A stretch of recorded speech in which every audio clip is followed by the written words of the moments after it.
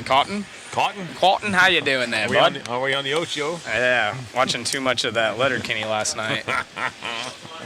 We were going to intro with Ice Ice Baby, but neither one of us felt like we could sing it. But that's definitely going to be the track, because this is going to be our first group of two-wheel drive. The first time two-wheel drives have actually hit the track. We are going to have 4 rounds of free practice today, followed by 2 rounds of controlled practice, which will count as seeding for their qualifying heats. It is going to be quite a long day. I think we finished up around 6:30, if I'm not mistaken. It's currently 9 o'clock local time. Oh yeah, they're already burning down back straightaway there. Yeah, we got 4 rounds of open practice and 2 rounds of seeding. They end up with a total of 3 rounds of seeding, and they only use the best 3 consecutive laps. And then as for seeding, they use the best of those 3 runs, if that makes any sense. Do you guys? And we will try to get our chat up here in just a moment. Matt's behind the scenes getting everything dialed in as these guys learn the new layout, as you can see. A little bit different than our 4-wheel drive portion, and oh boy, the two-wheel's trying to break in the tires right there. That's exactly what you need to do right there. And utilizing the spots that are already blue grooved, as you can see where the old layout was, what they've added, that little double that car went over. Also notice a lot of people watching to see what it's like. It's going to be interesting. A lot of wheel spin right now. Track's extremely green with the day off, and a lot of foot traffic on it too. So that also makes a difference. Yep. A little bit cooler this morning than the rest of the week so far. Right. As we try to get this dialed in, it looks like our chat pulling up right here. Matt's coming up. Mother Matt helping us out. Mother Matt's coming over here because he's the IT guy, obviously. I think he's done it once or twice. He's kind of new. I need to pay attention this time and see how to do it. We can't afford that. We're only paid tens of cents. Yeah. It's true. Oh, I was really close yesterday when I hit launch. It didn't launch. I thought it said lunch. Lunch. I was like, click. It wasn't working. So if you guys are on YouTube land or Facebook land, thank you for joining us. Be sure to give us a like and share. Absolutely. Jeff asking, thank you very much, Matt. Appreciate you. Yes, Matt, thank you. I'm saying thank you for the rest of the world out there, too. Uh-oh, they're getting yelled at. Yep. Start the clock. So it looks like this practice session might get an extra minute or 2. Uh-oh. Brock Champlin on it, though. He's gonna have to get put on the IFMAR payroll. Jeff asking, for the new people, can you explain how to make a race like this? Yeah, we have covered it a few times, but now it's the two-wheel drive portion. We'll go over it again. The best of the best are invited to the World Championships. How you make it is, for one, any past champion that's won an IFMAR Worlds in the respective division is invited back. So if you have a World Championship, you are always guaranteed a spot. And then for your sanctioning body, which is, we'll just talk about ROAR, as that's the U.S. one. It is the top 30%, if I'm not mistaken, do qualify in from the nationals, and then from there on out. So each sanctioning body will get 30%, their top 30%, and then you can also resume in. So you'll see a lot of U.S. drivers at this one, as it is a United States event here in Chandler, Arizona. Yeah. So it's you can't just show up. Yeah, and just because you resume in does not necessarily mean you're going to make it either. So. Yeah, exactly. Track looks like it's starting to get a little better. Of course, these guys got an extra 3 minutes on the track. Oh, a little bumper car. Good morning, Justin. Good morning, everyone out there in the chat. And a shock to the shorts there. The 30% depends on the entries. So depending on how big it is would be the percentage. That's why it doesn't go off just an exact amount. So if there's 100 entries, that would be 30 drivers. Top 30. If there's 10, top 3. Yep. Mathematics. Mathematics. We do better today. We'll take our shoes off and start counting. Yeah. What was it last night? We went to dinner and Chris comes in and the lady's like, how many are there? And he's all, 9. I don't know. I don't have enough fingers. And she just looked at him like, don't you have 10? There was only 7 of us. Oh, good. So 8. No, there was 9. Matt Kaz, that is, joining us man. again early on. Appreciate you guys. Seen a lot of these names clicking through that've been here all week. You guys are smart. We try. Yeah, you guys are. We're smart. SMRT.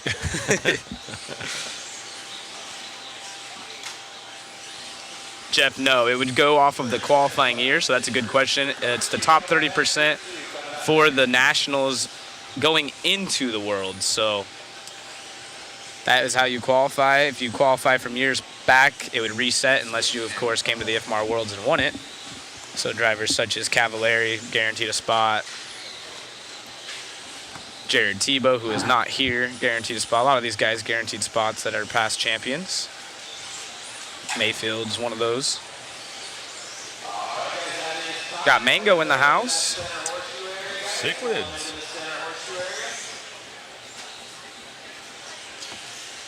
Mother Matsui trying to get us all dialed in with all of our high-tech equipment.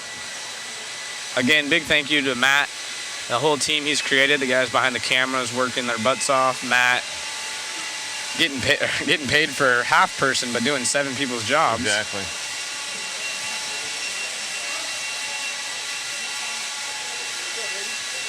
What tire works at Rayman's? Well, I run the J Concept stuff, so I either sand down an ellipse or run the Smoothie 2s in silver compound.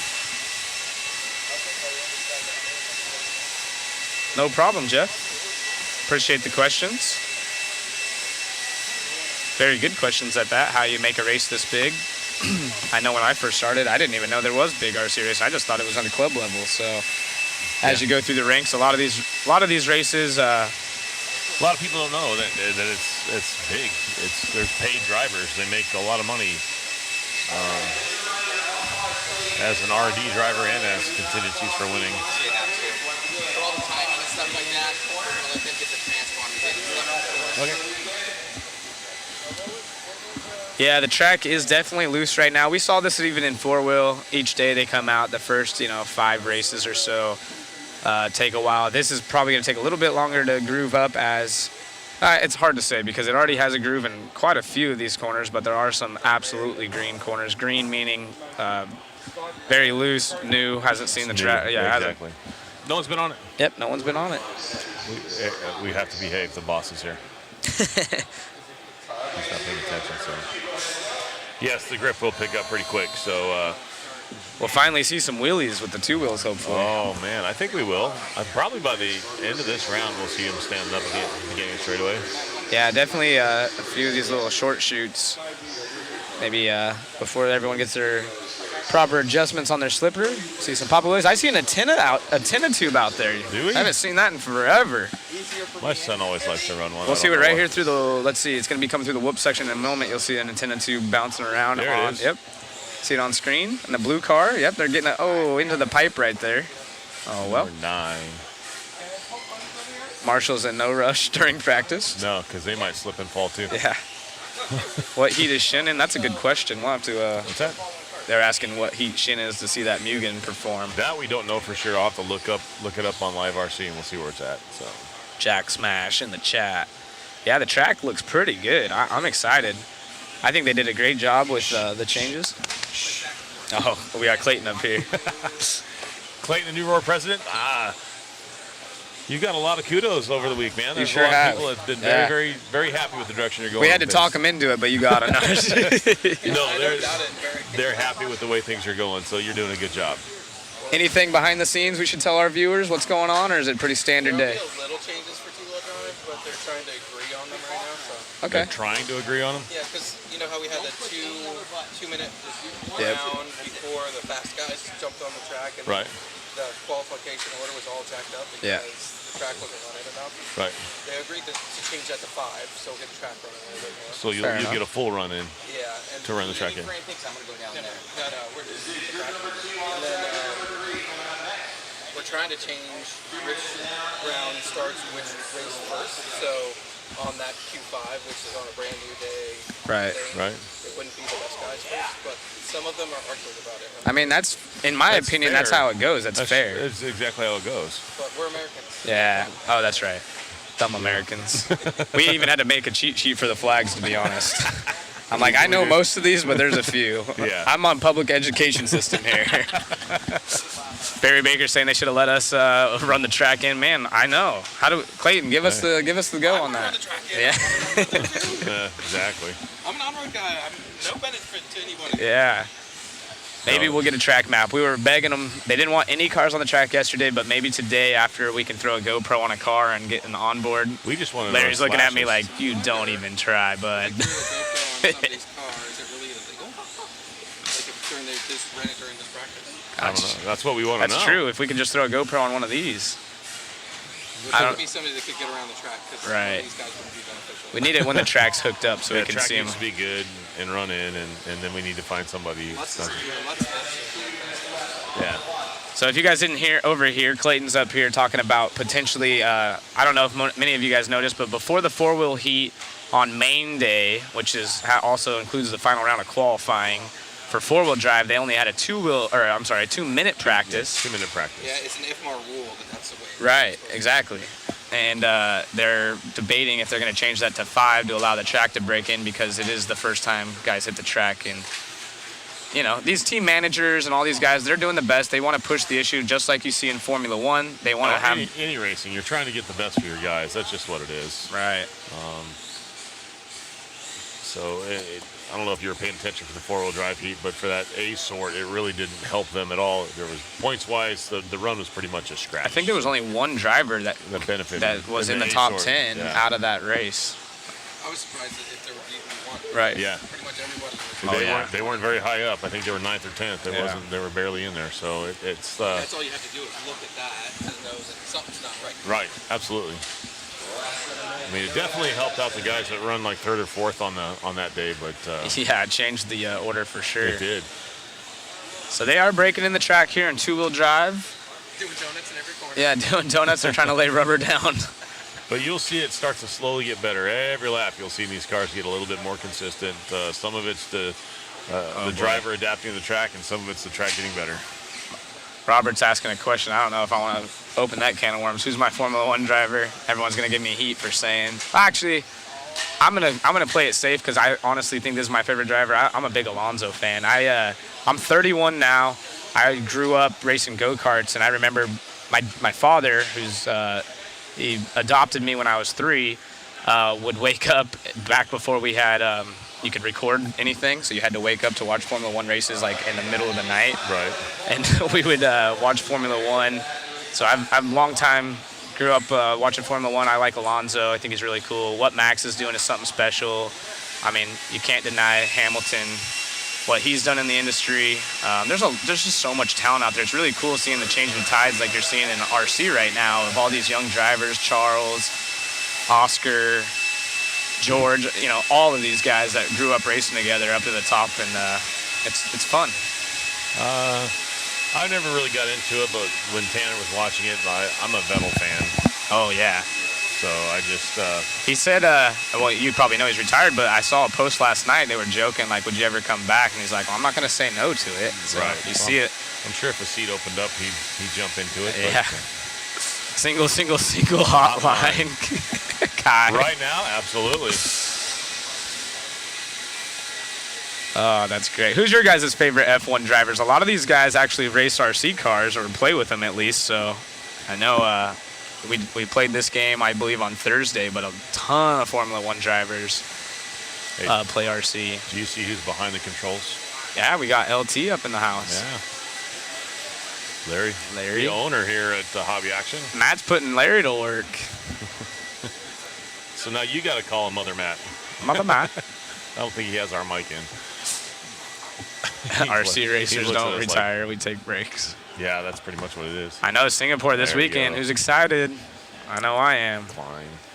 Lando Max. Lando's pretty cool to watch. Lando's hilarious. His YouTube channel, man. Richard Lake's out there helping us out. Love how he takes charge and showing how to blow the track off. Yeah, like a local or something. Yeah, this is his home track. Yeah, we got to keep an eye out for Shin Adachi. Whenever that hits the track, we'll have to make sure we follow that one around. I'm going to look it up, see if I can find it here really quick. Might not do justice on this green track, but... Right. This first round is kind of just get rubbered on. But we'll see what we can find here. He said, I'm a Lando fan, which means my life is a pain. Pit for inners. Oh, good fun. Wayne's mic seems a little low. Put that a little closer, maybe. James, you're never happy. I don't know if that LT better? knows how to fix it yet. I got it. I think that's better. Just needs to be more in my face. Is that better, James? Are you happy?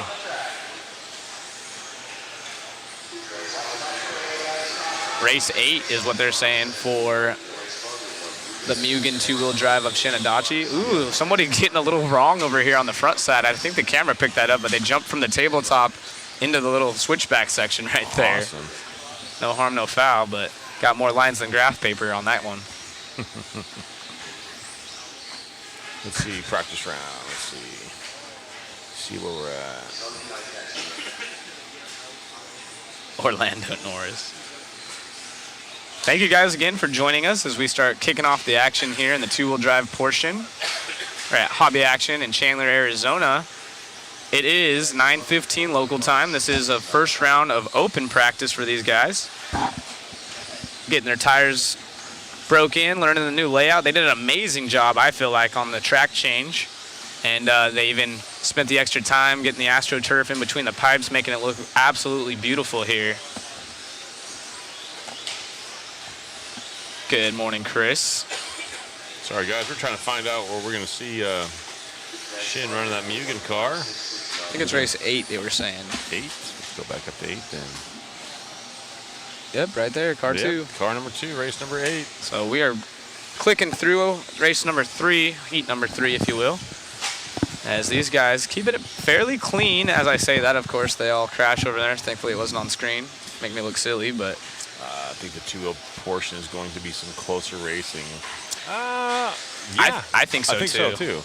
I think a lot of these guys that feel like maybe they got robbed or had something to prove in four-wheel, you're going to see, I know Rivkin was upset. Rivkin's going to come out swinging. Yeah. I think he's going to, he's not going to take any chances. He's going to come out hard and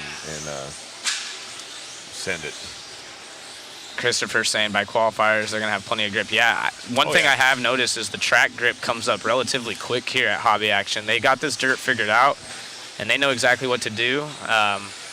Yeah, I think by the time the first round of qualifying, or I'm sorry, not the first round of qualifying, the next round of practice comes up, we're going to see everyone hooked up, clearing these jumps, no problem. Put it on your phone, Uncle Eddie. You can watch it the whole day. Yeah. You know, the tire situation, I heard they were allowed 6 sets. I'm not sure. Maybe Larry could give us a head nod or not. I have no idea. 6 sets or 5 sets? 6 sets of rear tires. Yep.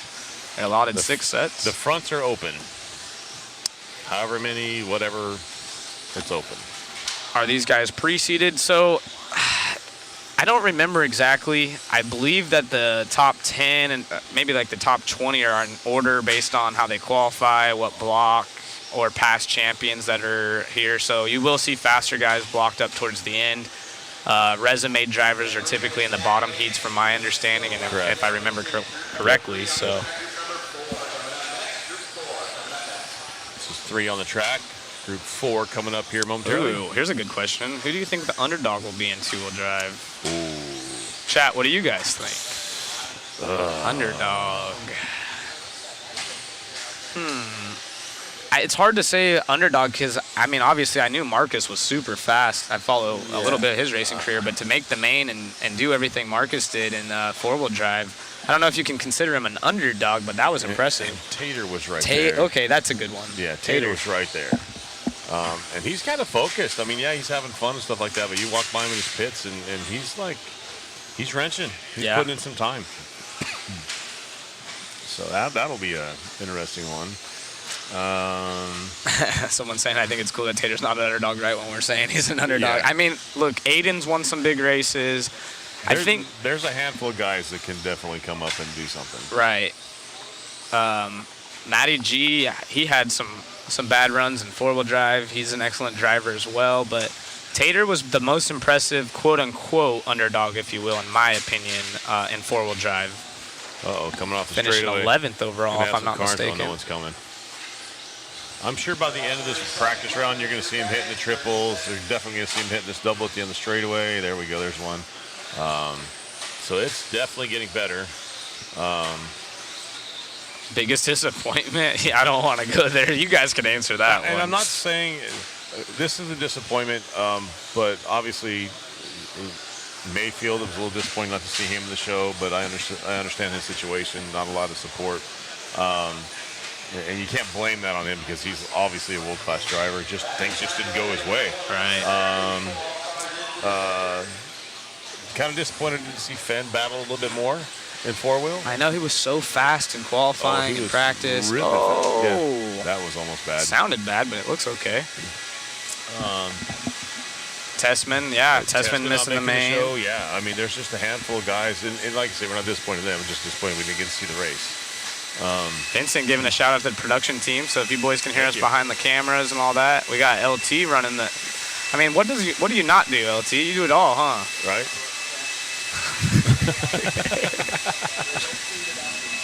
Don't clean the bathrooms. That one's fair. That's fair. Hey, it's your place, your castle. Yeah, it'd be nice to see Cav in the show. I would like to get Cav up in the booth at some point. We tried to grab him yesterday, and he was literally getting ready to leave. Yeah, he was walking out. Yeah, I was like, ah. It's very slippery out there, yep. But this track, it seems to come in pretty quick, and you can see a lot of the corners already have the groove left over from the four-wheel drive portion. So, again, this track breaks in pretty quick. It might take a little bit longer with the two-wheel drives, but being that a lot of the corners already have rubber on it, maybe it equals it out. What's so special about the Mugen? It's new. Yeah. It's a new platform. Always good to see.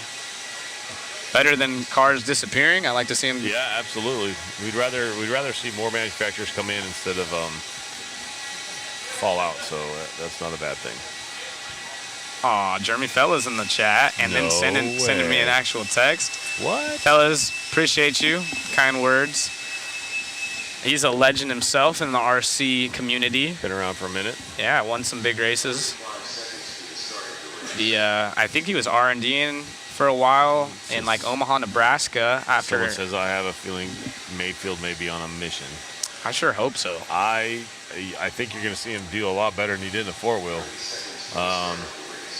But I mean, listen, there's like 30 guys that be in the top 10. Absolutely. Yeah, the top 30 really. If not more. I would like to see Dave Botta. Get a Cliff Lett interview. Yeah, I would like to talk to Cliff too. I don't know if he's out there or not. I think Davey Botta's definitely got the speed.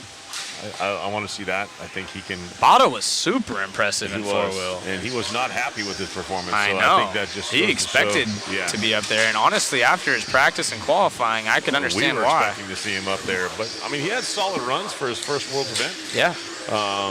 I did get to talk to him about pressures and whatnot, and he felt that Dad was a little bit hard on him. Even his dad agreed on that. Yeah. Well, they dedicate their lives to RC. They own Coyote Hobbies. Yes. They own a track, and this is their life. So maybe in the two-wheel, he'd be a little bit more relaxed. Maybe. Right. As a dad, I know where Dad's coming from, and I understand where Davey's coming from. So maybe Dad will lighten up just a touch and help him out. Yeah. It's hard for a dad to lighten up, though. Thank you guys for the nice, kind words in the chat. Appreciate you again. If you guys are interacting with us, it helps here's someone keep us busy. Saying Garo is even better with two-wheel. Well, honestly, I actually read a statistic by Tebow. Well, I didn't read the statistic, but apparently, someone's saying, well, yeah, but whenever it comes to the two-wheel drive portion, where's he going to be? And if I'm not mistaken, too, I think Garo has more two-wheel drive wins than he has in four-wheel drive at big races, and Tebow confirmed that. So Jared's out here watching. I don't know if he's watching right now, but I wouldn't count him out just because he's an 8-scale and four-wheel drive specialist. The guy can wheel anything, and yeah, it's going to be hard to beat being the world champion, but I would expect to see him in the main for sure. Oh, yeah. Tourniquet showing love to one of our West Coast drivers. Tyler Fenster definitely threw down some runs. Chris, if you're watching, one of your boys walking by, Blake Chaplin, getting a behind-the-scenes view of what's going on. Checking it out. R.I.P. Kinwald. Yeah, while we have a second, if you guys are interested in the shirts that you saw us wearing in the broadcast booth early on, we do have a signed version, top 3 for the Kinwald. I forget the name of the actual foundation. I know it's for Crohn's disease. But the BK Classic coming up October 20, the weekend of October 20th? Yes, the weekend of the 20th. I believe the LT is at the weekend of the 20th, October 20th, BK Classic? Yes. Fair enough. Yeah, yeah, I don't know. good. I'm worried about the Worlds, man. Let's get through this one I'm trying to first. get through the 2020 or 2013 Worlds first. Okay, so the 20, 21st, 22nd. But of October or? October. Okay, yeah, so. Oh, and the sign-up still up this Sunday? Awesome. Okay, so sign-up start this Sunday. Right? Yeah. I'm going to sign up here. So again, if you guys are interested in a signed shirt, it goes towards Crohn's disease, helping figure it out. That's what took BK, unfortunately, early from all of us. Battled that his whole life, but was able to make a huge impact, and we're just trying to do our part to give back. And this Sunday, the BK Classic entries will open. It will be the weekend of the October 20th. So be sure to support LT and the crew here at Hobby Action Raceway for a good cause. Yeah, and they've done something really cool and special for him here. They have a whole showcase with some of his old cars, 12-scale cars, sedan, 4-wheel drive, 2-wheel drives, a couple of his short courses, and some of the cool things and tools that he's used in the past. Mm-hmm. And then he has his own pit spot here. Everything in this place is red except for that one blue pit spot. It's honestly, it gives me chills whenever you see it. It's just like, how cool is that? You know? Absolutely. I'm pretty sure anyone that's raced RC at a national level, or even if you were able to live next to him locally, he's had an experience with BK. He was just that guy. Sis, I'll get you that information. We'll shoot that to you. I'll get that to you tonight where we can do what we got to do. But yeah, that shirt's pretty cool. Crohn's and Colitis Foundation. Yep. That is it.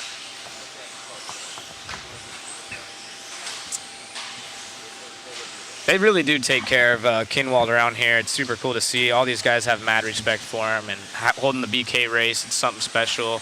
I know the Hines family. I've known them for a long time, and I didn't make the last BK. Well, obviously I haven't been racing in a while, but Tommy's mom, Karen, she sent me one of the bottles that they had made. They do it up here. Mm-hmm. Very cool.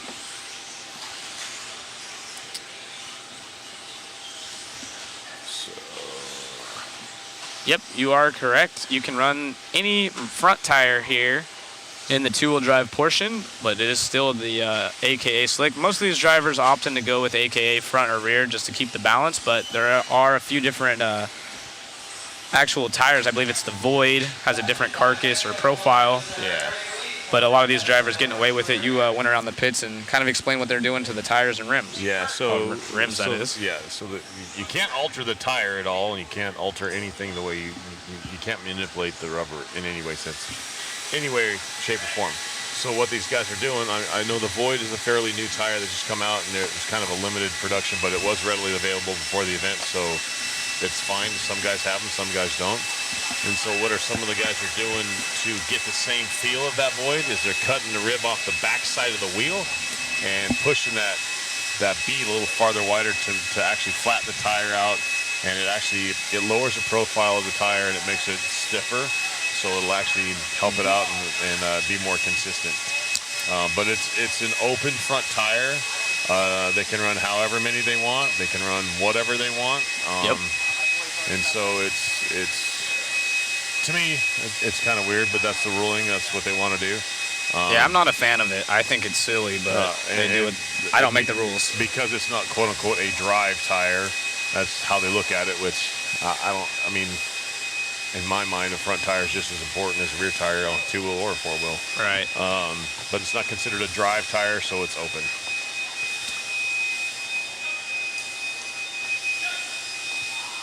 Mike Braun behind the mic there for IFMAR, getting a little love. Met BK at SD right after he signed with AE again. He worked with me for almost an hour on my X Factory car. Such a wealth of knowledge. Yeah, anyone that has ever talked to BK, you get the feeling that he's really there to help you understand RC. This was his entire life, and he just wanted to see people do the best they can. And he's ran for quite a few manufacturers, so he knows all these cars inside and out. He's just a geometry guy. He just knows how to make things work. And he was never afraid to try something different. Yeah, it was never too good to listen to someone say, "Oh, this worked for me," and maybe go give it a try himself and see if he couldn't even make it better. And a lot of the innovation that you see on today's cars and tires was developed by BK. Yeah. It looks like we're up here at heat number 5, getting closer to that heat 8. So a lot of these guys interested to see that Mugen go around.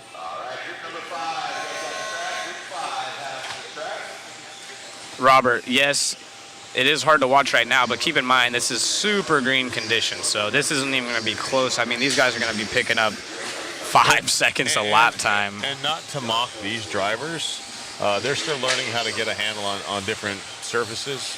As we get up into our, I'm going to say, more experienced drivers, you're going to see a little bit more car control, a lot more power control, and they just know how to handle this kind of stuff. And I guess you would say they just know how to jump into it a little bit more gingerly. Yeah, so these guys will be pulling wheelies with traction. You'll see them traction rolling by the end of this one. So traction will definitely be picking up, so don't worry about that. And good question out of Leo here. I would say most of these guys probably opting for around a 7.5 motor. Maybe some of these guys learning from 4-wheel that they were overpowered for the layout, so maybe closer to 8.5s for some. But I would say most are going to be the most 6.5 in my opinion, but most likely 7.5, 8.0, 8.5. Yeah, I think you're starting at a 7.0, I think, just for the smooth power band there. 7.0, 7.5s, and an 8.0, I think is going to be a proper for 2-wheel on this layout. For 4-wheel, I was talking to those guys, and a lot of them were definitely scaling back. Yep. But for 2-wheel, hey man, you need that pop. Yeah, and just keep in mind, this is still practice. It's not counting for anything. It's open practice, so they're not using this as seeds or anything.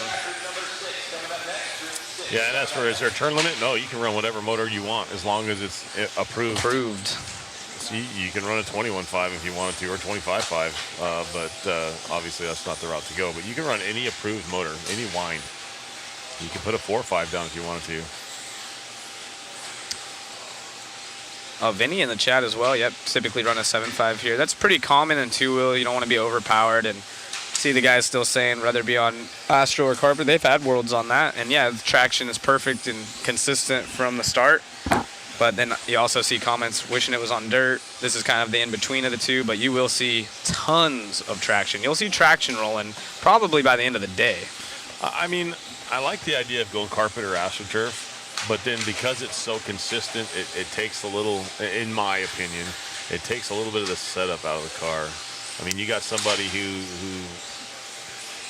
doesn't know, I'm not going to say doesn't know, but isn't quite as advanced on the setups and finding answers. Or adopting setups is really, because you do change your car as you're chasing the track here and there, and it adds that layer to it. Yeah, but as on this dirt, especially with the way the track is right now, setups are super, super key.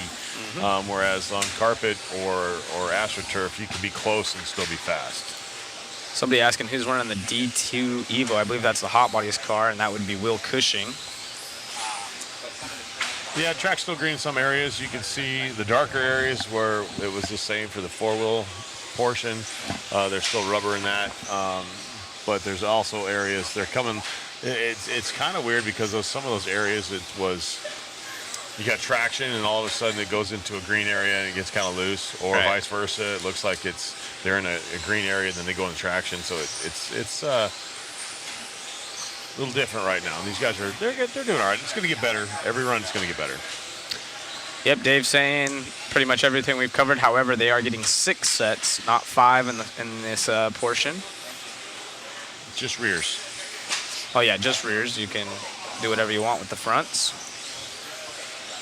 There will never be well, I can't say never, but no stadium truck is not an official IFMAR class that... IFMAR does not recognize stock, and they do not recognize any of the truck classes. Yep. Showcasing 2-wheel and 4-wheel.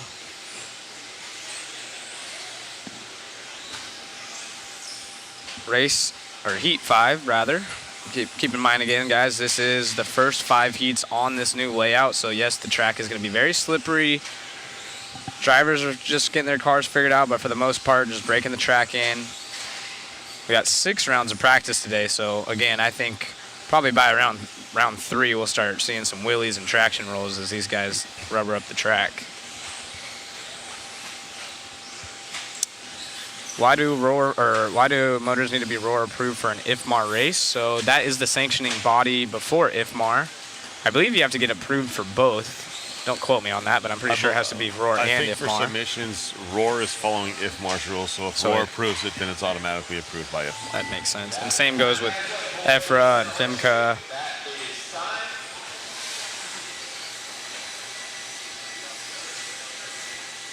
I don't understand that. What's that? That second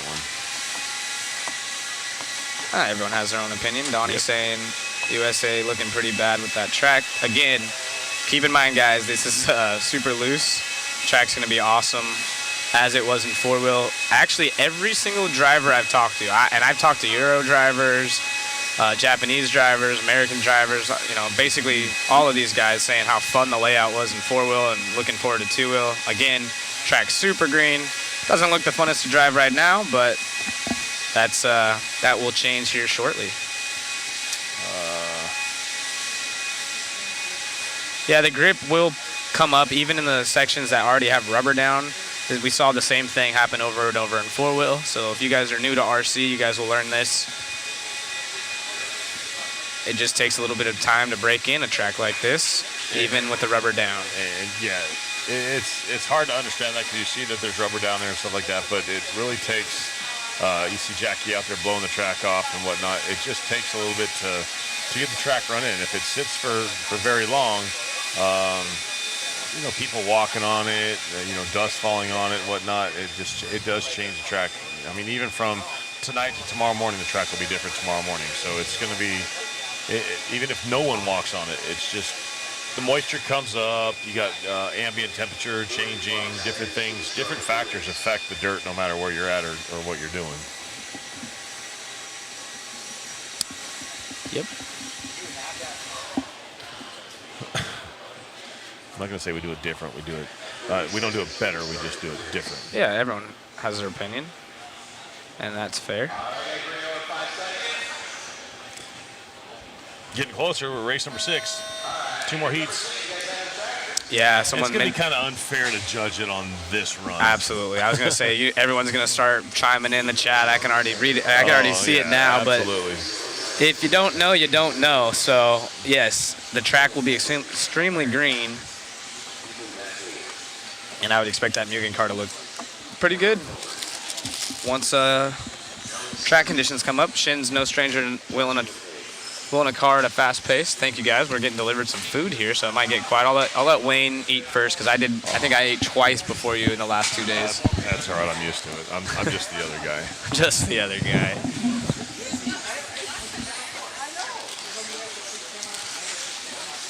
Matt, yeah, it's not a waste because we need the practice to break the track in, right? And you're still learning the layout. We're breaking in tires a little bit, so absolutely not a waste. It's just, I think Jeremy made a great point. If you want to see what it looks like, go watch the 4-wheel drive portion of how hooked up those cars were. They were traction rolling left and right.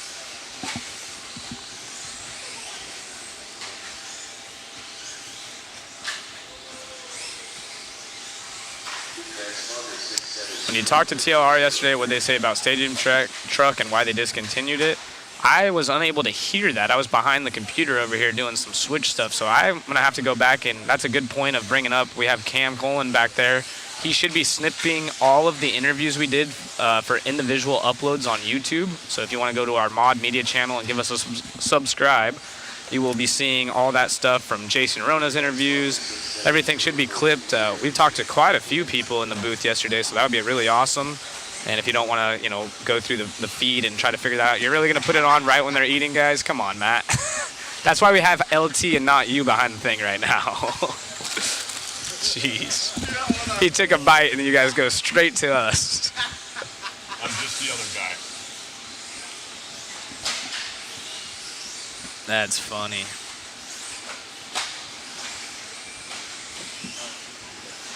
Thank you, Matt.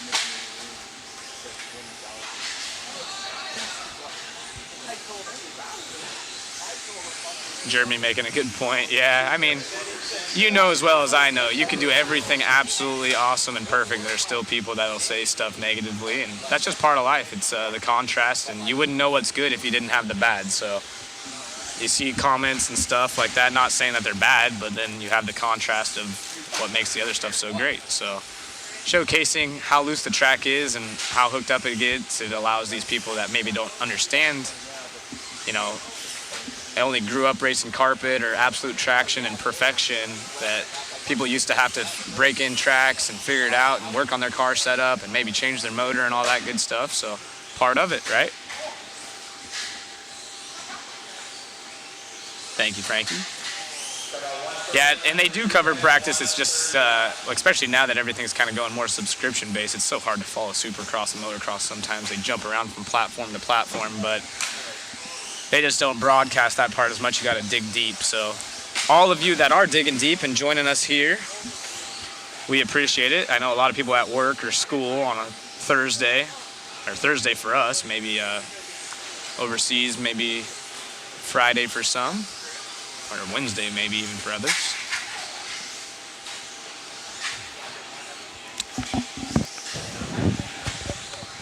Yep, you can start seeing these guys are hitting the triple more often than not. And I think my favorite part of the track is going to be, so you go through the whoop section. I'll just follow this car around and I'll tell you where I think is going to be a really cool spot. As they go over the front sections, remain the same. Shoot off this single, switch back and forth through the little whoop-de-doos. And right here, as these guys turn, they go straight and they turn, there's a big triple. It's kind of hard to tell from this angle, but being that that corner has a turn right before the triple, I think we're going to see some awesome pictures taken right there. Even some good passes for those that get the pipe a little bit, or hug the pipe a little bit better. But two-wheel drives are known to throw whips a lot more than the four-wheels, so I think you're going to see a lot of cool pictures and whips over that triple. Yeah, these guys fly the cars really good in the air. I like the section that we're watching right there, the ripples through that X section right there. Rivkin was unbelievably fast through that with his four-wheeler. So fast. Like, unbelievably fast. Like, faster than anybody. Mike saying he took the whole week off to watch us. I see what well, you did come there, join Mike. us here, Mike. Exactly. Why aren't you here? We'd love to have Mike T in the house. I know Eric Rush is talking about coming down to hang out for a day or two.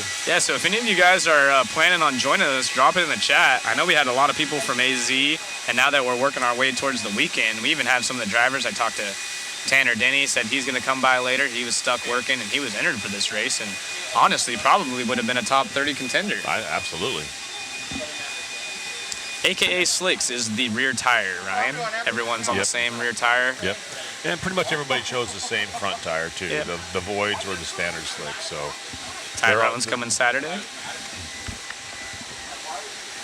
Mugen is in Heat 8, yes. You got it? I'm going to take a bite of my sandwich, too. Yeah, I hope they get you on camera. Yeah.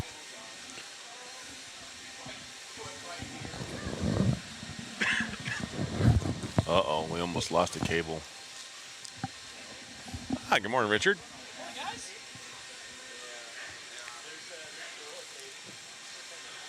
Joe, no, they did not change direction. The ruling is you have to change at least 20% of the track. They did move some jumps around and some stuff. They added a double. They built a few features into the track that they just literally had to uncover the AstroTurf on it. But they changed a couple pipes, moved some stuff around, and then they changed, they put a double in there. So they didn't change direction. I know some of the worlds, they do that from four to two-wheel drive. They change direction, and that's 100% change. But not here. They just moved some jumps around or moved some pipes around and added a double, added a roller, and took some pipes out, added some other stuff. So most of it's all the same direction, and so which makes it easy with it taking rubber, so the traction will come up a little bit quicker.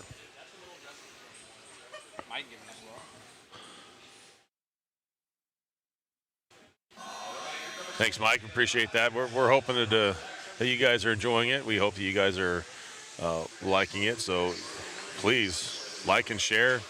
Let everybody have it.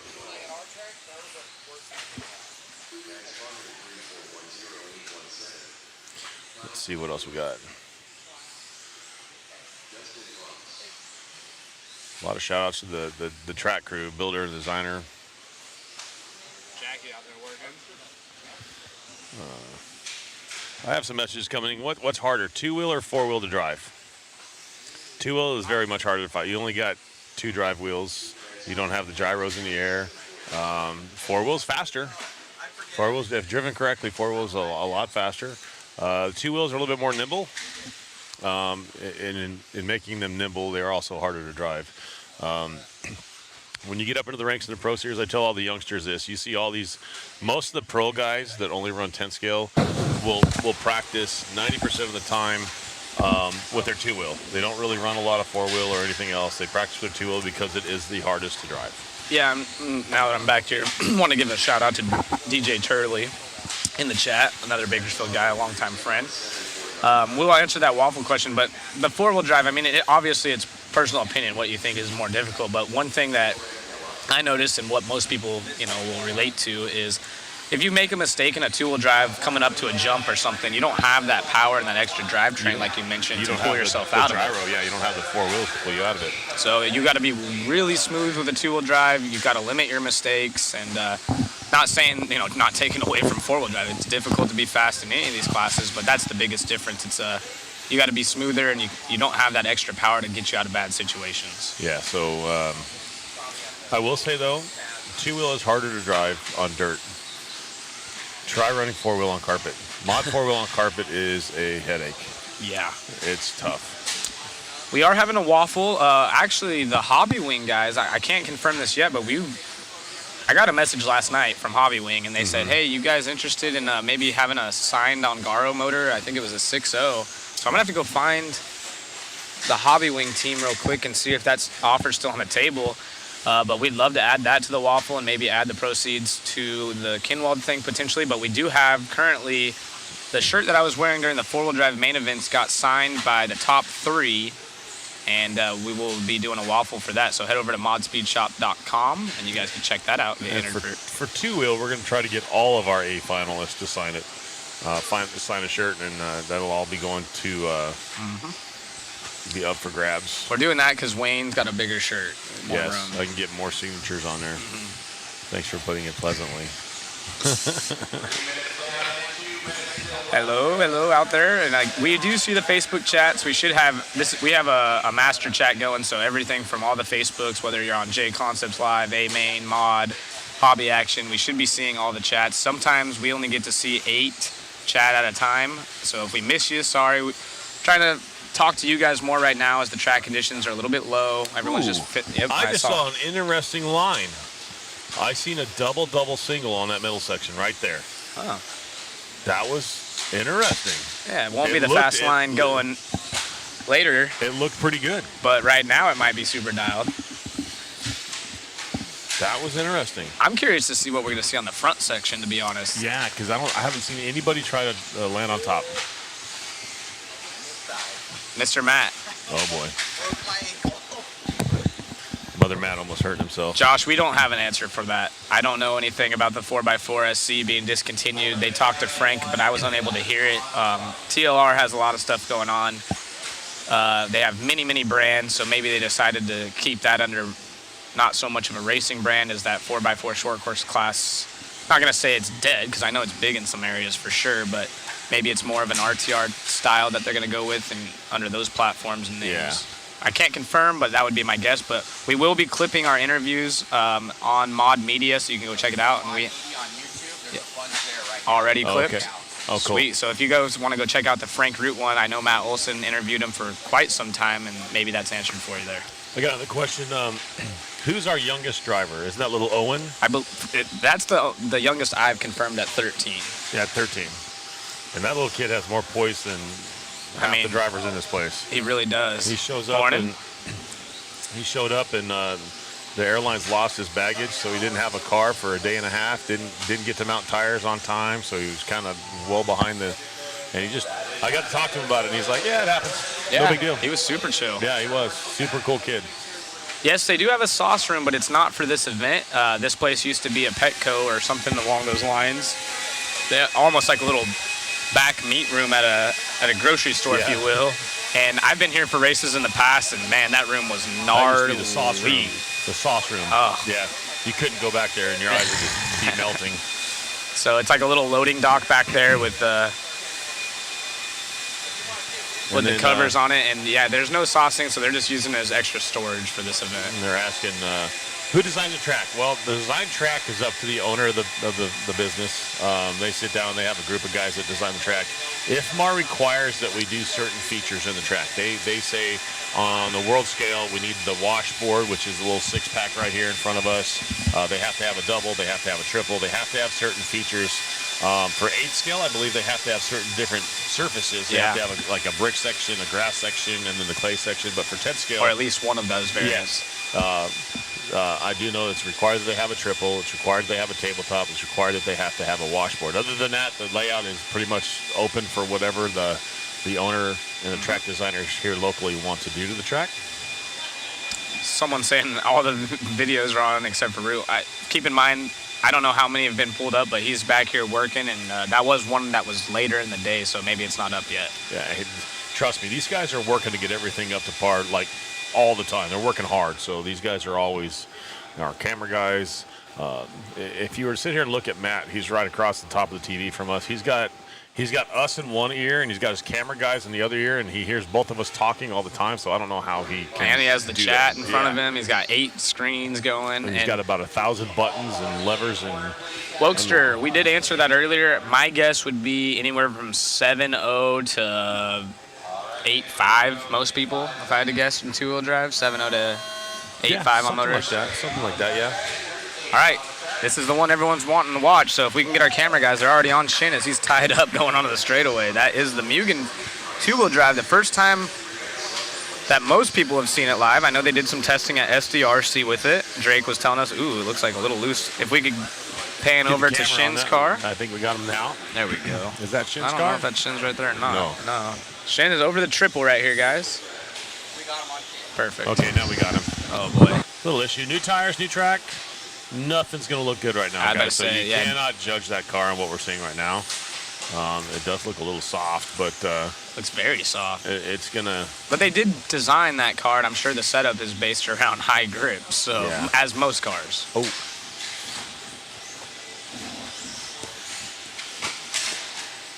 And Shin is no slouch behind the wheel there, so he does know what he's doing. Ran with him on the Yokomo team for a while. Super knowledgeable, so he knows what he has. He knows what he can do with it. And we'll definitely be able to, or we'll be following him through practice as the track grips up, because again, this is not the. So that right there, him trying to get up on top of that tabletop, shows me that it's going to be possible at the end of the round. Yeah. He landed flat on the face of that, so obviously I think that's going to be coming shortly. Yeah. No, there's already drivers doing it like they were in 4-wheel. But it'll get better and better. I think Shin's setup looks quite a bit softer than he would like, but he's smarter than I am, so he'll get that thing dialed in. He's got it figured out. It looks sweet. I will say that. That was cool. It does not look bad. He is running yellow wheels, so he doesn't have an opportunity to win this world championship. Ouch. Car looked good through that section. It's a little squirty right now. Not too bad, though. I think right now he's just driving it safe. Yes, and keep in mind also Shin is a phenomenal driver himself. There it is. So that's one of the first times I've seen somebody get up on top of that table. So it's not looking bad for the track conditions right now. I mean, no one's looking good, but again, yellow wheels matter. Thank you. Appreciate you guys joining us again. Click like, share. You guys have been super fun to deal with. Durability test pass. Not bad. All right, so while it's hot subject in here, who runs yellow wheels and who runs white wheels personally? Yellow for the win. White. Red line, yes. I ran both. My paint scheme allowed me when I was racing to So run does both. mine. Mine allows either one of them. You run yellow in the back and white in the front? No, I run one yellow, one white in the front, one yellow, one opposite in the back, just because I can. Still falling around Shin over here in the front section. Yep, Cody King did win on yellow wheels. Pink.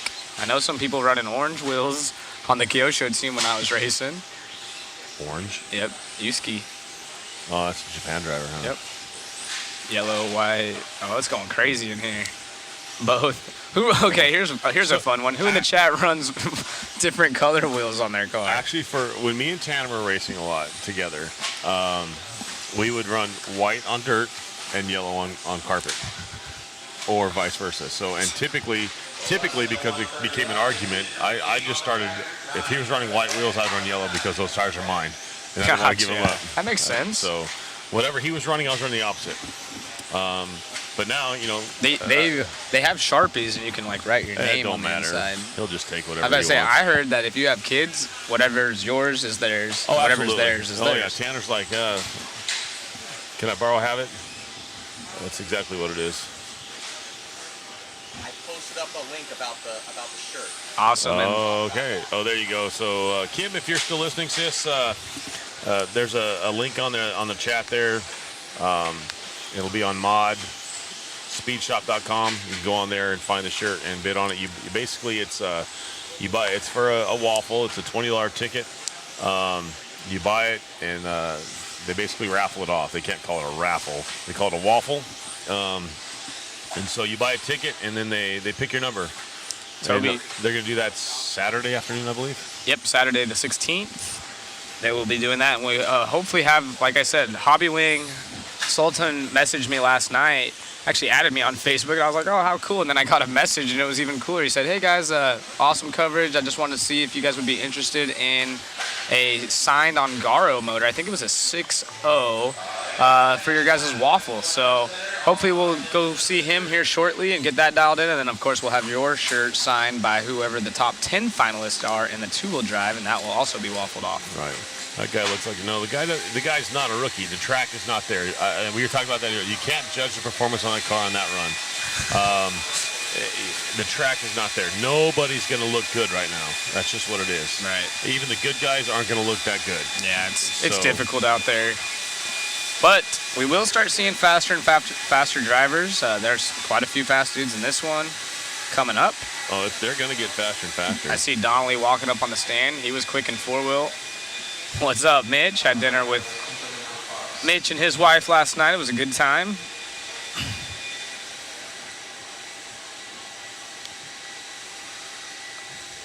Never said back meat room for Petco. I said it's like a meat room at a grocery store. Yes. Big silly. Big silly. White wheels, way less. Can someone prove that to me? There's Shin right there. Maybe ask him how he felt about that first run. He's right there on your left. We're going to have Zach. How was it?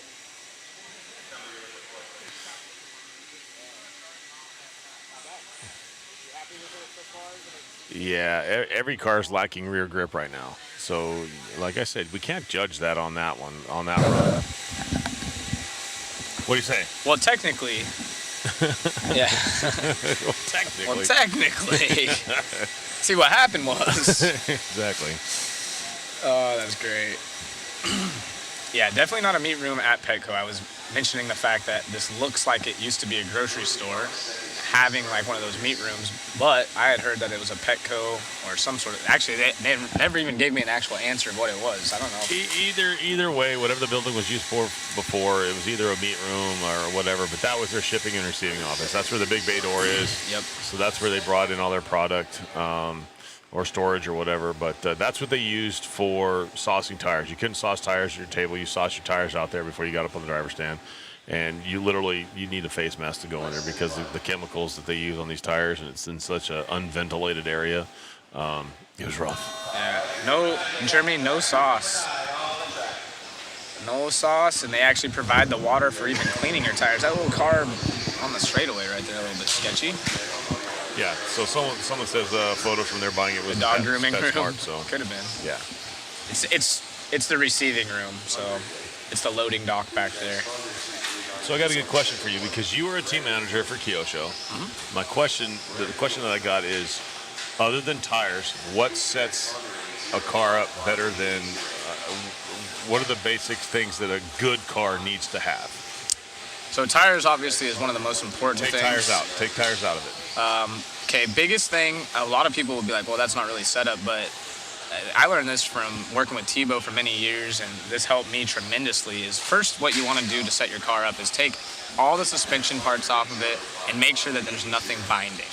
So you got to make sure that all of your A-arms have just enough, slop in it to have everything. You don't want anything tight in the front end. You actually want a little bit of movement so it can track straight. So that's super important. You don't want anything binding up, obviously, for obvious reasons. Right. But then suspension is going to be super important. Your pistons, your springs, your shock oil, the diff and slipper. I would say tires, diff, slipper, and suspension are going to be your main points. And then, of course, you can start fine-tuning any of your shims. As two wheels specifically developed, you started transmission heights, where your dog bones sit is very important, how you generate traction. There's so many little things you can do, but that's definitely, you can have a perfect setup and your slipper or diff be off and your car's gonna, drive like junk. Right. So, like I said, first thing first, if you're out there trying to get your car dialed in, take your suspension off, make sure everything's free. You start with your base setups, check your camber, make sure everything's lined up. Ride height, of course, is important. You don't want to have one shock, completely compressed while the other one's not.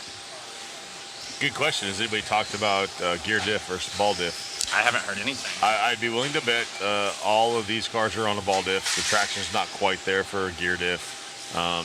Maybe later, but I doubt it. But I kind of miss the old school days where it was like, when you set your car up for ride height, bones level, arms level. Green or silver spring. Exactly. This hole or that hole, that was all it was. But one thing I will say, and like I said, Jared Tebow taught me this early on before I was manager. Wow, that was interesting Marshall spot right there. You might be fighting your car and changing your setup, this and that, but you take all of your suspension parts off and you might have one A-arm bound up, bend a hinge pin or something, have no idea. Just keep in mind, this is a 10 scale car, so any little tiny bit of binding is a huge deal. Or 1 millimeter shim, or even a half a mil shim can put your car, make it feel funny. Which is funny though. For example, one time at NorCal Hobbies, Jared and I were there racing, and Jared made a setup change, and he made a big setup change. He had like 3 mil shim on one side, and then no shims on the other, and he went out there and TQ'd, and he was faster than his first run by quite a bit. Oh, that Dave Ungaro sign. Let me see that. Oh, we got that thing. Pull in Charlie Schwenka. Absolutely. Yeah. I'll step aside. We'll talk about that. Hold on, we got talk about it. something pretty cool here. Hold on just a second.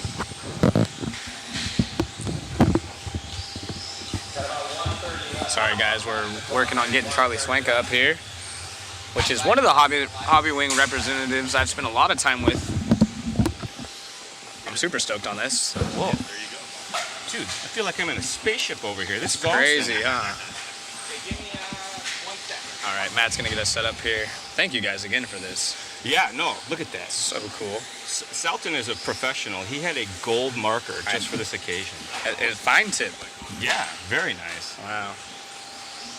Somebody get that boy a raise. Before we start, hats off to you guys. I sat and watched some of the replays. You guys are killing it over here. Appreciate it. Oh, look, you already got your fans coming in. So, If I have you on the split screen. yep. So we're up here right now.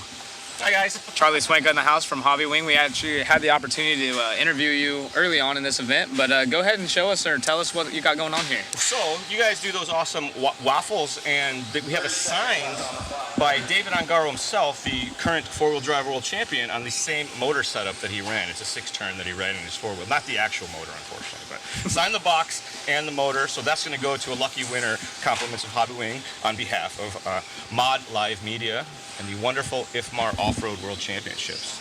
You want to show your face real quick, Sultan, and wave to everyone? Sultan, stick your head in here. In case you guys didn't know, Sultan's our international man of mystery that goes out and takes care of everybody. Everyone. Awesome. Heck yeah. He says hello and thank you guys all for watching. We appreciate it. I don't know if he picked up the thing. Oh, yeah. So. You're gonna hold it up. Yeah, so again, this will be, are we going to waffle this? Matt just ran away. I would assume on the 16th when we do the t-shirts as well. Right. I'm going to also, I have a couple shirts when you get a signed shirt and add this into that as well. You guys are I brought awesome. some extra t-shirts. But maybe if you guys know the winner, we can get them the right size and do it correctly. We'll try to pull this off so you can actually have a shirt that fits. Fair enough. So if you guys, maybe we'll put that up there in the waffle, and then as Charlie said, if you guys aren't that size, we'll make sure we get you guys the right size of the winner, have that sign. I think we should do 2 winners. 2 winners? 2 winners. So one gets the motor, one will get a T-shirt? Look at him spreading the love. I Look like at that. Yeah. Well, we appreciate that, Charlie. You're the man, and Hobby Wing, thank you very much. Sultan, appreciate you. Anything you want to add in on this event so far on the two-wheel drive side? Two-wheel drive is looking like it's shaping up nicely. I did want to congratulate David, Spencer, and Mikkel for a Hobby Wing powered podium. Super impressive to see a complete Hobby Wing podium up there like that. So hats off, guys. That was great work. And while we have you up here, because it's been asked quite a few times, so I know I'll get yelled at if I don't ask it. He was using a 6-turn, you just answered that. Mm-hmm. What are these guys kind of in the range of in two-wheel drive? 7.5s and 8.5s is what it 7.5s, looks like. 8.5s. We brought in some of the tuning rotors today just to make sure if we needed to tune on power a bit, we were ready for that. Even brought in a couple extra 8.5s and even some 8.0s just in case so we get between everything. The one thing I've learned over the years traveling to races, once one guy tries something and likes it, everybody wants it. So we ordered in a couple extra spares just in case. So. And are you guys trying anything new, any new products or anything on the speed control side, or is it standard stuff? Yeah, everything's been pretty standard for the most part. These guys have been running these and very comfortable with it. They all kind of have their own tune that's a little bit different. I did talk to a few guys, and a lot of the stuff that I thought was pretty standard in the settings, it turns out they change a lot. Throttle rate is something a lot of the guys tune with that I wasn't really in the loop on. So it's been a good learning experience for me to talk to some of these top guys and see how that compares to some of the other cats.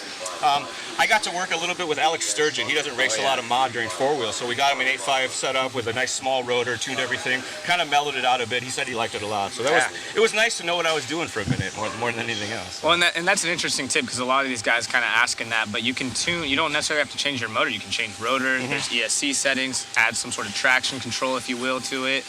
Not actual traction control, but giving the effect of traction control by dimming it down a little bit. Drive frequency is a big thing. The real high-speed processors that we use in the speed controls now allow for some very high frequencies, so you get that real smooth, but like still linear throttle. So it's not super soft, but you still get a feel to it. So we did a lot of, there's a lot of drive frequency tuning up and down a couple steps here or there to get that feel just right.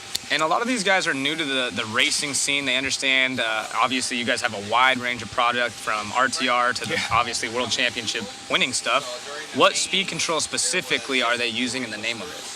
The whole team's running XR10 Pro G2S is the model.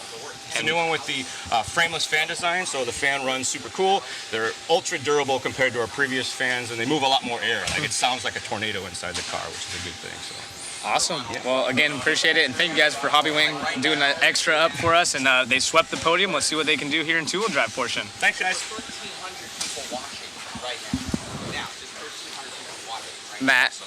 if you want to get rid of the split screen, we're gonna. Sorry. Yeah, appreciate it. Thanks, guys. Thank you, Sultan. Appreciate you guys so much. Very cool. Very cool to have Hobby Wing not only absolutely dominate the podium, but try to do their part of grow the industry. And they're gonna, again, we have a 6-turn motor that will be waffled off, and it sounds like we're gonna have a T-shirt as well. So we'll get that up on the site soon. I'm looking at this thing right now. It is like way super dialed. Yeah, so we'll get that on the site here in the next, I would assume, hour or so. Maybe have Jason get a picture of that. Is Jason still here? Yeah, he's here. Yes, have because that's like our. And the T-shirt, Matt. Yeah. Jason would get a good photo of that. T-shirt, you brought it home. No, I'm talking about they're gonna give us a Hobby Wing signed T-shirt, so we'll have 2 winners.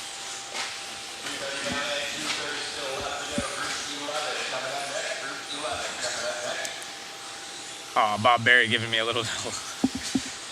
Got another question on my side. How many females do we have racing? I counted 3 for sure. 3. I'm not sure. There could be more. Correct me if I'm wrong. International too. Do we have any females from the States So racing? I believe there's Nana, Harley, and I always mess up her name. I butcher it, but Antanya. So those are the 3 that I've seen here, but I could be wrong. There could be more. And none of them are from the States. No. They're all international racers. We could crack some jokes on some of our boys, but we'll keep it nice. Yeah, we'll be nice about that. There's quite a few manufacturers for motors, Zach. Reedy, You know, if Much you're, more. Yeah, much more. I don't know if you're talking about this race specifically, but in general, you know, there's tons. You could just jump on it. You know, some of these hobby action, go on there, check out what they have for sale. Quite a few, but Hobby Wing making it happen in the 4-wheel drive top 3. Yeah, they did, and it was a sweep. I see someone saying this used to be a Big Lots even before the PetSmart or whatever it may have been. I could see. I like it as an RC track. That's my favorite. I'm just saying. Definitely my favorite.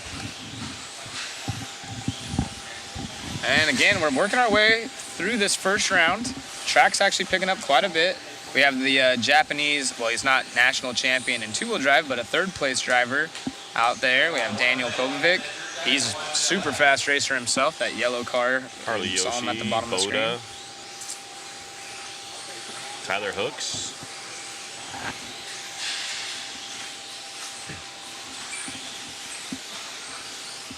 See, they're ripping their buddies in the chat right here. Who is? Justin Green from the States.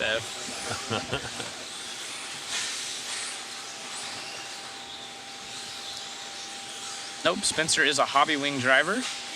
Colby Rogers. I like your last name there. Spelt correctly, too.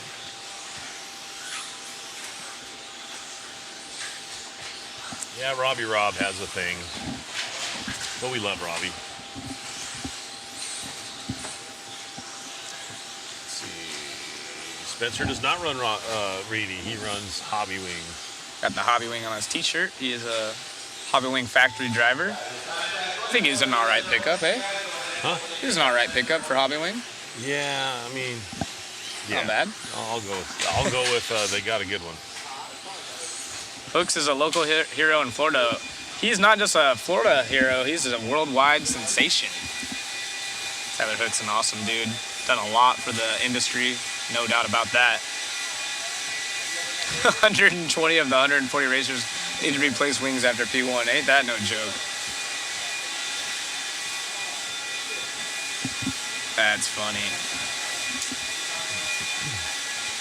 Let's see who's in this one. Ashley Patterson giving me a sneak peek. Uh-oh. He said he just sent me some photos of the new Schumacher on Facebook. I don't know. I'm gonna have to confirm if that's good to release or not. They would not give me in-depth details, but there was a lot. They did say that there's a lot of changes on that car that are forthcoming. Same with the X-Ray. Davey Bond and Center are local heroes in Victorville. Yes, those two kids are like ridiculously fast, and just love hanging out with those guys. It's funny because they are uber competitive with each other on the track, but you get them in the pits and stuff like that, and they just talk so much smack to each other. It's funny to sit there and watch. This has one up underneath it, so I would assume these are released photos, but we'll have to go get the Schumacher guys again. We had if you guys could go check out some clips on our YouTube channel. They should be clipped out. We had Misha up in the... I'm sorry, not Misha. Somebody knows somebody, or they did it unwillingly, because I went over there and talked to them, and they didn't want me to look at them. Right. This has one up underneath, so maybe there's more stuff that they added to it. Yeah. So.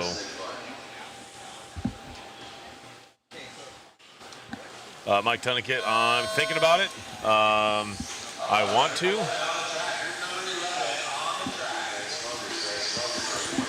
I want to make it down here, but we'll have to see exactly what's going on. So Tunnekit, I have a wife I have to clear it with, and she's listening, so she's like, I'm sure I'm going to text message here in a second. No, I'm trying to get through, I got a whole bunch of messages this morning already, trying to run through. People saying, are these guys running that? Pictures are posted here. Ooh, someone walking off the driver's stand angrily in practice. That's a driver and a mechanic, so I don't know what happened there. Looks like people are saying in the chat that 1UP did post those videos or pictures of the Schumacher. So if you guys haven't already floated around on Facebook and looked that up, go to 1UP and check out that. We'll try to get our guys down there to also get some photos and release that for you. Schumacher car looks sweet. Yeah. Maybe if we get a break, we'll go talk to Brock or somebody, and then we'll see what's going on.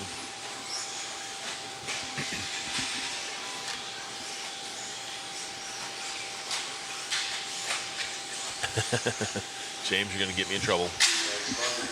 Man, the phone's going crazy up here. I don't think she's paying attention to the chat, so I might be okay.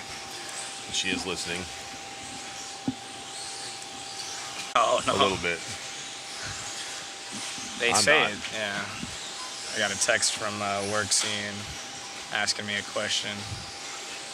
So I'll be They off want the to mic know what for a kind of second. AstroTurf is best to run on. Yeah, you know what's so funny about that? I actually have a lot of people ask that. Zach deals in artificial turf in the faux lawn industry. And sell wallets and sell grass. Yeah. Wallets, grass, and paintball apparel. Yeah, paintball stuff. Need to get more on the RC side of things, make some nitro gloves for pit stops. Well, my son's waiting for some mountain bike apparel. Yeah. We need to get some pants. antenna tubes for these boys. I saw one out there earlier on. Antennas. Who misses those days? Antennas for the win. No longer at R1 for me. I actually got out of RC a few years back, probably like 3 or 4 years now. No longer work for Kyosho or R1, but very thankful to be back out here with the racing family. I absolutely love you guys. I was telling Wayne and them some of the messages I've got and just getting to communicate with all of you and see old friends. How can you not love RC? You guys are awesome, something special, and absolutely having a great time. So again, thank you, those of you in the chat. It's been a pleasure reading all the messages, talking to you guys thus far. Can't wait to conclude this two-wheel drive portion of the event with you. And be sure to give us a like and share, because Matt and the crew, the guys behind the camera, you, Wayne, everyone just putting in long, long hours.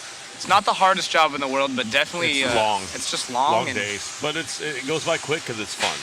It's worth it. And I'll be honest with you, I'd rather not be with anybody else other than you up here discussing this stuff. Your knowledge and how many people you know on the international level is cool, because you were, obviously the Kyosho team manager here in the States, so you got to travel and meet all these new cool people. Very fortunate. Yeah. So it's just, and I've known you forever. I know, I'm sorry. Like you were just a wee lad jumping the fence at the track, getting in trouble. Yeah, fun fact. So those of you that do have an indoor track or any track at that, Jay Concept's going to add to the waffle. This is cool. I don't know what it'll be, but it'll be something. Awesome. All right, so Matt Olson walking by saying, hey, Jay Concept's going to add to the waffle too. So we'll continue to get those uploaded for you at modspeedshop.com. I'll post a link for them where it is. Yes, sir. I still have to add that in there, but it'll be one giant waffle, and then we'll just spin Okay. it a couple times. Awesome. So it's going to be one giant waffle. I believe, is it $20 an entry still then? $20? Is everything going to BK? Yeah, All proceeds go to So, the BK? all proceeds will be going to BK. To the Crohn's Disease There'll be Foundation? multiple winners. Awesome. Okay. There's going to be some cool prizes. So- One winner, it'll be multiple. So Okay. every One will get a shirt, and then every the item will first be one- individually waffled. No. What we'll do is we'll go down the line. So first guy will get first pick, whatever he wants. Oh, wow. Second guy gets the second pick. Third guy gets the third pick. Oh, right on. Cool. So I don't know if you guys could hear that in the background, but so everything is going to be on the waffle. It's all going to be one. So if you get pulled, so the more prizes we get, if you're pulled first, you'll get the full collection to choose from, and then so on, so on. Second place will get second dibs, and there's going to be, we already have a motor. We're going to have signed shirts, and Jay Concept's going to come up here, and maybe we can get a pro body signed in there or something. Ooh. That'd be really neat. That'd be cool. Hey, are we excluded from entering? I doubt Somebody that'll asked me in fly. the chat if I was going to Hot Rods for the oval shootout. I'd like to, but I don't see that happening. But you never know. I'm not an oval guy, but being that it's like my home away from home track, I might make it down there to go check it out. Mugen should add the prototype to the waffle. Actually, that car's pretty much what they're putting into production. So I think they're past the prototype stages on that car. So it looks like we're getting to the fast seas. Look at the we're lineup in this one. I think it looks like we got Mayfield in that one, Cav, Spencer. We got Dakota in this one. Everyone should be able to enter this for BK. Yeah, so the cool Absolutely. thing about that is all the proceeds will be going to helping out One the backwards Crohn's on the disease. straightaway right here off the get-go. Ooh, Cavalieri getting all sideways. Yeah, these guys aren't going to be going uber fast right now. But we'll definitely see some decent lap times. Let's see who we're following. We're following a group of cars right here. Split screen. What do you guys do for work in the chat? I know this is going to be a busy one of eyeballs on the screen, but curious to see what everyone does for their livelihood. Appreciate you guys that are at work right now tuned in.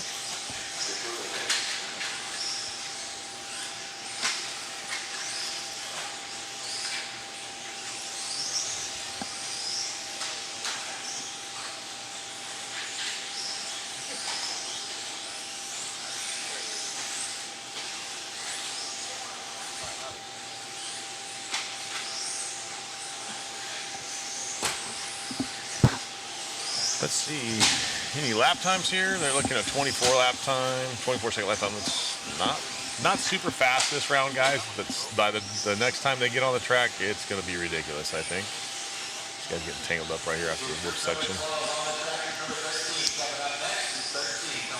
Look at that. Andy, I was trying to read about it. There's so many coming in right now. Yeah, you guys are like killing us right now. There was some cool ones in there.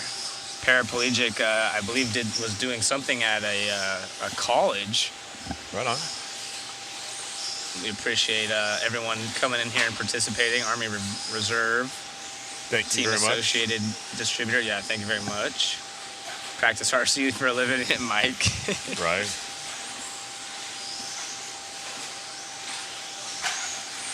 Tuning in at 30,000 square feet, Southwest Wireless. Let's go.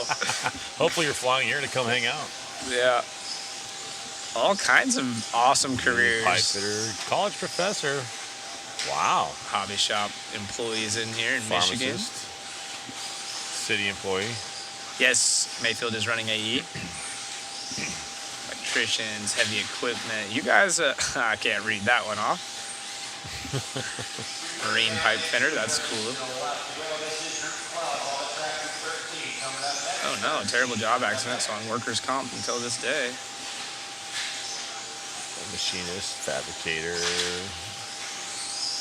Heck yeah, we got all kinds of cool gigs. You know what I like here. to see though? These guys they're not a bunch of techie guys. These are all guys that work with their hands. I know, it's really cool to see. I like that. Minus the stripper coming by the screen right there. Right. Stock trading. Gotta pay bills, gotta pay Tanker bills. driver. Yeah, this is how society is built. I work you guys for out there. Schumacher. Awesome. We're all getting paid to watch this right now. Pretty much. That's what I'm looking at. Is everybody's at work and either has this on in their ear or watching it on their phone or something. I run Zach's fan page. Sorry you don't get paid well. Adam Drake's assistant by Rhonda. Ain't that the truth, though? Somebody's got to do it. I was going to say, someone's got to keep him in check. I like it. I'm glad he's not listening. Where's he at? Oh, there he is, taking a big old swig of his flask. Kool-Aid Man. It was nice seeing him and talking to him yesterday. It's been a long time since I've seen him and talked to him other than, excerpts on Facebook or whatnot.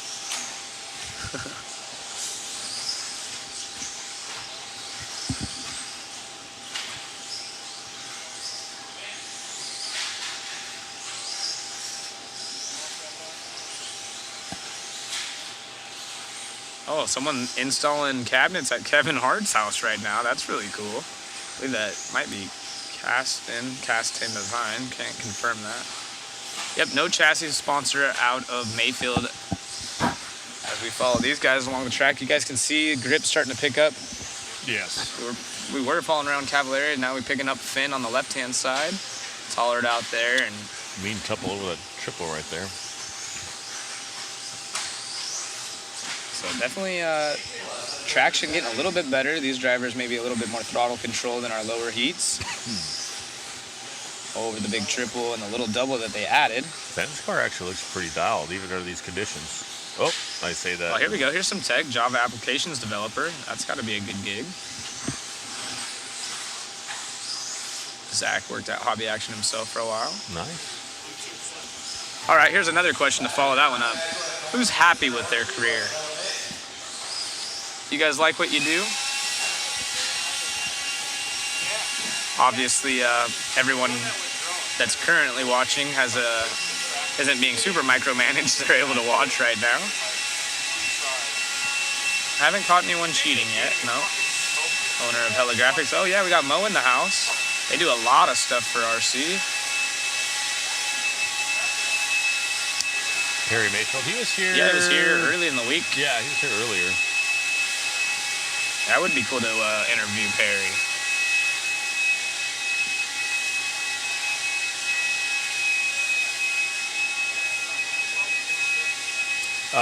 Change order of, yes, they do. They will change order of rounds of practice. They're doing 4 rounds of open practice, and then we go into seeding. So yes, they will change the order of the rounds. Like where they start. When do we get to hear the sultry voice of Richard Lake? He'll be up here. Yeah, he'll be up here after a while. Richard Lake is an employee here, or helps out here with the track too. So Larry puts him to work doing odds and ends and seeing what's going on. So he gets pretty busy. Oh, speak of the devil. Wow, he walked by. You guys, summoned him up here. Richard, say something to your fan base, bud. Grab the handheld. Yeah, grab it. Yeah, we'll get him out there for some interviews. Maybe we can get him some interviews after these heats, just based on the track. We can go talk to these drivers and see what their thoughts are as we start to wind down this first round. Try to get that lined up here shortly. Matt had to take off the headsets because he's got an important job at the moment, so he can't hear us. But when we get a quick break, I'll go touch base with our guys and see if we can't start getting some comments from the faster guys. Spencer, Bruno, Dustin, Rob, Austin, Yorn, Joe. Yes, anyone can enter the waffle. Let's see who else. Tater in this one, Tom Rendernick in this one. Well, we got some names in this one. Let's see how this goes. Track is still green. Okay, so the product's been updated. I just have to post a photo. But if they want information, Okay. they can go to the link. Drop that link in the chat if you wouldn't mind, Matt. And then if you guys haven't already, go to Mod Speed Shop. He's going to drop a link in the chat for you. And you guys could go enter the waffle. Again, we're going to have all kinds of giveaways, and it's just going to be first come, first serve based on how you were drawn. We'll do a live giveaway Saturday the 16th for all of our waffle prizes. Looks like the link was breaking dropped. down already on that far by the cone 6 coming on the straightaway. If we can get a shot of that car up on the wall, see who it was. Somebody breaking that car. Maybe not. We're not in their ear, so they can't hear us. Right, I was about to say everyone's running around right now. It's practice day, so we utilize this time to get everything dialed in for you. We're doing a lot of behind-the-scenes stuff for our graphics and car paint schemes that we can pull up like you saw in the four-wheel drive, and just getting everything dialed in, making this the best production we possibly can. So appreciate you guys tuning in. Again, we don't have a job without viewers, so thank you. I was told that we had 1,500 watchers just on our live feed just before actually race 10 or so. That's awesome. So That is good. absolutely. What do you guys race out there? What's your favorite class? We do have two-wheel drive and four-wheel drive only at the IFMAR World Championships. Well, the 10-scale off-road IFMAR World Champs, I should say. But what's your guys' favorite class to drive? Hey, thank you, Thanks, Dunford. Dunford. How come you're not here? Yeah, what the heck? What's traveling like with all the RC equipment if you have to fly? Ooh. Well, it's been a long while since I've had to do it, but We should ask Owen. Owen, one of our young racers, his stuff didn't show up until minutes before his stuff, but he was able to get dialed in. Honestly, it's not too bad. I never had to fly pre-9/11, so it's been, hefty TSA from the get-go for me, at least with RC stuff. And yeah, there's a few things. I've gotten pulled aside because of my remote a few times. I always carried it on. Obviously, it looks like something, and they've pulled it aside and asked questions, but usually it's not a big deal as soon as you explain to them. I've had to pull up, at the time, a magazine and then my phone, pull it out, explain to them a little bit, and then they run it through their machine and understand it's no big deal. Make sure it's not going to blow up.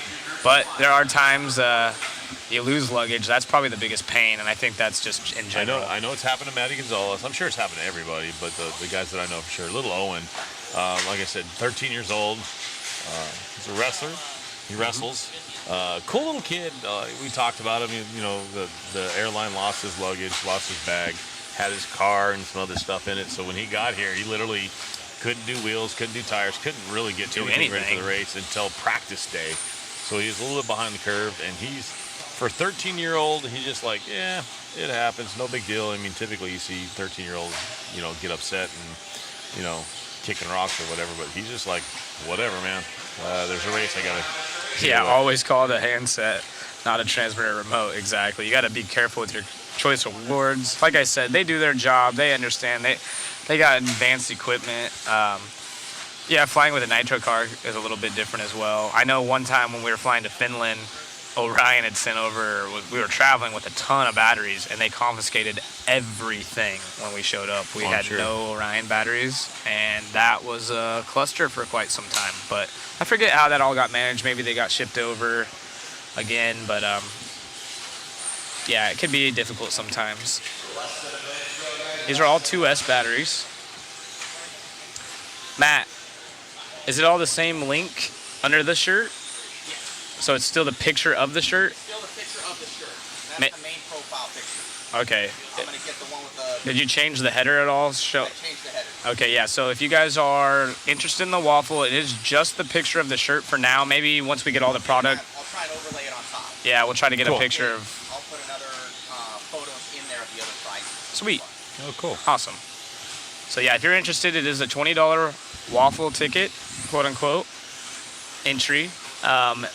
And it will be for all the prizes, and maybe they'll just continue to add out through the event. Might have to throw a CX wallet or something in there myself. So appreciate you guys supporting BK.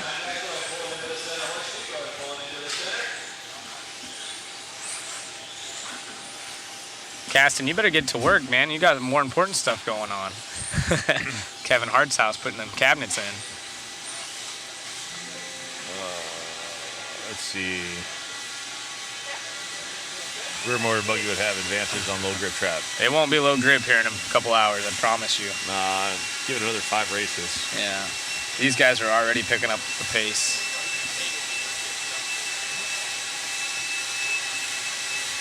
Yeah, Tater's been fast all weekend. He has. Tater's been on the, I mean, barely missed the show in 4-wheel. So that kid has some good speed. Yeah. Tater actually heading out there, TLR driver himself. And we do have our newly crowned 4-wheel drive world champion, the Associated of Ongaro, in this one. A lot of our A main drivers are close to it in this one. Not a lot, but we got Aiden, Brock's in this one, Ongaro. So this is going to be a fast heat. Testament as well. I think that's Marcus up there. He was in the A main. Brock. Oh, I want to see what Brock's going to do. I think Brock's going to lay down some, I mean, even in practice, I think he's trying to lay something down. It would be cool to have this on the Twitch JD front Bada page. up here with the fast guys. I like that. Mm-hmm. And he could be one of those upsets you guys were asking Yeah, about. I think he could. It would be cool, but in the meantime, if you guys don't mind sharing our stream for us, it does help us get us to whatever front page in front of your friends and family, so appreciate that. As these guys are about to go on the tone. Keep in mind, still open practice, none of this counting for much except for some experience on the track and breaking tires in. Uh-oh, someone getting it way wrong. Who do you think is going to be quick in this heat? Davey. Davey?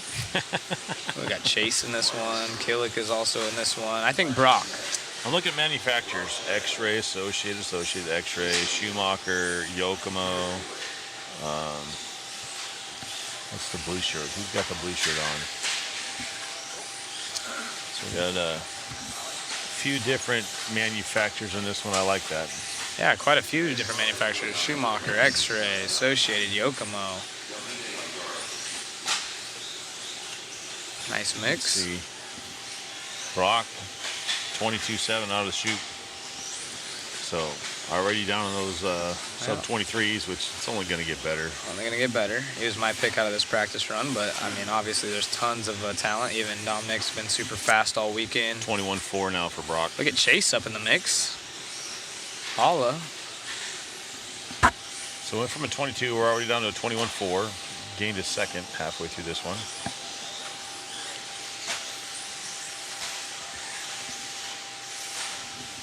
Kyosho cars and two-wheel drive. Yep. The Kyosho guys that are here will be running both the four-wheel and two-wheel. RB7 has a few little parts on it. Nothing super updated. See if maybe we can't get them in the booth and go around the pits again like we were in four-wheel and get any updates for you guys. I like Awesome. that. Waffle tickets are purchased. Quite a few. Heck yeah. Yes, go to modspeedshop.com. If you scroll through back a little bit, we'll be dropping the links here and there. I wish we could just have a link that stays at the top. I don't know if there's a way Somehow for Matt we to could do do that. that. That'd be cool. Matt, is there a way to just keep a link at the top? Or do we just have to punch it in every now and then for the waffle? You know what I mean? Like a sticky link. I understand that, but it keeps fading it away. keeps going away. Is there a way to make a sticky link so it just stays for everyone? He's saying that's a bit above his pay grade. We'll just keep posting it for now. There. So just go ahead and hit that link, and you guys can go enter the waffle. Again, it just has a picture of the t-shirt. We know. We know. It's just every 5 minutes someone, where do I enter? Where do I enter? So I was just saying if we could have a sticky link, yeah. Modspeedshop.com. Jesus, Matt. You know how to do all this, but you can't make one sticky You're making link. all those tens of cents and you can't help us out a little bit.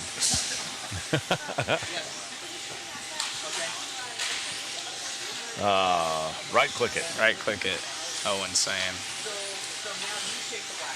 Put in the video description. Yeah, we're putting the Well, video description. And right now he's got everything listed that we have so far. We will have photos of all that stuff Yeah, I'll tell eventually him by the again. end of the day. So we're working on getting that all together. So these lap times coming down. Let's see what we got here.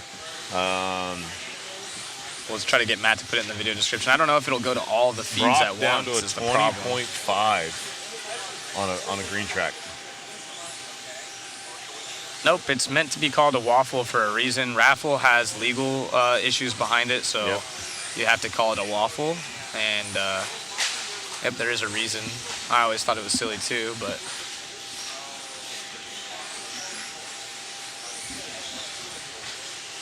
Max in this one, he's fast. David, but it is Brock on the overall pace. Fast laps at 20.5. 2020 I've seen. 22s, 21 for Dominic. Dominic Passion is actually, He's dialed. he's a dark horse too. Yeah, he's dialed. That He kid races with Brock. Yeah, he's up there with Brock a lot. Yeah, granted they don't run the same chassis, but they do run together a lot. They travel together a lot. He's a quiet kid, but he's honed in pretty good. He's kicking down some lap times.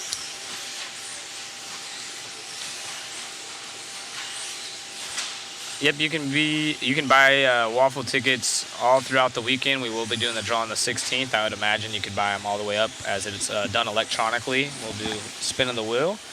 Aiden's car looking pretty good out there. I'm really digging the track. Like I said, now that the faster guys are up there and track's getting a lot better, they're hitting the triples, hitting all the jumps. Still loose, but Davey bought a second overall on the overall run of 21.1 lap time.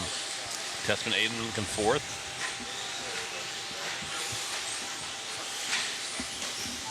yeah, Ron just saying if you call it a raffle, you have to have a gaming license. I looked into it like 5 years or so ago when I was doing some stuff, and absolutely. Champlin. So look at this. You got our top three consecutive finally up on the board. Champlin going to fastest. Horn, Ongaro, Tessman, Bada. So Brock, Billick. the man. The last lap, 21.0. 21, yeah. Wow. Best of the 20, 21s all the way around, all the way down.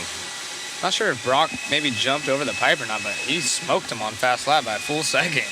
I don't think he would. Well, I mean, yeah. We'll have to get him over here and see. Replay the whole race. Maybe we'll catch him in this corner, hopefully, if he turn marshals by us. So now I think we're going into P2. Oh, he's smiling. Look at him. His car must be dialed. He does not look unhappy.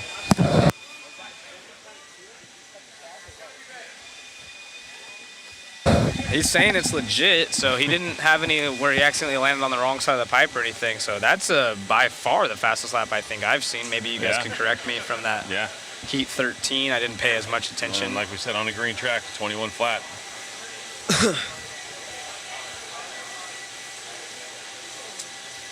Waffle it is. Yeah, let us call it whatever we want.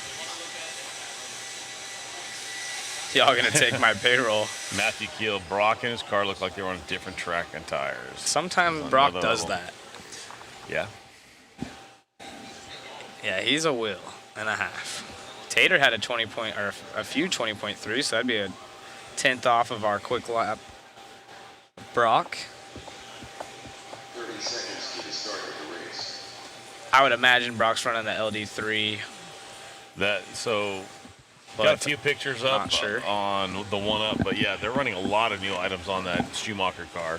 I know X-Ray has a lot of stuff on their new car, so who knows? Rhonda, if you're still listening, did you get a chance to run the two-wheel at all? I know it's not necessarily your forte, but did you get a chance to drive that thing? Looked pretty cool here. Had some scratches on the chassis, and they answered that they went to SDRC with it. Paul Parks in this one already got some fans. I know Luke's got fans. Kyle Davis. All these guys had Jason Stump. Multiple people in the chat throughout the week in the four-wheel drive section. Let's go. Anyone driving a Schumacher? It would be interesting to see Schumacher win the Worlds on a clay surface like this. They've been putting in the work. I think they've had the most amount of practice for this event. Across the board from their top drivers all the way down. So yeah. they really put in a full-on team effort.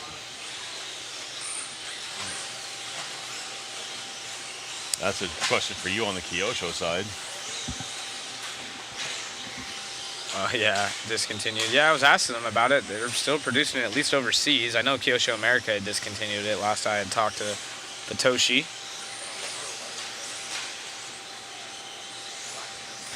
We're back starting all over again, round number 2 of open practice. Heat number 1, round number 2. These guys are seeing a good track now, so...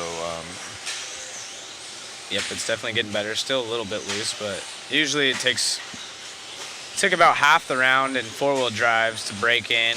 Two-wheel drives, not as much power being laid down, so probably going to take a full round, which we've just gone through our first one. Okay, Colby, we'll go back to the tire situation.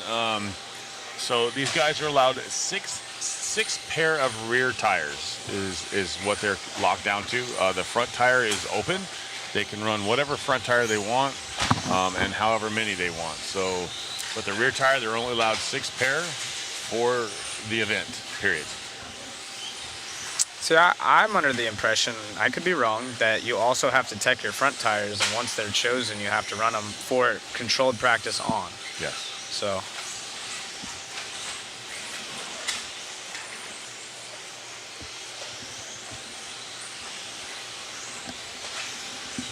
It will be like yesterday where they're utilizing their 3 consecutive fast laps to seed them, so it won't go off the full run, but of course these guys are trying to get in a full run, kind of see what their pace is, but you'll see drivers pull over, make radio adjustments, pull out of drivers' ways to kind of, get a 3-lap average in when it comes down to that controlled practice. Yes, they're going 1 through 14 now. It'll switch up in qualifying. There's 4 rounds of open practice followed by 2 of controlled today. So long day of these guys breaking in the track, breaking in their tires, figuring out the layout. But we still have quite some time before anything actually, quote unquote, matters. Thank you, Matt, for posting that up again. Mod Speed Shop, get in there and buy your ticket for the waffle. A lot of cool stuff. Obviously, the shirt that we had signed from our top 3 finalists. World champion Ongaro and Rifkin and Arlovsky all signed in that shirt. That's going to go. All the proceeds go to the Colitis Foundation. So Yeah, Crohn's and all in colitis. BK's name. Because Brian Kenwald, obviously, that was something that he had to deal with all his life, and unfortunately, it took him away from us. So anything that comes through Hobby Action, they always donate to that foundation. I know the BK Classic. Can't talk right now. The BK Classic, a lot of those proceeds go. I think all the entry proceeds go to that foundation. Which you can sign up for starting Sunday. Yeah, Sunday at noon you can sign up for that race. And then, you know, Speaking of waffles, yeah, waffle stomp. Larry was also telling us too. It's a big thing that I didn't know that about Brian, that he was an active bowler and actually a really good bowler. So Friday night after practice, they shut the track down early, and then they all go bowling and they all hang out and reminisce, talk stories, and you know, just a good time in remembrance of Brian Kenwald. they actually have some of the bowling pins in there in the little memorabilia case. So yeah, I got a lot of pictures personally myself about the Kenwald shelf in there. It's just Oh, time capsule. It's pretty cool. is. I mean, some of the stuff that he did, you're just like, what the heck are you thinking? And then he puts it down on the track and you're like, oh, okay. Yeah, it's interesting, you know, getting older and seeing stuff like that. Again, was very fortunate enough to spend time with Kenwald throughout my career, and you see what these guys have done to make it special, and it honestly brings emotion to you. You get chills looking at it, and it's just something really cool. And yeah, it's just cool stuff. I don't know if anybody can chime in for this. Years ago when we were at M&M, when M&M was open in Corona, that's where Brian Kenwald ran a lot. They had a couple Reedy races there and whatnot. I know Joey, I can't remember his last name, owned the track. But that's where a lot of at that time racing stuff was developed. There was a rumor that Team Losi would set up slow, because Brian Kenwald, if you ever got to see him drive, he was so smooth, obviously ballistically fast, but so smooth the car looked slow.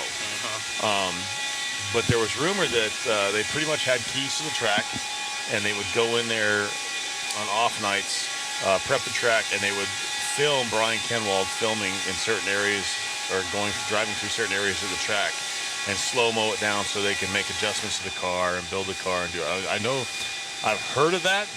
I've heard it was rumors or whatnot, but if anybody that used to race back in the day, if you can, I think a few people that were in the chat earlier might be able to help me out with that.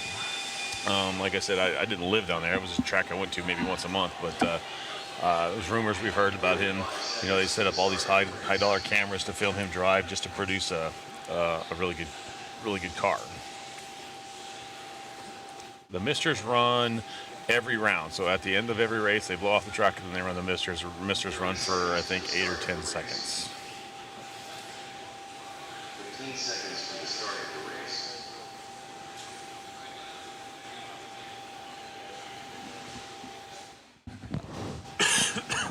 Less than 5. Go ask Frank Roop if he brought that awesome tool that BK made him out of a shock body.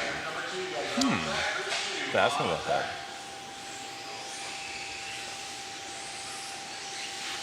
I hope AE donates a 74 to D to the Waffle to celebrate their win. That would be interesting. I wonder if they'd be willing to do that. Yeah, that'd be sweet. I mean, hate to put that on them if they don't plan on it, but if you guys know BT, maybe shoot them a text. You're right. I'll definitely mention it. I'm not saying nothing. I'm not saying anything. They could, though. Have Garl sign the box. It's so cool. That would be dialed. Super, super cool. Is Adam Drake racing? No, he's not, but I can see him. He's right there across the track from us. He's just hanging out, supporting his friends. If you know, Adam Drake's been around for a while. He's also one of those guys. I don't think he's unliked by anybody. He's just a good dude. He's just level-headed. He is a hardcore racer. He races hard, but I mean, I don't know of anybody that doesn't like Adam Drake. Nicholas has tons of fans in the chat from overseas tuning in. So interesting. Follow these guys along. So that must have been a really pretty good secret because no one's chiming in about Brian Kennel running with cameras on it. Eminem. So maybe I'll talk to Frank Root about that. There we go, another. So out front, we have Germany leading the way in this one, in this practice session. Lots of international flair in this one. I believe it's Austria in the 2 spot. Or just the States running 3rd. Trying to learn my... Yeah, we have to learn our flags. Yeah, learn our they got flags. opening ceremonies after practice today. I got a majority of them done, but I struggle on a few. It's the American in me. Yeah. It sucks going overseas. I remember the first time going overseas, and all the younger generations, especially when I was in Finland, the younger generation knew English not a problem. The older generation not so much. But even traveling international, it's funny. Like the rest of the world knows English, and it's a good way to make you feel pretty stupid sometimes. You're like, man, these guys are so smart. We just never learned this stuff. And even the flags, it's like this should be pretty common. Some of the things that the overseas guys knows that we don't. So if I get a flag wrong, my mistake, but I do know Germany's out front. Austria should be second. And I think that's the American flag, eh? Yeah. Why are there no trucks in 10-scale worlds? IFMAR only recognizes the original automotive racing scale. So it only recognizes 2-wheel and 4-wheel buggy. If you go overseas, the trucks never really took off over there. It's more of an American. I mean, not to say that they don't race them over there, but it's definitely more of an American flavor of racing. So the trucks really aren't all that big worldwide. That was the joke. The Zoof says, Canadian? Yeah, that's why I added it, just to see who would catch it, and you got it. Did Answered that a little bit earlier. Is too old. Harder to drive than 4-wheel. Absolutely it is. It's just because you only have 2 drive wheels. It's hard to fly the car and correct it in the air if you get stupid. And then there's the power. It's way the cars are way more nimble, so they react different. And then the 4-wheel drives, you can just power through things a lot easier than you could with a 2-wheel. Yeah, and it kind of depends, right? Like it's hard to say if one's harder than the other. There's aspects of each one that are easier and aspects that are harder. But I would say overall, 4-wheel drive, again, if you get loose before a jump, you have 4 wheels pulling you. Easier to get some traction up to the lips and still make up time, where 2-wheel you have to be extremely smooth. Mistakes are more costly. But at the end of the day, 4-wheels can be difficult because there is so much power. Yeah, but I will also go this way too. On a loose track, a 4-wheel drive is going to be a little bit easier to drive. Mm-hmm. On a tight track, I don't know. Yeah, 4-wheel is so fast and so hooked up. It's mind-boggling speed for some of these guys. It is. Yeah. Truck used for bashing. No. Trucks are definitely America. America. Yeah. I like that it's just 2 classes. I like that it's 2-wheel and 4-wheel. It doesn't get too busy. 8-scale worlds, I always enjoy every single car that you walk through the pits. They're all in the same class. It's one division. Yeah. There's not 40 this, that, sportsman. It's just everyone's racing. As much as I like running my 40-plus class, I wish it would go back to stock mod. Yeah, that was the whole point of having, in my opinion, of having a A and a B and a C. People wanted to win something. It's like, well, it used to be prestigious to win a B or a C, and still is in races like this. Yeah. But on a club level, you go to a race and there's 8 different classes with maybe 5 to 6 drivers in it. But at the same time, I do understand. I mean, yeah, you got to grow the hobby, but then you got these guys that,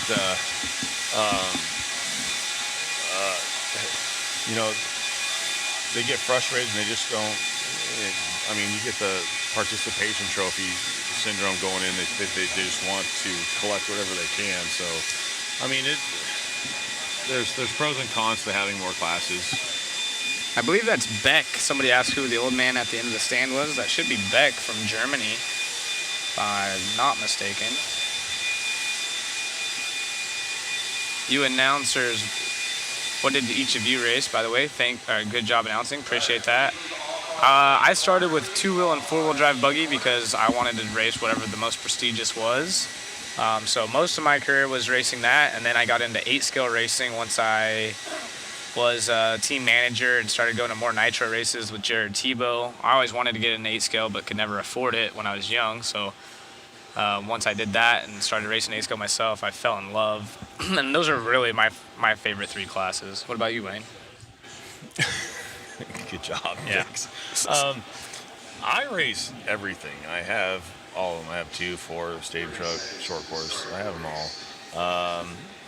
At my local track, it's hard to get a stadium. As I've said, stadium truck's my favorite. It is, but that's like a hit or miss at my local track. They have a lot of short courses that we run, but for most part, it's 2-wheel buggy. Every now and then we have a 4-wheel drive class, but it's 2-wheel buggy. We do have a 40-plus class. We run 13.5, and so it's uber competitive, and I love the 13.5 buggy class. It's fun. Someone asking any love for on-road in the U.S. So, fun fact, where we're from, Bakersfield, Absolutely. California, should be hosting, I believe it's official now, the IFMAR World Championships of on-road. A good buddy of mine, David Mayhew, owns that track. Race time, or I forget, is it race time? I'm sure we'll get corrected here in the chat, but basically another hobby shop in that town kind of helps present the racing, but it is at a place called Finish Line Raceway, so you guys can look that up. It is will be the IFMAR Worlds, the next 10-scale on-road Worlds that is. So hopefully, I sure hope we get to cover that one. yeah, me too. It'd be really nice, especially being that's in our hometown, and if Mod Media gets And chosen. That facility is amazing. It makes sense. There's hotels right there. It's right off the freeway. Nicer hotels in Bakersfield, anyways. And that would be a great place. It really would. Sarah, that's probably why I had to quit, right? Yeah, I used to shake my head. I'd bob my head when I was racing. So, like, if I would go over a double jump, my head would bob up a little bit, and then I'd land it. I followed my car exactly to a T. That's funny right there. Sarah remember some funny stuff. I kind of get a sway going sometimes, too. And Zach, actually, I don't know if you remember this, played a nasty joke on me when the track was outdoors. I would kind of roll my feet a little bit, and I wasn't paying attention. And he had a bottle of tire glue. Yeah. And he glued my shoes to the driver's stand. That was good fun right there. Yeah, good times. Yeah. Good times. It was good for me. Yeah, I'm sure. Yeah, no, Rain Man's is a hobby shop there. It's Track Time that helps with the on-road stuff. So Rain Man's is an indoor 10-scale off-road track. Randy Rains and the crew do an awesome job over there. And then Finish Line Raceway and Track Time Hobbies as the on-road side. And we actually have a 5th scale / kind of 8-scale here in their track called Good Old Boys.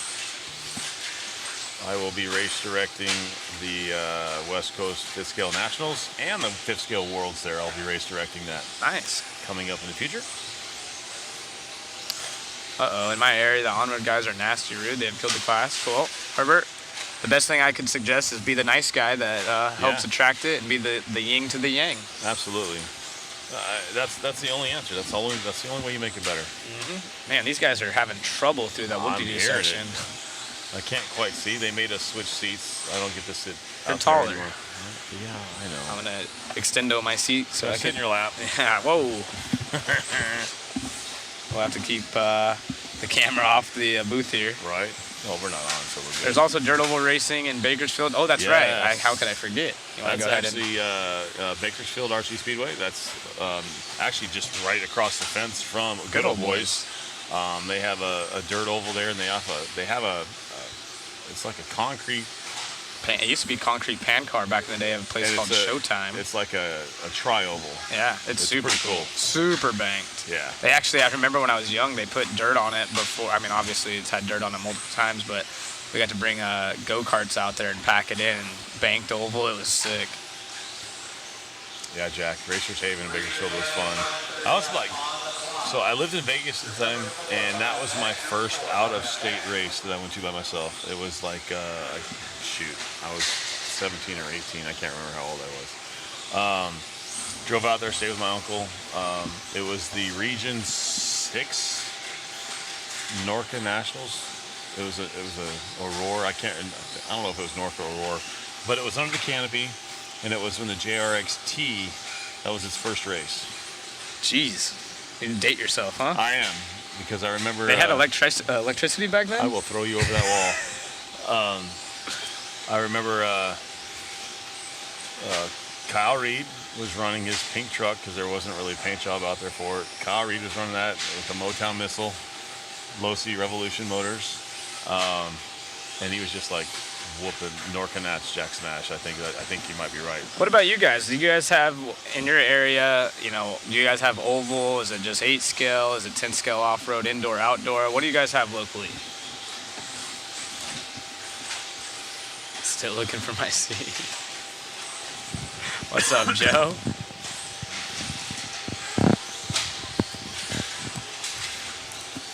Yeah, curious. I didn't even realize it's pretty cool when you think about it, how many disciplines of RC we have in Bakersfield. They literally have pretty much everything covered. We do.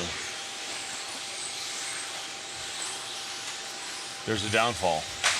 They don't communicate with each other. I know. Yeah, thankfully most of them kind of do their own thing, but I mean, well, thankfully they're all a different class or different backgrounds. All right, we got Heat 4 coming up, and another round of open practice here as the track slowly gets better and better. You guys can see the mister systems. Keeps a little bit of moisture in the track, but mostly keeping the dust down. Dust control, as you can see, they blow the dust off the racing line there. Yeah, unfortunately, Ohio RC Factory no longer there. I was fortunate to go there quite a few times for the CRC race. That was always a blast. Cold, very cold, but it was always a good time. I'm down here in Tucson, Arizona. Me and my pops are in the course of building 2 tracks, 8 scale and 5 scale track. And a dirt oval. Check you guys out. Very nice. Heck yeah.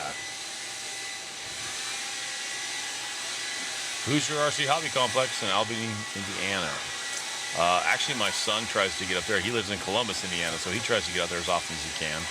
Isn't very often. Hobby Action runs dirt oval. They do. 45 seconds to the start of the race. Yeah, Coyotes. I've seen Mayfield even has played some dirt oval. He's even gotten in the drag scene. Yeah, he's done it all. He's an RC enthusiast for sure. Yeah. He likes his job, I'd say. Start of the race.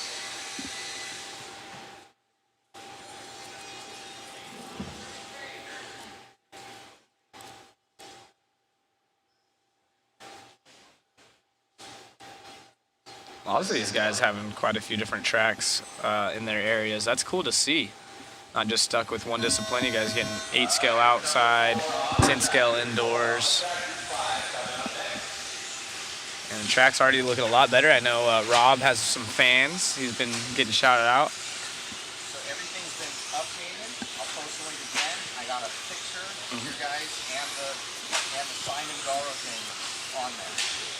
Are you All right. sure, Mother Matt? Appreciate you, Matt. We're going to try to go bug the Associated guys about getting a kit thrown in there. Yeah. I don't know if we'll make it happen. And on Garo signed B74. It is for Kinwald, and the Associated Yes. guys obviously have a soft spot for Kinwald, so you never know. No promises, but if you guys want to check it out, the link is being dropped in the chats, all of our chats. Maybe add it to the description, Matt, if that's possible. Mother Matt's deep in focus right now. We got this question again. Can anybody race in the Worlds? Well, if you're good enough. No, you have to qualify.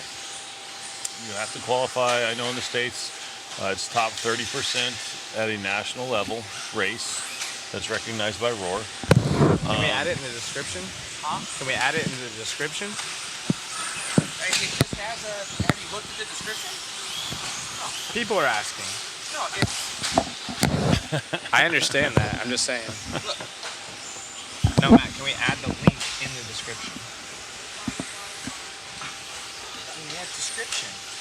All the broadcasting on YouTube and stuff is the thing. Yeah, it's the It's link's there? there. They can click it. Perfect. That's all we're asking. So you guys heard that. Matt's saying that you guys can click the link. It's right there. I know that. I'm just saying in general, most of these guys were freaking out. I'm just relaying the No, message. it's fine. The message. It's right there though. So you guys can go in the description. Apparently, I haven't confirmed that myself, but Oh, they mean the description. Oh, on the main video. description. Yeah. You have Ah. to go to 12 different videos. Well, I'm just saying that's what they're requesting, because it goes away in 2 seconds. All right. We'll do that tomorrow. So you guys tomorrow will have it in the description as we upload it. Edit, so I'll do I it think- by in and out. I almost just got beat up for you guys, so I just hope you know that. I can have it. I think going to bed before midnight would help this Poor out Matt. immensely. What do you mean? Exactly. Why is he losing his rag? He's got a lot going on. Got a lot going In on. his defense, he's got 2,000 things going on, and 11 if you will. 11 teams. So tomorrow we'll make sure we get that in the description. But you guys can click on that Mod Speed Shop link and get entered into our waffle. Again, it's going to be a picture. Well, now I believe it has a picture of everything, but it's not just for the t-shirt. It's going to be for now a motor, t-shirt. A couple of t-shirts are going to be signed, and maybe we can get more gifts. I know J Concept said they're going to give us some stuff to also enter into the waffle, but everyone, it'll be under one tab, $20 waffle entry. It'll be first come, first serve based on the winner. So if you pull first, you get to choose from the whole array of options. You can choose what you want. Give him some good stuff. Roll up.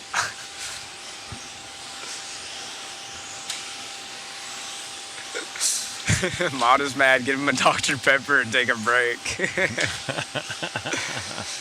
Oh, Matt does a lot behind the scenes, so I'll He's take busy, it. dude. He is I'll a take it on the busy guy. chin for you guys. You don't understand all the calls he gets, the texts he gets. He's sitting behind his.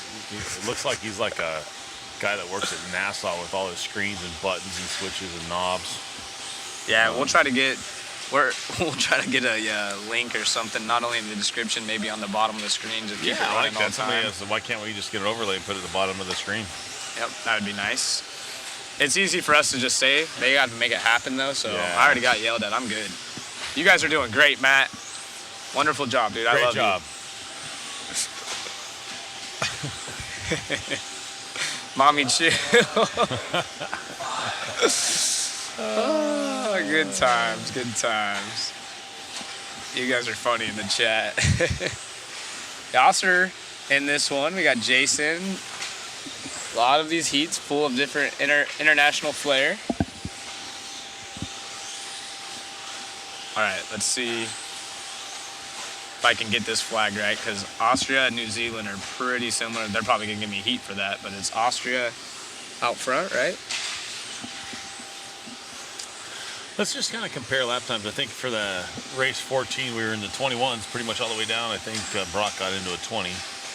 But we're looking at 26, fast lap of 22. 22 is pretty much all the way down for this one. This is heat number 4 of practice 2, round number 2.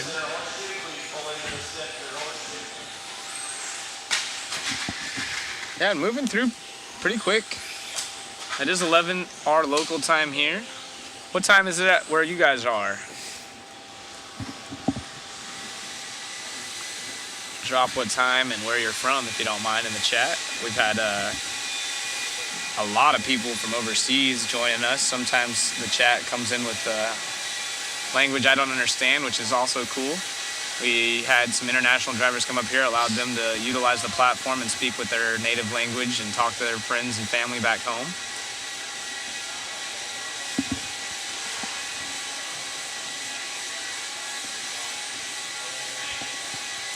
In USA, it's extremely hard to qualify for World's Easier resume. Maybe we can get the camera and mic set up and get some interviews as these guys come off and get an idea of how the track's going as we get closer to some of these top level heats. Our camera guys are busy with Rice Krispie treats at the moment, but Yeah, please. yeah, the AM PM thing. A lot of people coming in with military time as most of the world Norway, goes off Michigan. that. Beautiful picture. Shows Leland, California. Lee. Throw a yee in the chat, Lee.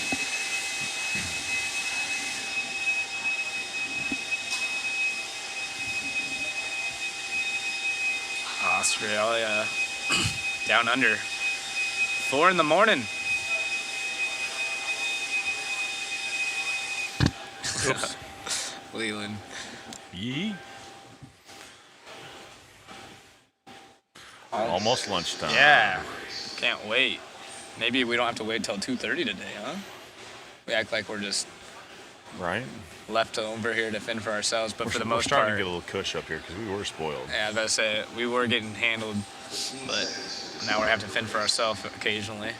It's all right. I still got some Starbies left. Never been a big Starbucks guy myself, but this weekend I've probably had more Starbucks than I have in my entire life.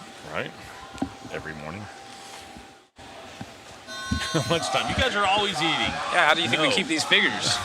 Come on now. Aw, thanks, Leland. Appreciate you.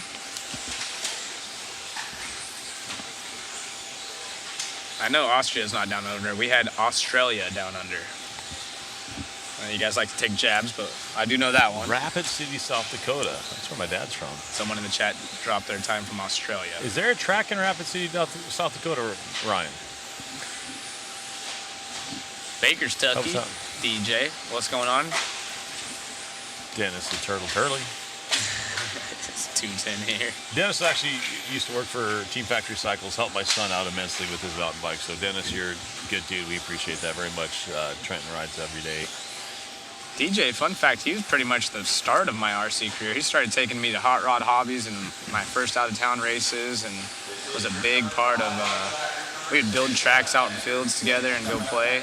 It was super cool. So good to see some old friends in the chat, and for all of you guys in the chat, I'm sure you guys are tuned in. Anyone having any viewing parties this weekend? You guys gonna invite friends over, order some pizza, have a couple drinks, hang out? I bet if I was at home, I'd do it. We don't drink. Yeah, that much. water, hydrate. Thank you, Douglas. Appreciate you. See, with the view of all the drivers up on the driver's stand, we can get an idea for anyone that's got shaky hands, shaky heads, but all these guys looking level-headed. Yeah, and times are coming down. 3 consecutive at a 110, 112. It's funny, I think there's a delay on some of the YouTube channels and Facebooks as a lot of these answers come in quite a bit later.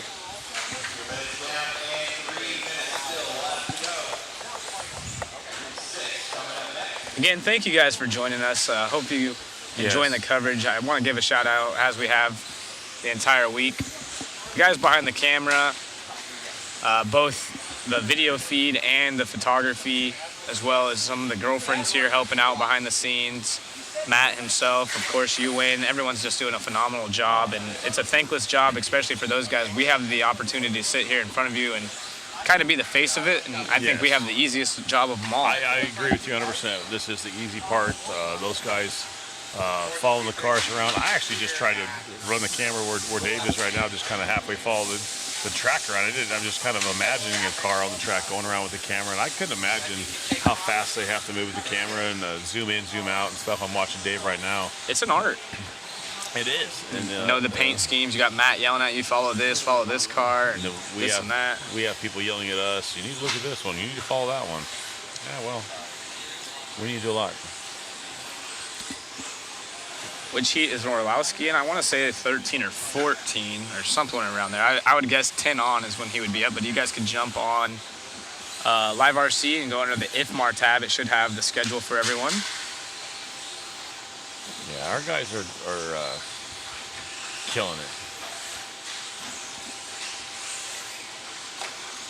Yeah, absolutely amazing crew they got here. Matt put on the dream team, if you will, and it shows. Like I said, the guys behind the cameras, kind of a thankless job, but sitting up there for, I mean, most of the time 10 hours a day minimum. They're long days. And I've seen Chris run over to the bathroom in between heats and get right back up there, and doesn't complain at all. Sleeps on the couch. Maybe he complained once or twice, but he has every right to. Yeah, he does. We got Cam Mullen putting some cool edits together for you guys on YouTube, kind of splicing the video. So if you guys want to see any of those interviews we've been doing, make sure to go to Mod Media on YouTube and check out all the coverage. Thank you, Kirk.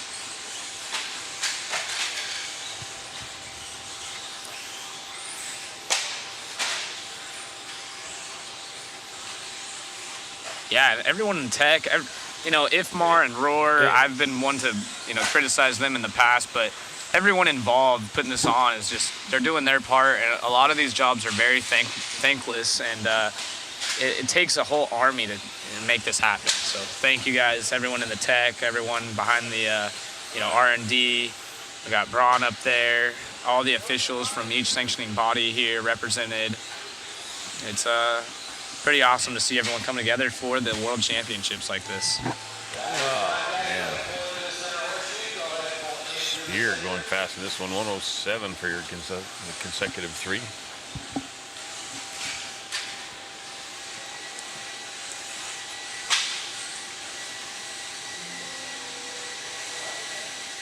Savage, thank you very much. Yes, there's a lot of stuff that goes on to bring it to you guys, and we all try to keep the racing alive, the hobby alive. It's just, to me, it's been an honor to be a part of this. And I know when Matt first brought it up, I didn't hesitate. To be just a part of the atmosphere around here is just way fun. So. And you guys can see on the screen right here, if you guys are interested in that waffle, what do we got in that prize package there, Wayne? Well, looks like we got the shirt that was signed by your top 3 in the 4-wheel drive section of this. We have a signed motor.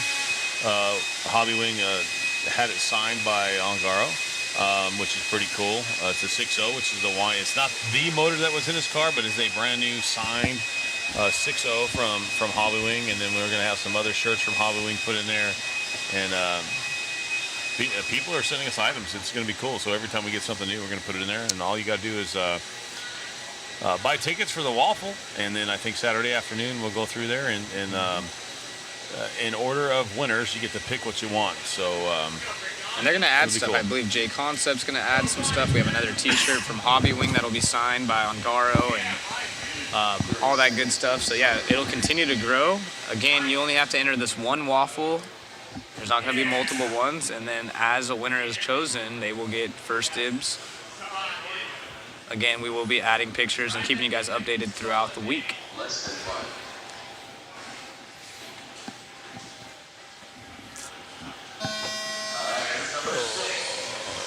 Give me them waffles. Yum, yum.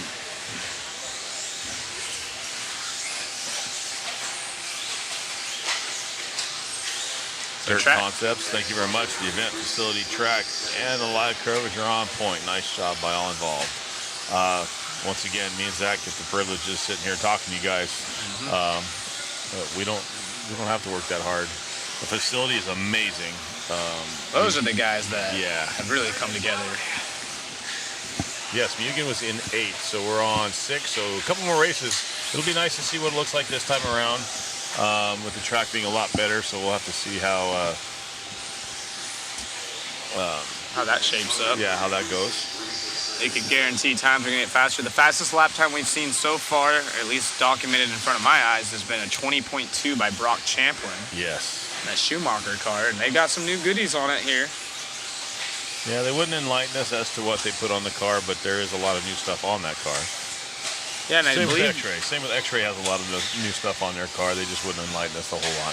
I believe the pictures are up on One Up, and maybe our photographer could head over there at some point. I know he's got other things he has to do. He actually has to leave today. Is that Jason? But you should be able to go to the One Up. I'm sure it's already floating around Facebook and check out the new stuff for Schumacher's got going on. Chris Champlin wanting to get out of retirement. You should. Well, no, you shouldn't, because you're age 40 plus and you'll spank me. But no, always. I don't care. The more the merrier. Period. I like it. What's some of your guys' favorite racing memories? I got one with Chris Champlin at the IOCC in Vegas. I wasn't racing, but Tanner was racing. We're sitting there. It was after racing, and our buddy Tony was, and a couple of the guys were listening to some music. And if you know Chris, he's always straight-faced, always looks serious. Oh yeah. And he's a couple tables over, and we got some music, not necessarily what you should listen to around your kids. And we noticed him get the little head bob going on. And, we're listening to some, I don't know what kind of music it was. Spice Girls. Yeah, sure. There you go. Let's go with that. Good, wholesome music. Yeah. And we see him just get the head bob going on, and then, we turn it up a little more, and the head bob gets a little bit more, and And, we throw, hey, Chris, what do you got going on over there? And he turns around and smiles. Look, the first time I've seen the guy smile. And he's like, yeah, right on. So it was pretty cool to see Chris actually relax a little bit because I know he's one of those super competitive guys. And it was nice to see him just kind of relax and smile at that moment. I mean, there's really not a whole lot of people in there. Scotty kind of yelled at us to turn the music down, but it was pretty cool. I don't know, Chris, if you remember that, but that was a cool, fun moment. We got Alex Sturgeon in here from Hobbyplex. Been there a couple of times. They have an awesome facility. I believe he also has a podcast. I don't know the name off the top of my head. I'm sure the chat will enlighten us here shortly. But be sure to go check them out. That's not Omaha, Nebraska. That was another one. But Hobbyplex hosts some big, I believe, Roar Nationals. I've been there for 8-scale world. Electric 8-scale, not worlds, but Roar Nats. So we got Jovi in this one, Ergani, but it is Ethan out front. Josh Payne, he's got fans. The Australia boys there are riot. Josh Payne in this one. I heard they got a hold of downtown Chandler on Tuesday night. That town will never be the same. Someone asking what time racing should end. Saturday afternoon. Yeah, that'd be Saturday afternoon. Hey, maybe I'll ask Matt this. Are we going to be live at the dinner Saturday night? Does Matt know that? We should definitely bring a camera for the award ceremony. At least to make video, and we can have our camera guy go after that. A little something. Uh-oh, I see the bubble. At the casino. I see the little thinking cloud going on. He just overloaded his RAM. Can someone unplug him and plug him back in, eh? I got a whole secondary setup that we could do. I'm just wondering if we could. It'd be kind of cool to see those guys cutting loose a little bit and having some fun. Why wouldn't we? Yeah. Why wouldn't we? You guys are terrible people. You're the one that hired us. Now you put it in my mind. I think I can do it. I mean, you want to be the best coverage, and that's what I would want to see. Exactly. I always loved watching skate videos because you got to see not just the edits, you got to see the behind the scenes. It won't be a seamless transition to racing going into that. Well, yeah, no, it's all right. That's why I'm saying maybe we should just make a video. I could do a setup there. I actually could. I brought a whole secondary kit. Perfect. Well, why wouldn't you bring a So secondary why wouldn't kit? we do it then? All right. Ethan going fast in this one. I can do it. We love you, Matt. X-ray cars. Hey, I don't care what any of these guys say about you. You're all right. I think I could do it. Should end around 7:30 tonight, guys. So 7:30 our time. It is currently 11:22. Actually, it's supposed to be 7:22. Should be the final controlled practice today.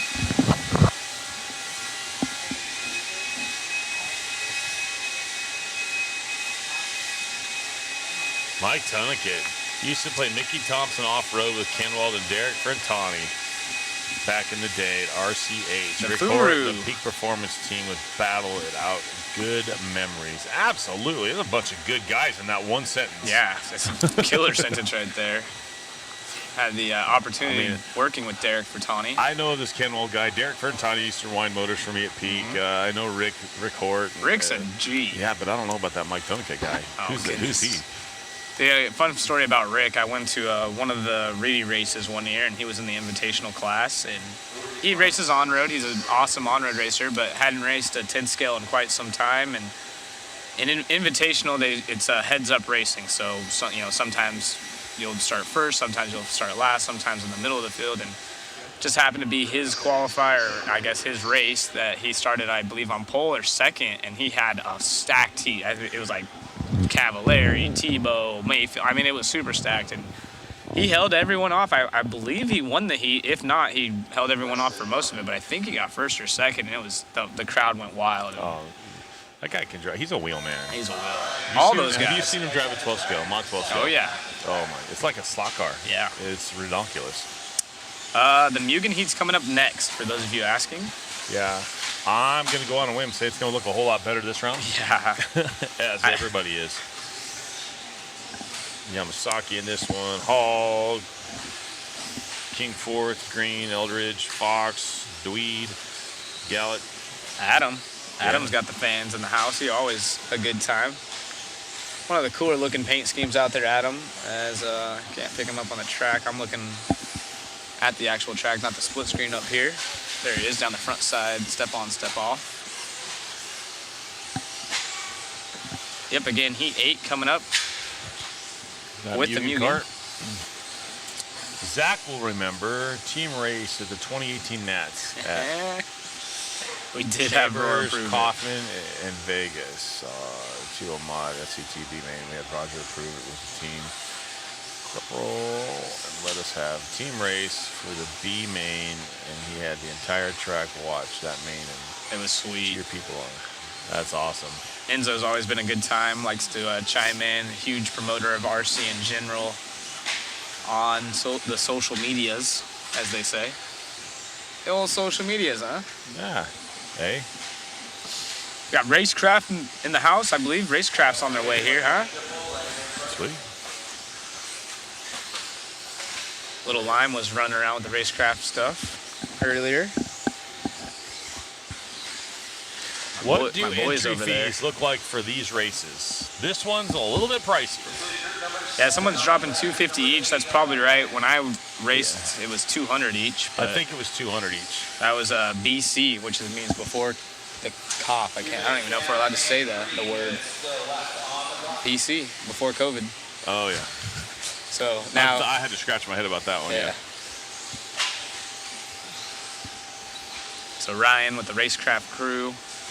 Those guys hopefully coming. That's a party right there. I did talk to Storm.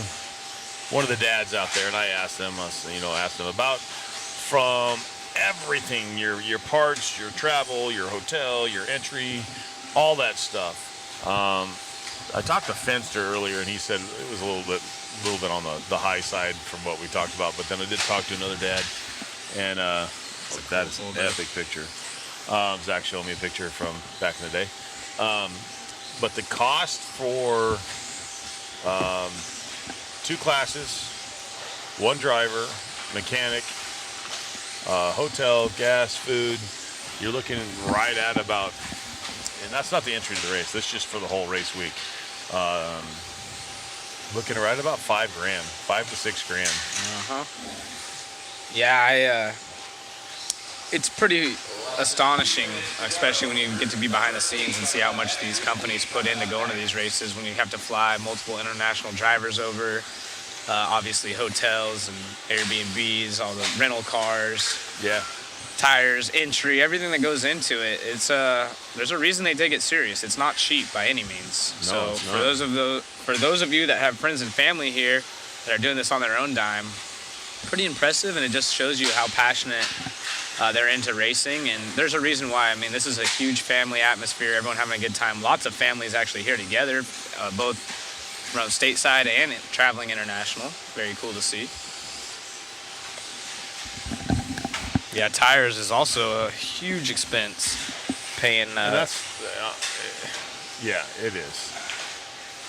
That's why I like the limit, you know. So Having unlimited tires was a money pit. Yeah. Let's see. Race number 6. Who's going quick right now? Schmid. Yeah, from Switzerland. Switzerland. I was asked earlier, do we have anybody from Scotland here? Ooh, that's a good question. I don't see Maybe the anybody. chat will let us know, but it should be Switzerland out front. I think it's France in the 2 spot. These guys, again, another international heat. We got 4 Americans in this one, but they're at the bottom half currently.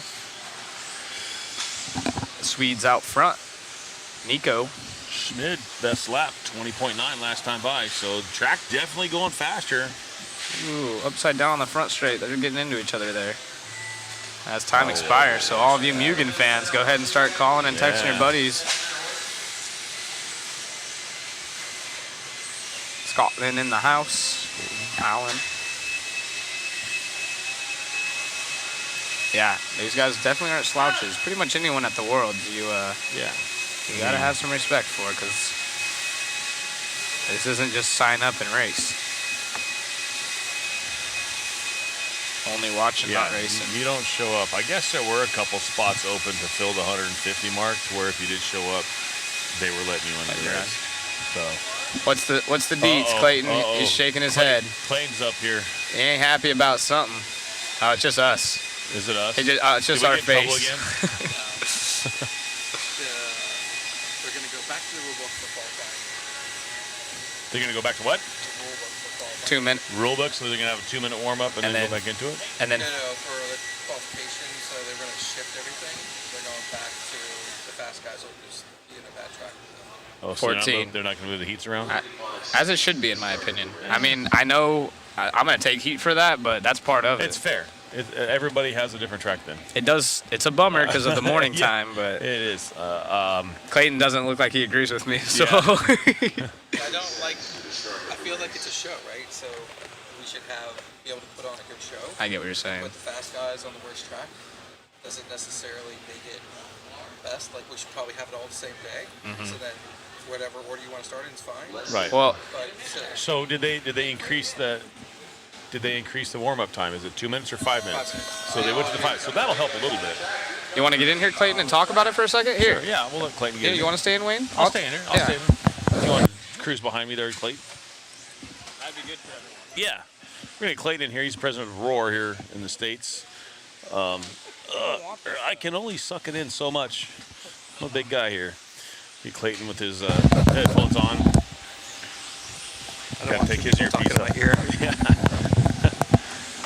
Morning, Clayton. How's it going this morning, bud? Good. How are you? I'm doing good, man. We're having fun up here calling some races. So there were some changes this morning, and as the IFMAR referee. That is my position for this. okay. So You can take a break for a second. I have it on another screen, so you don't need to switch it all. David, you are live. I heard food, not phone. Sorry. Right. That's what we think all the time, anyways, too. So they were talking about moving some of the heats around in that last round of qualifying Saturday morning. So what's the So it's still being decided, but it sounds like IFMAR is saying we need to follow the rule book regardless of what some people want, because not all people want it. So they're going to stick with what the rule book says, other than change that practice round. That's just a 2-minute practice, which really doesn't get the track bedded in at all. So they're going to make that 5, and that should mitigate the qualifying conundrum we had for four-wheel Right, drive 'cause on that last round. I know that last round on four-wheel, your A sort really didn't benefit from that at all. No, the A sort, I think there might have been one of them in the top 10. Yeah, I think he was 8th overall. Yeah. I know your third and fourth, your second through fifth heats. Actually, we had I think it was in the fourth round, or in the fifth round, the fourth heat, we had someone end up in the A main from that one. So, yeah. I mean, that's a see both IFMAR sides. thing. I Yeah. see both sides of that. I could see it to a certain level, but in my probably bad opinion, the guys in the first couple of races, they're not going to decide a world championship. So yeah, for lack of better terms, you're right. Yeah. I mean, I like the fairness of trying to get everybody to the same kind of track at least one round. yeah, I feel But like we could do that better if we just ran all 5 quals in one day. I also like the idea of maybe one less open practice or something like that. Yeah. I also like the idea that the guys in that A sort earned a better track, if you will. Right. But I mean, you can And there's go no either way. resort. That's another thing. Like Yes. for a road race, after you have a couple qualifiers, so you've had your seating, you've had a couple qualifiers. By that point, if you're not fast, you're just not fast. You just need to Right. drive better. No, that's understandable. But here, after the seating, you're in that until the main. Right. So if you broke and then couldn't find 2 or 3 clean laps together in your seating, you're just screwed the entire event of qualifying. Yeah, you're just stuck No with matter it. how You're much stuck the with referee it. calls or whatever, that you're never going to get a really clean run if you're in a heat of slower cars. Right. Because yeah. we're all racers, nobody wants to move. So Right. they're trying to keep their fast time. It doesn't benefit anybody. No, it doesn't. It really. I mean, it benefits the guys that are running third or fourth in that round, but I mean, that's neither here nor there. Well, maybe, like I said, there are some of the opinion, we're not going to do any names or blocks or anything, that think that running the 5 minutes should bed the track in enough that it won't be as bad of a problem. I So- have to agree with that. That's fair to say. And we'll take a less of a break, so there won't be watering. I think they watered the track last time after. I think they just kind of filled the holes. I don't Yeah, know what they did and with so the I holes. guess they're not going to be able to do that. So that should keep the track more consistent and So- not as loose. So a question for you.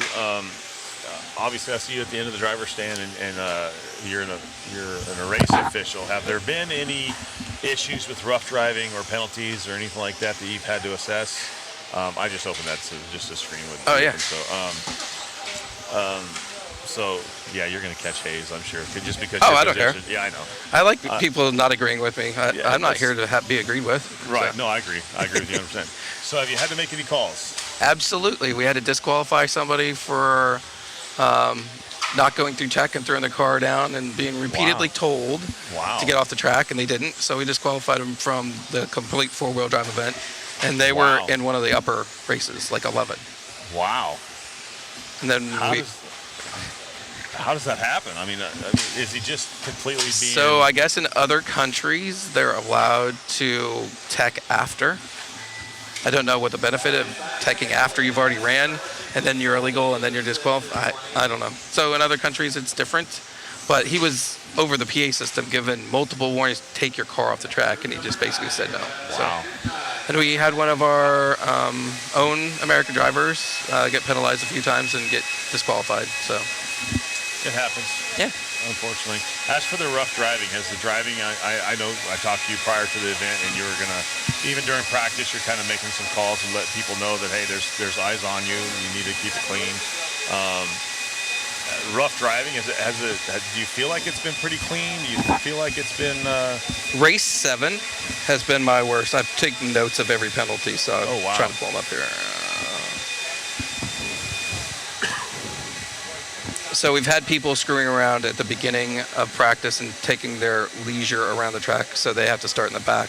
Okay. That's happened 3 times. We've had 1, 2, 3, 4, 5. Probably about 12 rough driving calls, but out of 14 heats times 5 That's not bad. rounds, Yeah, it's that's not bad. horrible. That's not For the horrible. most part, people are pretty courteous. But the later in the rounds, the more people are trying to make sure that they get the most out of their run, and so Right. they're pushing more, and then they're running into people more.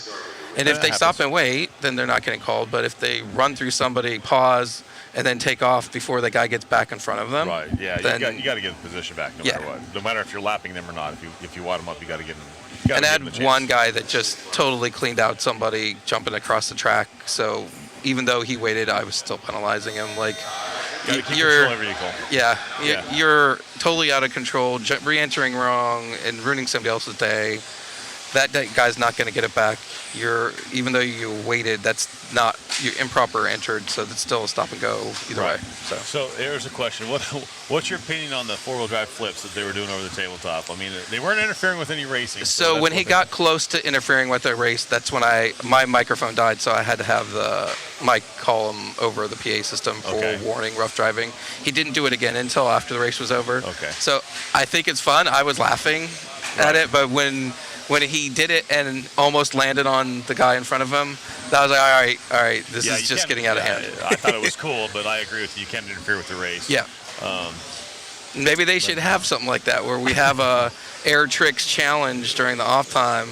That'd be cool. Where it's just one little section of the track that they can do the would best be- trick, that kind of would be like cool. Monster Jam. That would be cool. Kinda Yeah, deal. absolutely. I know Jason Rohn will be all over that because he's a monster truck guy.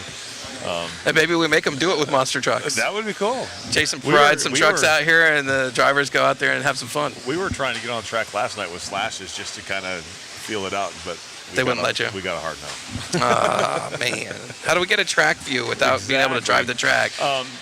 Are there rules about? I mean, I know I asked you this earlier. You weren't on. You were just down here, but about maybe putting a GoPro or something on a body or in a car to.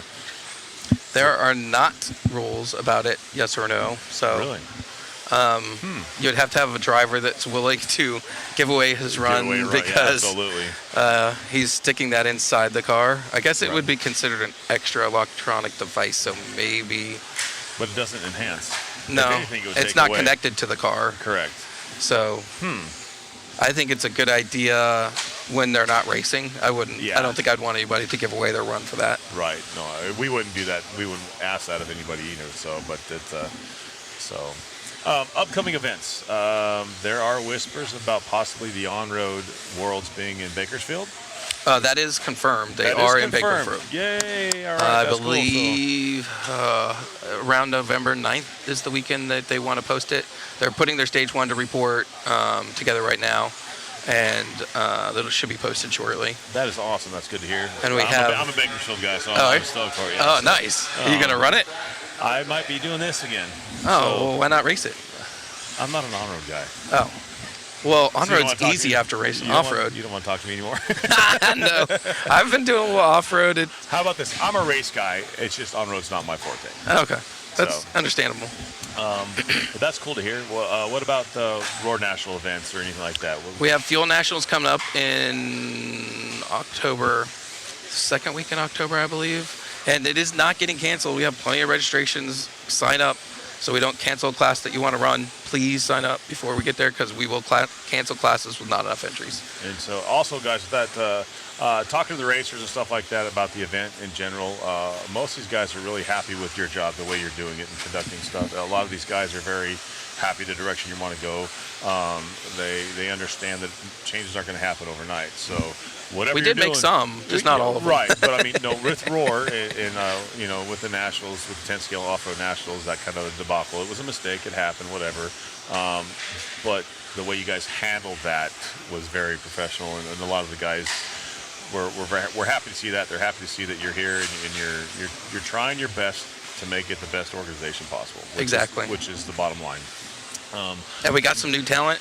Yeah. Brent Denford, Lance McDonald. Yeah. So it's good to hear that from the racers because normally they're your worst critics. Yeah. And they're actually giving you kudos. So that's a good thing. That's a good sign. Yeah, even at that race, even with that incident, there were way more people even during that were like, look, this event was so awesome. Don't worry about that. We understand sometimes stuff's wrong. And like you said, they all, by the time we left, everybody was calmed back down. Yeah. I know the keyboard warriors weren't, but That's they need to come to a race and experience it live. Although you think it's going to suck, I guarantee you, it does not suck. Absolutely. Dustin Avens, we're talking about the tire debacle, and he's like, the keyboard people are making it a bigger deal than it was. The situation was squashed. Yeah, it was a little bit, a couple hours late because we want to make sure everybody was set up the way so it was fair. Right. But that was the only issue. Other than that, they handled it well. It was quickly done. Yeah, there's some people unhappy, some other people, we all have our opinions of how it should have been done. But at the end of the day, it was done the fairest way. Right. And that's what people don't see. They sit down, they sit on the computer, and this is what they should do. Well, if you're not here making the decision at right then and there, you don't know how it should be. Right. And that's the problem. That's the problem with any industry or racing. Everybody has their opinion, and they put it out there, and it starts to fight, and it doesn't. The issue is done and gone, but we still had people hammering us about it until the four-wheel drive stuff was gone. Right. Or done. I'm sure they're still out there complaining about it. But honestly, every decision was made by getting the international committees of blocks together and all the team managers together to come up with a solution that everybody agreed was fair. It was all unanimous agreements on how all that was going to happen. So while, like you said, everybody here is totally fine with it. Yeah. Everybody on the internet who couldn't afford or didn't want to come, You guys are wrong. Yeah. I mean, it's okay. Like you said, if you're not here buying tires or in that situation, then you don't know. And I don't think you have a right to sit there and tell if it was wrong or right or anything like that. We're sitting here watching it firsthand, and it was done. It was a non-issue literally an hour after we noticed that there was an issue. It just took time because they wanted to make sure everybody had their tires that they can mount and actually have time on the track. So that was really the only hiccup on why we started late. Yep. Other than that, it's been flawless. Yeah, things have been running well. There's really no complaints. We've had a couple protests about little things like a rough driving here or there. Or the misters, which I understand there was a question about the misters that interfere with the run. So we got a complaint about that, but when you actually look at the lap times got faster as the misters came on. So that kind of quickly went from, yeah, the track was crappy to, oh, okay, Doesn't maybe look it like wasn't it. so crappy. Maybe, yeah, don't pay attention to the lap times. Exactly. But Clayton, you guys are doing a great job. I know you guys catch a lot of flack, not just you, the IFMAR refs and everything like that. And I know you're. I've had to be referee. Matt's had to be referee before, and it's not a good place to be. It's not fun. Yeah. You get to see some good racing, but when you have to make a call, you're not. You're always good the bad guy. Yeah, exactly. It's all good. But you're doing a great job. I love hearing that everybody's starting to give you guys praise instead of giving you guys the lashings that you normally get. So, like I said, you're doing a great job. I like the direction you guys are going in, and you're trying to handle things as quickly and as safely and fairly as possible. So I appreciate it. So I'll let you go. You got to get back out there. You got things to do. You're a busy guy. Yeah, I'm sure there's 20 more complaints that I got to go handle. It's kind of comical. We just you walk by and you're shaking your head, and we're like, oh, there's another problem he's got to deal with. And that's another thing too, guys, is he's back here. It's not just calling the racer. He's got his phone is probably going ballistic. Everybody's complaining about this. They want to know why this or why not that, and so. You got to give these guys props for all the stuff that they got to deal with all the time. It's not an easy gig. You're an official, and you got to deal with the not so fun stuff all the time. Yeah, and these aren't our rules, so we're following the IFMAR rules that may contradict what we would do at a race, but it is what it is. That's what this event's about, is IFMAR. And so, we just follow what's in there to the best of our ability. Really quick, while I still have you up here, we did get a question this morning about like submitting a motor or something like that. And if something is like a motor, if a motor is submitted to you guys to be approved, do you follow the same specs as IFMAR does for a motor? No. And that was it changed a few years ago. Is it possible that what you guys approve for a motor would not be approved for IFMAR? Almost all the time. Really? Because we allowed our motor manufacturers to do stuff that the Europeans don't allow. Mainly the chamfer on the stator laminates. They used to put plastic in there and then wrap them so they wouldn't cut the wire.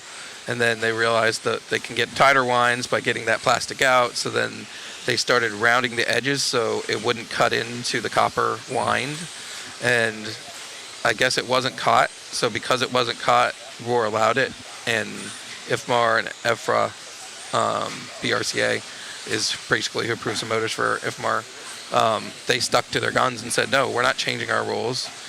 That these are now illegal, and like R1 got hit with that for a long time. Really? And we said, well, we've already approved some, so we'll let everybody do it. So that's now got us at a difference from BRC or EFRA to Roar.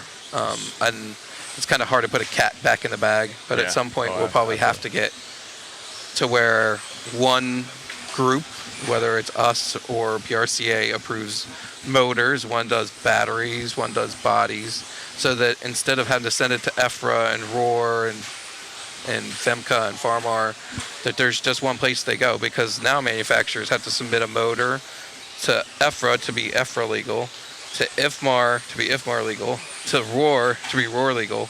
Wow. And same thing with car bodies and batteries. There's very few batteries on the list because IFMAR only takes them during December, I believe.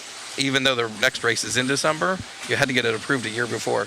Wow. And technology is always evolving, so they're not even about thinking about it as they're getting new batteries. Right. Let's That's make sure crazy. that we have it submitted for the year prior's race. It doesn't make a whole lot of sense. It's just the way they do it. That is crazy. So at this event, have we had any problems with the motors? Some that haven't been IFMAR approved, that have been Roar approved? I think we had a couple American drivers come through with stuff that wasn't on the list, but it hasn't been a big deal because they probably already knew. They probably were just testing to make sure we were Trying to go checking, my guess is. And the same thing with some batteries See that what weren't we on get the away with. IFMAR list, but almost everybody's found what they need to make themselves legal. Wow. Well, Clayton, thank you very much for your time. I know you're a busy guy. Absolutely. Appreciate you very much, buddy. So good luck. I hope you have a good event. I hope things go smoothly for you. But, man, it's been a great one so far, and you guys are doing a heck of a job. Thank you. I appreciate it. Appreciate your time, bud. So we'll let you get out of here.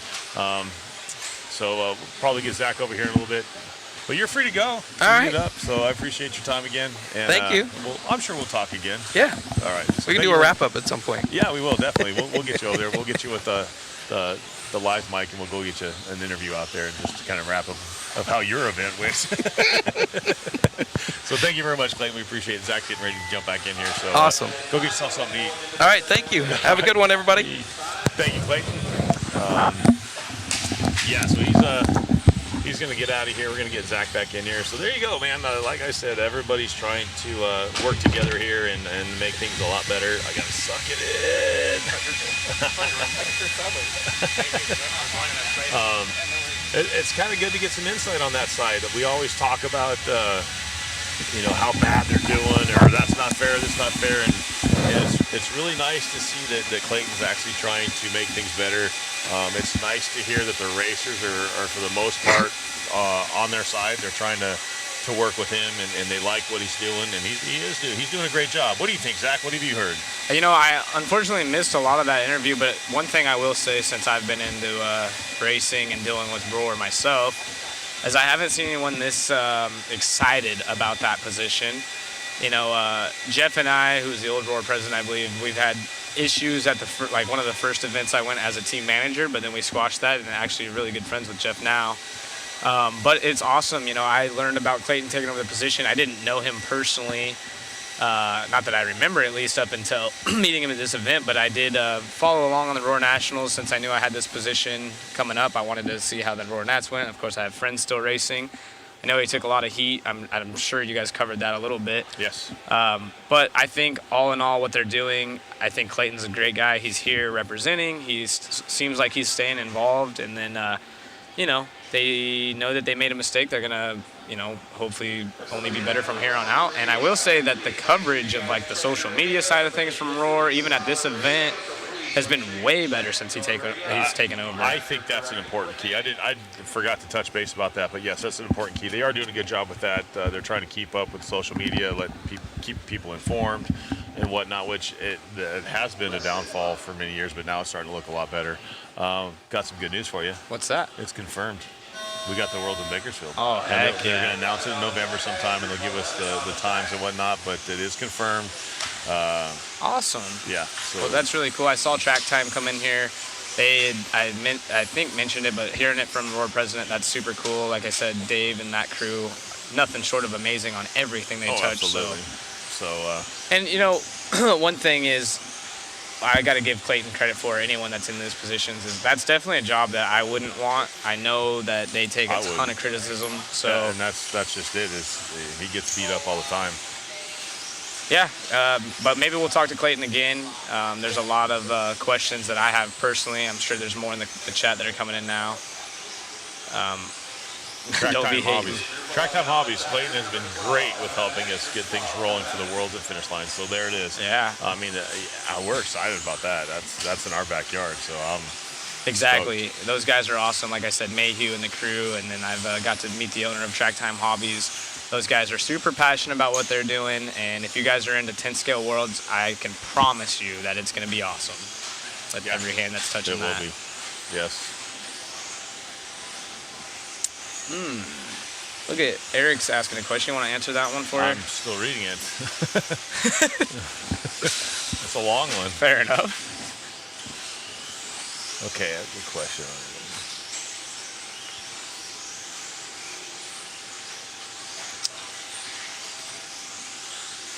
Essentially asking, he's been in RC a little bit, which brand should I go for? I already have a bit of experience with my team associated SC10. What do you think, 2-wheel or 4-wheel for someone that's new? For 2-wheel. 2-wheel? 2-wheel. I've noticed, right now I'm taking a little hiatus because of my work, but I'm at our track every Wednesday and Friday night. I see, and this is just recently too, I see somebody just getting in it and they buy a 4-wheel drive. 4-wheel drive is a very fun class to drive. It is. I wish there was more 4-wheel drive racing, but it's double the maintenance. It's double the expenses all the way across the board. Yep.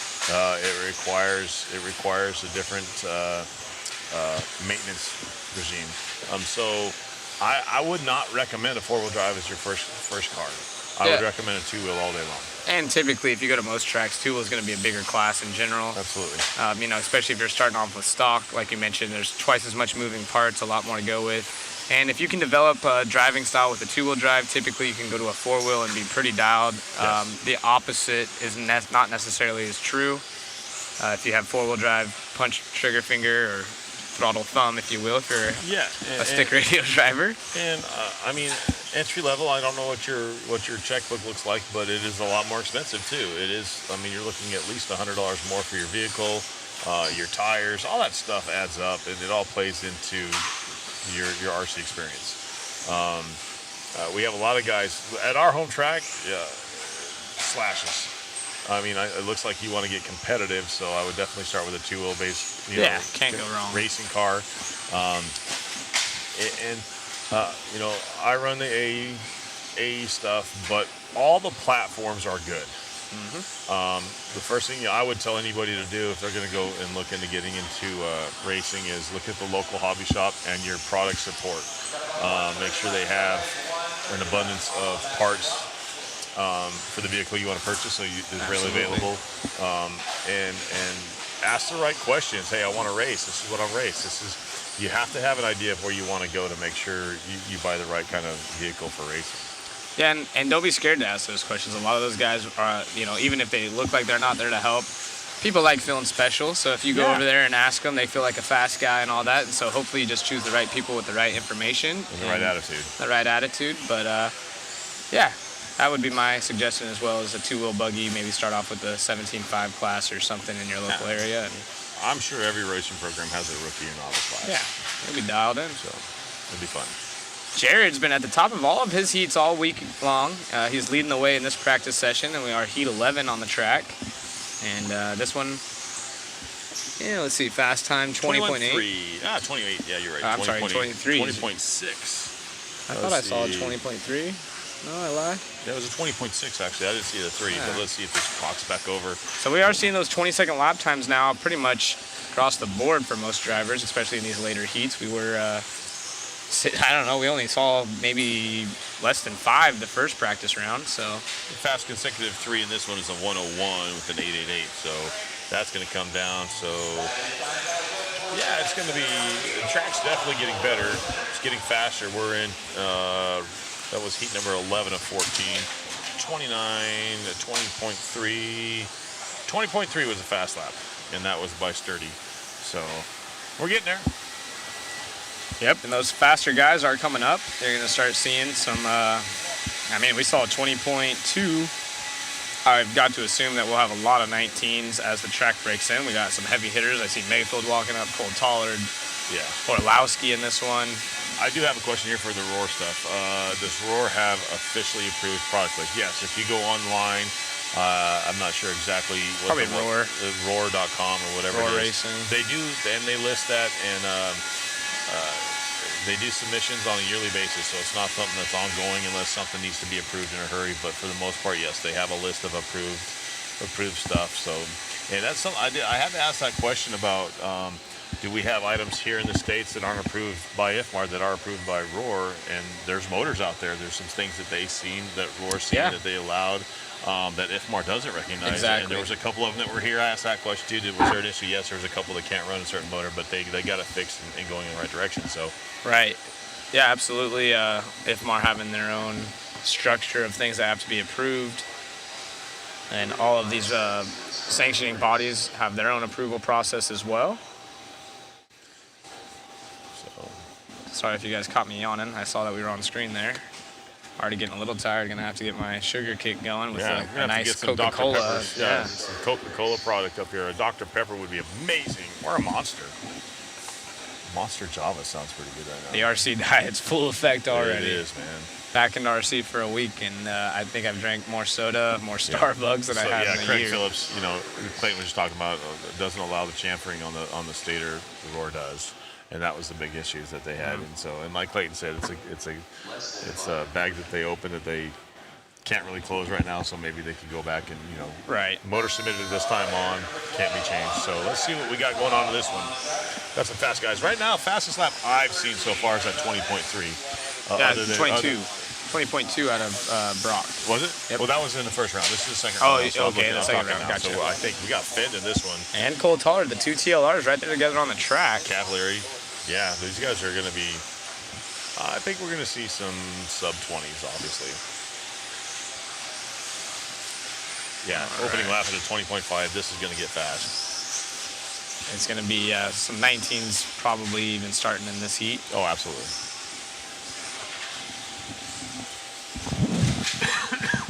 Sorry about that, guys.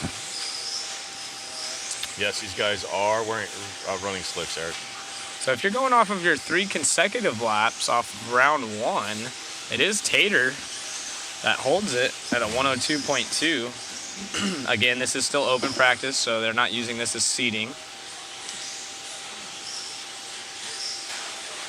Yep, we got Craig Phillips, the Phantom manager, in the chat.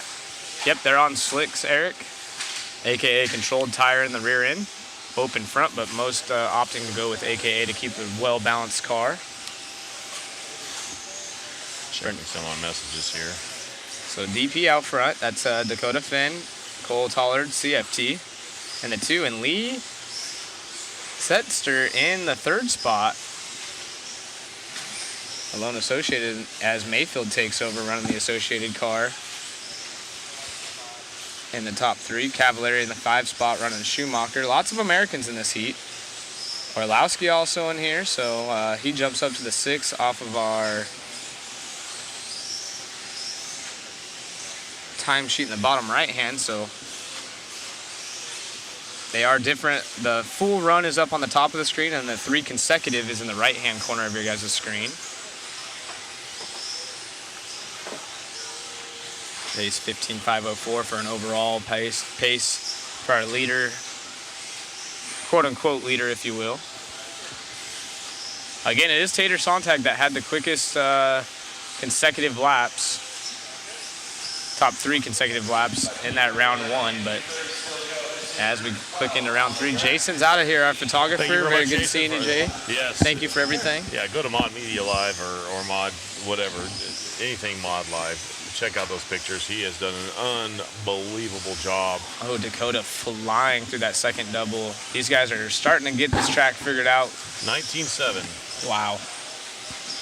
Yeah, Dakota's car looking absolutely awesome. Can we get a single screen? Unfortunately, I'm not seeing Matt to see if I can't get him over here. He's coming now. He sees us philandering. Oh, he hesitated like, no, I don't want to. He's like, don't talk to me. Yeah, I'd like to see single screen as well. Mother Matt, they're requesting a single screen. They'd like to try to follow Dakota's car. Yeah. So last in 19.9, 19.7 fast lap for Dakota Finn, but get this. Can I get a headset that has the camera guys on it? I'll be able to help you out a little bit better. There you go. Unfortunately, Matt's 508. getting our photographer dialed in as he has to leave for a wedding he's taking care of. Poor guy. Yeah, voting for single screen. I agree. Unless it's a battle going on. How about this? Top 3 consecutive of 59.8 for Finn. Dakota. Hey, Matt, can we get Dakota Finn on the screen? They're following Cab right now, but we would like to Cab. follow the Phenom. Matt's throwing his hands up like, I don't know where my stuff is. He's been all over the place. So our top 3 consecutive out of round 1 was a 102.2, and these guys are now on a... I'm sorry? What's the top 3 consecutive for these guys? Top 3 consecutive is a 58 or 59. Yeah, Dakota absolutely Finn. flying. So you can tell the track's starting to pick up, and earlier There we are. We got Finn on the screen now. Ooh. Still a little slippery, but not bad. I mean, it's getting better. 59.8 is your top 3 consecutive for Finn. Yeah, and he got into that inside, a little too inside before the triple. And you can see there's no rubber laid down. I saw someone in the comments earlier laughing at us for calling the track green. And obviously you can tell why we were saying that, as these guys have picked up the pace tremendously. Just because there's rubber laid down and all that stuff. Earlier in the mornings, it's still extremely green, slick. That was a burner. That was an awesome lap right there. Let's see what he comes by with.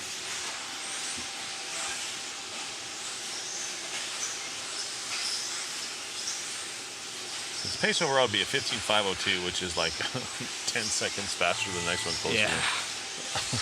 So these heats are going to start stacking up.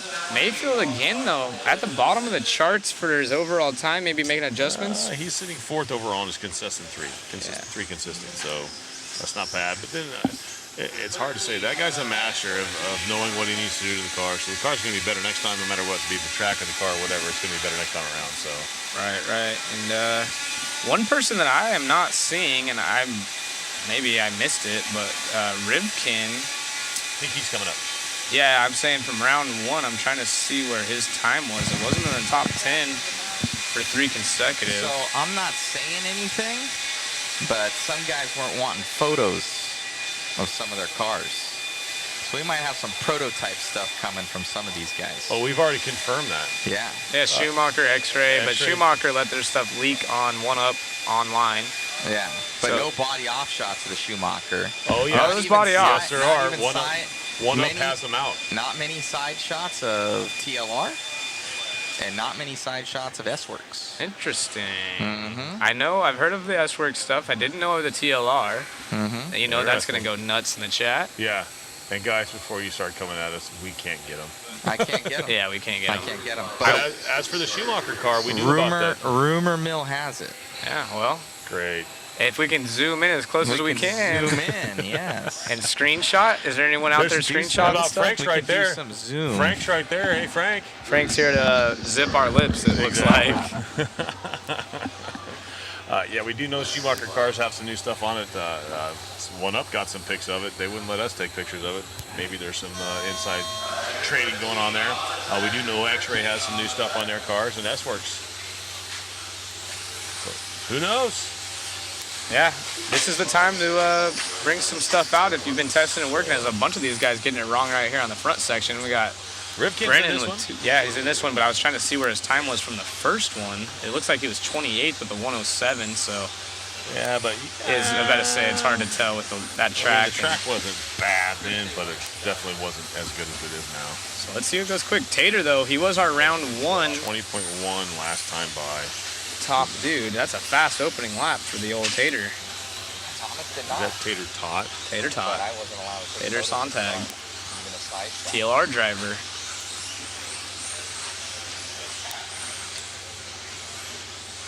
As we follow. Consecutive 3? That's not right just But yet. look at when you did it. We're only 2 laps in. So Rivkin slowly working his way up in the, Oh, he'll be there. yeah, consecutive 3. Yeah. See if we can't get Tater on screen. Sontag. He's coming through the rumble strips right now. 19.9. 20.6. 19.9 for Tater. If we can get Tater on the screen. Get Tater on the screen. David. It could be the number 4 car. Is there any way right we- in front of you now. Tabletop. Consecutive 3. 1 minute point 2 for Tater. 1:3 for Rivkin. So there's Tater. Really cool little. He's got one of the coolest paint jobs, I think, too. I like that body. It Yeah, just looks looking good. good. And he's out there flying. So for the international guys, he might be relatively unknown. All right, so we're getting our own microphone up here so we can get some camera angles. Thank you very much, Ari. Yes, thank you, Ari. And 15.503 total time right now. 19.9 fast lap for Tater. maybe we could pick up What is Rivkin as he works his way up. He's coming over the leaders triple down the front straightaway. I'm sorry, not the leaders triple, the timing tower is back straightaway purple car. We could just maneuver over to Rivkin, get a few angles of him as well. That'd be sweet. But Tater is out there flying. Gap is 19.4 for a fast lap for Tater that time. Last was a 20.3, so pretty consistently fast. I'm looking for this top 3 or average 3 right now. Can we get Rivkin on the screen? A rough He lap is there for Tater. coming through the rumble strips. One of you guys, if we could jump on the purple and blue over the triple. Tell me when, Chris. Yeah. And there is Spencer Rivkin. There he is. He's Got cameras on him now, coming to that front side table. Getting around some traffic. Evans.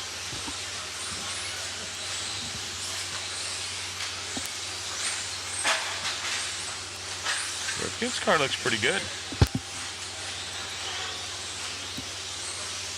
X-Ray's not saying what they have new. Yeah, no one's telling us what and they definitely ain't letting us get pictures of it. I don't know why or how One Up got those pictures, but hey, kudos to them. No. Yeah, that was on the Schumacher car. They had some stuff, but there might be even extra because I definitely know in the past people have released some things, but not others. And you see Sontag on both the left and right screens right now.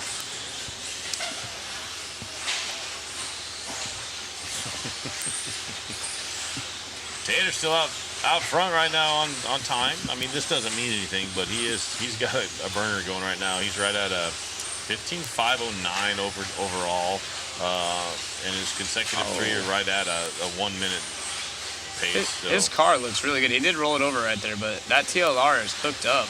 Yeah. And as we say that, of course, put him on screen, he's upside down. Right. And rumors, the rumor mill's Yeah. spinning. Thanks, Matt. You got us answering a whole bunch of questions now. Yeah, a lot of people opting for the one screen. Yeah, split screen's hard to digest, is what we're being heard. A lot of people opting for the one screen, absolutely, as it's kind of hard to follow, but that TLR is looking really good. 19.4 for Tater.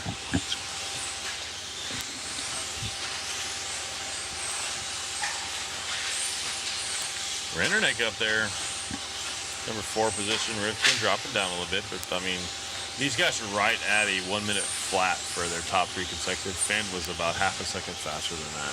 Yeah, and Evans now getting up there. He did pull out of the way for a second and maybe just getting himself a little bit of room to get the top 3 times in, see how his car's feeling.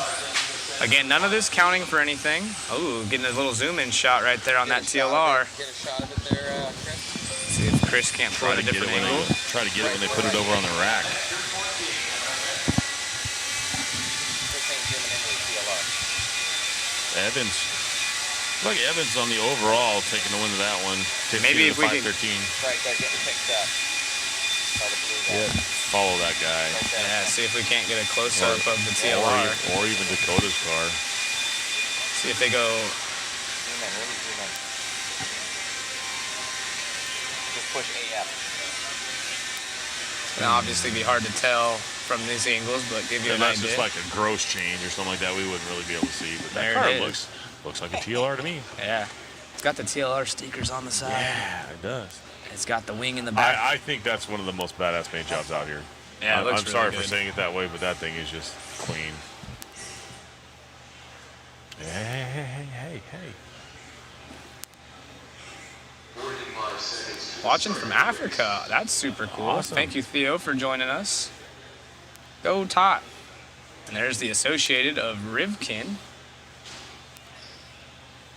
Car looked good. Of course, the track's still not quite there, but Yeah, we hear you guys, and a lot of you guys joining us from a phone. So, and of course, during the mains, if there's battles going on, we'll follow the leaders, and then if there's a battle. But I'm with you on the split screen. It's definitely sweet to have and utilize, but look at those guys checking it out, see what's going on. Seen the whole associated guys in the. They're all up there. Designer Saxton's here. it's funny when fast guys start hitting the track, you see this VIP section they have laid Gets out. filled up really quick. Yes, it does. Champlin, Horn, Ongaro, Tessman, Davey Bata, Killick, Kirip. I'm going with Brock again. He was extremely fast in that first And round. the track was not there. Yeah. So looks like we're following Davey Bata down the straightaway right now. 21.5 opening lap for him. And he was super fast in his four-wheel, so had a few mistakes that didn't allow him to showcase his talents, but he was in the mix quite a few times. This car looks like it might be a little bit rough to drive now. He's taking out blowers. It happens. There's Aiden Horn. Yeah, we're going to catch up to Aiden Horn now coming down the straightaway. And he just released some pretty comical pictures of himself on his Facebook. So go check out Aiden Horn's Facebook if you're not a fan already. I was there. It was good. Yeah, it's a... That photo shoot was amazing. You can stop doing that right now. Calm down. Oh, Don't worry. I move it once. Well, only the well, thing is we get blown up in the chat. We're the Chill one that out. gets yelled at. PC gang split screen. guys can chill for a second for their They live don't, though. stream. We do. They don't. I really do not It's care. hashtag no chill. No chill. I don't care. I honestly do not. We're learning that. I could just push stop stream immediately. Dang. Savagery. Yeah, so the guys with the split screen, it's actually a really cool view, but probably guys that are on a computer or a TV screen would be much better. That was a chassis slap right there. Let's pick up Brock as he's scooting around the track, and unfortunately not in the top 3 right now. Oh, no, Ongaro out front. Flying. Representing Italy. 59.9 for his consecutive 3. So him and Finn are the only 2 to go under a minute for their top 3 consecutive. Hey, but Marcus, he's been super impressive. He's 15 years old. He made the 4-wheel drive main.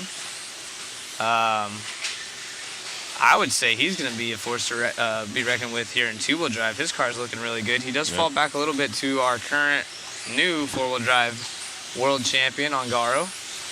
But both those guys putting on a show even when the track's a little bit loose like this. So let's see who else we could pick up. 15.5, 17, 16 now. Following Tessman around on screen in the X-Ray car. Ooh, barely missing Aiden Horn right there. Carrot, but 101.0 so far for his top 3 consecutive. These fast kids, how? Very, very fast. Again, Ongaro leading the way in this white. We're following him right now. A little push there.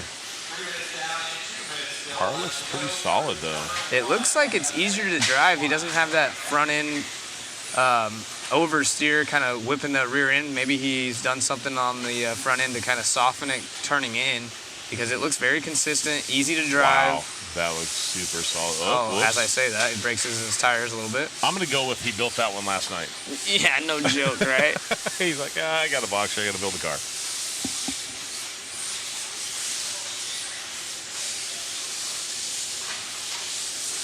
And look at the crowd around this track. Ongaro almost getting over the little triple pipe right there. And you notice him flying the car. You see him adjusting the steering in the air, and that really does set the car up for the next corner. Like right here, he'll kind of maybe whip it out just a touch, turn it to the right to get the car to come down a certain way. Right. And yeah, it looks like his car is just a little bit easier to drive than some of these other ones. So I wish we could get a camera on his fingers driving that stick radio. That would be so cool to see. I think he stands too far over from at least this side camera. We could take the remote camera over. That's what we need to do. Chandler to the point. Fast in 19.6 for him, but let's see what his consecutive 3 is. Ongaro. Here's Brock on the screen down the front straight. Man, he really knows how to land that triple and just stay on power all the way through.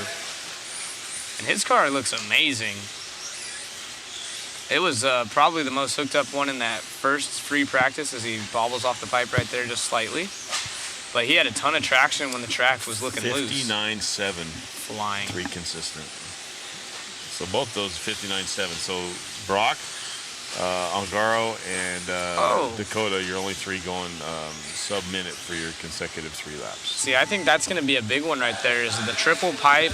After the step-on, step-off, they have that roller, the step-off part of it. A lot of these guys getting a little bit ahead of themselves, and the pipe's built up 3 tall, and you've seen multiple people bounce off of it, and that's all it takes. You could lose, I mean, in a main event, you could go from 0 to 0 in one corner. Absolutely.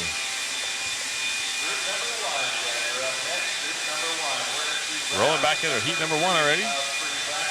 Round number 3, heat number 1. Yeah, that would be a good split screen, Matt, to have Ongaro's finger work going while he's driving at some point. That'd be super cool. Sorry, Shane, you're probably right. I didn't see it. I'm just kind of going with what's on in front of me, and if I missed it, I apologize. The shot that we have, like, it gets the back of the controller. It would have to be the remote. No, I tried, but it's difficult. Like, to get, I would almost have to be up next to him. What about the pole cam? Is it too? No, that was zoomed onto him right there. And he holds it too tilted up. Too tilted up. You can see like his right hand thumb a little bit. But I'll just tell him to hold it the opposite way if he normally does. Right, just for us. That's probably smart. Yeah. Oh, look at that. Oh, we got an S-Word shot There's the there. Born Horse car. Looks like. You say there was some new stuff. Oh, look at the way the shock. Oh, at first it looked like the shocks were behind the tower on that, like the Associated cars. And that front angle is leaned way back. Yeah, has That some is kick far. into it. Try to make the car a little bit easier to drive. Nice chair Zooming in mount. on the chair mount. Very nice. Custom. That's a prototype. We just submitted it this morning.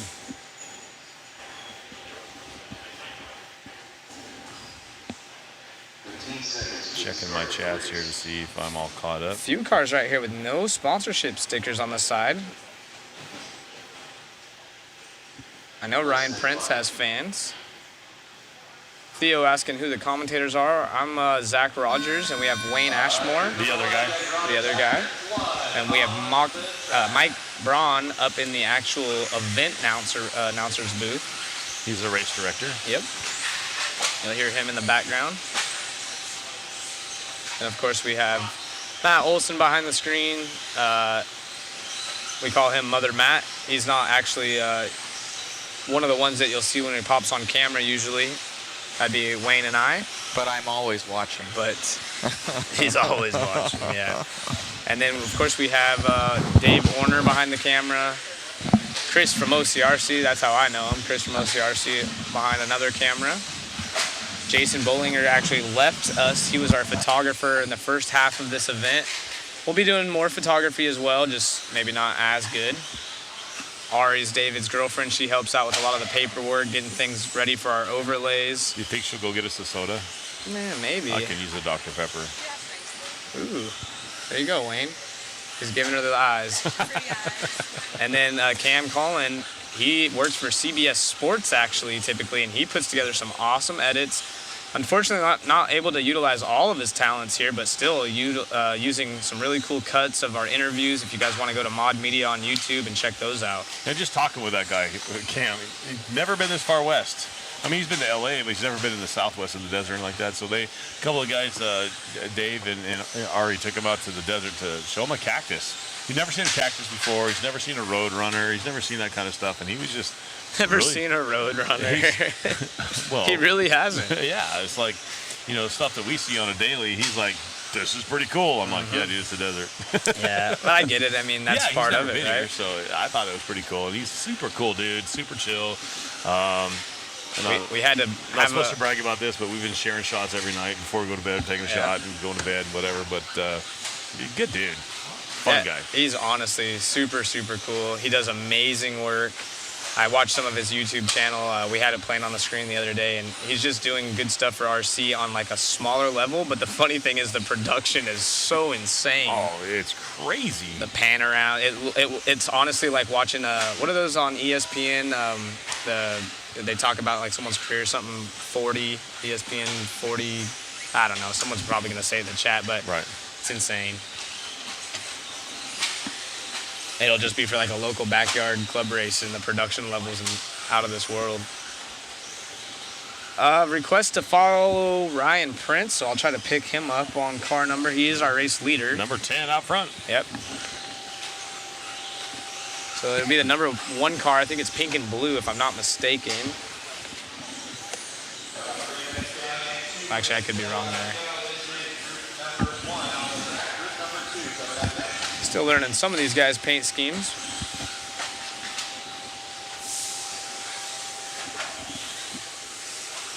$30 for 30 is what it is. I knew it had something to do with that. Yeah. Amazing. A lot of these guys don't have car numbers, so it makes it difficult to see who's who. Coke product. Oh, I got one too. Thanks. Yeah. Thanks for the sponsorship here. Coca-Cola. Swire Coca-Cola, if I'm not mistaken. Ryan Prince still our overall time leader, but sitting second on our consecutive 3. That's Kyle 105. Davis. Actually, this is only heat And number the top. 1, and they're not far off. Yeah, not too bad. This guy's getting around. Here, we got to do this correctly. You got to make the noise. Now you got to get the label out. But then after you take the drink, you got to go. Like a commercial. Refreshing. Absolutely. Appreciate Ari bringing us Yes, thank some you very beverages to the booth. Not spiked, just standard. I hope not. Things get pretty interesting. Ooh, pile up right there as they come onto the straightaway.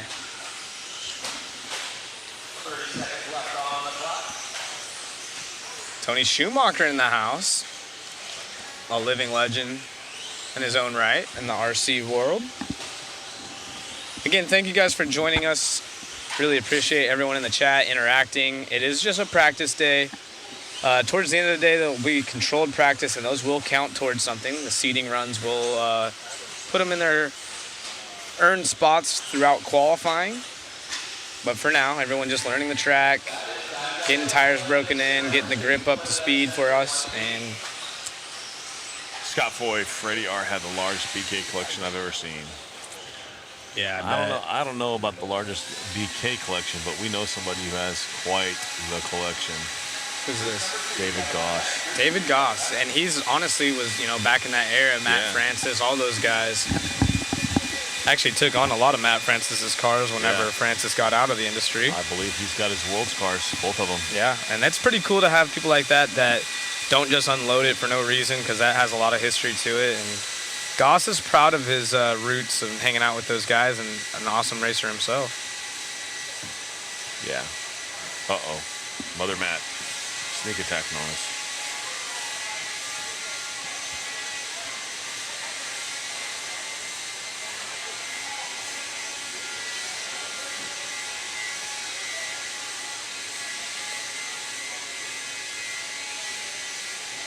Mother Matt.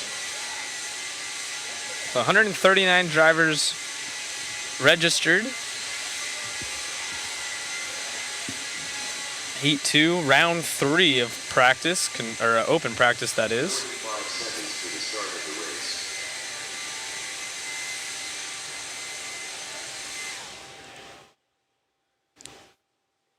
Practice 3, heat number 2. And round 2 was topped by Dakota Finn with 59.5. Yep, yep. Brock Champlin, who has 2 seconds in a row overall, is 59.7 with that Schumacher. And then four-wheel drive Ongaro, Yes, thank you. Thank you, Mother Matt. You're amazing. four-wheel drive world champ, newly crowned world champion. It had a 3rd overall, right behind Champlin there, and taller. A lot of the usual suspects. Tater's super impressive again in the top 10. Yeah, I was corrected that Cole Tallard was the other one because I said there was only 3, but Cole. Cole. Yeah, my bad. Not surprised. Cole is super fast. Super fast. Made the four-wheel drive main event here at the Worlds. You know he'll be trying to do so in the two-wheel drive category as well. Only one American in this one, so a lot of international flair. If you guys are online cheering on your boys, drop it in the chat.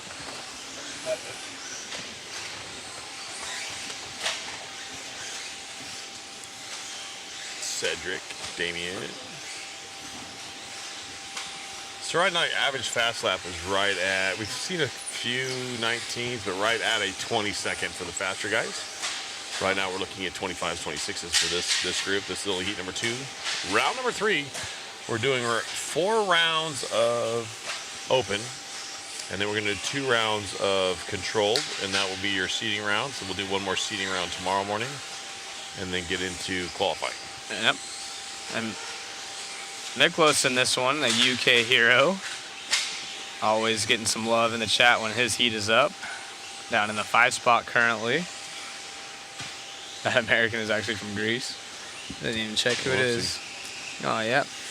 I like that. Got the antenna on that body, go through the triple. Oh, he gets it wrong. It's stuffed behind the pole somehow. Yeah, running a Jared Tebow on that. Usually a white one for Jared, but Jared tried to extend the antenna situation for as long as he could. If you're out there. I know he was watching, had it on the big screen. He was rooting on Aiden Horn in that four-wheel drive final, or the four-wheel drive finals, I should say. Longtime friends, Jared and Aiden, the whole Horn family actually. Those guys like to motocross and such. Jared, a big-time moto guy.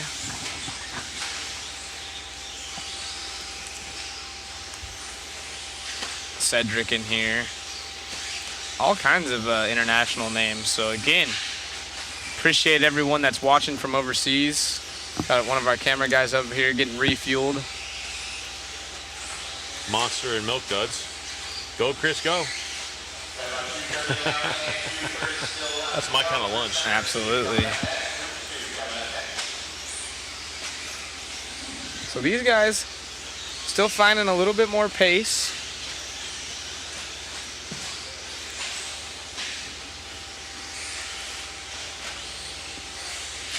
Germany out front, leading the way in this heat. There's a very deep international race going on, or practice session, I shall say, as they get up on two wheels right there. That was cool. If we were going off our top three, we're looking at Kyle Davis leading the way so far in this round at a 105.5 for your top three consecutive. Doing too bad. These guys are getting around pretty good. Track's definitely a lot better this time around. Obviously, it's going to get better and better and better. Today we got 4 rounds of open, 2 rounds of control for your top three consecutive for seeding. With the seeding program, you'll have 3 rounds of seeding, and they will take your best consecutive 3 laps in each, or overall out of all those 3 rounds. And then that'll put you in your qualifying race, and then once you're in your qualifying race, that's where you're at until we go into the mains. So seeding is kind of important. You want to make sure you're in a good heat. You want to make sure you're, I would say you'd want to be with the guys that are more of your speed, so you're not dipping and pulling over or trying to drive through traffic. So you want to get up there as high as you can. Speaking of legends, we got Mark Pavitas in the chat. Yep. Nice. He's cheering on Ebi Beck, longtime racer from Germany. I actually just had the opportunity to go chat with Ebi in the pits. Met him, I think, at like a Reedy truck race in 2008 or such. Long time ago, racing for Bonsai Motors. So Scott, Judy White, if you guys are out there listening, much love. He actually wanted to give you guys a shout out, and we had a chance to chat it up for 5 minutes or so, and most of that was used to talk about them. Those were amazing humans, still are amazing humans that did a lot for the RC racing scene. Yes, they do change the track around. They do change the track from 4-wheel to 2-wheel. There is a 20% rule change. It's 20% mandatory track change, but obviously they did a little bit more than that.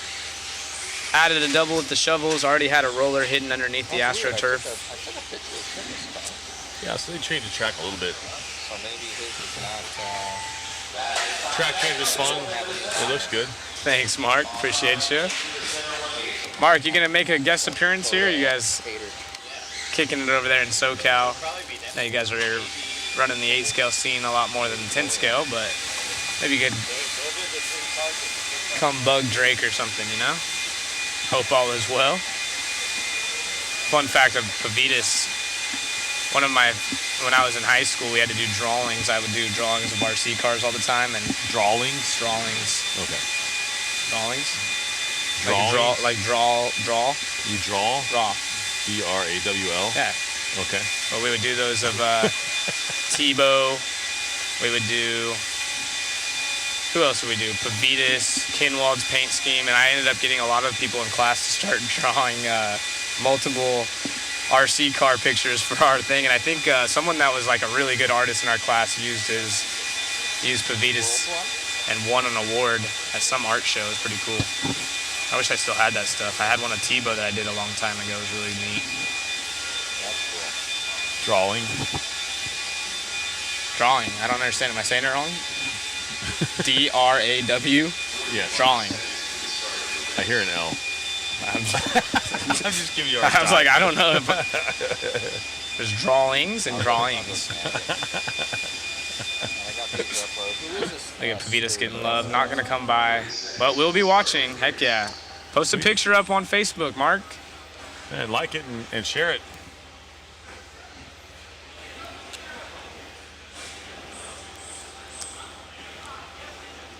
See if any of these guys start getting closer to those round 2 times that we saw posted up. Finn was the fast guy in that second round at a 59.5. Yeah. Again, these guys, it's Kyle Davis holding the way at a 105.5 in this round of practice. None of this stuff counts for anything except for a little bit of bragging rights and knowing where your car sits against the competition. But we are inching our way closer to the controlled practice. I like draw rings. I like rocks.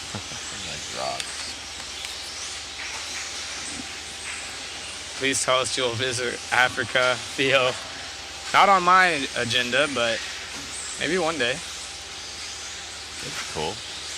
I do miss traveling. International travel is it's really cool to get to see everyone's culture and differences and learn how the rest of the world works and operates, and just meeting different people is really, really fun.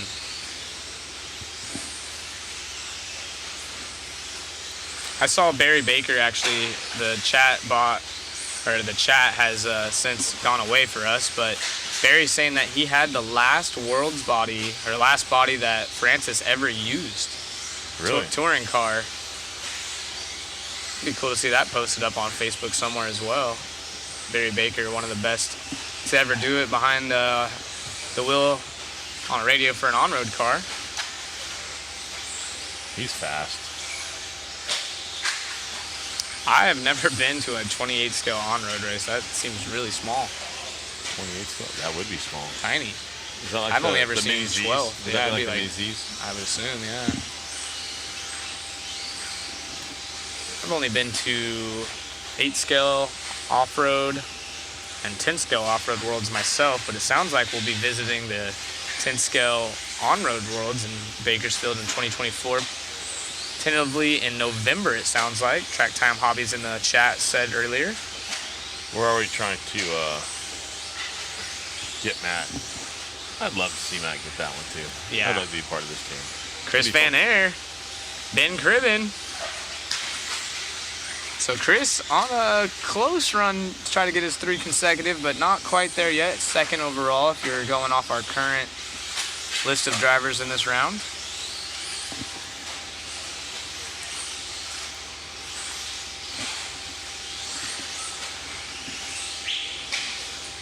That triple-double section over there. There's some guys having some issues with that one. Eating people up. I mean, it is a straight shot, but if you watch the pro guys, they apex the pipe at the triple and they jump out and they kind of land wide, and then they're jumping back into apex on the double. So there is a race line versus just going straight through it. And some of these guys, they're having issues with that. I think this was the first time I seen that the double single. Definitely not the fast way now, but in that practice round where there was no traction, that wasn't a bad idea. Enzo asking if I'm gonna start running 10 scale again. No plans. I'm gonna get him a car. Yeah. I mean, don't get me wrong. I still love it, and I occasionally show up to the track every 6 months or so and grab a radio and get to play around. But yeah, he grabs a radio and kicks everybody's butt. It's kind of funny. I always have to drive it upside down. Yeah, he drives it funny. But he's funny-handed. I do miss it at times. I miss hanging out with all the good people, and don't get me wrong, throwing a whip with a Tula, there's just something about it. It just brings cool. a smile to your Yeah, face. it is cool. Yeah. And along the lines, like Zach just said, I like I said, I haven't wheeled a car since July. I missed the racing, but I actually, I'm normally at the track every Wednesday and every Friday. I miss my buddies because we have a good time. Even when the racing gets heated and you're not happy about this or that, we walk off the driver's stand, you talk about it, and you're buddies after that. You're just, it's good times. Mike Tunnicott, Eric Bruss, Pops. And all the kids that we hang out with, it's fun. I look, Pork Chop over there watching the race. He's one of the guys that comes up every now and then when we have an event. He's another 40-plus guy that's like pretty dominant on the West Coast. He's a fast guy. Yeah, he is. But just good people, good friends. That's what I take from this. The competition's one thing, but man, we have good people, good friends, and it's a good time. James actually saying, Zach, you want the new Mugen. Hey, don't get me wrong. If a kid ended up at my house, I would go club race here. And it didn't look bad that last run. Yeah, exactly. And I mean, you guys, what's sad is these guys are going to completely attack it. You got to consider there's limited runs on this car, limited setup notes. It's not like it's going to come out with a car that's been around for a while. It's not just Right. going to be planted out of the box. Maybe we can, if Ronda's in the chat, we could drop a thumbs up. Not a like, but drop a thumbs up in the chat. Maybe if we get enough, I can get a Mugen card. Go play. Well, I can tell you this much. I talked to Adam and Shin when they were up here and we were taking some photos of it. That is the only car in the States Wow, as of right now. very interesting. I'll wait. Ben Cribben taking that one, and he does set a new time over Andrew Kaufman, the dad of Aaron Kaufman. Yeah. So Ben Cribben making it happen. 104.086. Let's go. They got a thing out. He's holding it down for Australia. If I'm not mistaken. Let's see who we got in this one. Van Air finishing fourth. Ray, Kevin, Manny, Brian, Lucas. Wow, in and out. Oh my goodness. You didn't even give us the call. Yeah, you didn't give us the motion. Thank you so much. You go first this time. Appreciate you, Wayne. Thank you. Maury will bring it over to you. Get him one, please. Got some in and out going on. 45 seconds to the start of the race.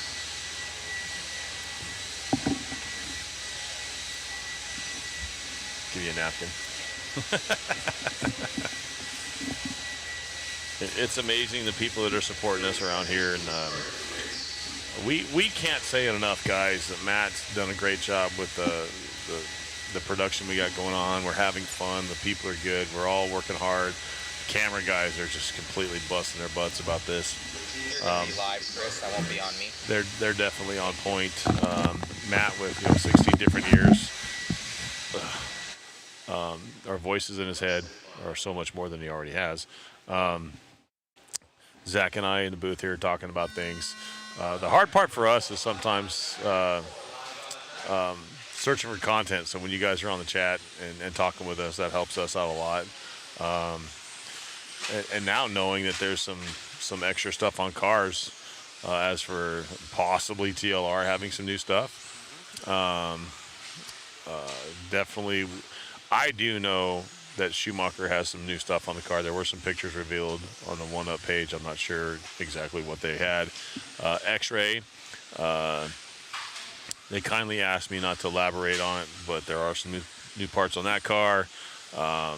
S-Works has some new stuff. So, there's no better place to showcase your new items, and hopefully that they're going to give you a good car that's going to be competitive in the future. So it's always cool to see that kind of stuff. And on my side, it's cool to be on the forefront of knowing what's going on, because now I can go, oh, there's new stuff coming.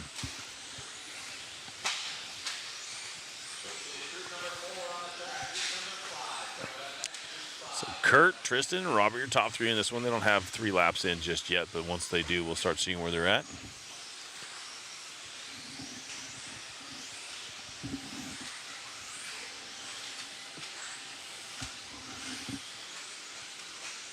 Fabian running third right now. So we're looking at a 107.5 right now for Tristan. Jason looking to go 108.7, and Fabian going to 109. So once again, the times don't really matter at all.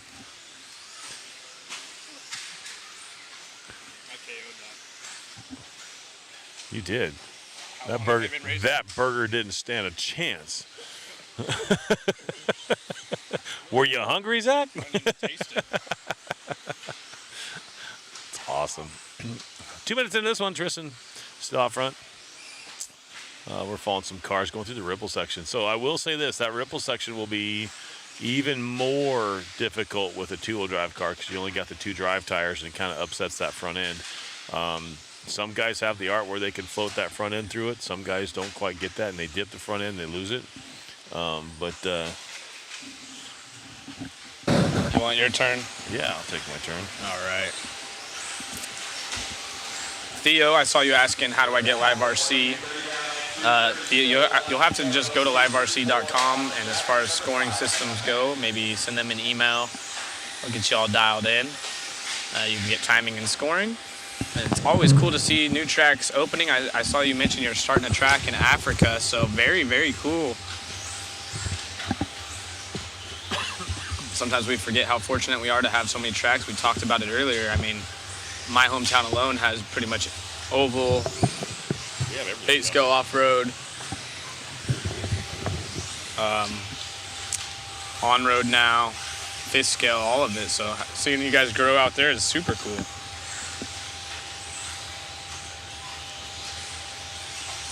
So Mike, thank you again. Yeah, sometimes I show up and get to drive people's cars. Mike let me drive one time. His stuff's always dialed, so I don't have to worry about it being in the car. But also, I can't blame it if I suck.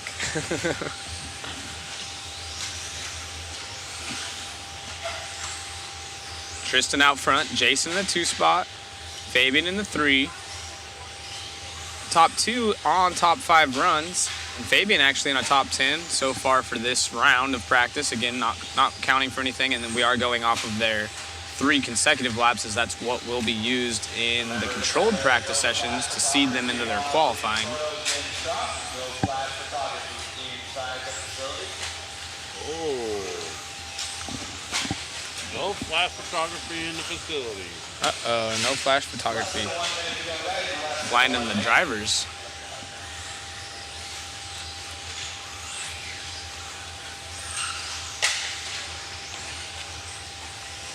James asking, with all the manufacturers either building new platforms or upgrading their current ones, do you ever think we'll see anything from Techno? As far as Google Drive, not sure what that meant. Maybe it was just obviously an autocorrect. I do know they are not big fans. We actually had the Techno guys up here. The owner was here yesterday, and it's an ongoing joke. Two-wheel drive is maybe never. He's not a big fan of two-wheel drive. Actually started in the basher department and then got into the racing. Not sure if they have anything new with the four-wheel drive products, but they're big 8-scale guys. Four-wheel drive. They had the four-wheel drive SCTs for a while. Not forcing Mayfield or anything to run their Techno four-wheel drive platform. There are one or two here floating around, but if I had to guess, they're not really too concerned on that. I do know that they really, really want to win stuff in 8-scale, though. But you can pretty much guarantee they won't be having any two-wheel stuff. Two-wheel drive buggy, specifically.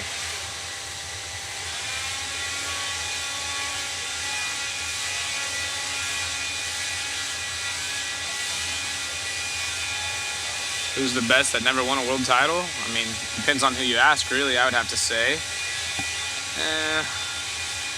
In 8-scale, Jared Tebow, in my opinion. 10-scale, I don't know. I'd have to go through the list. I'm sure there's countless people, but in 8-scale, I think a lot of people would agree, and I know for sure that's who I would say, Jared Tebow. He's been... Has Mayfield won a world? 10-scale? 8-scale. 8-scale? I should know this off the top of my head. I believe so. Yeah. 45 seconds to the start of the race. Definitely is 110 scale. Doubled up.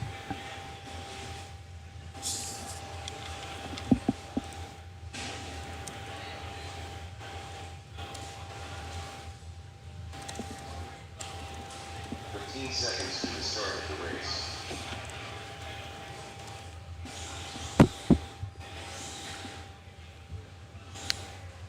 Less than 1.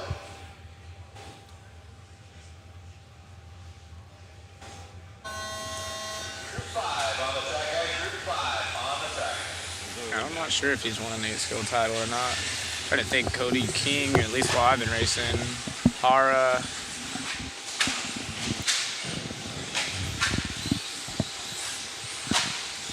Go back to my memory base. They're saying he has not won an 8-scale worlds yet. I'm pretty sure. I didn't think he has. I don't think he has either. I was thinking of national title. Definitely has those.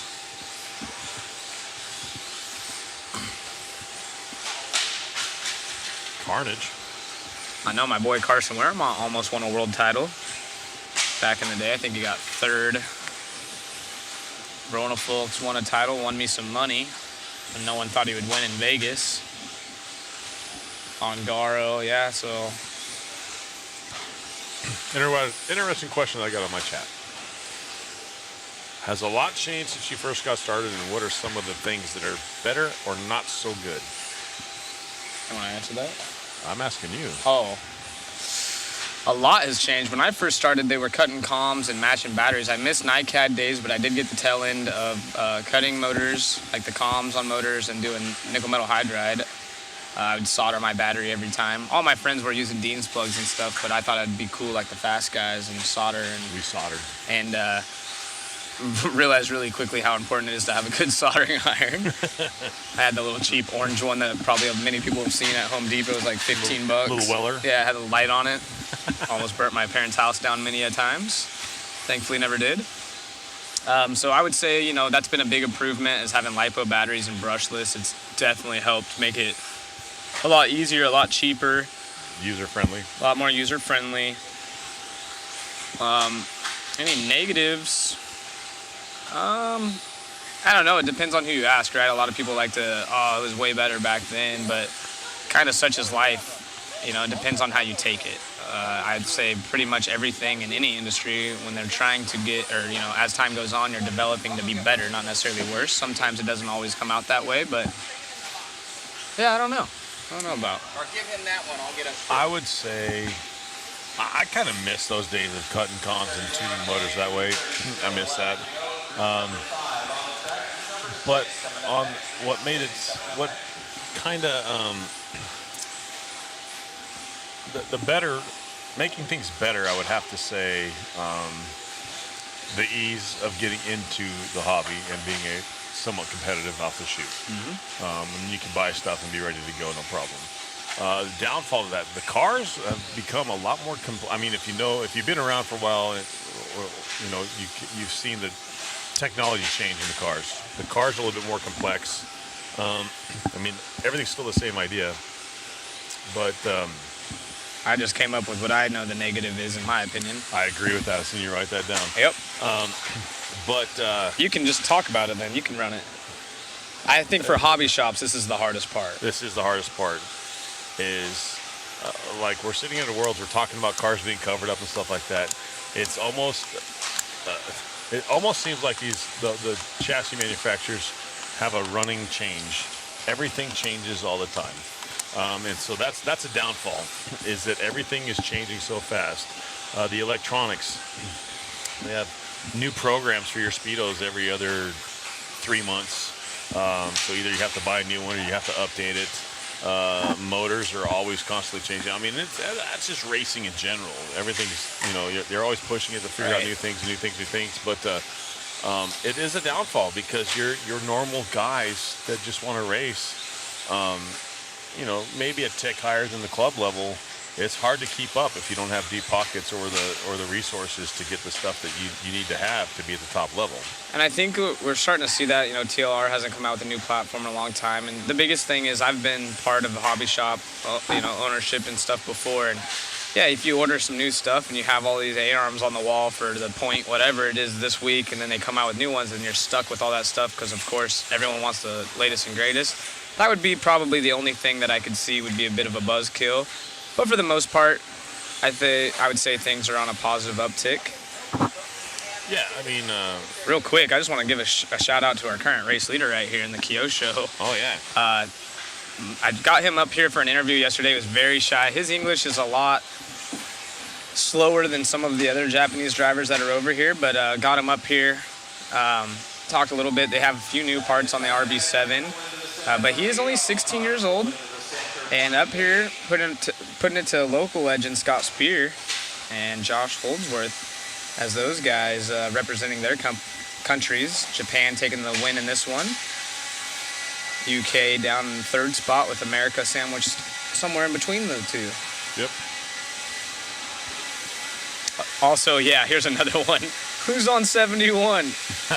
Yeah, I would say Spectrum has been a huge. That has been huge. Going to 2.4 has like been, because now it's easy to run 12, 15 cars on track, on a bigger track for practice or whatever. You don't have to, you're not waiting for a channel pipe or something to be out there. All right, we know we're going to have some fanboys in the chat here for Alex from Hobbyplex. So if you're part of the Plex crew, drop it in the chat. Interviewed Alex yesterday out in the pits, or I'm sorry, maybe it was Monday. I'm the other guy. Oh Lord, the Crystal days were killer. So how many of you in the chat used to run Crystal radios? I'm sure a bunch of people. And then there's going to be some people, what does that mean? Google it. I even remember like the Airtronics and Novak came out with a dial and a frequency. You could you could dial it in on your radios. That was pretty cool. But here's a fun story. My very, very, very first RC car I ever had was a B3 Associated factory team kit. And my dad helped me put it together, and I'd bug him every day after school to help me put it together. And we finally get everything dialed in. I think I had like a XL2P radio, for those of you that remember that, and a Novak 410 speed control. Got everything going. I'm super excited. I mean, literally, you know, smiling from ear to ear, and plugged the, had the transmitter backwards, where if you turn it on, it just went full speed. Ran it right into the neighbor's house, and thankfully didn't break anything, but I started crying immediately. I thought it was completely blown up. It hit so hard.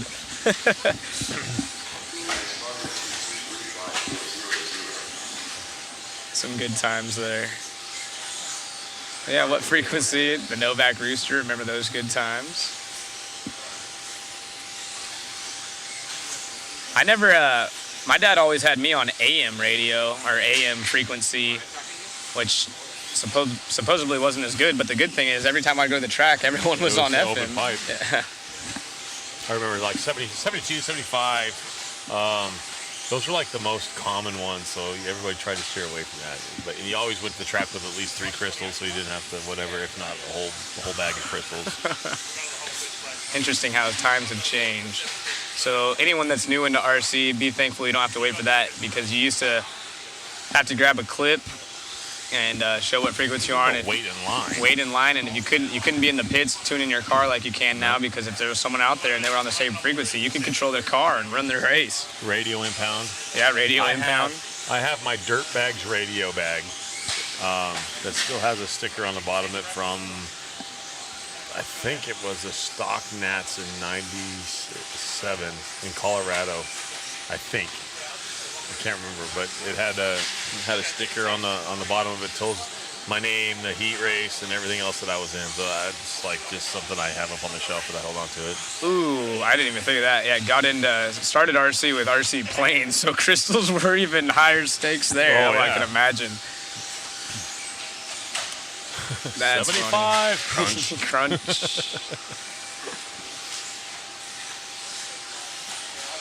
That's good times. Josh Payne.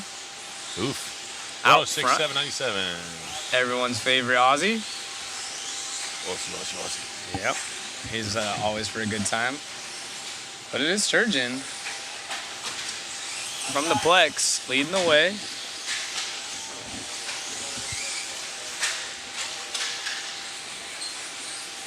Thank you, Matt. The pros had the funny crystals. Maybe we could get Truey in here. He's out here. I saw him sitting with Mayfield earlier. Maybe we can get Truey, talk about some old school stories later. Actually, there he is walking by right there in front of Rivkin's dad and Drake. They probably went on a Chipotle run. That sounds good. It sounds real good.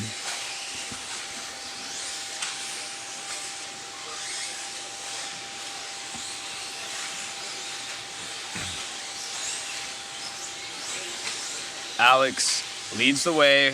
103.2 is his time. Still not good enough for Fuma to dethrone Fuma currently, as this one winds out of time. We're getting closer to Heat 8. We're halfway through this one, and I don't know what, I mean, 102.8. Of course, times don't matter. Yeah. Just out here learning their cars, learning the track, getting things broken. And again, Mugen fans, Race 8's coming up soon with Shinadachi. They'll be driving that Mugen two-wheel drive. It's kind of crazy to even say. Just stretching my legs a little bit. Fair enough. Getting cramped up in here. Our office looks cool. It looks roomy, but it's not. Yeah, we have to sit really close to each other to get in the screen. Well, we've been sharing a bed all week, so it's all right. Yeah. Opted out of that one. Thank you.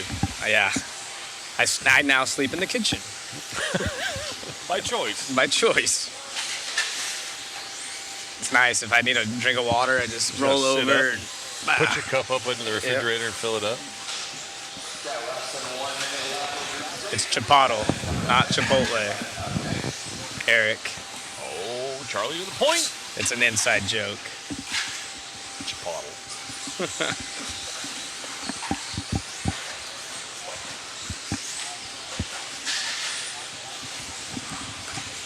30 seconds left in this one.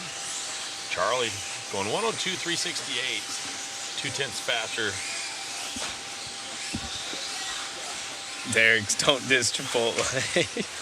Oh, we're not dissing it. Oh, that Derek's an avid Chipotle eater. Yeah? Yeah. So Well, is that's Derek's stiff handsome. Hey. How you doing there, big guy? Chipotle. Exactly. There we go. Somebody showing me some love. You race with Jared Tebow enough, you'll get sick of Chipotle. I'm just kidding. I actually really like Chipotle. But when you're racing the circuit, you get a lot of it. Yep. But sometimes it's literally the only thing that's worth eating. Thankfully, around here, we got awesome places to eat, like the Angry Crab Shack, which we still haven't tried out yet. Why haven't we? I don't know. It's making me angry. Maybe that's what Matt needs. Mother Matt.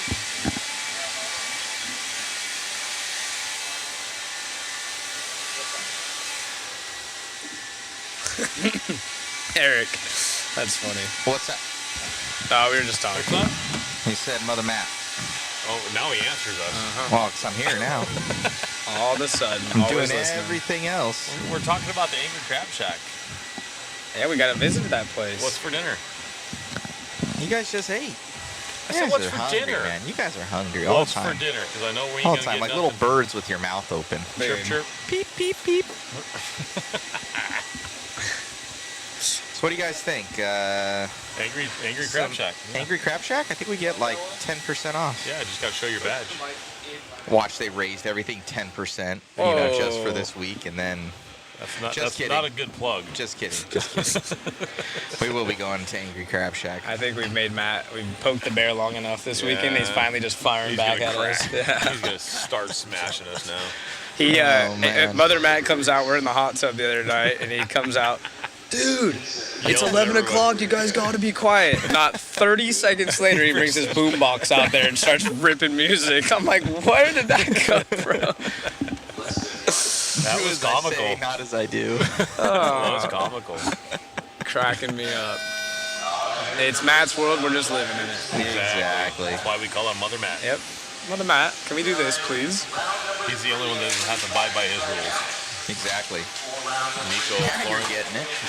I'm getting it. All right.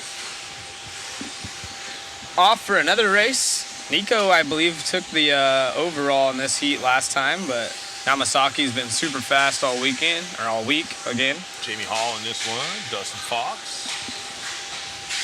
Clean fourth. I forget, are we in the fourth round now? We are in the third round. Still the third, all right. Feels like the fourth, but I've been trying to track down everybody's photos. It's terrible to do it. text your boys if you have friends out here. We need 2 little photo shots of everyone. We've been trying to search for everyone to come up here and get their photos done, as our photographer has now left. Well, you just need car photos, correct? Yeah, we're just grabbing car photos. I was out there. They had some cool replicas that I shot. Nice. And we'll be playing some, I think maybe during those little intermission parts, we have Cam. He's working on all the kind of clip videos. So, and he has some, we got some lined up here. Let me see, from your World's winners, Ungaro, Arlowski, and Spencer. So we've got those lined up for you. And we had some requests earlier in the week if we would get some of the female presents up here and interview them. Sometime we'll have to get Harley on. She's in the second spot right here, as she picks up her pace quite a bit coming by the line. 23.6, gonna have to pick it up a little bit further if she wants to stay in the top 3, as these guys are starting to pick up the pace. Nico still leads the way and still on pace for a top 10 on 3 consecutive, as we're about halfway through. the entire round. This is the third round. We are doing 6 rounds of practice today. The first 4 not counting for much other than bragging rights, but the final 2 will be seeding runs.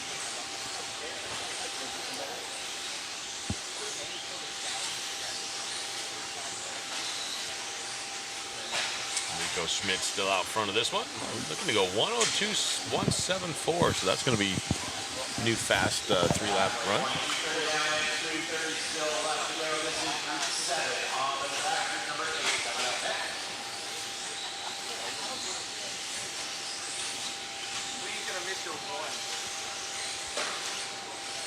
There you go. Well, I've been doing it right.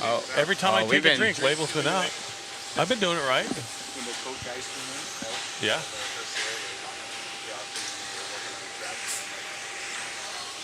It is so refreshing. That's hilarious. Yeah, we appreciate the Coke Yes. sponsorship, absolutely. There, That's Tom nice. coming up here telling some funny stories. Out there working on the track, they're sweating, and they said the reps come in from Coca-Cola telling the boys, Coke, so refreshing. Thank you, Larry, very much. Yeah, appreciate it.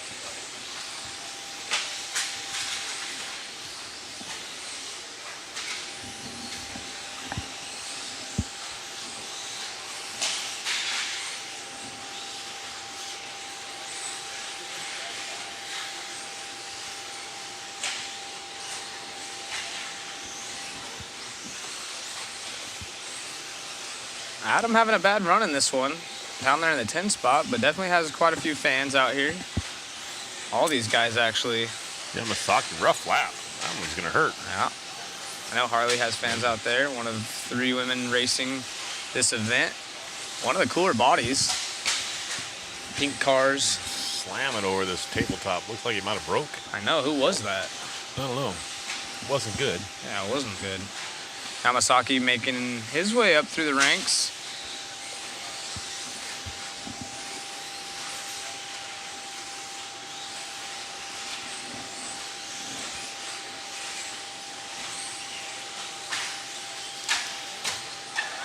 Good Lord.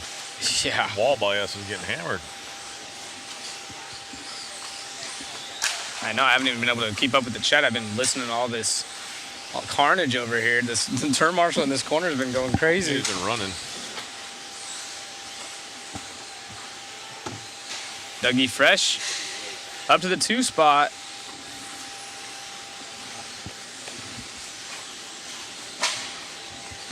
Mike Tennant gets in some stuff. Thank you.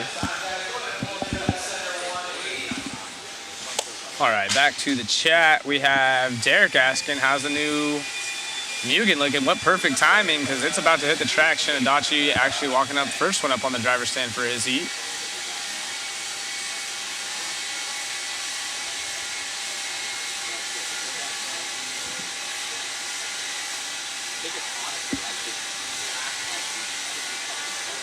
We are about to find out. Again, thank you all for joining us. Make sure to like, subscribe, share. We are trying to do our best to keep up with everyone in the chat. They only get X amount, but it is coming from all sources. Someone just texted me, where can I type to you to see? And I believe we get a master feed from J Concepts, A Main, Mod, Hobby Action. Everything should be showing through, whether you're on YouTube or Facebook. Sometimes some are delayed because I see answers or laughy faces and stuff, and it's a couple minutes behind. So How's the new Mugen looking? That's Steph Hansen asking that question. The Mugen did not look bad. yeah, and it's up in this one. Yeah, well, yeah, it's on right now. It's up right now. So we're about to find out. Fast laps so far, that's a good question. I wonder who has the fast lap overall. I believe it'd be in this 3rd round, so let me see if I can go through. I think it was Or, I'm sorry, it would be from the 2nd round. My mistake. Let me go check those times. And we definitely seen some 19s. 19.8. 19.6. You saw 19.6 somewhere? Yep, top. well, 19.640. Right there. Yeah. 19.637. I'm looking at- 632. Looking at top 5 average, these guys are way ahead of that, yeah. 19.4 out of Tater. Wow. Ooh. So that's the fastest I've seen without scrolling too deep. It actually looks like it's the fastest. Looks about top 10 guys are roughly right there. 20 flat or below, but fastest going to go to that TLR driver of Tater. So far that we've seen at a 19.4. Man, will we see these guys hit 18s by the end of it? I think so. Possibly by the end of the night. Yeah. Yeah, we got Dougie Fresh in this one. And Shinadachi, a 22. Oh, that's not bad for an opening lap. That's a brand new car, guys. I know everybody's going to be talking smack about that, but he's the only one driving that car. Try to find Shinadachi on the track. That Mugen car everyone wants to see going around. Looks like coming on the straightaway.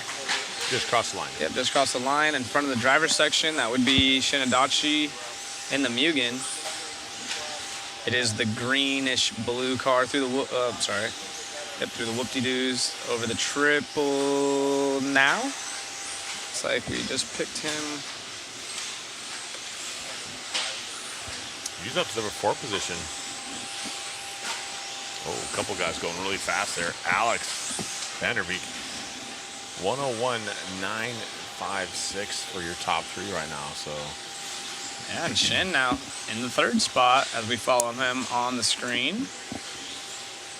Car looks much better now that the traction's coming up. I asked him, I said, your car looks a little bit soft. He's like, yeah, too soft. Not sure if he made adjustments or he's just letting the track come in. 20.6, one of the faster laps of the race. He's got your favorite color wheels on it. Yellow. Car still looks a little soft in the rear end for my liking, but I'm not the one driving it, so. Uh-oh, little issues there. Yikes. Someone right here on the front side trying to join the waffle, but a different waffle. And they have that built-in gull wing that you can adjust on the rear end of that thing. Very interesting. As he, gets onto the straightaway. Nice. Yeah, avoids contact with that red car. This looks like a good one so far. Let's see how it gets through this section. Oh, yeah, the layup. No, yeah. It's funny, everyone's cars looks like they pull to the left on this layout because of the angle when they leave that single roller before the triple that I said we're going to see a lot of whips over. Even I saw Rivkin, looks like it pulls a certain way as they come through. Show you right here. The way their car, when they get on the gas, it kind of wiggles. Yeah. And then they have to fight it. So it's almost, that's kind of one of the spots you're going to make at the time. That's a good lap after our for Shin. Yeah. 20.7. It's Vanderbeek leading the way, though. Yeah, he's up top of the leaderboard all together. Oh, Vanderbeek having issues right there.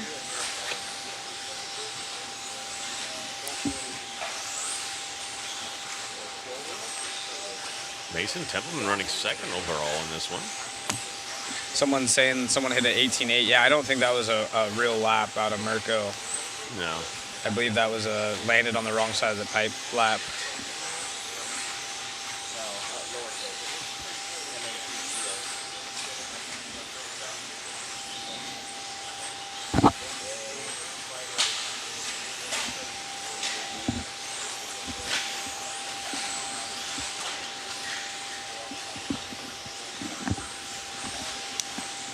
Let's see if we can't pick up.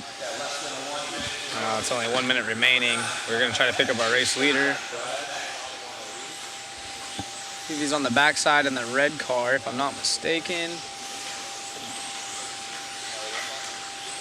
Or, I'm sorry, the yellow car, not the red. Oh, he goes upside down. And now he's on the screen right there behind Shin. So if we could follow that car right behind Shin, that is our race leader. There we go. Oh, that's sketchy. Come on straight away like that. They work together. That's good. Very nice working out of the two of them. Oh, man. It's always when you put them on camera. Exactly.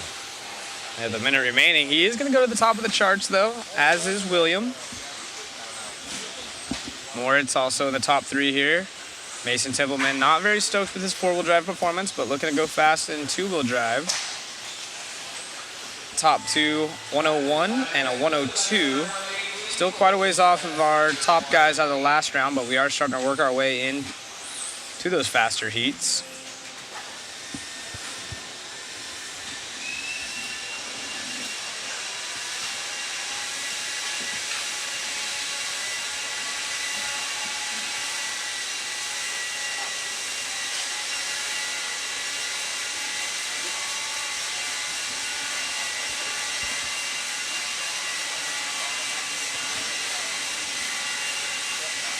Take a look, see who's in this next one. We got Donnelly coming up in this next heat.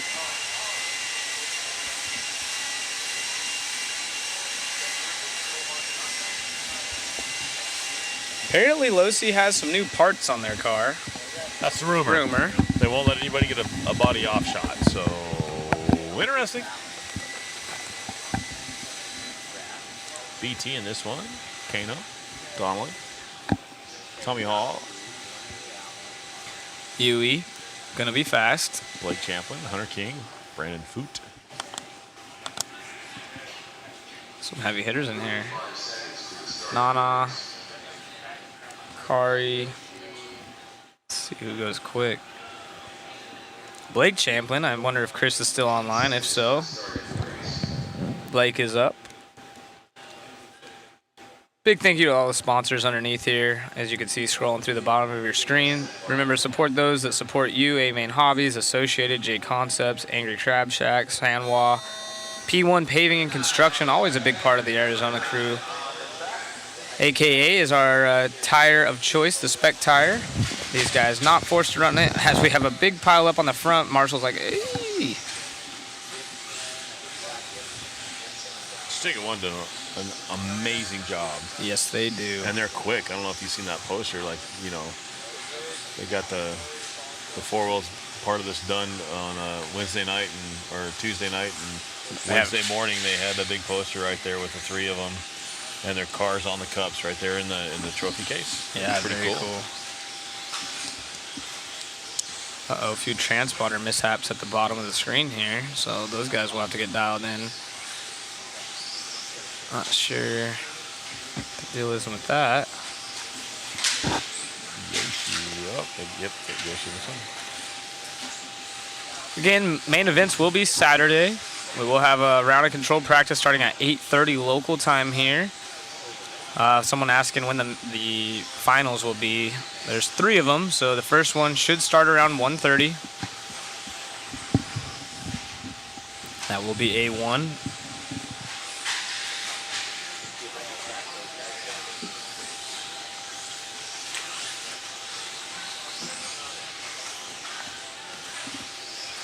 Yeah, Schumacher would be great to see up top. They were definitely in contention in the 4-wheel class, just came up short. Fast all day in qualifying. And then had Brock and Orlowski doing their best they could, but just came up short, and Associated getting their 32nd World Championship. And of course, trying to go for 33 while we're here. Did you read that? From Shuey. Oh, goodness. Poor Shuey. Yeah, our photographer having to leave early, going to a good friend's wedding to be the photographer there, as that is his profession. But he's helped very us. good at that Yeah. too, by the way. Very, very good.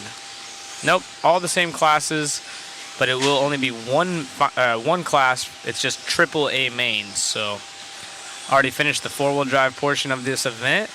Crowned a champion on Tuesday, David Ongaro. And now we're gonna see who's going quick in 2-wheel. This is still open practice. None of it counts for anything yet. If you guys are just joining us, it's just bragging rights. Donnelly going 102 for Hall. Like 102's pretty much stuck you up for the number 3 spot. Again, if you're following the time bar up top, that is their overall time. The bottom right corner is going to be their consecutive 3, which will be used for seating. Right now, none of it's counting for anything other than just getting an idea of where you stand. But once we go into seating, we will be using that bottom right corner, and that is if you go online and check out the IFMAR tab at Live RC, that's how they will be ranked based on that consecutive 3 laps.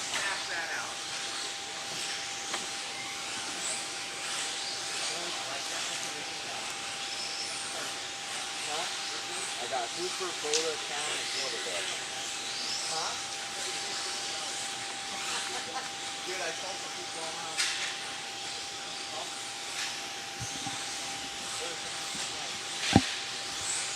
Who are we falling around here? That car actually looks really good. Tommy Hall, I believe. That car 5.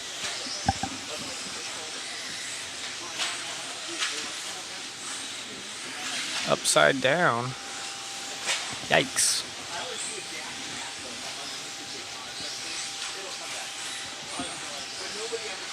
How's everyone like the track change in Facebook and YouTube land? You guys digging the 2-wheel drive portion of the event, or did you prefer the 4-wheel drive layout? I prefer the 2-wheel drive myself. It'll probably be quite a bit better to watch once the track has even more grip. These guys still struggling a bit in some spots. Man, that car looks pretty good. Down the straightaway right there. Yeah, it's sturdy out front. Or, I'm sorry, wrong. Looking at the wrong thing. Kari out front. Thelke in the 2 and Donnelly in the 3 if you're going off overall time. But it is Yui from Japan with the 3 consecutive. Donnelly and Thelke rounding up our top 3 in this practice run. As this one starts to wind down, that has time. Heat number 10 will be coming up next as we slowly work our way into the faster groups.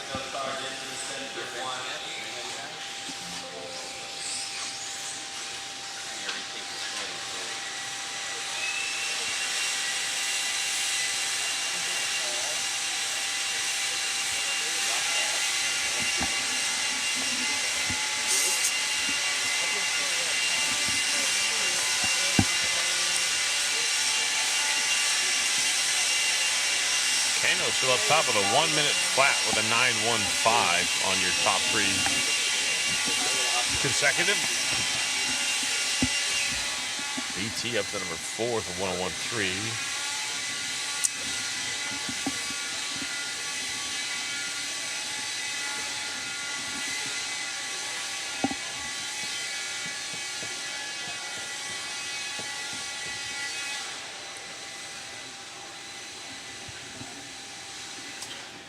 How do the groups get sorted for practice? Basically, it starts off, the guys who have to resume in, they're going to be at the bottom of it. They're going to be the 1, 2, 3, 4, 5 early heats. And then it goes off of qualifying. So qualifying at a Roar event or something like that. And basically how they got into the races, how they kind of sort it out.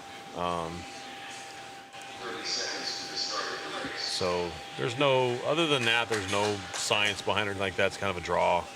But they do put the guys that resume in groups by themselves and the guys who qualified in. Yeah, and they do go, there is a little science behind it. I don't know the exact science, but past champions that are already in will typically be at the top. I don't know the exact breakdown.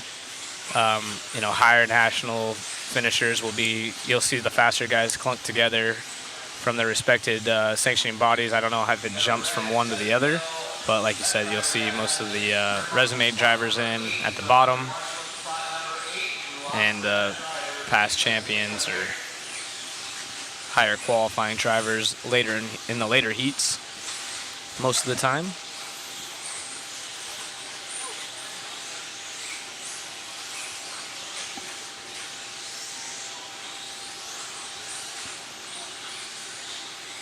Hupo in this one, following him around the track, down the back straightaway. Oh, almost getting into a Marshall right there.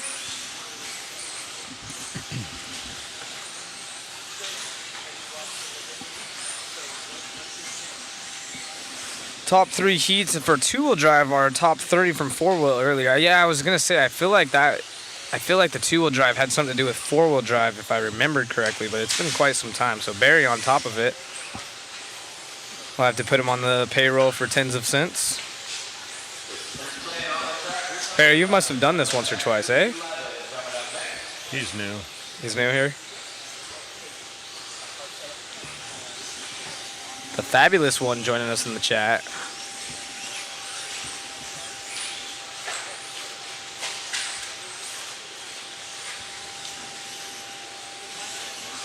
There we go. Ooh. You guys can't see it on screen, but right there in front of the driver's stand, that was a little gnarly. Now we're back up to date right here. Nice. Just a few times. Curtis, I don't know that. I don't know who the highest resume driver is. It's a good question. That'd be fun to know, but I don't know. Barry, is there a chance we'd ever see you at a 10 scale Worlds again? Ooh, maybe the on-road Worlds. Ooh, Barry. There you go. Coming to Bakersfield. Yeah, dude, you could stay at my pad. We're gonna have bunk beds and activities. Zach wants to sleep on top. Harley He said up front of nope, all caps. No RC racing for Barry, it sounds like. Come on, Barry. You're like an on-road god. Who is the highest paid driver? Ooh, if I had to guess right now, probably Angaro. I don't know their contracts, but I got to imagine that he makes a pretty penny, as he should. Kano up top, 1 minute flat. Actually, no, Harley Yoshi on top of this one is a 101, 180. Or Bruno. Bruno's probably... there's a lot of guys. I mean, Bruno's able to jump from on-road, and X-Ray has a good budget. But all these guys make a fairly decent living. I'm sure if you ask them, it's never enough, but if you ask anyone else, they're jealous. Yeah.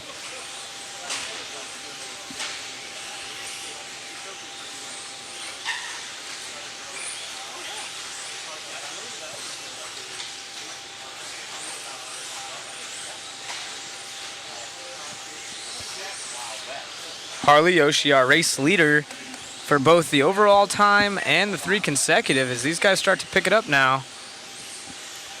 Hoopo was in the 2 spot, but Boda jumping up there. Now Kyle Turner as these guys start to shift positions. Tyler Hook's in this one. A few different countries being represented.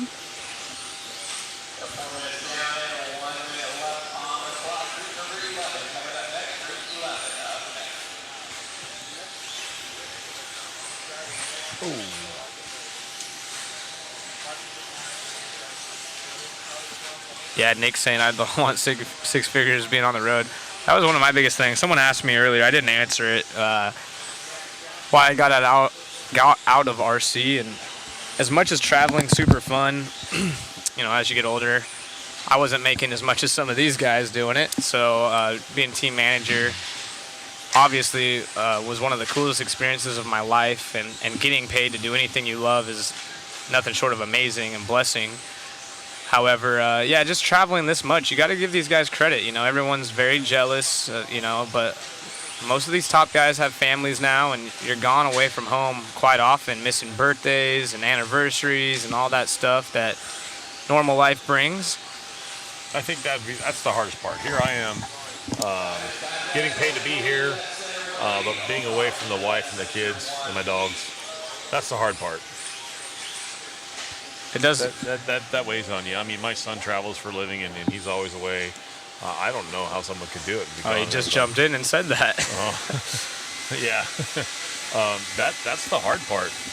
Tanner did just chime in. Talk about traveling. Yeah, Tanner's always gone. But I mean, I don't know how much money can fix that part of it.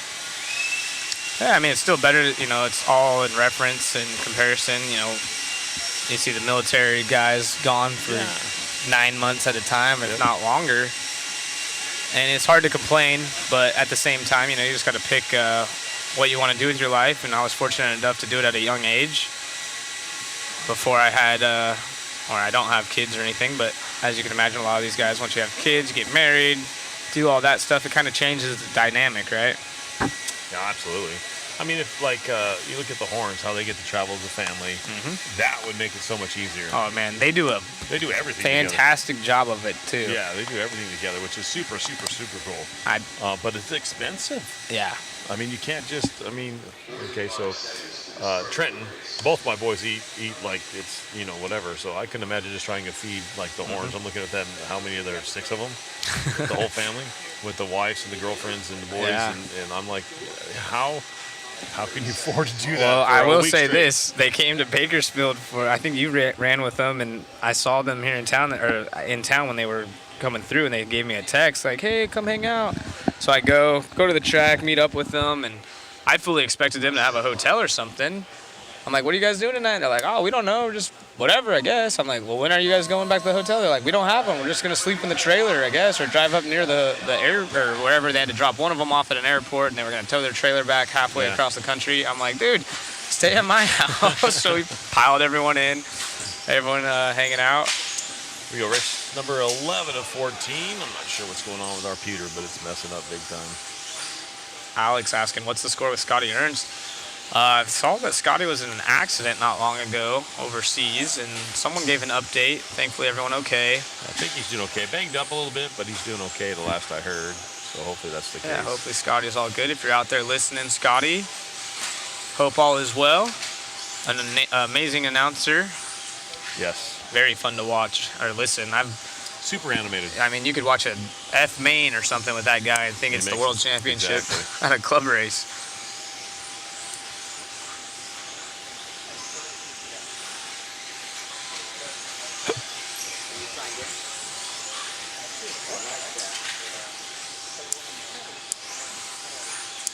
Scotty has signed up for Fuel Nats next month. There you go. He'll be back on the MC. Always good to hear our racing family striving. Dustin, a lot of these guys, so Ongaro won with a 6.0 motor, 6-turn motor, Hobby Wing in 4-wheel drive. Talked to Charlie Swanka from Hobby Wing. He said that most of his guys will be running 7.5, so I would have to assume a majority of the drivers here are going to go from 7.0s to 8.5. I would say that's going to be pretty good range. Christopher Sturdy out front.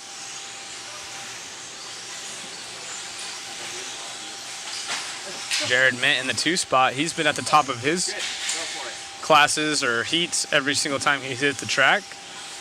Very impressive and consistent out of him, as there's a lot of fast drivers in this one. Ryan Rivas, Matty G. Matty G was getting prepared last night, playing some cornhole, I believe, posted up. A lot of these guys going go-karting. It was the dark day yesterday, so track. For some. Yeah, for some. A lot of these guys, we were stuck at the track all day, but a lot of people went on vacay mode. And we were bringing you guys interviews, showing you the new track, had a good time, and we ended up getting to go have some dinner. Still want to go go-karting. I did get to go to the casino. You have done that. Yeah, that was good. Throwing a 5.5 and just in it, man. If anything, I'd be putting like a 10.5 in. Yeah. It's still a little bit loose out there. Let's take a gander at Matty G's the car. I triple-double was gonna section say right there. his car was a little overpowered in 4-wheel drive. See if he learned a thing or two for 2-wheel. Switched up on us again. Vinny fanboy. I caught that. Vinny gave me the love for being team manager, and Richard Lake over here chirping and chiming.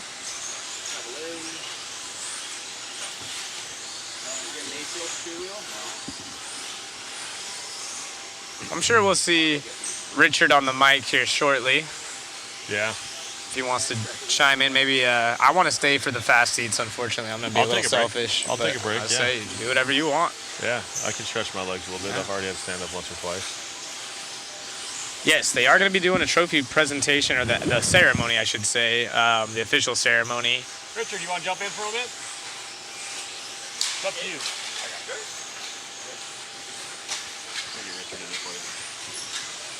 Charles Hicks. Oh, we're going to get Zippy on the mic, eh? Oh, wow, we almost lost Wayne right there. Leg lock. Oh, boy. You know, I'm just going to say that was like a dinosaur walking away. Poor Wayne leaving out of here.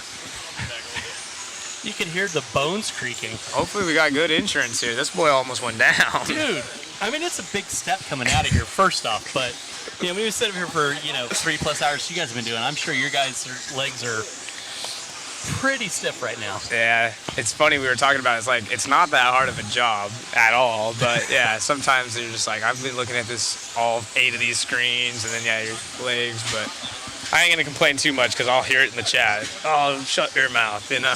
Exactly. So we got the fast guys coming up. Zach, what are you thinking? I've been calling Brock over and over. I think he has 2 second places, but of course, Ongaro's been super quick. I would like to see the Losi's up there. Tater's been flying. If we look back at these past races, I'll try to get them pulled up for us. But who do you think is going to be going fast in this round? You know, it's interesting. So, like, first round, obviously, track was, itch a scratch. Second track, coming out for the second round. It was interesting. I was up top. I was watching Ongaro running. And he didn't try to hit the tabletop till the last minute of the first round. Second round, he came out. You could see his line changed, and you could see he was just nailing the tabletop every single time. And that's that drive ethic that guy has to come out and be like, all right, here's the section that I know I need to do.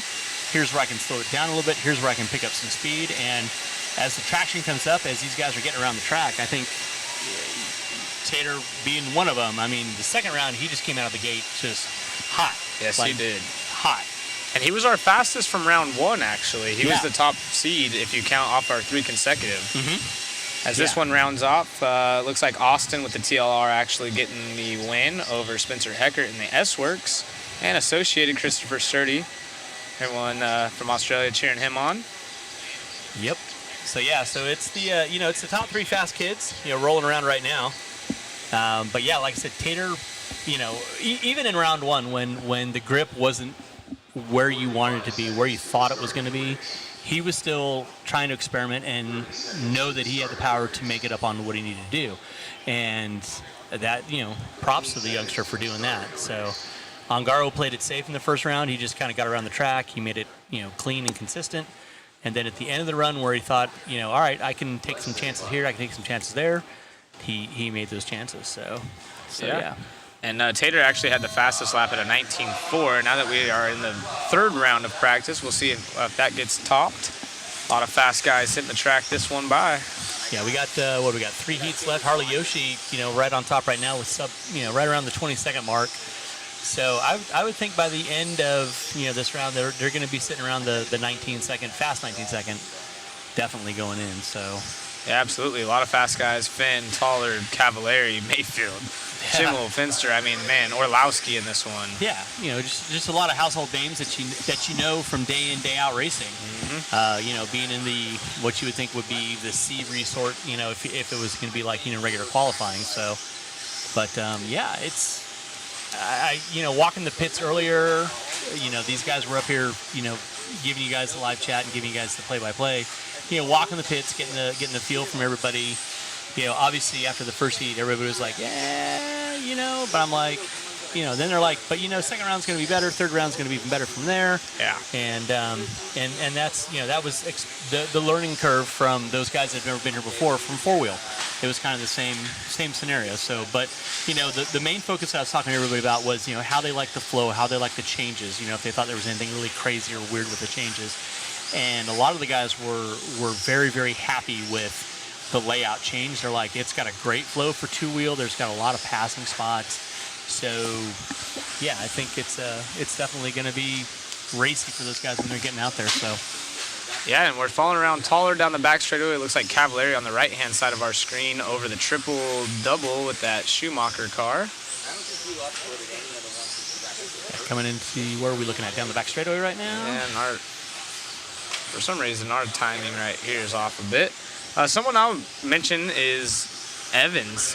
He was kind of quiet throughout qualifying. I didn't really talk much about him, and then realized, I think it was like 3rd qualifier. I think he was 3rd or 4th qualifier in 4-wheel, and I watched him in the first round, and Dustin is one of those smooth drivers that you can never count out. He's like when I watched him in the round 1, like he was the only guy that was getting around the track, lining up the triple, lining up the tabletop, and making sure he had the line coming out for what he had to make those lines. And when he didn't have it, he reeled it in. And yeah, I mean, props to Dustin. I mean, Dustin is he's got that consistency down in regards to what's going on. So Zach's giving somebody a high sign. Yeah, I was trying to get back to one screen for us because a lot of these guys watch from their cell phones and it makes it difficult to do. So if we could follow around, there we go. As Cole Toller gets it up on 2 wheels right there. We were actually touching up on that 3-pipe system and 2-wheel. These guys seem like they're touching a lot more than 4-wheel. What's your thoughts on that? Yeah, I mean, they're definitely jumping out a little bit further, and I think, I don't know. I think once it comes up, I mean, the 2 wheels, you don't have the braking that you do with the 4 wheels, so they've got to really rein it in off the top of the tabletop when they're coming in. And yeah, it's interesting. You come off the tabletop and you're carrying so much more speed into that roller coming into that switchback that you don't have the composure coming in. So yeah, I have seen a bunch of guys pop off it. I've seen a lot more broken 2 wheels than I've seen 4 wheels early on, and it's interesting. It's like off the end of the straightaway, these guys coming in off the double into the single. Whereas before 4-wheel, you kind of came in a little bit slower to make that jog back to the left. These guys now can send it off the end of the straightaway, and you've kind of seen it right now, where everybody was kind of downsiding that double off the end of the straightaway. Now guys are sending it off that double off the end of the straightaway right into the face of that roller, which was kind of the idea that we were hoping for. Was they'd send it in and, kind of do a Bubba scrub, so to speak, on the motocross side of things, and then float into the corner coming into the tabletop. So it's been, it's kind of cool, just seeing the different driving styles, 2-wheel versus 4-wheel. Obviously, 4-wheel, you got more finesse with, your control of the car, either under braking or in the air. 2-wheel, you still have that finesse as well. You see a lot of these guys on this tabletop. You'll see them wick the wheels back to the right to kind of set it on top of the tabletop. So yeah, I don't know. It's 2-wheel drive is an art form in driving all of itself. And when you're dealing with a track that still breaking in, even though we're coming into this next round of qualifying or next round of seed, whatever you want to call it, this open practice, I guess. But yeah, I mean, following Cavallari around, I mean, he's doing what he does, and making his car look smooth and consistent, and yeah. Yeah, we got a chance to follow Mayfield around right there at the end, and his car still looks like he was fighting a little bit, but his 3-lap consecutive puts him right behind Orlowski that time. Orlowski, yeah, and like I said, sub minute, on the lap times, and I would look.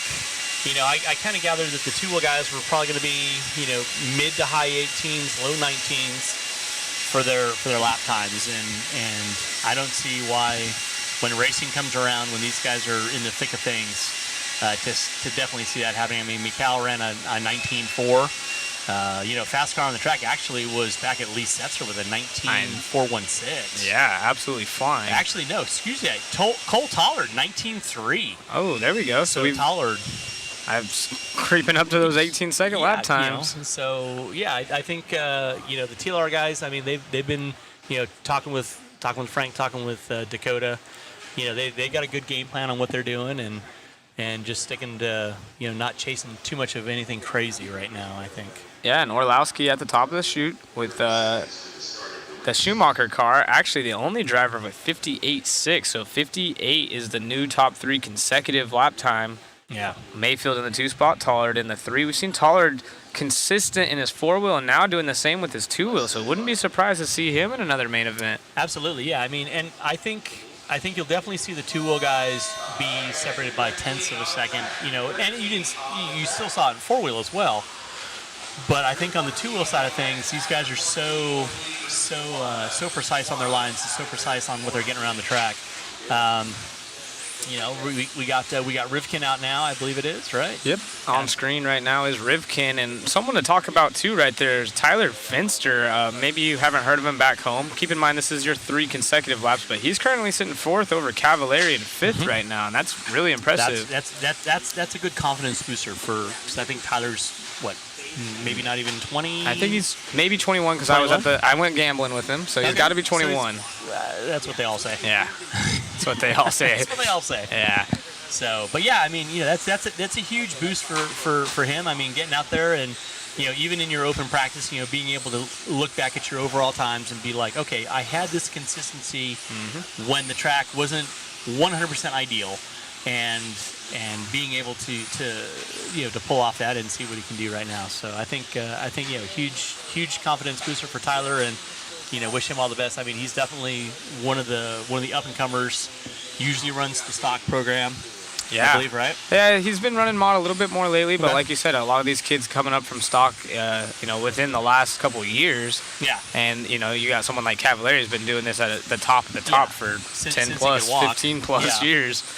Yeah, but it is cool, when you're talking about the stock racers coming up, on the American side, and I can't speak for the European side, but I mean, Sammy Moran, Davey Botta, Tyler Fenster, those guys, grew up on the stock program, and or even Mason Templeman, going from the mod, the stock side going into the mod side. So it's a bit of a learning curve on what they're doing as far as throttle control and car setup to make it as easy as they want to have. But Spencer Rivkin right now is going to be showing up top, I believe. So I'm not quite sure what he's got for his lap times right now. As soon as the feed refreshes, so to speak. But you got Rivkin fast lap 19.9, Renderdick with a 20 flat.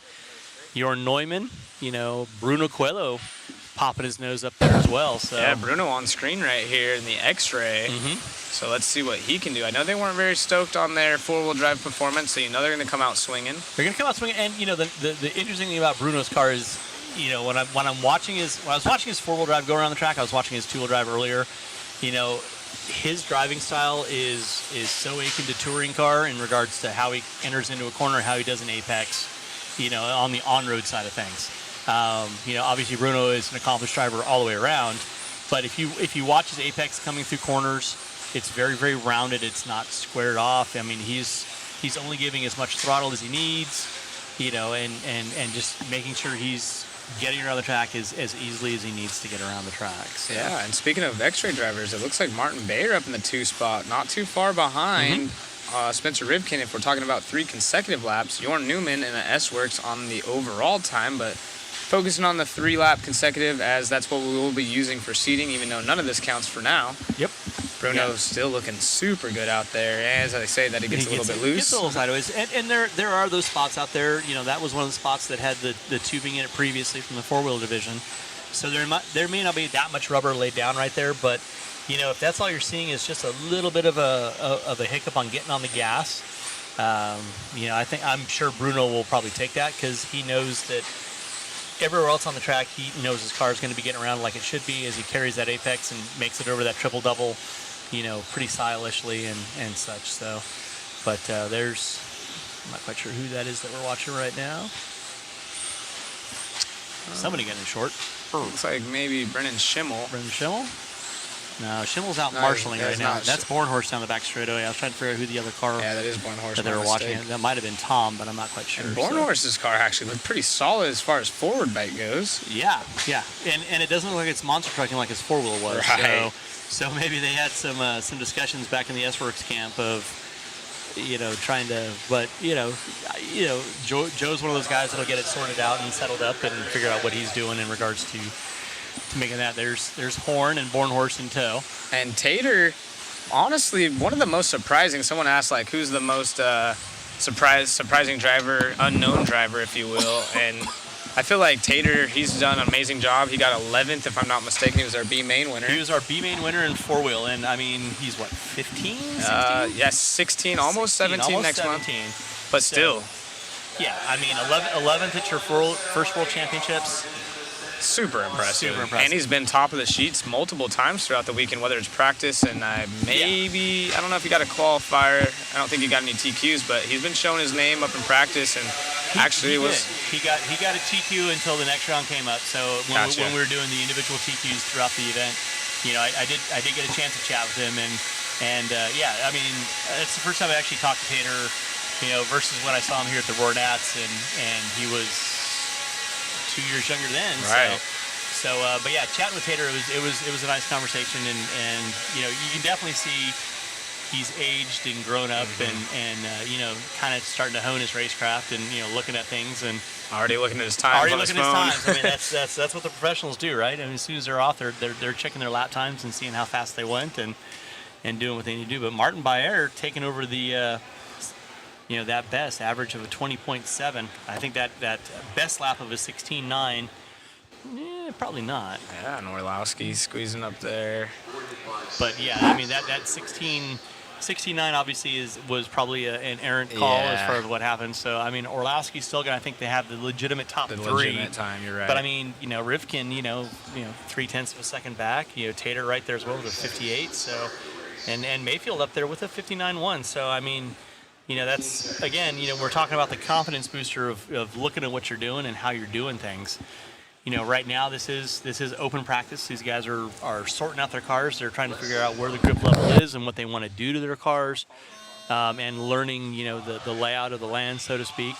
Bayer track cut in our chat. So yeah, I kind of figured that out. There's no way he's going 3 seconds lap faster, but yeah, these other guys would be in a world of wreck if that's the case. Yeah. Looks like we're following Aiden around, and Aiden also one of our four-wheel drive finalists. Yep. See how he does in two-wheel drive. Long-time family friends. Those guys have a lot of fans back home, Factory Tracks Racing. Oh yeah. And looks like Marcus K got into the sub-19s. Yep, Ongaro in this one, Brock in this one, Bata in this one, Ty Tessman, which we know Ty isn't happy with how four-wheel went, so he's going to be digging deep here in two-wheel. He's going to be digging deep in two-wheel. He wants to make sure that when qualifying comes around, he is solidified in the A-main. Yeah. And, knowing the Tessman Racing family that I know, they'll make it happen. Yeah. They're going to find a way. They're going to put their heads together, and they're going to make it to where Ty is solidly in the A-main, barring some unforeseen nature that happens. Yeah. But, if he can keep the wheels on the car and do what Ty always does, he'll be a contender for sure. Yeah, it looks like Bata is who we were following around, and he pulls out a way for the associated teammate again of Aiden, who now up to the 2 spot, not too far behind Ongaro on the 3 consecutive laps. So and actually Aiden with a 19.9 last time by, he's going to take over that top spot. Nice. But yeah, I mean, if when and if they do pan over to either Aiden or Ongaro, kind of watch their laps as they're coming in through these sections that they've now changed up, like off the end of the straightaway.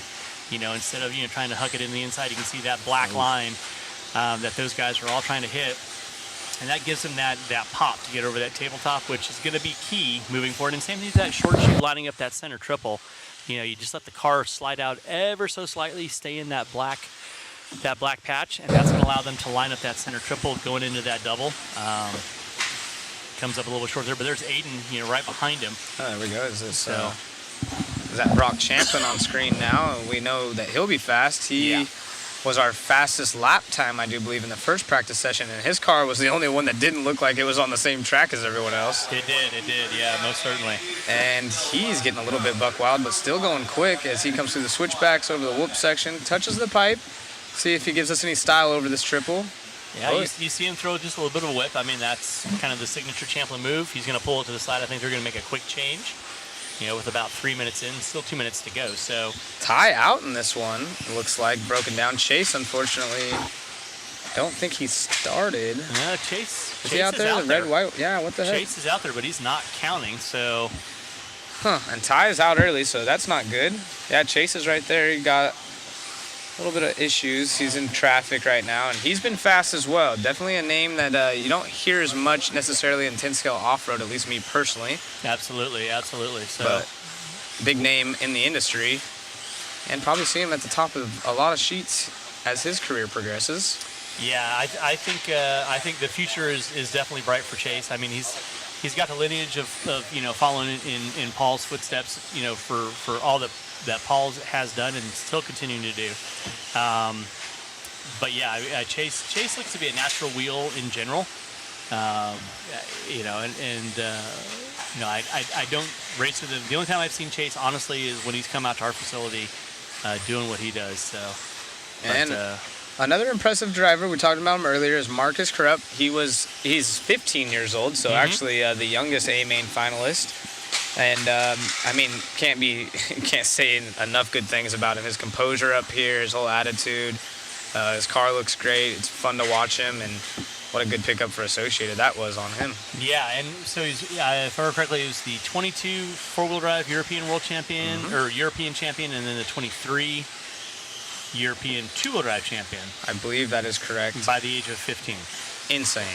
Yeah. These young guys. And super, super nice. I mean, I was up here on a Wednesday night when they flew in from a Wednesday to a Saturday. They flew out on a Sunday just to kind of get some practice because they couldn't make the one-up buggy challenge.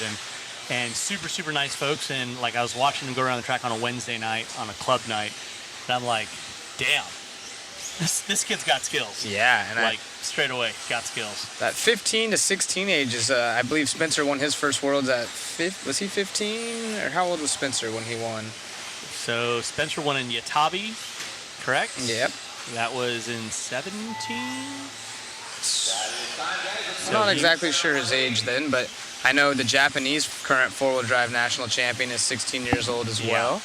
Yeah. So if you guys are 13 or 14 and racing RC cars, maybe you should come out to a Worlds, huh? Come out to a Worlds and have some fun. And then there's Spencer getting hit by two cars off the end of the straightaway and just shaking his head. Shaking. Nice. You gotta love Spencer. Yeah. He's out there doing what he needs to do, blowing off the track for his fellow racers. Yeah, Tabo was 15, so. Yeah, so 15. And Spencer's. I think Spencer was 17 or 18 when he was first. So just ask Spencer. Yes, he was 15 when he won his first Worlds. Goodness gracious. 15 years old when you're winning your first World Championships. Pretty sweet. 8 years ago already. I know that's crazy to think about. What a trip. You know what that says? We're getting old. You're younger than me. Yeah, but so, unfortunately you can't just lock it though. No, you can't. No. I'll always be younger than you though. Man, I come up here for this abuse. I'll tell you. That's a fun fact. It is a fun fact, yeah. Fun fact, Zach, and, well, let's just be honest. I mean, most of the mod crew are probably going to be always younger than me. I told Spencer if he wouldn't have got second, he would have won. Shut up, Matt. Why? Dude, Matt's just sitting there just shaking his head. Yeah. Matt don't care. Matt don't care. He's taking a new job on now as photographer. He hasn't done that one yet. So oh, man. Add that to his list. Yeah. Grab your beer goggles. I'm sure they're going to be fuzzy. No? Don't look at me in that tone. You've got the block button. You can block me at any time. Scott says Cav was 15 when he won his first Worlds too. I didn't know that. I thought Spencer was the youngest to ever do it, and maybe he still was. Maybe he still was. Maybe it was just by months, but yeah, still. But yeah, first World Championships when you're 15 years old, that's crazy. So we're back into our fourth round of open practice. Started with race number 1. So we got 4 rounds of these guys basically getting around the track. Nothing's really counting right now, just getting the lay of the land, letting your cars get kind of set up. We'll have 2 full rounds of control practice that'll get you seated for your qualifiers tomorrow, if I remember correctly. So yeah, I think everybody's kind of settling in the track and enjoying things, and you know, the grip level is definitely coming up, and you know, everybody's be able to grab as much throttle as they want coming over the jumps. yeah. So yeah, pretty cool. Yeah, absolutely. And just got a text from Barry Schimmel, and kind of going back into these young guns, it's amazing watching all these guys grow up. You know, we talk about Tater, we talk about, you know, just everyone. Tollard, Schimmel has been super, super impressive watching him progress through his career. It's super impressive. It's not only on the track, but also off the track. Yep. Super mature. Went to the gym with all those young guys not long ago. Not Tom, I'm sorry.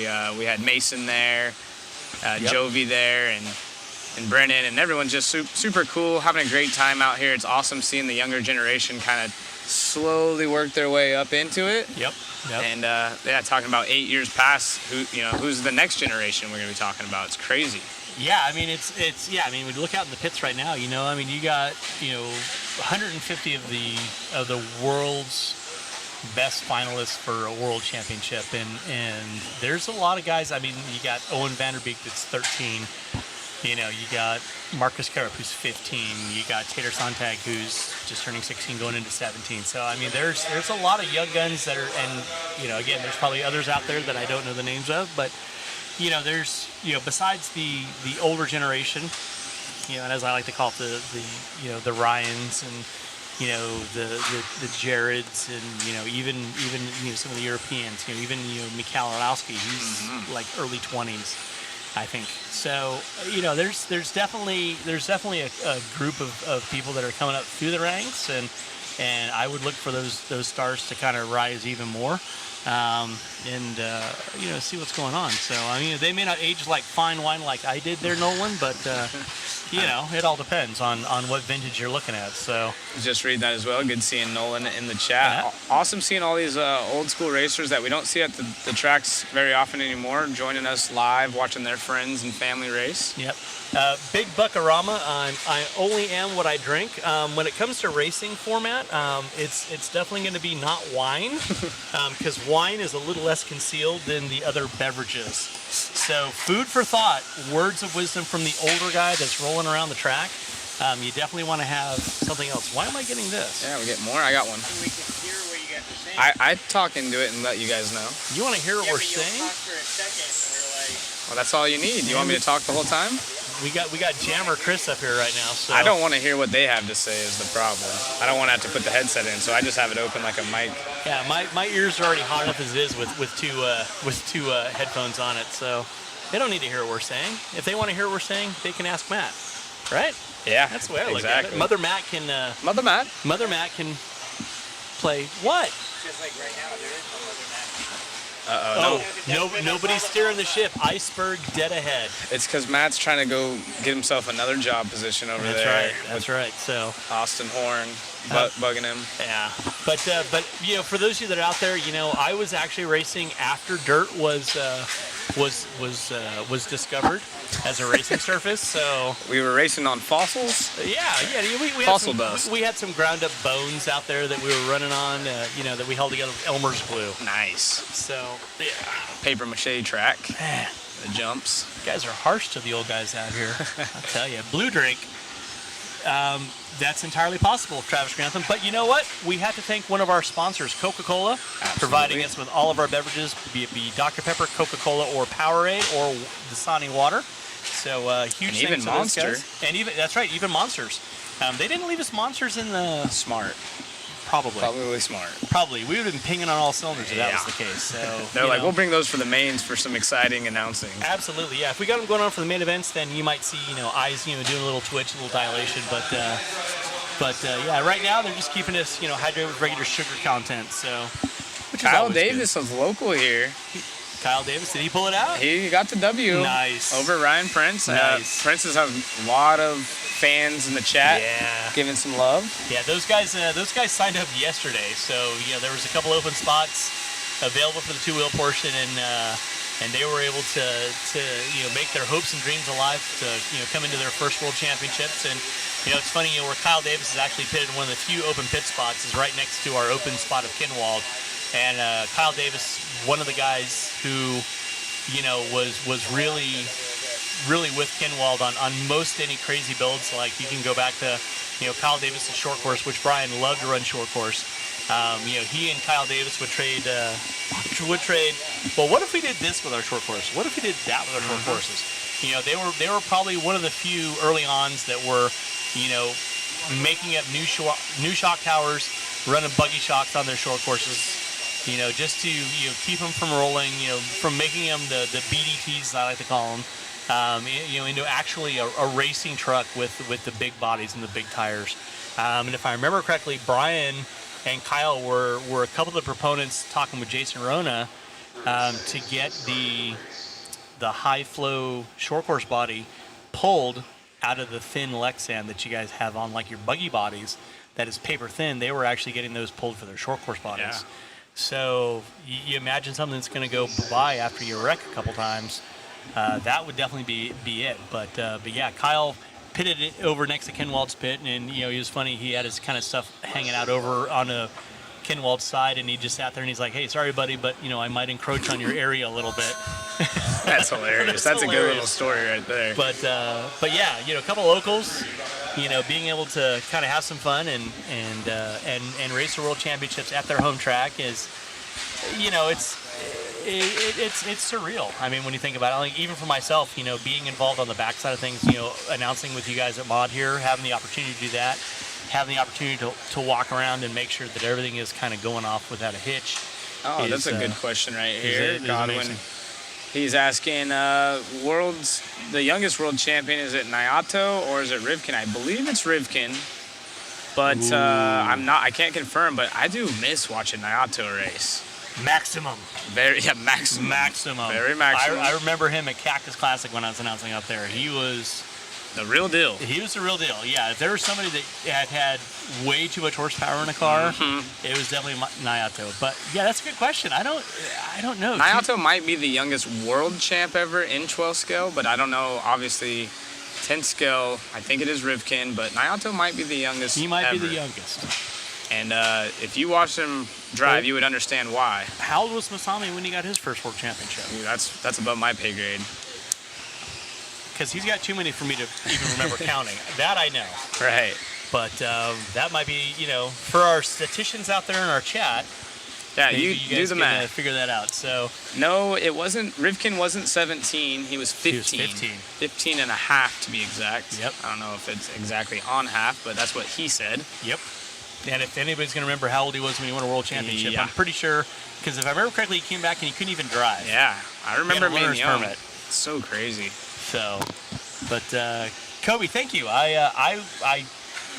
Yeah, Utah. When I came up and announced for you guys, that was a blast. I had a great time up there. I really wish I had more time to get up there, and one of these days I'm gonna be free enough to where I can get up there. Ooh, we got Mike and the Craddock in there asking, are the flies anything like they were in Australia? For those of you that weren't at the Worlds, the 8-scale Worlds in Australia, they had these big I would like to call them horse flies, but it'd be more appropriate to call them kangaroo flies. And those things will attack you.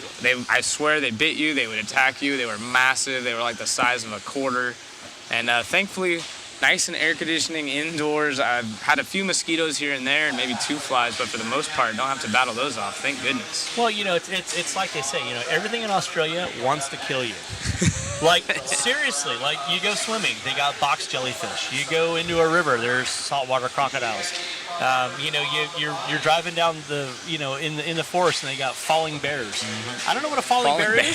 That's just what I heard. Yeah. I haven't looked it up They yet. got those spiders They that got we had huntsman spiders. Oh, on the plane, they give you the little pamphlet about it. If you see them, they got, we went to an area that had sharks like the day before. Yep. There was tons Great of white sharks. It was crazy. Yeah, it's like, and don't get me wrong, like, everything that I've seen about Australia is absolutely beautiful. Like, how could you not want to go and visit there? I mean, Right. just from a geographical standpoint and just, from a beauty standpoint, it looks amazing.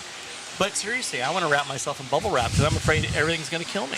Yeah, it was crazy. You mentioned the jellyfish and stuff. We saw a couple, and it was interesting. One of the spots, we went to the beach, and I think it was me and Boots or me and Jared, and we were trying to body surf, and we were, I don't know, felt like we were 100 feet offshore, maybe even further, and it was still like to our knee, and I was like, I don't want to just continue walking and then just have a drop. Yeah.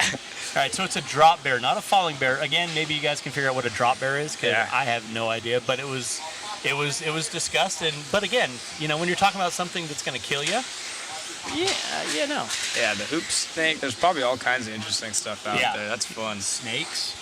Yeah. Good we have snakes times. out here, but they at least give you a little rattle. Yeah, they warn you. They warn you. You're going to step on me, I'm going to rattle at you before I bite you. Mirko leading the way. And Evie Beck in this one. I know Evie's got a ton of fans in the chat, so if you guys are cheering on Beck, go ahead and drop a thumbs up for him. One of the nicest dudes around, been around for a long while. Oh, they're playing on non-Aussies. Okay. Gotcha. So that's like, sending them to Outback for good steak. Is that what you're trying to say? Which, in their defense, every Australian racer, well, not all of them, but a bunch of the Aussies were at Outback the first night when we went. Yeah. Good fun. But Yeah, I remember when Jared came out and we all went over to Outback for food afterwards, and he's like, "This isn't what we do. This isn't steak. This isn't steak, mate. This isn't steak." I'm like, And no Stoobies. It's their beer talk. Yep. Is it It's like Stubby, Stubby? I forget. Stubby. Stubby. Yeah, potato. I'm sure they're going to let me know with the hooked on phonics spelling. Probably. Let me know my... Doug Gout, I'm surprised you didn't jump into the two-wheel portion. So here's the deal, for those of you that are inquiring. Had I known I was able to jump into the two-wheel portion, and had I had my two-wheel car with me, I was signing on the dotted line. Dang. But it's all right. I'm still involved with the World Championships at my home track. I'm still super proud of everything these guys have done. Couldn't be more stoked that I'm associated to everything that's going on, whether it's on the announcing side, the backdrop side, our awards banquet, which I hear I'm going to be maybe doing some announcing at. I've been alluded to. You would be the right guy for that, in my opinion. Well, I think. just asked Larry if he's going to be my handler, because I'm sure there might be some beverages that might be having away. Fair enough. Yeah, I'm only 45 minutes away. I know I'm only 45 minutes away. I could actually have my kid bring my car up, but at this point, no. I'm good doing what I'm doing there, 18-wheeler. But thank you. I appreciate that. Thank you, guys. Will, are you going to make it back out here? Saw you the other day, but it'd be good to have you for the weekend. Hooked on phonics worked for me. Some of these kids in the chat don't even know what hooked on phonics is. They need to, though. They need to. Yeah, these guys are... what's Clayton doing with our microphone? Did you break our microphone, Clayton? He's going to take over. That always irritates me, so I'm gonna form it back. I'm an audio guy. How do you form it back? I don't need to know. You beat on it from the inside. Ah, Massage it back. art. Man, Clayton, the Roar president, massaging our microphone so he can get, better reception on everything that he's doing up there. So Dang, the microphone gets massaged and we don't? I know. It's jacked. I know. And we're only headshot up, so I imagine know. what's be going on behind the scenes. Dang. Just saying. Saturday he'll be here. I don't know why this one's not working. This goes from 1 to 16, which is clearly not correct. We'll just go back. We'll look at the Raymond big Day. screen in front of us here. So we got, Yeah. what is this, race heat 3. So our fourth round, punted into the corner. Good thing the Roar official didn't see that. And then he got waffle stomp coming off the backside triple. That's how that goes. That's how that goes. But you guys are watching around the track. Obviously, give us a like, give us a thumbs up, give us a subscribe. These guys have been doing a bang up job all weekend long, and can't thank Matt Olson and the whole Mod Live media crew for coming out. We got a bunch of people behind the scenes, just everything that they're doing. So besides us two knuckleheads on the screen, so. We got a couple camera guys. We got a zipline camera that hopefully Matt doesn't run into the wall ever again. Hey, Matt. It looks like the race numbers kind of blocking the guys up in the top corner. So Matt's going to make a layover change from us. That's the cool thing about having an editor on site. He can sometimes, do his job. Sometimes. Sometimes. If he doesn't keep on taking new tasks. Yeah. He finally took the headphones out so we can't yell at him. He got tired of having multiple You people. got tired of yelling at him? Yeah. He's been yelling at us. You could ask the chat. He's been... Moody Matt is his new name. Moody Matt. Not Mother Matt. Yeah. Mother Might-All Matt? I can only say that because he doesn't have a headset in now. I can say that. Oh, goodness gracious. Here, look at that. The guy popping to the side. So, Senpai Tatsuya, 21-3. Raymond Day in the Raymond 2 spot. Day. Yeah. Not that far off the back door now. Yeah, these guys, they're getting more comfortable with the track. Obviously, the grip's coming up, so, it's... And again, this is just your 4 rounds of open practice to where, you're getting around the track, you're breaking in your tires, and kind of like the 4-wheel guys are saying, 1-run tires or first-run tires out of the gate weren't super stellar. They were actually preferring, second, third, even 4th-run tires. I talked to a couple guys that were like 5-run tires were amazing on a 4-wheel. So. Yeah, and going back to that tire situation again, it is a spec tire on the rear only. Front is open, but most going with the AKAs, so not wanting to mismatch that. Yeah, I've some of the JC guys I know are running some of the JC front tires.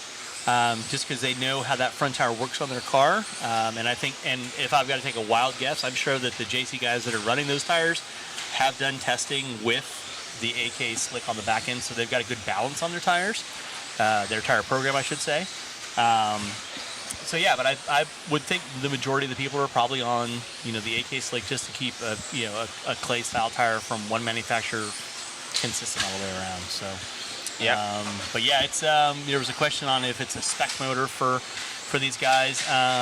To my knowledge, most of the spec motors that are available in the U.S. are not IFMAR approved. They might be ROAR approved, but they're not IFMAR approved. So most of these, I'm pretty sure all these drivers out here are running some sort of a modified motor that is IFMAR approved. Most mod motors out there these days by most manufacturers are IFMAR approved just because they're sold worldwide. Spec racing is a pretty big thing over here in the States, not that big over, in Japan or in the European block of things. So yeah, I believe it's going to be some sort of a mod motor. In talking to guys, a lot of the guys are running the 8.5s. A lot of the guys are running the 7.0s just because they tend to have a little less bottom end. That's what they're kind of wanting to look for, is a little less bottom end. The guys that are running the 7.5s have swapped out rotors into a smaller rotor so they have less torque, a little bit more top end, a little more mid-range top end in regards to what they're doing. So yeah, that's going to be really important in the two-wheel drive, as they don't generate as much traction. Obviously, they don't have the front drive system pulling through. Restream bot is what other people are saying. That's what it's just, when people are like, hey, where's this other chat? That's what Restream bot does. It brings in all the other people from all the other 12 streams. Interesting. we're getting an internet 411. Yeah, so if you see Restream bot, it's bringing in all of the other streams to one area. The comments from the other streams. So the viewers can see each other? I don't think they can see each other. I think it's the most common comments that are coming through. So what happens is like, guys, I guess everybody doesn't like it one way or the other. One guys are saying, hey, I'm not seeing the full chat. Where are you guys getting these comments from? Right. And then other guys are saying, and then so Restream bot brings in all the other chats that's going on. So if you guys are replying to something, that brings in everybody else. So that they may see it, but those are actually replies and comments from people, so everybody can see them. Okay, I was about to say, because my impression was we were the ones only seeing everything. And No, so that I changed that because guys were like, who are you commenting to? Right. What's going on right now? Now everybody knows what will be going on. So one of the questions that just popped up, Matt, is what are all the streams? Can they actually stream 3 different streams if they wanted to on their computer? No, it's just channels. It's going to different channels. Yeah, so like J Concepts has one, Mod has one, A Main has one, Hobby Action probably has one. So yeah, it's flooding each chat though, so you're missing loads. That's what they see though. That's what you guys see. So that's how many comments are coming in. Yeah, guys. that's why we don't. That's why we were saying earlier, I don't see everything. No, it is a live chat. So it is live. Everyone's saying it's better with the Restream on, in my opinion. That's what I'm seeing. You guys are getting it because you're seeing so many like everybody's seeing so many floats because we've got, we have 1,700 people on. So you've got comments coming in nonstop. So people are like, what's going on? Oh, trust me, we know. Yeah. Oh, yeah. So that's what it is, guys. So that's basically it. Don't even think that it says Restream bot. Basically think it's one giant chat room. Interesting. That's the best way to look at it. Yeah. Well, thank you, Matt. Yep. Pictures of the new Schumacher car.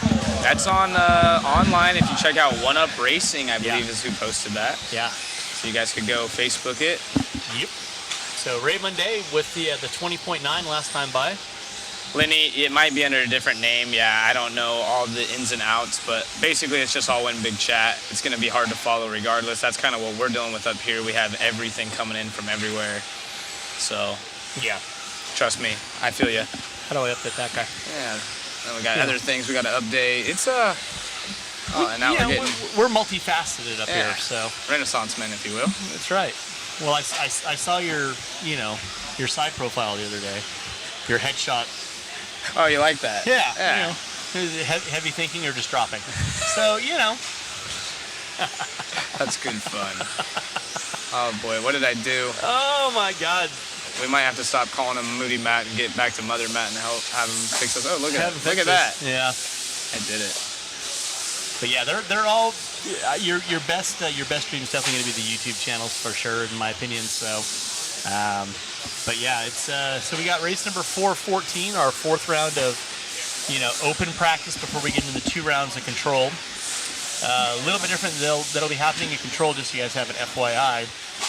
When they do call all the cars done, the drivers will not be allowed to pick up their cars. They're actually going to go over to a pre-tech area, so they'll be picked up by track officials. They'll go over to pre-tech, and then once they're done with that, they'll go to post-tech, which means they can take them back and away and take their tires off. Another thing that's going on back in tire tech, if you guys haven't heard, is they only have a rag back there now to wipe off the dirt of the tires. No more dirt back there, or excuse me, no more water back there, because they didn't want any cross-contamination on anything. So they've removed any water back there from cleaning off the tires. It's just basically a microfiber towel to wipe down the tire with nothing on it whatsoever other than the dirt. So yeah, trying to remove any impropriety that may be happening or could potentially be thought about happening. And yeah, also don't forget, Facebook and Live RC are also showing on their stream too. So yes, I mean there is, if you search IFMAR Worlds, you can probably find several different streaming media outlets that are showcasing this event, besides YouTube. Randy Weston in the chat, he's a local to me. Yep, all the 4-wheel guys will be racing 2-wheel drive. You'll see them coming up. Most of the top 30, well actually all the top 30 are going to be in the last 3 heats, as that's how they resort for the 2-wheel drive portion. So you'll see our newly crowned 4-wheel drive champion, David Ongaro, racing, as well as everyone else that you were following around in the A-Main. We've seen Cole Tollard, Aiden Horn, Brock Champlin, all those Spencer, guys. all those guys. So yeah, like always, the fast are making it look easy, and it's pretty impressive, when you watch these guys getting around the track and what they're doing, and it's definitely, I want to say poetry in motion, because it is poetry in motion how they set a car into a corner and just maintain the corner speed and everything like that. So, but Selvaggi, the Australian associated team manager right now, 21-3, getting it. So I mean, he's on a 104. So good runs for Andrew. I mean, he's always over there, talking with Ray Monday and the rest of the Australian camp in regards to what they're doing with the cars and what their thoughts is and thinking about doing. And Kurt Winger, associated team engineer, 21-3 as well. So yeah, I mean, coach, showing he's got some skills getting around the track. So Zach is going to find out how many entries are 139. 139 is what we have. So yeah, consistency is the key. I would agree wholeheartedly. Yeah. Anytime you're racing on an off-road track with slicks, all natural, consistency is always going to be the key. Kurt Winger out front, the associated partial designer, not full-time, as he owns Shell Racing. Helped with a lot of, probably some of your guys' favorite projects, but he's out there in the green and black car, laying it down for a new time, as we are only in Heat 4. But this is the final round of open practice. We will go into 2 rounds of controlled after this. Yep, 2 rounds of controlled, and Tristan Hackle now popping up on top with a 21-0. So that's going to be your fast lap on track. But again, like I said, this is just open practice right now. These guys still, just getting used to the track, getting used to where they can feel they can push the cars farther. Go back to the pits and be like, all right, I want to try this, and see what they can maximize out of it. So it's interesting to see, what they're doing and how they're doing it. So. Yeah, and if you're a Mugen fan, again, race 8 or Heat 8 is going to be Shinadachi, so about halfway home from there. So set your alarm. If you have some other stuff to do, he'll be up on track, and we'll be sure to get him filmed again, because everyone's digging that Mugen car, checking out a new platform. Yeah. I was watching it in the 3rd round, getting around the track, and like always, I mean, Shin's definitely an accomplished racer, an accomplished driver, and if anybody knows kind of how to make a car go around the track with minimal ease and corrections, it's definitely going to be Shin. I mean, I was looking at his profile last night. I saw that he's been racing since he was 3. That's what was on the J Wow. Concepts, board last night. He's 43 years old. He's been racing since he was 3. That's crazy. So yeah, I'm just like, man,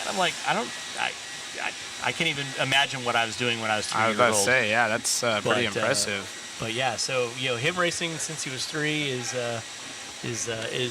kudos for Shin, and you talk to Shin, and he's always all smiles. It's He really is. He really is. So which is nice to see. So, He loves coming to America. Yeah. Yep.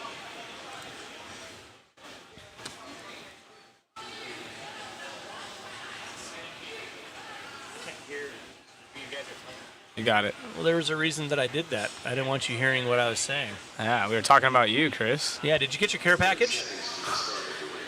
I just want to know. Did it get utilized?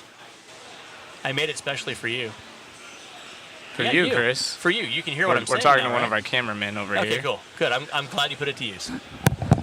Actually, cool story about Chris. Wasn't really supposed to make it past the age of 13, and he's now, I believe, at 43. He's fought off a lot of illnesses in his life, and it's really cool to have. It's something special to have him here behind the scenes helping us out. Doesn't complain, and obviously, yeah, being that he's made it this far, and he's a huge asset to the team Huge and asset RC to the in team. general. Most so. certainly, yeah. So it's like I said, there's many people behind the screen that you guys don't get to see. I mean, you've probably seen our profile pics if you're swiping left or swiping right. Luckily, mine hasn't made it up there, so I'm pretty good with that. But you got everybody up here. From Matt, Chris, Wayne, Rob, David. Of course, Matt, Cam, was up editing video last night when Larry called him. And doing dishes. And doing dishes. I know. Don't have a dishwasher in the house? We have him. Well, there you go. Why run the dishwasher when you got him? Yeah, we got Cam. He's a Renaissance man. And the funny thing is, no one had ever, I guess, met him in person. I thought Matt had, but no one had ever met him in person. He flies out here, and the only thing he was like, I just want to see a cactus. There's some cactus out there, cacti. I want to see some desert. Yeah, and then He's from Pennsylvania, right? New Jersey. New Jersey. New Jersey. Yeah. Even worse. Even No, worse. I'm joking. Don't flame me. Oh, yeah, I was about to New say it's Jersey. about to go ham in the chat. That's right, ham in the chat. Oh so. boy, that's funny. But Is New Jersey a thumbs up or a thumbs down, guys? You tell us. But yeah, so Cushing 14 and a 5 flat. We'll get this refreshed and see where that's coming up on the leaderboard. So Cushing rocking the Hot Bodies car. One of the few, if few. not the only. Yeah. So Holdsworth Stokes, See Alex. McEwen. Cushing, one of the ones dragged in his girlfriend halfway across the country to come watch him play. So shout out to all the RC wives and girlfriends out there. Yeah, they put up with us RC nerds. Yeah. And the girls that are racing, shout out to the husbands and boyfriends. That's right. That support them doing what they love. Absolutely. Ooh, making sure the Kyosho get quality controlled right there. I believe that's Fuma. That's an interesting. That's an interesting graphic on what's going on. Okay. I like it, but it's a little much. A little weird. So yeah. He's correct. New Jersey isn't great from someone in our chat. I wonder if Cam's logged in.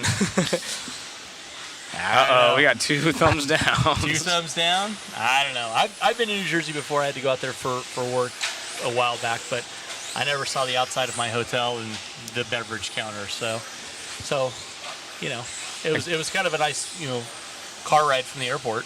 Nicole must be a sister to one because she says, and sisters and brothers. Yep, so all the family and friends cheering their favorite racers on. We appreciate you guys tuning in.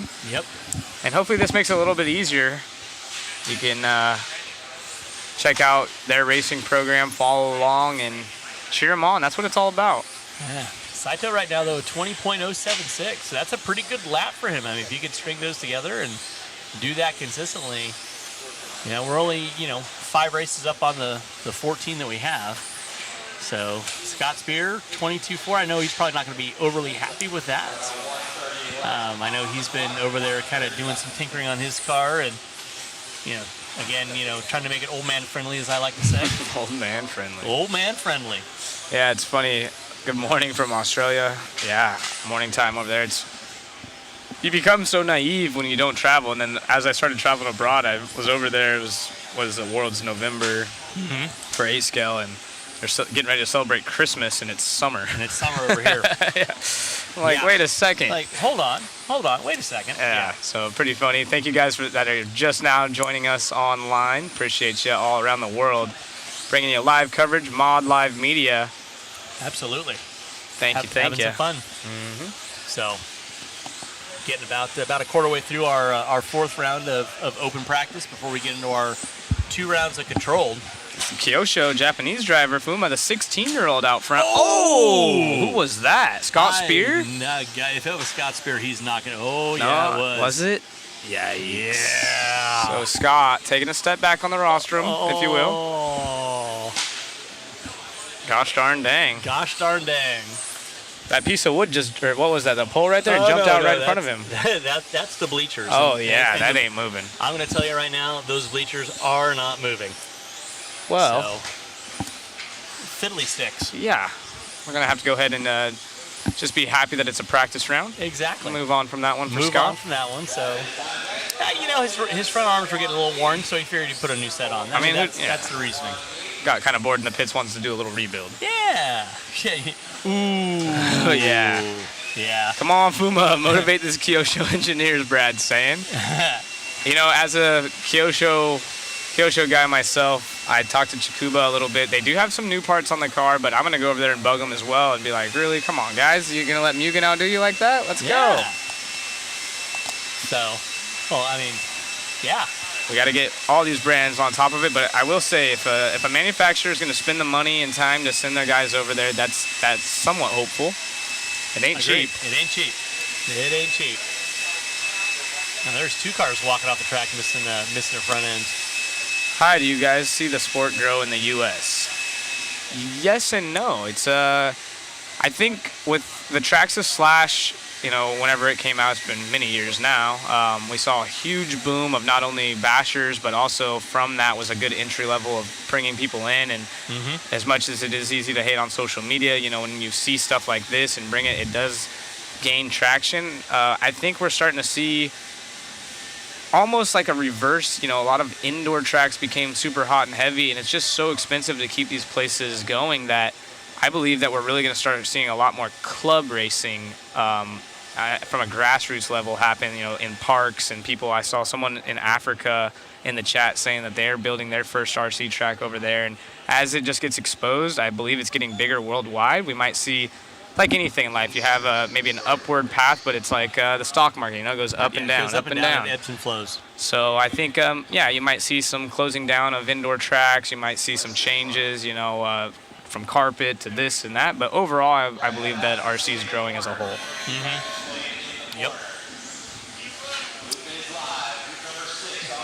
How do we update this over here? Zach, I should probably pay attention to Just that. right here at the bottom. Just hit the next one. Okay, cool. And sometimes it works, sometimes it doesn't. Got it. It ain't got no gas in it. Ain't got no gas. Hey, none of these cars got no gas in it. Someone asked earlier if these are nitro electric. These are all electric. They're 10 scale vehicles. This portion of the event is 2-wheel drive only. Yeah, we already went through the 4-wheel drive portion, at the beginning of the week. Yesterday, day off. Today, coming back into the 2-wheel drive portion. So you got your control practice, 2 sessions here at the tail end of the day. And then you got 1 round of control practice, 4 rounds of qualifying tomorrow. And then 1 round of qualifying. Your main events will be on Saturday. Yep, so if you guys are free this weekend and you guys want to check out the world's best going at it, maybe call a few friends, have a little viewing party, order some pizza, and we'll be going with our first main event, hopefully right at 1:30 local time. Yep. That is the plan. And if you want to make a note of it, it is currently 2:32 local time, so keep that in mind. Saturday 1:30 should be the first off the gate. That is Arizona. So once again, it's 2:30 now. It will be 1:30 Saturday is A number 1. Yep. So make your adjustments, set your clocks, all that good stuff. And again, I remember watching some Worlds. We had little viewing parties. It makes it a little bit more fun when you have your buddies around. Grab some drinks, some pizza, and cheer on your favorite racers. Yep. Place your bets. Place your bets. Yep. Do the collective oohs and ahs of when they make that dialed inside line or the pass over top. That's we saw that a couple times on our 4-wheel. streams that we had going on. So it was kind of neat. Somebody outbroke somebody else, or going into a corner, or somebody else just a little sideways and open up that little bit of gap where somebody thought I can stick my car into there, and made it happen. So, but yeah, right now Ethan Mackinick 20.22. Dunford, we don't have that connection. That's a completely separate system. Unfortunately, no, we don't have that. That's why we had the little bottom right-hand corner to handle the 3 consecutive ourselves. 5RC overlay only has that top bar for the full run, unfortunately. Hopefully we can get the 3 consecutive back on screen again. So, but yeah, always trying to answer all your questions here in the chat room. So.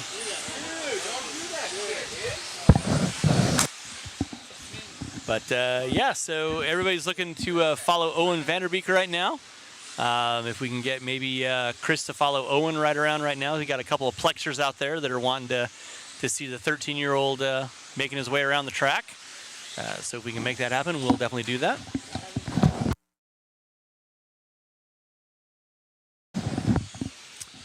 Is the driver automatically qualified to race both classes when they're invited into the Worlds? I believe so. If you have an invite to Worlds, I believe that you are technically qualified to enter into both 2-wheel and 4-wheel divisions. So I don't think it's just a either or. Kind of like the Reedy race of the day. I mean, they really wanted you running both sides of things. So the Reedy Invitational race, you ran a 2-wheel and a 4-wheel portion. So I would imagine that if you are qualified enough to make your way into a World Championships, yes, then you would kind of be expected to run 2-wheel drive and 4-wheel drive. So yeah, that would be what I'm looking at. But right now, Charlie Mayorana, 20.092, looking to go top of the leaderboard on your open controlled, or your open practice. I want to call it open controlled because, well, you're on a controlled tire, but it is open practice. So, take it what you will. Right now, this is practice. Nothing really matters. It's kind of like horseshoes and hand grenades. It's only going to matter if you catch the hand grenade and it's got a live pin on it. So, but yeah, right now we got Matt kind of chatting with Zach in regards to what they got going on. So, Mayorana, Mackinick, and Levin, they're going to be your top 3 right now. I'm not going to tell you what's going on behind the scenes. I think Matt might be pinging on the rev limiter right now. I could be wrong. I don't know. He's. Hey, you got it. Look at Matt go. You ask and things happen. There you go. It actually switches on the ticker. It goes from your overall time. Yeah, but it wasn't up at all. So yeah, it's we're always trying to constantly strive and make things better. So this is going to be the end of race 6. Going to race number 7, so Charlie Mayorana, 20.092. He's got to be happy with that fast lap. Just shows he's getting it going on. Mackinac with 20.2, 20.1 out of Brignani. That was going to be your fast guy on deck. So Brignani, Mackinac, and Mayorana, all in the right around the low 20s. So these guys are definitely starting to feel a little bit better about the track and what they got going on. So Zach's collecting his thoughts over here. Well, I was trying to look at it right there. They're asking why don't they bridge the gap right here where that car was broke, Scott Speed broke the insertion. There is a pole, but yeah, if you run a banner across it, might be a little bit safer. Yeah. I can't hear him on there. You can tell Matt. I'll tell Matt that. Yeah. Hola. I wish we could show. When we try to Wait a second. Hold on. Let's see if this works. Hey, Chris, can you hear me? Can you tell Matt that I can't hear Zach in my head? Thank you. That's what I said. I don't want to get yelled at. Nothing. How about that? Can you hear me now? Can I hear you now? There we go. My bad. I got Zach back. I need my little buddy. My little buddy. My little buddy. All right, where am I? Am I clicking right? Oh, yep, the blue on the right. The blue on the right to advance to the next. That's it. Heat 7 coming up. Sorry, guys, we were getting a little bit out of control behind the scenes here, but it looks like we're all sorted. The whole There we team's switching go. out. Media guys, we got new camera guys. Wayne's walking around. Matt Matt's yeah. Yeah, Matt's just being Matt. Matt's just being Matt. He's trying to get. There's Owen right there walking across the screen. For those of you guys caught him, that was the young 13-year-old. Yep. You know, Wayne's looking, kind of rested. You know, he went and visited facilities. You know, he had old man bladder going on, so, you know. Absolutely. He had to go make sure his knees still worked. That's right. He had to go make sure his knees were still working. What did I just do? Did I do something wrong? See, this is the problem with this one, but I don't want to say nothing. We have a screen up here that has a different scoring system that sometimes, if we click the wrong button. And I just, I don't think that you click the wrong button. I've already been involved in Mike Gate, so I don't want to be involved in, yeah, scoring gate. Can't go to the team meetings. Right. Yeah. Every time I walk past the officials, they look at me side eye. Yeah. Like, what's that guy got? Has he got a lapel mic on? What the hell? All right, we got a new heat up on the screen. New heat up. 7 out of 14. So we're almost to that Mugen heat. All of our Mugen fans, you guys. Gather round, gather round. We'll have that out there in the next one. What's Mother Matt doing? I love it. That's his new nickname. He ain't getting away from it. No. So you get Mother Matt when he's taking care of you. You get Moody Matt when he's being moody. Yeah. There's a reason he wears a hat. Yeah. His hair's definitely thinning up top. So. I don't blame him. This is, as he says, he makes tens of cents and got $30,000 of equipment. He has all of us yelling at him, telling him what to do. He got the chat telling him this is what you can do and do that. And Watergate. He's a hard worker. Mistgate. Mistgate. Yeah, 10 seconds of mist. 10 seconds of mist. It's a mystery. Actually, it was, like another mystery. We're trying up here, guys. We'll be here all week. Yeah. That's right. Good thing we don't get tipped on our performance, right? Yeah. We'd be working for quarters. Yeah. So, Vanderbeek, the older of the Vanderbeeks. Well, maybe not. Jamie Hall leading the way from the UK. Go. Yeah. UK, the top two in this one. Yamasaki, Klingford. Harley's from the UK. There, so. But Group 7 on the track. So Group 8 going to be our boy Shin coming up next, I believe. So call it Mistygate and let the rumors fly. I said it yesterday. It was a missed opportunity. Look at you guys, hired. Right. Yeah, you guys, can come up with all the puns you want, but they're all just missed opportunities. Yeah, you guys make funnies. As they come down the back straightaway, the orange car. Actually, it's more of a red, but depending on coming on what you're looking at, came up just a little short on the tabletop. That's for sure. Yeah, it did. Jamie Hall still leads the way both on the overall time and our top 3 consecutive.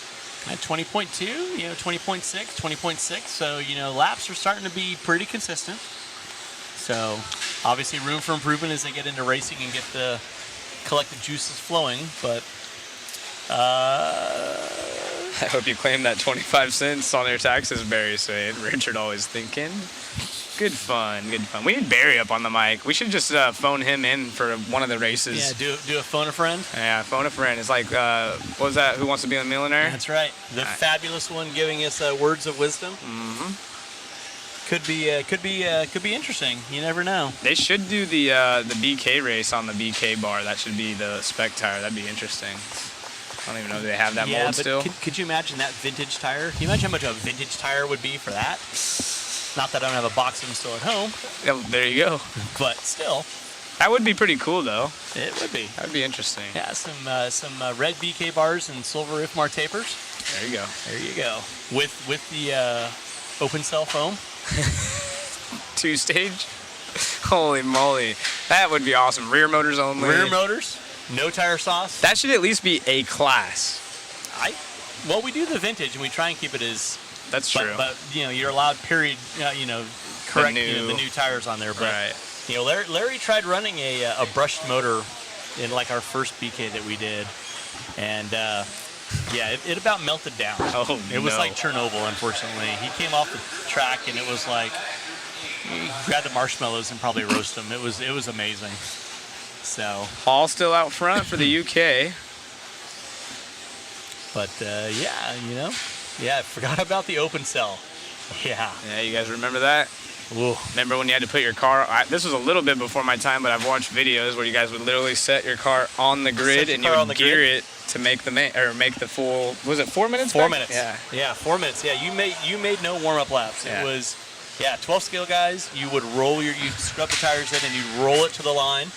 Off-road guys, you might get a lap of warm-up in the hopes that you didn't kill the battery before that 4-minute run. Yeah, if you got an extra lap or two after the race, you weren't geared proper. You were not geared You were proper. not getting the most out of your equipment. No. Yeah. Exactly. But Is it Shin time? Shinadachi time? could be. Let's see. Gather around. It is Shinadachi time in town. Nice. And Vanderbeek was flying that last one. Hopefully we get some laps with him. Alan Horn in this one. William Templeman. Dougie Fresh. Yep. Monday. Al Horn. Ooh, Mitchell Pratt in this one. That's everyone's favorite Aussie. And Ben Jimison. Also, this is his 4th world, so Yep. has more worlds than I've been to. Yeah, it's funny. If you know Ben is deceptively quiet until he gets chatty. Mm-hmm. And when he gets chatty...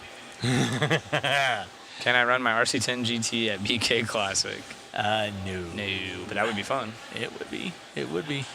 Are they running a front nose wing or tower wing? I don't think I they're running. I saw a tower wing are on they? one, but I don't know.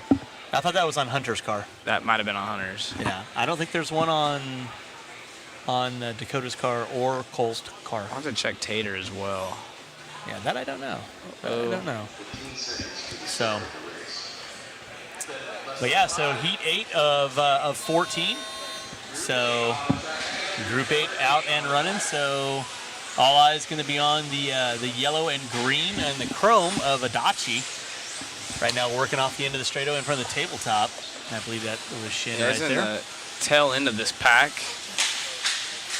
Second to last car as he makes his way through a gaggle of yeah, cars. there's a gaggle of cars right there, all turned up. And now Shin with open track, if we could follow him one car back as that car gets a little loose on the straight, he's going to be coming right behind him. That is the car, Shin Adachi in the Mugen. New two-wheel drive, doing a little 360 over the Looking for a new roller. career at Duncan. Donut House. That's right. So, but yeah, it's awesome, to see Mugen come out with a two-wheel drive car. I mean, there's been rumors, and now they've got one, and it looks pretty fit and finished. And Shin Adachi, obviously one of the engineers behind it.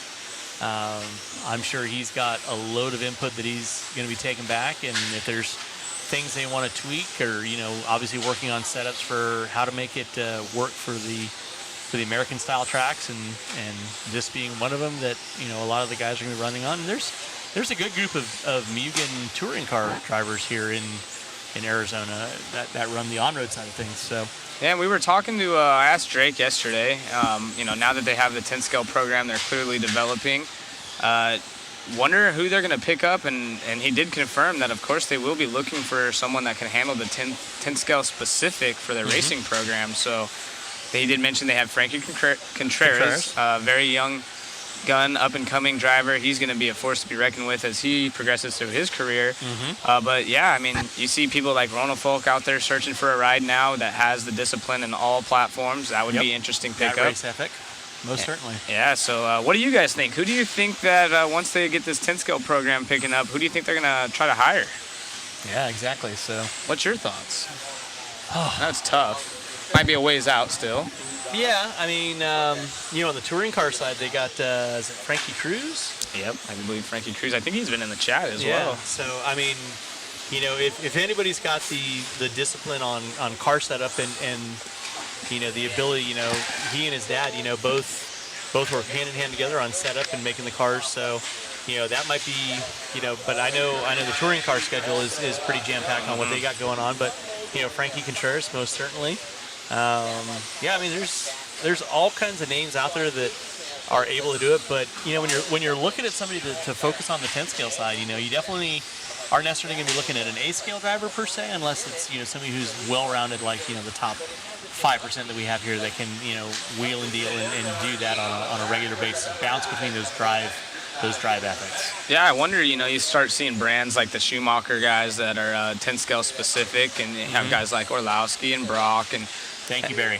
Yeah, Jacob. at what point do they start stacking the team a little too much where one of these drivers wants to be the main, asset at one of these places, and you start to wonder maybe one of those guys.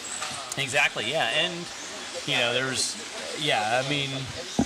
look at that and it's like, it's interesting to think about it. Yeah, Ronald Falk would definitely be a good aspect on that. And it comes back to, what Mugen is looking to expand into that marketplace. Are they looking to expand into the U.S. side of things? Are they looking to go, globally with, carpet, AstroTurf, dirt? There's a lot of different, changes to do to a car versus just, changing out your shock package. As far as those option parts that are available and having that ability to be adaptive on those racing surfaces. So. Yeah, and will they go with someone with years of experience, maybe like a Cab or a Mayfield again, or are they looking for someone young that they can kind of develop the car and the brand around in the 10 scale side of things? You never know. Yeah, exactly. Somebody just asked if the two-wheel drive layout is shorter or longer overall in length, or the same as the four-wheel drive. That is a good question. Run line wise, I don't know. Lap time wise, I would assume that it's hard to say because the layout, the jumps and stuff are different. The way they hit them. The way they hit them. Your racing line may be within a few feet of one another. Obviously the overall track dimensions aren't going to change from what they are, but as far as how it's got to be relatively close, within 10 feet, I would assume. I would think so. Yeah. 10 or 15 feet. Yeah, because there's not been a lot of the change on the lanes per se, as far as removing any lane. It's just a redirection on how it goes. And Templeman, our race leader in this one, he American driver, one of the young guns, 21 years of age himself, from Hot Rod Hobbies, Jimmy Babcock's track in California. So not too far of a trek for him, getting a solid run in as this one winds down, and he finishes up over Dougie Fresh and Horn, which is a associated podium in this one. Even though it is just practice. Yeah. But, No, not controlled yet. This is our final round of open, Christopher. Final round of open.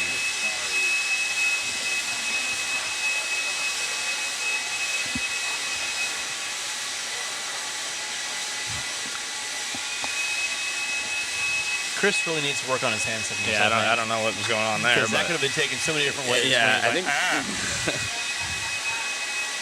So, Mason Templeman, though, fourth round, open practice, a minute flat to a 1:53, minute flat to an 8:98 for Lover VA. So, I think as we're progressing, I think the top three consecutives are going to be high 58 into the 59s and a gaggle of cars at the minute mark.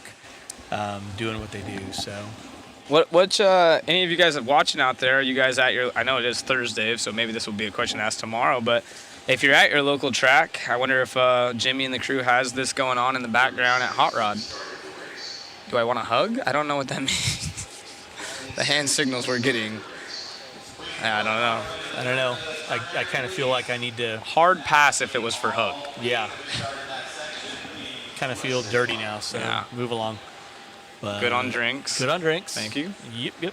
So, but heat 9 of 14. So we got Lackland, Donnelly, Hall, Edmonds. Look at Joel Eaton saying up in here. It's on and Eaton. There you go. Yeah, Joel Eaton up at IRCR. Salt Lake City. Yeah, home of the April Fool's Classic. Joel's such an awesome dude in that facility. I've had the opportunity. I've only been there one time, but what a cool place. Yeah.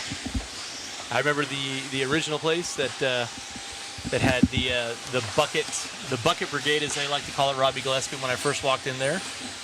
When it would get snowy in there, the roof had character, as I like to say, would leak, and they had this wonderful rain catching system inside the building to make sure it didn't leak down on the track. And I walked in and I was like, all right, props for the ingenuity and the field of buckets. Yeah, no, there's no TVs at the actual track part, but I would assume in the shop Jimmy's got it on. SDRC has some good feed in the pits. I'm wondering maybe Rain Man's all of your guys' tracks. Give your track a shout out. Yeah, shout it out in the chat. We'll definitely do a shameless plug for you guys. Yeah. Ricochet RC has it on. Let's go. Is that Victor chiming in? I was about to say, I believe that would probably be Victor, and that's also an awesome facility. Yeah. appreciate you guys tuning in. Super cool. Like I said, the viewing parties. I remember when I would watch RC religiously. That's I couldn't wait to call some friends and get someone over, and we'd watch the races we weren't attending. Exactly, yeah. Lackland Donnelly now up to a 20.1.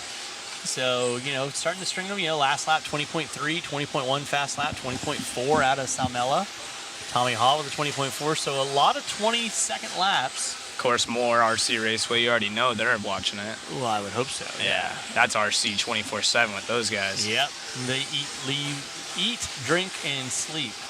RC. If you're in the Colorado area, make sure to go check out more. It's definitely hosted some of the best 10-scale drivers have come out of there in the last 15 years. No, certainly. Including Dustin Evans, who was in the four-wheel drive A main. Yep. Not yesterday. It was 2 days ago now. Yesterday. Yep. Yeah. So, BT, pulling down a decent lap as well, 20.2, I believe it was. So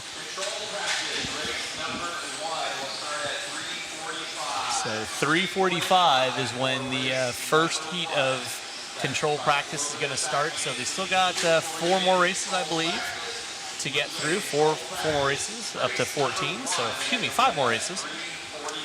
So, it's 3:45 is when the actual control portion of the event is going to start going off. So, set your timers. That's when it's actually going to count for their seating portion of it. So, here we go. So here's a nice change of pace. Instead of talk of tracks closing, a new RC track in Palm Desert, carpet track called RC Run Park. I'm sorry.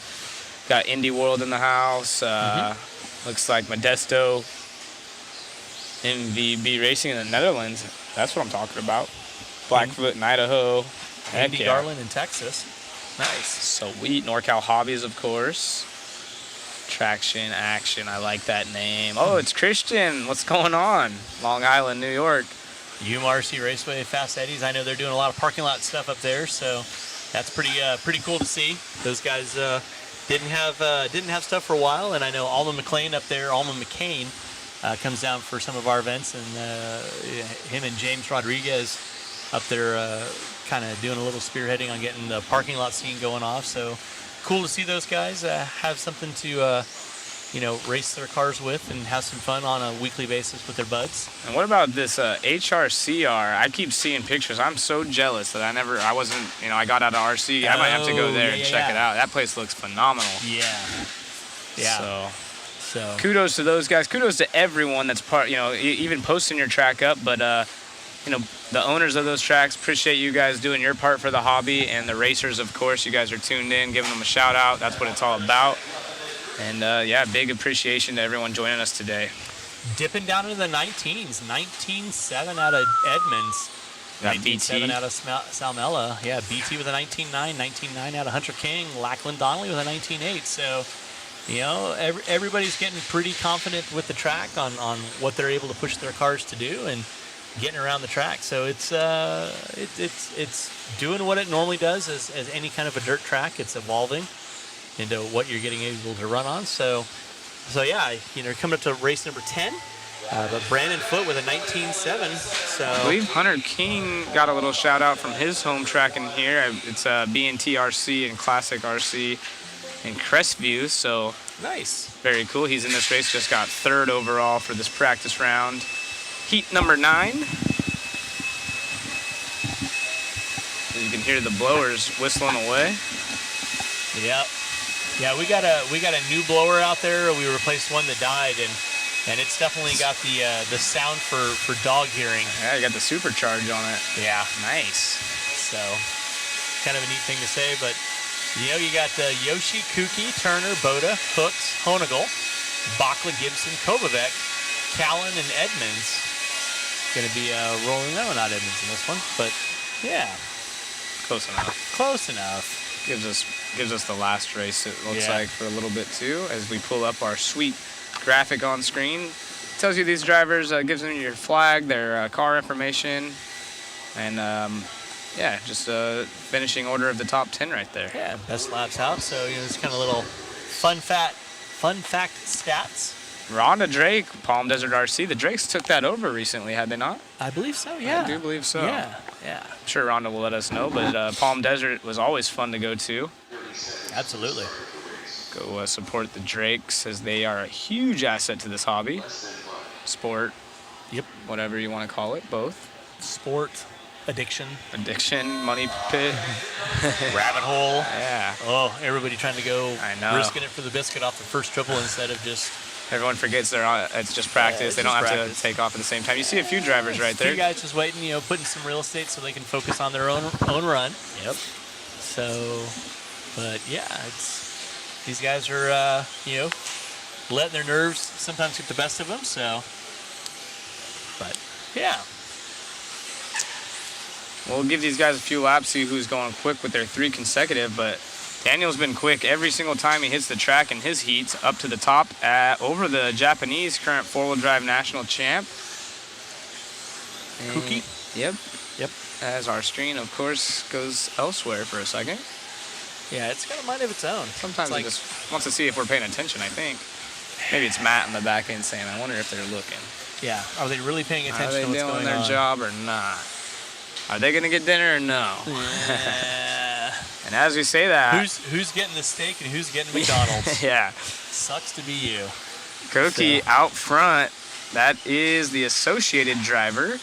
We had him up in the box yesterday. He was his English isn't too bad. I believe he's also 16. 17. 17? Yep, we celebrated his 17th birthday at Firebirds with him. So Nice. it was a And good time. That family is so cool. So nice. So nice. If you make friends with that family, every time they come to the U.S., expect to get these things called high chews or like little Starburst. Yeah. But very delicious, and they always are first to come up. I got you high chew. I got you high chews. and they're the so like you can buy high chews at Walmart. I've seen them. I've gotten them. Not the same. Not the same. Not the same. They're good. But yeah, the Japanese version it's next level. It's Oh, check it out, Rhonda. Little shameless plug right there. The JBRL will be at Palm Desert Raceway September 30th. That's cool. Yeah. I mean, Nitro Racing, so be sure to go support them. They've done, like I said, a ton for this hobby. You can go check out Adam Drake's YouTube channel. Yep. Rhonda and Wealth Adam. of knowledge. Yeah, always posting up good stuff and just great ambassadors for the hobby all around. And now, thankfully, they're going to be having to showcase some 10-scale stuff, it looks like. Yep. That'd be pretty cool. And if anybody's going to be able to test a 10-scale car on an outdoor track, most certainly. Mm-hmm. So, but yeah. High chew green apple, Rhonda says. There you go. She knows the deal. It just bounces down to like the next top 10 or whatever. I don't know. It's kind of weird. Maybe I have too many things going on. Who knows? But yeah, Kookie right now, 19.3 out of Kookie. Clement Boda with a 20 flat. The only one in the 59 so far and blowing away the competition of all the drivers that have gone through yet in Heat 10 of this final round of open practice. It's Kookie, yeah. Super, super nice. And if anybody's got a dial in on how this track evolves, it's going to be Kookie. He was over here for the One Up Buggy Challenge, a little bit before and stayed a lot afterwards and did a lot of testing. Kirkman offering me to come race his e-buggy. Maybe. Might have to come on out. I do miss racing with all you guys, so appreciate everyone dropping in the chat, keeping us entertained, giving us more content to talk about as we follow these guys around. Yep. Clement in the 2-spot, Harley Yoshi out of the Northwest area.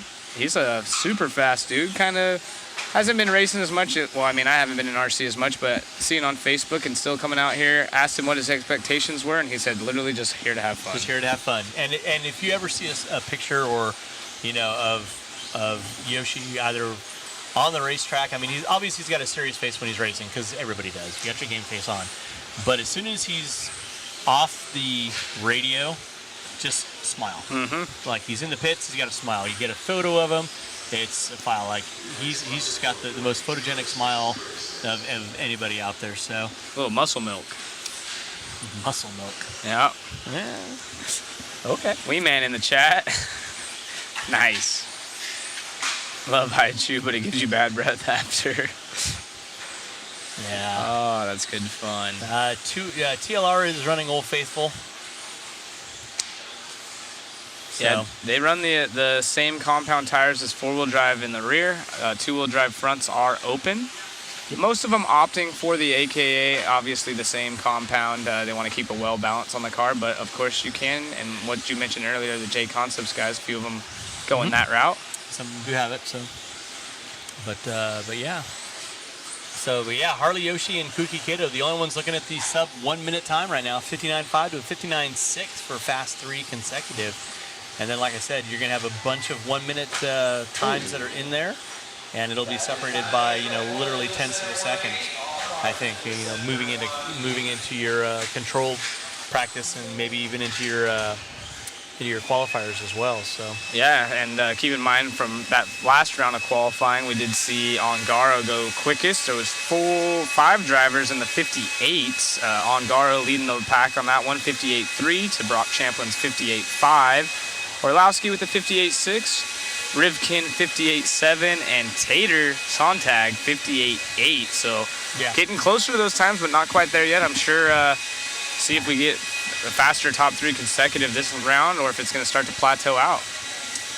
Exactly. Yeah. I mean, it'll definitely be. You know, obviously the track will yield so much, and it's just going to come down to how well the driver can manipulate and muscle their car around the track to their liking. I mean, obviously a lot of these guys are, you know, they're not. I don't think they're putting it all out there quite just yet. I think there's probably some still stuff in the reserves.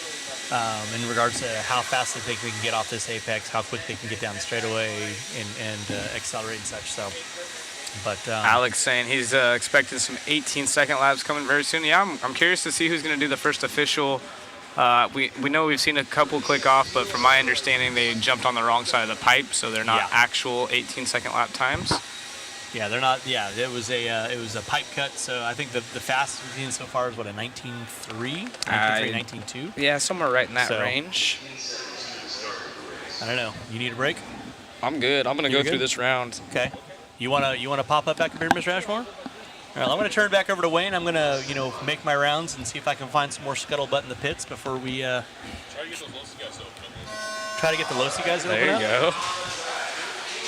Oh, I can do that. Track Time saying we need to get the YouTube likes. Wayne, I'm going to turn it over to you. Zach, as always. Appreciate it, Richard. We'll see you back later, guys. Hopefully see you in the booth here soon. Maybe I can get a relief break after you go run around the pits in a second. Let me know. In the meantime, Wayne's going to jump back in here with me as we get closer to these final heats and our final rounds of open practice before we start up in the controlled rounds that actually start counting for something. So, again, they will be going off 3 consecutive, seeding them into their qualifiers. Right now, they're still counting that way on Live RC if you go look at it, but they don't mean much other than just trying to figure out where you stack up against the competition.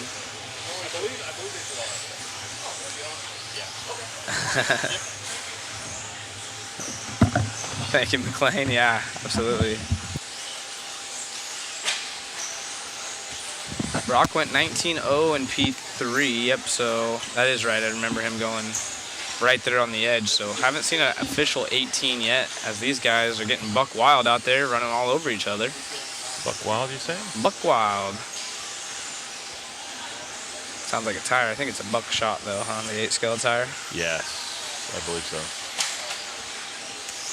How's everyone out there doing in the YouTube and Facebook land? You guys enjoying yourselves? Who do you think's going to be quick this round? Another Ongaro? Do we see a new face? We've seen Brock going fast. Like I said, Evan's been sneaking up there. We just haven't been talking about him that much, but he's was qualified 3rd, I believe, in 4-wheel. Yes, he's one of those quiet guys. He just kind of sneaks up on everybody. So we'll see what happens. I need this turn. Yeah. Trying to fix. Oh, there we go. Got the fan going in the booth. Quite so high, but all right, that'll work. Gets a little muggy up here. So what'd we come up with while I was gone? Do we have any good questions that you had to answer? Yeah, I mean the chat's staying pretty active. I think everyone is obviously the Mugen thing's been a big deal. We followed them around. It looks like it's getting better.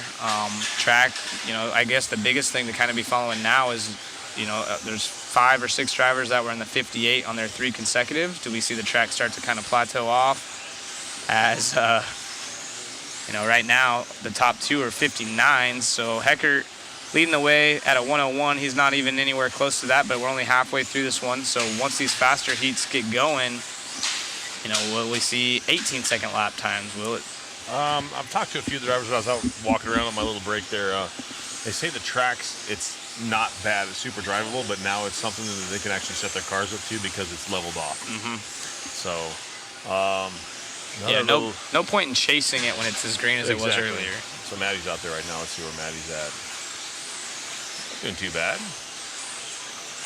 Joel Eaton making a good point. Unlucky Ward goes to Dustin, crashed in the first double, A2 and A3. Yeah. That was brutal. I don't know. We don't know if he had help or if he just missed it or what. So he might have been just checking up to not blast the guy in front of him and whatever. But it was bad.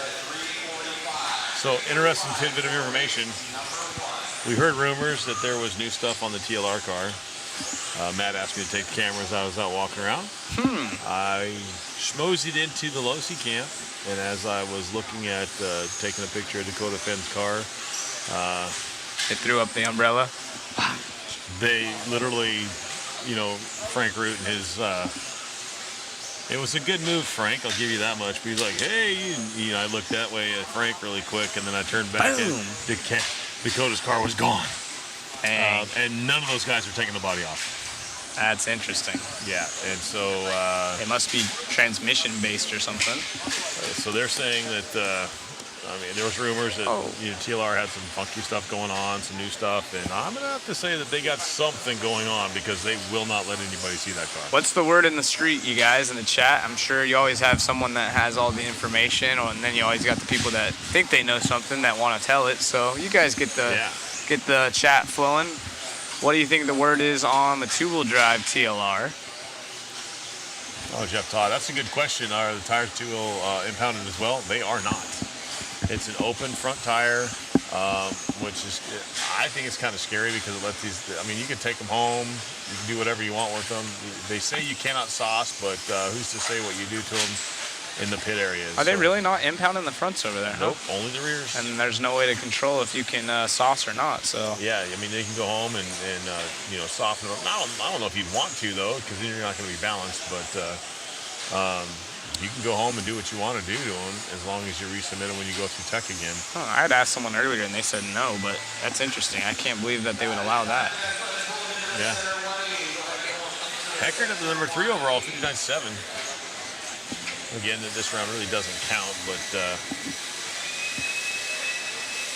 they're getting closer. Let's see where Maddie's at. He was kind of disappointed with his four-wheel run. We're all cheering for him. This is an old school name right here. Johnny Watcher, new TLR is rear motor. Johnny in the chat, how have you been, bud? It's been a long time. One of SoCal's quick guys back in the day. Probably if you give him a remote and a couple weeks of practice, we'll be right back on pace, as most of these guys are. Yeah. Orlowski, Tollard, Fenn in this one, Schimmel, Cavalieri. Got some fast guys in this one. Yeah, a lot of fast dudes. This is gonna be an interesting heat. CFT. Eckert with the S-Works, making it happen that last time by.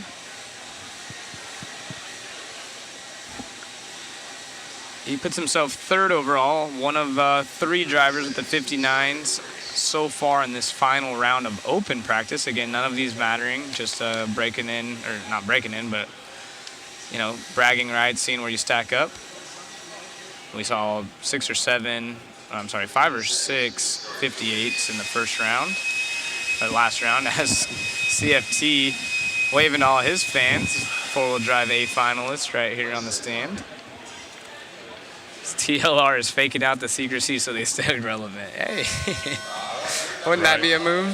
Yeah. You never know. Get it on top of the subject again. That's funny. Might be onto something there.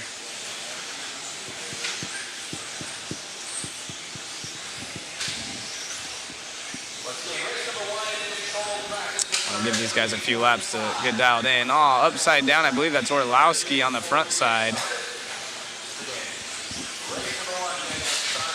Schimmel, let's go. Opening lap 20 flat. So, and he showed really good speed. Yeah, even in his 4-wheel, he was dialed. Yeah. So he's really liking his TLR cars. Cavalieri not far behind. Oh, why does that? It's very frustrating.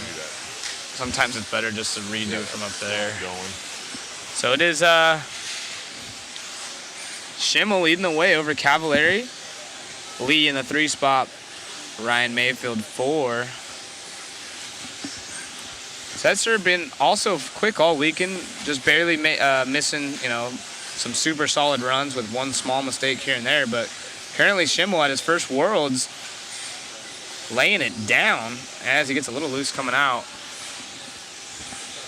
See if he can hold on to this. This would be a great confidence booster. His car's looking great. Paint scheme looks sweet. Step on, step off. Coming up on traffic. Almost gets into him right there.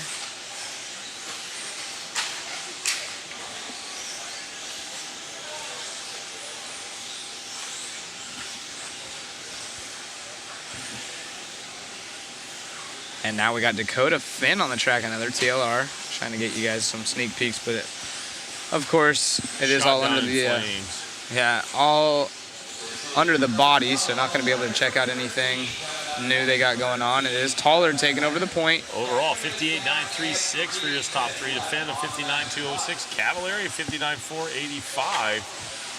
So now we're starting to see 58s again. Tollard. Again, 5 of the fast guys from the last round were in the 58s. So that's where you're going to want to be if you are looking to be a top 10 driver, no doubt. Shin is not in this one. Cody, that was race 8, and we definitely have given him lots of airtime. Following that new Mugen as we catch up with the Schumacher of Ryan Cavallari. Red and yellow through the rhythm, or the whoop-de-doos. Up over the big triple. And the little double that they added in overnight on Tuesday. See if we can pick up. Looks like we're going to go with Tollard and Dakota right in front of him. So that's 2 TLRs on the track.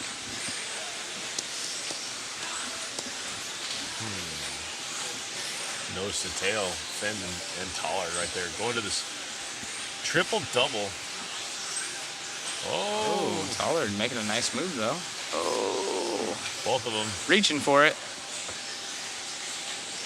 Tollard to the top of the charts. He wasn't a long-time associated driver, switching over to TLR and been doing awesome with it. Suiting his driving style. And arguably one of the fastest TLR drivers, if not the fastest. Dakota Finn right behind him, but Schimmel in the 4 spot. Coming up to Cavallari right now, so you got 3 of the pretty fast, super fast guys running nose to tail right there. Cav running on the leaderboard 3rd overall with his combined time. 3 laps. It looks like we're going to pick up, I believe, Finster, who had a super good run in that last round. He beat out Cavallari. So see if Finster can't pick it up. It looks like he falls back some. Dakota Finn now picking up the pace. Schimmel still right there in the top 5, sitting 4th with his TLR. So the TLR is looking pretty good on this surface. Not confirmed if everyone has the same stuff. I would surely imagine if you're at the Worlds and you're a TLR driver, you're going to have all the good goodies. Oh, yeah. Sorry about that, guys. And Cavallari, he has a lot of fans too. Making some movements. He's been trying to find his mojo again, if you will. On the Schumacher team, those guys work super hard. So you can never count Cav out as he's sitting 3rd, and still want to get him up in the booth at some point this weekend as well. So I'm looking at Schimmel, 4th overall. Schimmel's absolutely killing it. Yeah.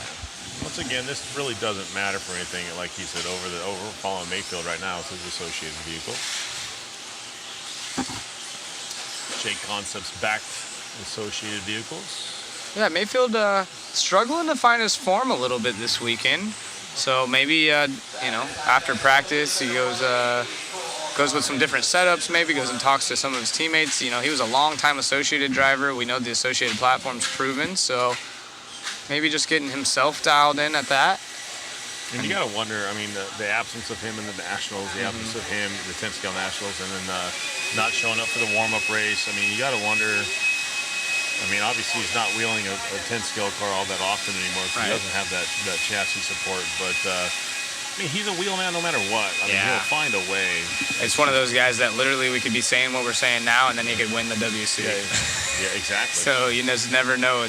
Mayfield, definitely one of the cooler dudes off the track. And would love to see him in the 2-wheel drive final at his home Raceway. Yeah, I like that he's super animated. CFT, look at that. Oh, yeah. 58.5. Yep. Squeezing Up out. top.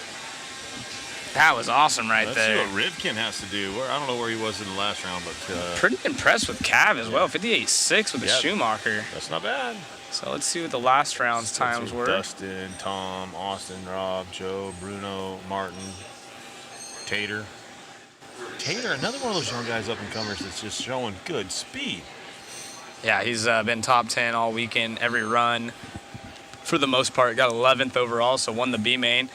Obviously frustrated, but he didn't even expect that coming in. But once he started laying laps down and realized how quick he was, I'm sure it was frustrating. Yeah, exactly. But still, I mean, is this his first Worlds? I do believe, yes. Yeah, so, I mean, really, how upsetting is that to win the B main event? Right. To finish 11th at the Worlds? Super awesome. Dang it. Gosh darn. You can say he won a Worlds, it was just the B. It was the B. Yeah. I won at the Worlds. Yeah. How's that sound? I won the Worlds, B main.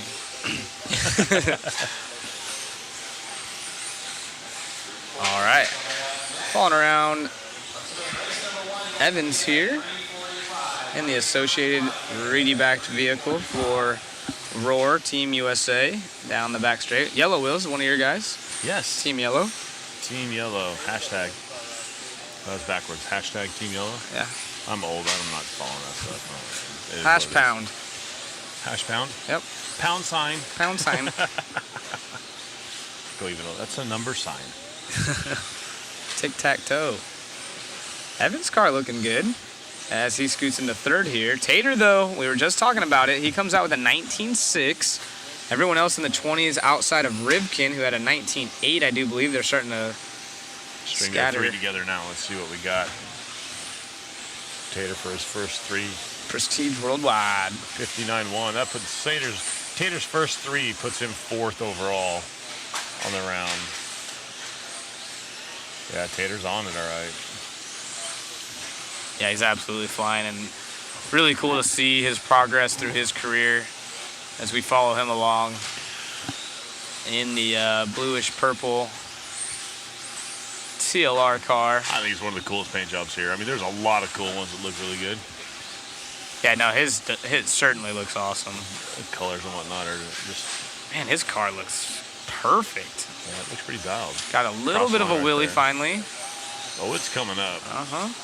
Look at that. Oh, Man. zigging and zagging, cutting through dicing through traffic like that. Impressive. I was about to say, and these guys are the top 30 that finished in the four-wheel drive class, so if you see someone passing each other like that, you must be zooming, because these guys are no slouches. Varoom, 19.4. Wow. Martin Baer to the top, though. The 17.8? I don't know if that's official. I don't know, but that put him at a 57.4. I think he had one of those in the last one, too. So maybe we're wrong. Maybe he is absolutely flying. Tom is struggling coming off the driver's stand. Not sure what happened. But we'll see what happens with this lap. Maybe it was a short lap, and then 21. So We'll have to maybe not. check out that X-ray car for a lap or two as he tumbles off back online. It is Rivkin on screen. Ooh, a little too inside there. So I will say with the team effort behind Rivkin or all the associated guys, like you're watching, you got the whole team up here. They're filming, they're watching. You got Richard Saxon up there, BT's up there. They're all watching, and just I don't even think they're paying attention to lines. They're watching the car to see what the car's doing or not doing. All the associated cars, they're just paying attention to how they're reacting to the changing track conditions and see what they got to do for changes on the car. Yeah, like no, that's not the right one. I know it gets a little bit messy, but Tater's still out front. If you're not counting Martin, I don't know if Bayer's time count. That's a 17. That's a jumped over the pipe someplace. Made a mistake right there. Again, his average lap's quite a bit slower than everyone else, so I would assume it's still Tater, followed by Rivkin and Evans. So this one full of Americans, a few other countries being represented, but Martin showing up top on the X-ray driver. I think we're following him around the track right now as well as he goes over the triple. Yeah, Tater fast lap at 19.3. I think that's the fastest one all the way down. We will see some 18s. Yeah, I agree. There was 19.0s in the last round. So we're getting there. Yeah, it's going to happen. Martin coming by with a 19.3 himself. 19.2 out of Tater that time by. So if we could pick up on Tater again. Mar just busted out a 19.3, so Oh yeah, no, there's no. he's no slouch, but a 17.8, I don't think that's something that's. And looks like we're following around Austin Horn now in the Associated, the green and blue buggy over the triple. He's down in the 7th spot, if I'm not mistaken, on a 59.8, which is still pretty stout, top 20 run, if you will.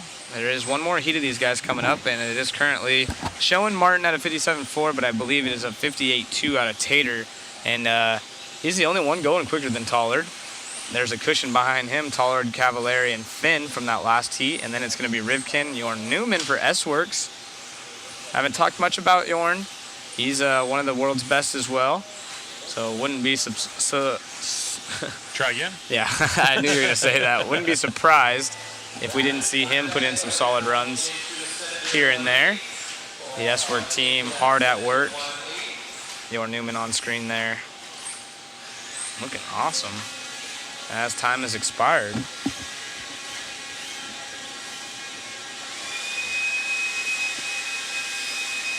I'm not sure, Joel. That's something for the timing tower to look into. What's that? So Sontag should be your top, he was asking about okay. Bruno's transponder. Yeah, it should be Tater at top at a 58.2 to Cole's 58.5. Both TLR drivers, and then it's going to be the Schumacher, should be sitting 3rd. And then another TLR, Dakota Finn. Yeah. So we'll have to get Martin's name booted out from the top right there. Hopefully they'll handle that.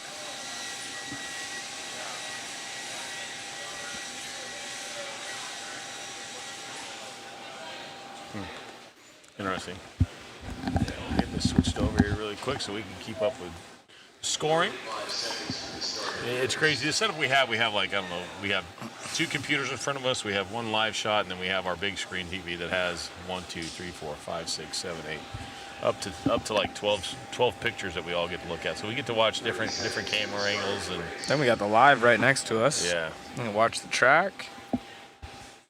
Let's watch this one here. They will be resorting after they start getting... So the next ones are going to be controlled practice, which will put them into their qualifying orders. And we run 2 of those tonight, 1 in the morning, and then they resort the mains, or for qualifying. Yep. So they will resort after the seating round tomorrow. So Ongaro, Champlin, Horn. Marcus has been fast. Yeah, Max has been fast too. We haven't talked a bunch about him. All but these guys are capable. yeah, this is the top 30 from 4-wheel drive portion, so these guys are dialed. Davey Bata is looking for a upset, if you will, but I think Brock's going to be coming out swinging, and sure enough, 19.6. About a full second quicker than anyone else so far. Max Brock coming Max, by. Yeah. 20.2 rather. Davey Bata, 4th on opening lap, not too bad. David Bata. Wouldn't be surprised to see him up front of this heat as well. Really like to see him at least put it in the show. That'd be super cool. Davey up on the 2 spot. Let's see what we got after our 3rd lap. See where Brock ends up. A rough lap. That one's going to hurt. Puts him 8th overall with that with a 59.0. Ongaro. 19.4. Champlin. We're all like studying the screen watching this. Yeah, I was seeing if that's Champlin with that all gray body that we were following. I believe it is. As he goes for a tumble. I do not believe he's running his race body. Yeah, I was going to say, so. Man, that thing is even fast in the air. Yeah. Champlin falling back a bit now. I think he's just trying to figure things out. Ongaro, the Italian, leads the way. Stick radios for the win, eh? Now we're watching Fallen Davey right now. Young Davey Bata with Coyote Hobby support. Another team, Yellow Wheels. That's Wayne. Matches his paint scheme precisely, as you can take a ride with him down the back straightaway over the double. Ooh, clips the pipe there, gets a little sideways. These guys having A lot more struggle than I thought they would with the step on, step off, especially going into it. So David, Couple fast laps, but he's still, he's only 6th overall. This is your 14 laps of free practice. Control practice is starting at 3:45. Race number 1 will be up at 3:45. so if you can hear that in the background, 3:45, that's about 15 minutes from now. We'll have a short break, it sounds like, before we go into our controlled practice sessions. Following around Ongaro now. On the pipe right there, just like scrubbing it with the wheels on. That dude, you know, on my little break, I was walking up and down the driver's stand just when they were driving on the last round and watching his fingers. He's super smooth. You would think he'd be twitchy or whatnot, but it's super smooth. I was like impressed with how minute the movement is in the sticks. So it's an art, definitely an art form. Yeah, it looks beautiful out there. It's fun to watch as he comes over the front side triple down the back straightaway. Double, single, onto the step on, step off. Man, that was like poetry. 18-9 bumps his consecutive 3 to a 57.7. It's the first 57 I've seen and the first 18-second lap time I've seen. Half a second faster than Tater. Wow. But Crazy. Still, amazing run of the TLR driver sitting up there. They did, looks like they got rid of Martin's time and put it officially. He's still sitting 4th, though. Impressive. Again, none of this matters. Just bragging rights, kind of see where you sit, but we are starting to get into where it does matter, and the track's evening out a little bit, picking up the pace a little bit more, but probably mostly drivers, maybe a little bit of track. Wow, Ongaro. When you're making passes with the top 30 drivers like this, and you're just making them look like they're sitting still, it's insane. Well, I'm looking at his average. His average is a 19.6. That's a lot of people. That's faster than most people at this event's fast lap. I'm looking at average. Aiden Horn, a 21, a 21, 22. So I'm looking at his average, and I'm like, that's almost a full second faster on average than anybody else. Yeah, so again, the Italian driver leads the way. It is Ongaro, followed by Aiden Horn, Brock Champlin in the 3. You know, Chris is in the chat probably cheering his boy on as they work their way through practice. This one with no time left on the master clock. They'll be winding down. We'll be taking a short break before we go into our first round of meaningful practice, meaning that it will count towards their seeding of qualifying. Get a beautiful shot of these guys walking off the stand. You guys can get a quick view of Ongaro with the lunch pail, if you will. Yeah. Seen the people calling it the lunch pail when he holds it by his side. It has a little wrap on it.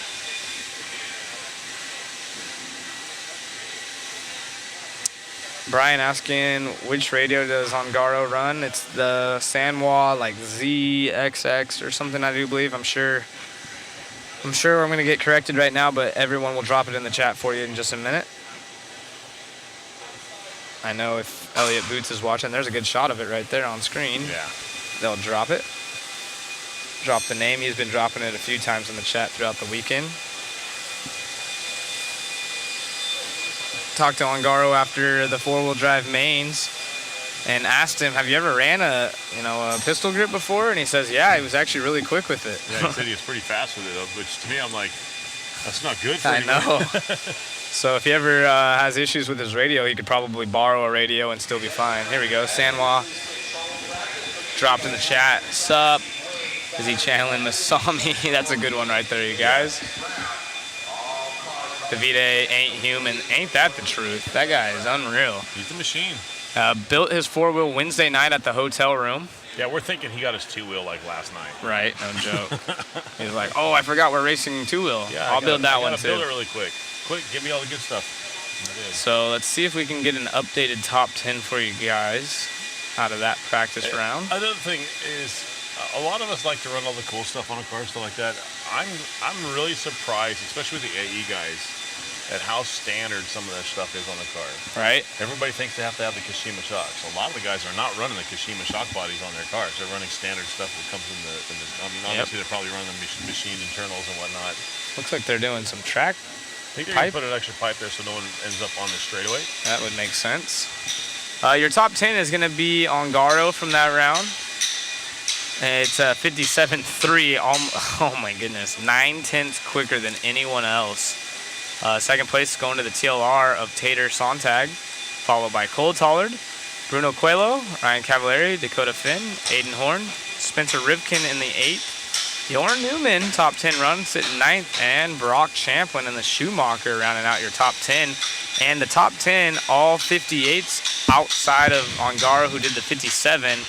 Tessman on the bubble that time, 59.001. Everyone behind him, 59 or up. And it's tight back there. Mayfield's sitting 18th. Brennan Schimmel in the 14 as a quick little highlight. Let's see if there's anyone further down the list. Orlowski, 24th that time. That will definitely change. Yeah. Again, this is just practice. Doesn't count for anything. And we will be starting in about 12 minutes now, where it does start to count for some stuff. Yeah, now it matters. I'm excited. Yes, me too.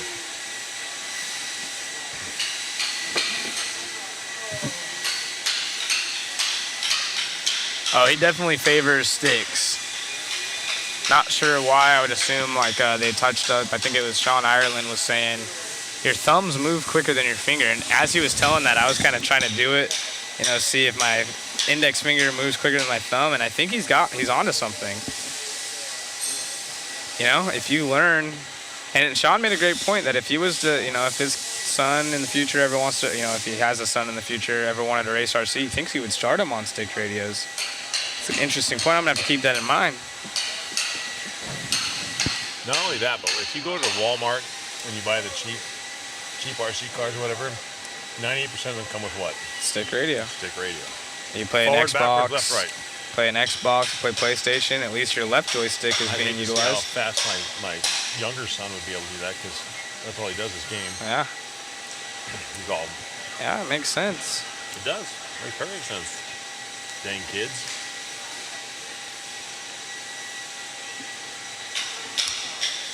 I don't think a car can react as fast as your fingers move anyways. Well, it's all relative, right? So if even if there is a delay, if your thumb's faster to that point, even the delayed response is going to be quicker. And that delay is not much. Yeah, and nowadays it's, before you know it, it's going to be like AI. You think about it, it's just going to do it. But again, it's, you know, if your thumb or whatever is moving, it's going to be in reference to how quick that moves, even if there is a delay. So yes, it does matter very much.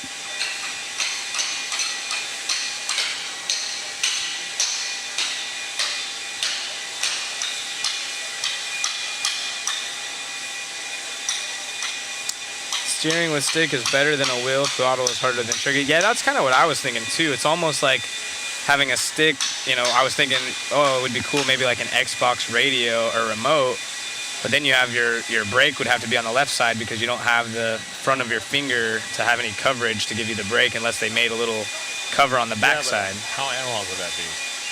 That's what I mean. I don't know. I'm sure you could make it happen. Yeah, you could. But maybe we'll see. That'll be the next evolution in remote control radio action. Maybe. Who knows? A lot of drone racers also use thumb control. Yeah. I think that's the only thing they can. Drones only can use a stick. I don't think you can run a radio pistol grip with that one. I mean, with the time that it takes the car to pitch and dive, but again, it's all relative, right? So I get what you're saying, the reaction time of the car, but again, if you can correct it by the time, you know, quicker than you could with certain different type of radio, if you can correct it quicker before it reacts, it's all relative. Yeah. So. And wow, that's interesting. I fly 700 class 3D helis, planes, and FPV with obvious stick radios. No interest in trying stick radios on his cars. That's interesting. That is interesting. KO makes an adapter to use stick instead of a wheel on a pistol grip radio style. Interesting. It's pretty simple. Run what you're most confident with. Yeah, exactly. Try both types and find out. Yeah, I mean, of course, if you start with something, I talked about it the other day. I drive quote-unquote left-handed. I personally believe that it's right-handed. Funny-handed. It's right-handed because it's pistol Funny-handed. grip and you hold a pistol, if you're right-handed. And then, of course, if you're playing an Xbox or any video game, you would use your left hand as your steering. So that's why I thought. And then your trigger is your throttle. So you guys are all backwards and left-handed. However, I'll say it's left-handed for the sake of this argument. I started that way, and I told you why I did that. So I feel like if you start stick radio, you're obviously going to favor that. But of course, yeah, if you find yourself, some people ask to use my radio to see if they like it better, just because, hey, I've never even tried that or thought of it. Right. Jonathan Schultz has stopped making sense. Hey, Zach, stop making sense. Yeah, exactly. I explained some of that stuff, and people are like, shoot, you're right. Yeah, shoot, I'm right. Where's my donuts? Donuts. Console style, yeah, that's what we were talking about. You'd have to have a backing on the actual trigger part, because if you hold a pistol grip, the backside is your brake. So if you used a console type, you would either have to have your brakes on the left-hand side or add a backing to the right. But someone was mentioning that they have an adapter on KO system. Hey guys, so just jumping in here with you. So we have a couple of videos lined up here that Cam has done from our previous interviews and some stuff going on. We're going to take a quick commercial break and play some of that B-roll stuff for you of some interviews from the background as well as some new stuff from our world champions. So if you guys have anything to say from our announcing team, and give them a little bit of a break, we'll play this for you guys. Thank you all for tuning in, and definitely enjoy. We'll post up that link for the waffle as well. Hope you guys are enjoying the live stream. Hey, thank you guys for joining us, and we'll see you guys here in about roughly 10 or 15 minutes. Thank you.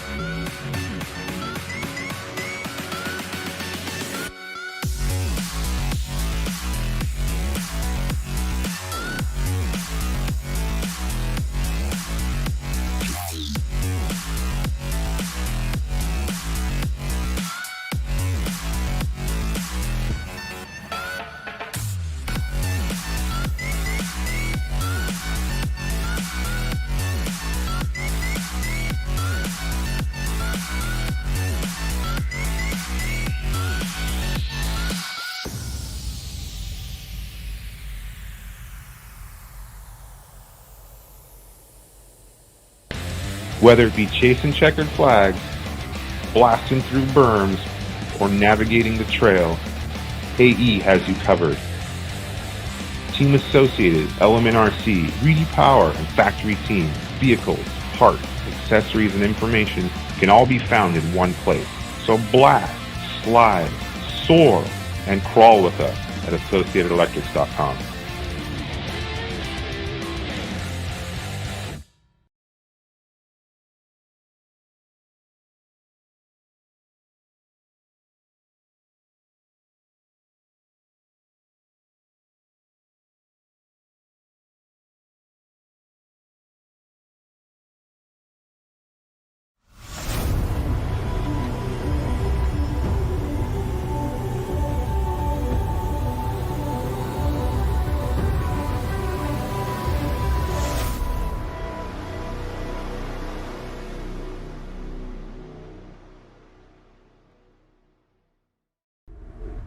Talk to me about that last race. It was good. I chose the wrong tires, unfortunately, for the A3. I decided to go with a fresher set of tires because I saw the grip is coming up. But I think I should have stayed with the tires I run in A1, A2 because that's where my car was the best, and I had a really good pace to fight for the win. So yeah, another podium, and last World was exactly the same. I was there on the podium, so I'm sure the title is gonna come one day to us. You know, you come to this event with expectations. Besides a win, what did you really take away from this event? It's another lesson. I mean, every race is a huge lesson, especially here in the US, and in these conditions we never race on them. So we've learned a lot, and I'm sure it's going to help us in the future. Looking forward to two-wheel drive buggy. Are you participating in those races as well? Yeah, I mean, coming here, the two drive was very, very good. So it's going to be interesting. You know, with everyone a bit of unknown, I guess, with the grip and stuff like that. We'll see how our two drive is. I'm confident it will be very good. Cool. Anything you want to say to the competition before next round? Good luck to all. Yeah, that's it. Excellent. Any special thanks or shout-outs? Yeah, thank you to all the guys here helping me, and there's a few guys here not racing, just helping the team. So that's been very, very good. Take some weight off my shoulders with gluing and prep, and my family and friends at home.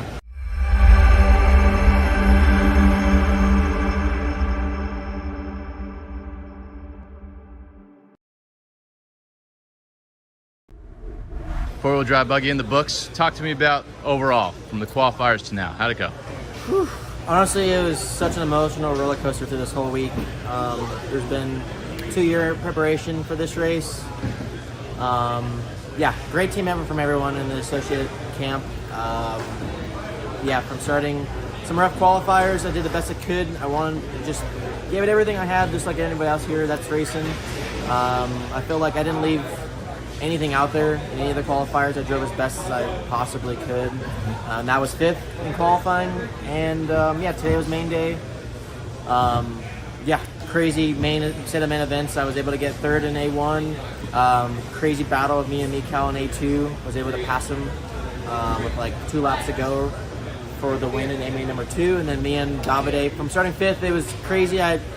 The start of A3, I felt like those guys are pulling away, and I kind of was working my way through the field. And yeah, to finish 2 tenths off and have a shot in A-main number 3, starting 5th, I really can't complain. Yeah, I'm proud of myself, proud of the team, and yeah, we're on the 2-wheel drive. Beautiful. Yeah. Just real quick, thinking about your world champion, right? You keep coming back. What is the reason for showing up? What drives you? Honestly, this hobby is my happy place. My parents early on got a divorce, so going to the track was always my happy place. And when I come here, it is technically my job, but I don't treat it as a job. I treat it as a hobby. It's a honor to be doing this. There's not many people that are capable of doing this for a career, and yeah, there's a lot of talented drivers here. A lot of respect to everyone that's able to perform at those kind of levels, and that's what keeps me driving. The competition and the fact that it's my happy place. I want to be here, and I wouldn't want to be doing anything else.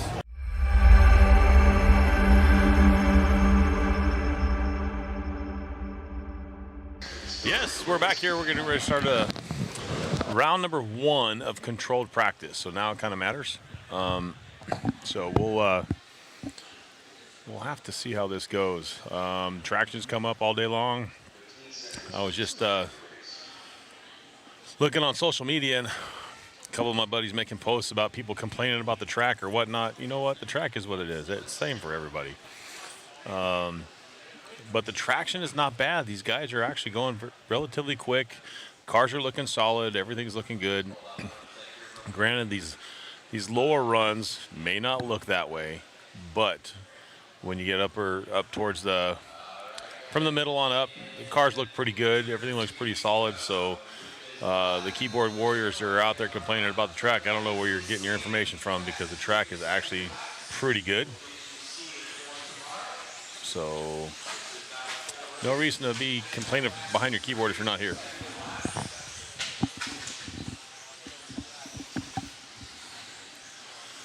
So my information up here so we can watch this one.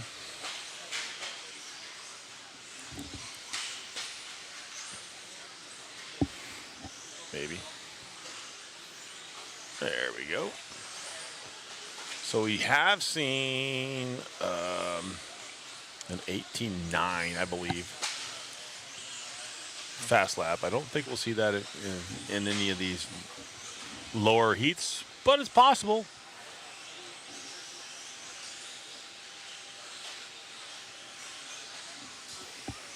Kyle Davis out front of this one right now. First lap was 21.7, not too bad. Robert Starr running second.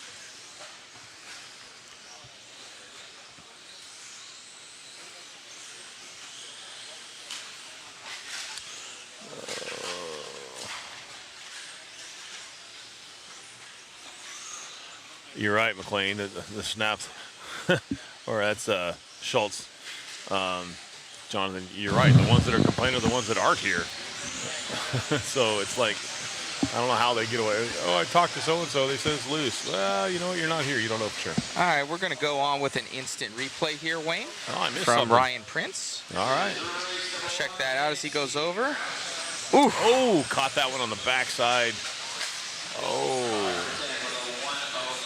A test of the durability of these cars. That was pretty cool. Prince getting hammered over the tabletop. It happens. We should. It happens. I think we're following our leader right now. I think we're following our leader right now. Cross the line right there. If anything, I'll do it. Where's David? David's not in his shirt. I'm going to get David to do it.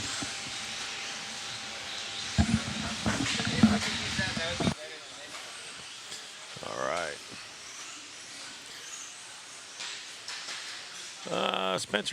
Spencer showed some time reading it from the chats here. There's nothing wrong with the track. The track is dialed. It's the same for everybody. James Elliott, like ninja out of the shadows. Yeah, there's going to be some fast guys. The track is really gearing up to be very, very racy. The layout just has racy all over it. It's just going to be really, really good. So racing is going to be good. It's hard to, discuss the racing while they're qualifying because everybody's on their own clock and nobody's really, head-to-head racing. But watching the time and stuff, like you see how close they are or whatnot, it's pretty cool. So Ryan Priss out in front of this one also has the fastest 3 at a 13.509. Actually, there we go. Ryan Prince with the 107.595. Kyle at the 107 and 113 for Freddie. Those are your top three right now on the fast 3 consecutive. And that's what we're going off of right now. So this will set up your qualifying heats.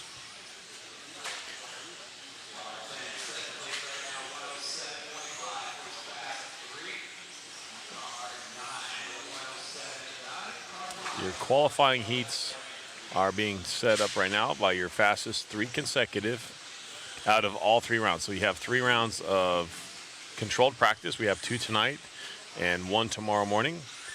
And then your qualifying, your very, very first qualifying round seats you in your starting position as for your heat race, is what I believe.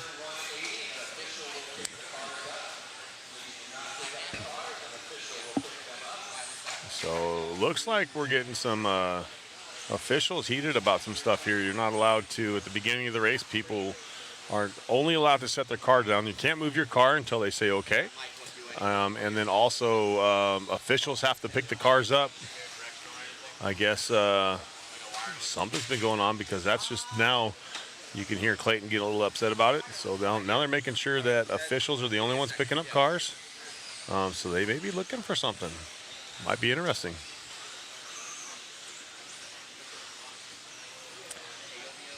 Qualifying is tomorrow, yes. We run 1 more round of seeding, and then we will run 4 rounds of qualifying tomorrow, and then 1 round of qualifying on Saturday and the main Saturday.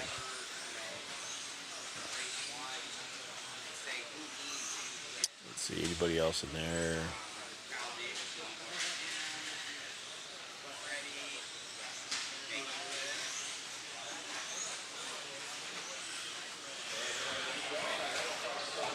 So what do you think? What do you think about fast laps this time by? I think we've seen an 18.9 or an 18 something, a sub 18 or sub 19. Seen a few of them in the last round. What do you guys think it's going to get down to? You guys think it's going to be? You think we'll see a 17-second lap time? Hey guys, we're going to be doing an interview with Ryan Prince. Oh, we got Ryan Prince. They called him over here, so here we go. Ryan. Uh-oh, waiting for Ryan. Gonna get yelled at. There he is, Ryan Prince. And here we go. Why don't you look that happy here, bruh? I'm happy. I'm very happy. Glad to be here. Glad I was able to run. All the way out here from Hoosier RC All Hobby. the way out here from Hoosier Hobby. Nah, doing awesome out here, Ryan. You are currently the top seed of the World Championships here at Hobby Action. Short-lived, but I'll take it. You're on it, buddy. You've actually been helping out on the track out here. Kind of the facility looks amazing, man. You've been a big part of that. Yeah. Love the facility. I'm gonna try to show up a little bit better next time. But yeah, I'm glad to be here. First Worlds ever. Glad it was at my home track. Right on, man. Congratulations on your top seed of the World Championships in two-wheel drive. Let's go. Let's go. Thanks, man. That's cool. Super cool. Right now, he's top seed. Who knows? It might stick around for a minute. That's not a bad time.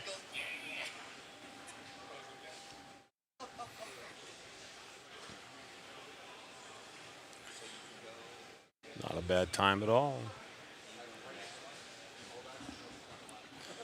Let's see, we're going to move this around so I can get my info going here.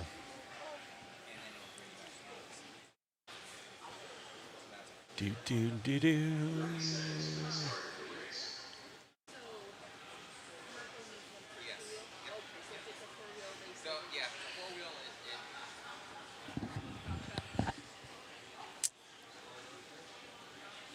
Hey, so car 2 actually got DQ'd for moving when he was not supposed to, so he's going to drive around, but this doesn't count at all for him.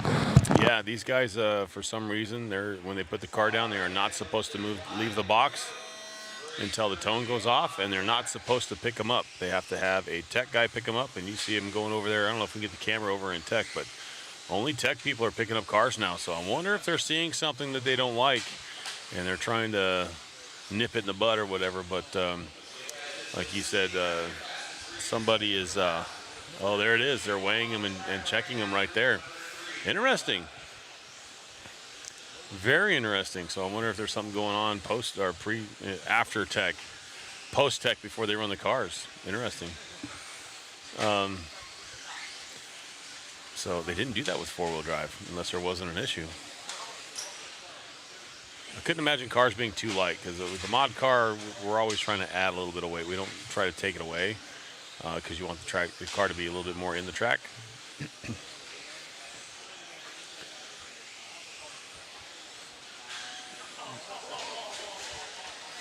So right now, 46.3. That's not right. Oh, we're still on our second lap. So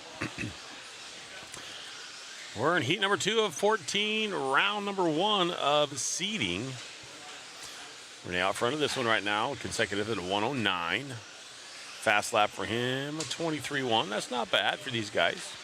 Fast is 22.9, I'm sorry. He'll take over that top spot.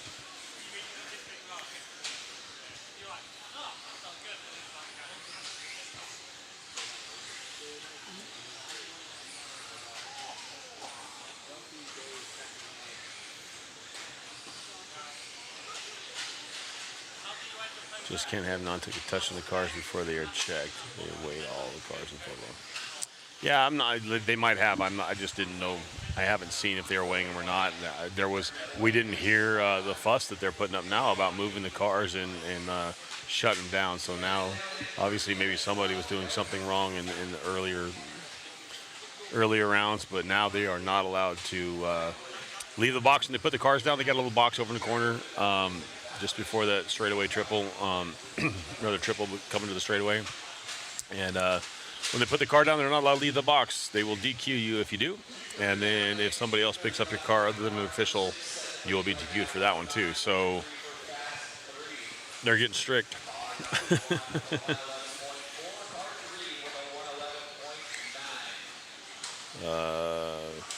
Joe, you're right. Can't complain about something that's the same for everyone. Yeah, you don't have to like it, but it is the same for everybody. That seems, I don't understand it. People that aren't even racing, why are we, if you're not here watching or have a car on the track, why are you complaining about it? You don't know. Come here. Traction is not that bad. Traction is actually coming up. And it's actually looking pretty good. They're getting rubber in the track. Mirko to the top of this one right now. He's looking to go 108 with a 4. Holla. I'm back, boys. All right. I was out in the pits. Did you see the Losi car? No. I didn't even try, to be honest. Yeah, but they're not going I did talk to my Australian buddy over there, Mitch. So we will be getting Pratt on the mic.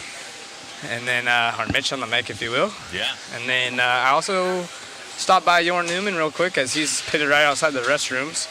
And I said, hey, dude, could we get you up in the box at some point? So hopefully through this practice round, we get to talk to a couple more people for y'all. Get them in the booth while practice is going on before it gets too hectic. And just see what's going on out there in the pits. That's cool. How was your break? My break was cool. I got to cruise around, talk to people.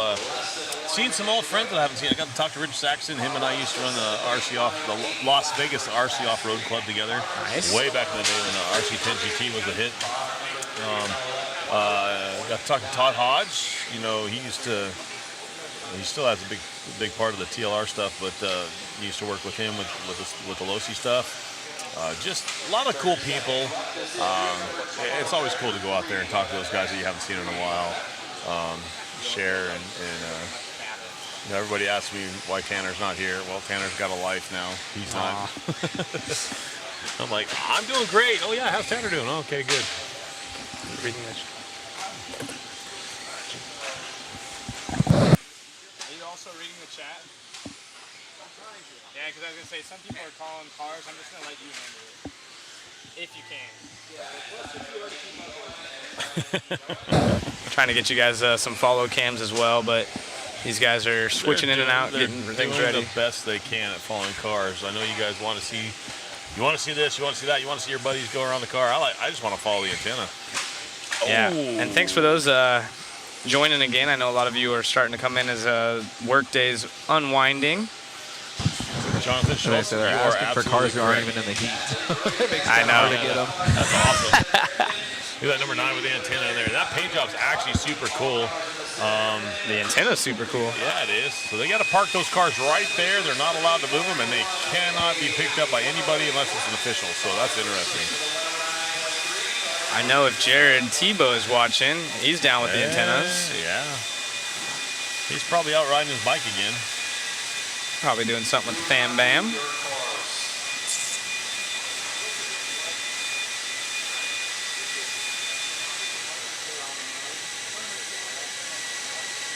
How's the Mugen car looking? Just joining in. It was actually looking pretty good. I was impressed with it. And that's some of these guys that we're talking about early on. Oh, it doesn't look like this. It looks like that. You guys have to remember that is the only car in the States. You look at these other teams that have Associated has, I don't know, 34 cars here or something like that. I don't know how many. It's crazy. So they have a team effort to put something together for a good setup. And so you have one guy that's only leaning on himself. I mean, yeah, you can talk about this and that, but really, when at the end of it, he doesn't have a whole lot of support. He's got to do this on his own. I mean, he's a talented guy and a talented mechanic, but he doesn't have anybody else to lean ideas off of with his car, so it's kind of tough to get things right. But with that being said, I was impressed with the way that car looked. Oh, they're saying Tebow on his way to the Georgia Classic. I thought that was last weekend for some reason. I think that's next weekend or this weekend. I don't know.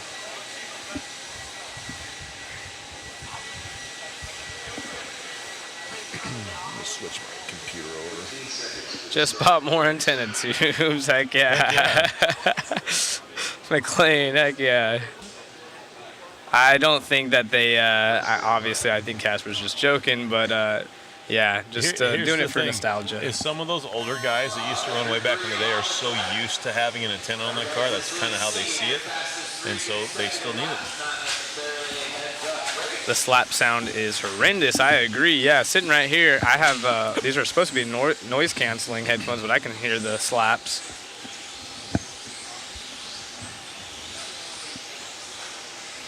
Appreciate everyone tuning in. Again, it is winding down workday wise for most in this region. 4 o'clock local time.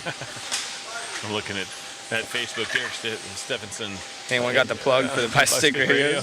Right. Someone said they're out of stock on A-Main already. They are. They're going to be selling them things, man. Do you know anything about who got DQ'd? I walked in the restroom and 2 of the Associated guys were asking what happened. I heard something about, yeah. And it was then race number 2. They are told that once they put their car down, it's not allowed to leave that corner. I guess they got a box there or whatever it is, right? That corner before the triple coming on the straightaway. Yep. And someone drove their car out of the box. That could be a safety issue. They just don't want to see somebody get hit in the ankle or whatever, which I'm a stickler at that at my home track. And then, so I'm pretty sure that's what I was told, that he might run his car around the lap, 1 lap or something like that. But they were telling him to pull his car off. He was DQ'd. Also, if anybody picks up their car after the race, they're DQ'd. It has to be an official. It has to be an official. So they have to park them over there by the timeout box. An official will come get them, and that's that. So, well, better to learn and practice than when Exactly. it super matters. So keep an eye on that. Exactly. Someone asking anyone triple after the straight. No, I haven't seen anyone do it. I've seen a few people launch and kind of use that. Ooh, speaking of getting bicycled up on 2 wheels right there on screen. I've seen a few people overshoot the double and kind of use that as a braking corner going into that turn, but nobody going for the actual triple. I don't think it's possible personally. And if it is, it's a one-time thing, not something that's very consistent.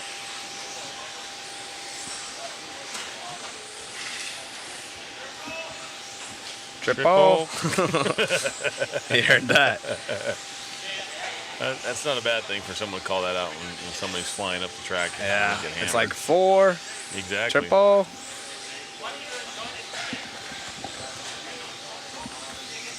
Raymond Day out front, Australia. Car number 3 that is. So a lot of international flair in this one.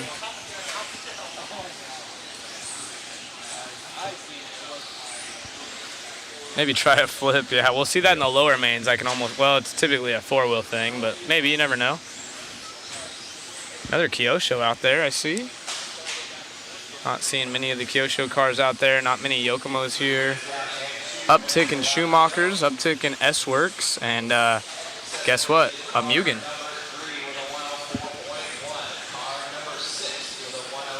Our computer keeps... It's just seeing if we're paying attention. Yeah, and we are. Yeah. We're trying to watch it to see what we got for times. Ray's got some technical videos out. Awesome.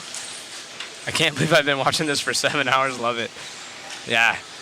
It's some long days. If you guys have been sticking around with us for most of the event, if you've put more than 5 hours a day since we've been starting to live stream, drop a thumbs up in the comments section. We'd love to see it. Who's been here? I see a lot of these usernames have been here since we dropped on Thursday. Yeah. Yeah. Actually, yeah, chime in and tell us your average time for the last couple of days. How long have you been watching? How close to a divorce are you? Exactly. Or how close are you to getting fired? Yeah. That's funny. Look at that.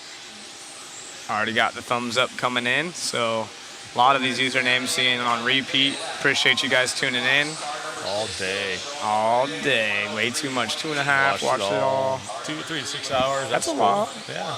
Buzz Killington, I've seen his name. All the time. 100 hours. What timing of this race? My wife is out of town on business. Yeah. Nice. Yeah, we were. Good thing we're not doing the math on how long we've been here. It'd probably be pretty devastating. Yeah, but we're gonna have to break this down on the hourly pay rate we're getting. Yeah. It's not gonna be much. Tens of cents. You're still making $2.25 an hour, right? I think so. I think I got promoted to $2.75 because I took out the trash. Is that how it was going? Is that all I gotta do? Take out trash? Yeah, take out trash. Cam did the dishes. That was for an extra $1. Yeah. We're on to Drake. I started laundry. You started laundry. That's true. We've what are the other honeydews? I had unplugged the Wi-Fi to charge my phone as I slept on the couch one night, and Matt comes out, our IT guy, Matt Olson starts freaking out, thinking everything was wrong. Oh, I'd been gone for 2 minutes. I'm like, whoa, calm down. Just plug this in. Oh, I thought we broke something in the Airbnb. Shouldn't Mugen have Drake running it? Drake's not running, just Shinadachi. Drake could definitely have qualified in, but 8 scale is kind of his thing. And he did say you may see him when the car goes in production. You may see him running. Oh, I guarantee it. Some events, I hope we see Rhonda and him running it. Yeah. I've seen Drake run at OCRC before, some 10 scale stuff. Yeah, I was kind of laughing because we were asking if he was going to run it or not, and he's like, "Yeah, sure. I think there's 3 weekends available for me to run another race." As if his schedule's not busy enough, right? Yeah. Can't wait to see some YouTube videos out of Drake himself on the car once it. You said there's only one right now, so once it's available. There's only one in the States right now. I asked him. I said, "How many you got in the States?" One. That's awesome. That one. So keep that thing locked up. Yeah, exactly. Don't break it. Actually, it looked pretty durable. It looked like he took a couple good hits, but yeah. They did take it to... Possibly. Ooh, nice Rhonda. They did take it to SDRC for testing before this event. Yes. As you can see, everyone lined up over there in that box area. Not allowed to move the cars. Got to stay right there. Yeah, who was DQ'd? I believe it was 2 separate cars. I'm not sure who. I know one for a fact. I don't know if there was anybody else, but they shut him down in a hurry. So no, for the seating, there is no warm-up rate, heats, laps, or anything like that. They just want them parked there, and then they'll get them going and sound its own. Someone mentioning Drake's coming to their track in October for the Adam Drake Clinic. See, that's something that I really appreciate. I mentioned this earlier. I got into, I guess you would say, high-level paintball recently as a hobby, another outlet. And it's really similar as far as RC goes. And one thing, it also has paid professionals in it. A lot of those top pros are super active at their local fields, a lot of clinics, a lot of YouTube, a lot of Instagram, and there's already some drivers. We've said Drake's a big part of doing that, but it would be nice to see more of that in RC. I know that Spencer started doing more stuff with Team Associated, but yeah, I just want to see more of it. Those pros are, in my opinion, a lot more active than all the pros that we have in RC, and I think it's something that we're going to see more and more of as younger and younger generations come up through the ranks. Hayden Horn has a channel. Hilarious, by the way. Hilarious. So if you guys aren't already following him. We're watching the leader come across the line right now. Guys, a lot of the keyboard guys saying that there's no traction. That car is bicycling up at the end of the straightaway, so... And it's 2-wheel, so it's not going to be the same as 4-wheel. Right, it's not going to look as planted. These guys are getting a little squirrely. Loose is fast.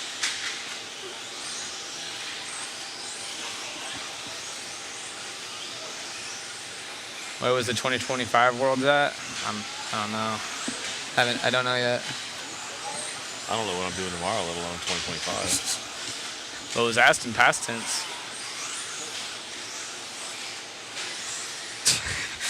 Yeah, Alex. Told my missus she should really go out for a week. Think she's gone for good. Yeah. You want a time. Yeah, Gordon Ty do a lot of clinics. They do a good job. He makes videos. CJ Jellin was doing a lot whenever he was racing. Unfortunately, no longer racing. Actually, got a Snapchat from him. So those of you that were CJ Jellin fans. He's doing good. Doing good. He actually lives in our hometown now. Yeah. Sucks everyone in old Bakerstuggy. When he was racing there for a little bit before he stopped in Bakersfield, Mom and Dad would come out all the time, talk to them. Good folks. I need to see CJ back. He was a will. Yeah, he was. Ooh. Bing bong. Oh, almost bad there.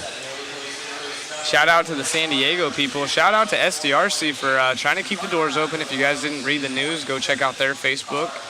They are going to continue running, but wanted to snip the rumors in the butt. They have Brendan Edwards helping them out run that place, so be sure to support them.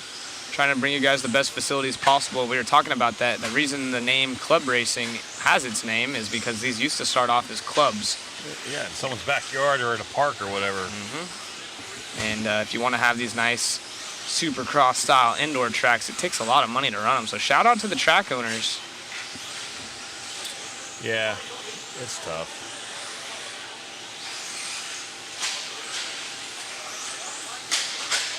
And that's just it. Is you got to wonder what's going to happen if we don't. If California doesn't have an indoor track, what will happen?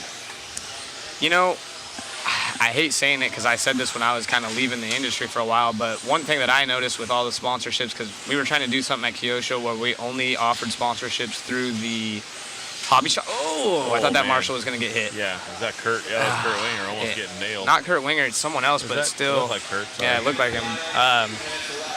That was a bit gnarly. I thought for sure we were going to see an uptick in kind of the old school Roadrunners, Camarillo club racing scene where more of these tracks are built in parks again or backyards, outdoor loamy, which it's going to be interesting, or maybe even just smaller carpet tracks again, as most of these cars are built for high grip. But it's just so expensive to run especially in California, as you know, taxes and the cost of living. It's so expensive to run these indoor tracks. I think the answer is if someone has the money, just buy a building and purpose build a track, or if they have the property to purpose build a building for RC car racing, and then they need to understand that it's a money pit. You don't win money. You don't make a lot of money owning a track.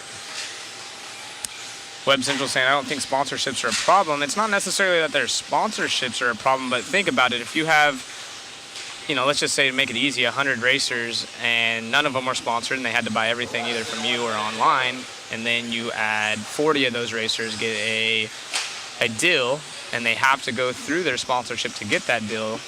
Obviously, you can see, you can do the math. 40% of your sales. Yeah, there's 40% of your sales not being contributed through your hobby shop. So not hating on the sponsorship, it definitely helps a lot of people in different areas as this hobby does get expensive. So it's kind of one of those, you got to look at the good and the bad. But if you're running an indoor hobby shop or a hobby track specifically, and it costs a lot, anytime you lose even 5 to 10 guys that might be spending $100 or $300, let's just say $100 to $300 a month through you, and you lose that, that's a big portion of your profits. Oh yeah. So again, talked about it the other day. Brent Thelke did a cool thing where it was a $5 challenge, and people would spend a minimum $5, including his team drivers, whether you're buying sodas or just a part or whatever silly stuff it is, just to help the hobby He put shop. that challenge out for everybody to spend at least $5 every time they went to the track. Yep. I thought it was cool. It is absolutely cool. I think we need to redo something like that and relive it. Look at Joel Eaton, and so he's a track owner himself. He owns a track in Salt Lake City. Overhead went up 40% in Utah this year over last. So I mean, you guys do the math. If you don't, of course, Joel's doing his best to bring in new racers. We're doing our best to try to bring coverage. You guys have seen in the chat, there's a lot of new racers asking really good questions. No questions dumb. It's like, I don't understand why people, first of all, this facility is amazing. It's one of a kind, honestly. It is. It really is. But then you see some of these other facilities that don't have this kind of appeal. But it's because someone got what they could to open a track up indoors, and so it's like if you have a place to race, don't beat it up. Well, and keep in mind, let's be honest here. I was even joking with Matt with the amount of equipment he has. People are getting in RC. If you're opening a track, nobody's doing it to get rich. They know going in, and there's nothing wrong with that. They're doing this for a passion. So if you keep that in mind and don't think that your track's trying to rip you off, because none of these guys are. They're just trying to make an honest living and bring you something they enjoy doing. And, just kind of keep that in mind. There's nothing wrong with being sponsored. I agree. It helps a lot of people. It can be expensive. It can be an expensive hobby. Just try to do your part. If you save money over here and you have it, maybe try to, spend it over here. If you are one of those racers that's fortunate enough that you do a lot at your track and maybe you get free entries and your buddies with the owner and this and that, don't overuse that. Yeah. Do your part. Here's another thing too, is you see this, I got buddies with small business over time. If your buddy or your hobby shop, they're open, or your buddy opens up a business, are you true friend if you're asking for, hey, give me a cut? Don't ask for breaks, because if you get breaks or whatever, hey, can you give it to me at this or whatever? No, you shouldn't. You shouldn't ask for that, because that's not helping it stay open. Right. So- And everyone's at different parts in their lives. You know, we're all, if you're one of those people and then they choose to help you out, that's one thing. Let them choose to help you out. But if you are, you know, I know personally at our local track, there's a lot of people that race for free. And don't get me wrong, they do help a lot. But, and, you know, including myself in the past, I've had to, you know, check myself and just go up there and drop my 20 down for my entry, not thinking anything of it. Because, I mean, to be quite frank, Randy would let me race for free forever if I wanted. And, you know, there was a time and a place that definitely has helped, but as I got older and, you know, had more money, it's like, Right. dude, I'm down to pay my 10 or 20 bucks to keep this place around. I'd rather have it here than not. Absolutely.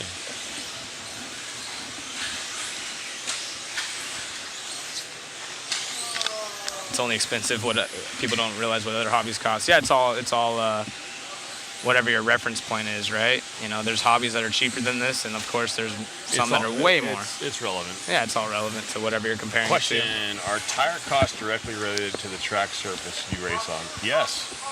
Very some much tracks so. are more abrasive. Some tracks are way less abrasive. So I mean, if you're on a say like where Tanner runs in the Midwest, it's a sealed track. He runs mods, so each tire's up, you're getting maybe 2 runs out of them for that class. And so, I mean, on a race night, on a practice night, you'll obviously, you know, get more, but on a race night, he's running tires 2 or 3 times, and that's it. Yeah.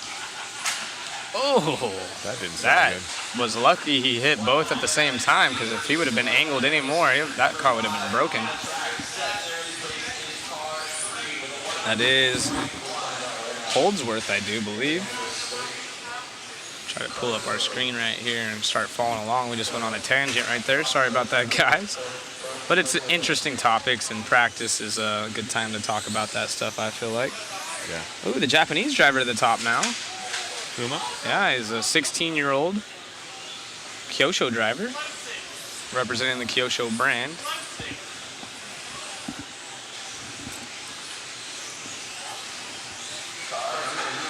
As he goes... Oh, man, the noises some of these cars make when they hit like that. That is the Kyosho car. Makes me cringe. Yeah. A RB7 with a few upgraded parts on it. All red right here over the big triple going onto the straightaway. A little glitch out right there.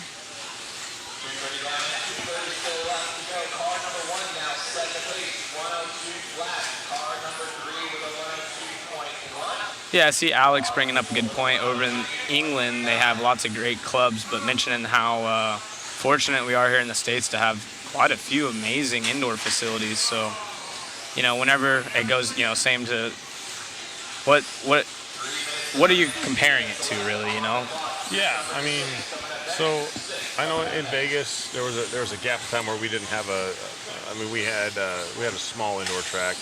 That was Danzy's indoor hobby and raceway. It's long gone since, you know, then. But we had the Las Vegas RC Off-Road Club, which was out at Western, and there was a group of guys. We had a president. We had, you know, this and that, and we literally had meetings and put stuff together, big events. Silver State, the original Silver State, and we had nationals out there at Western and stuff like that. So, or actually, the nationals were held at the Silver Bowl, but when you have a club, it takes a lot of people to make sure it goes the right direction.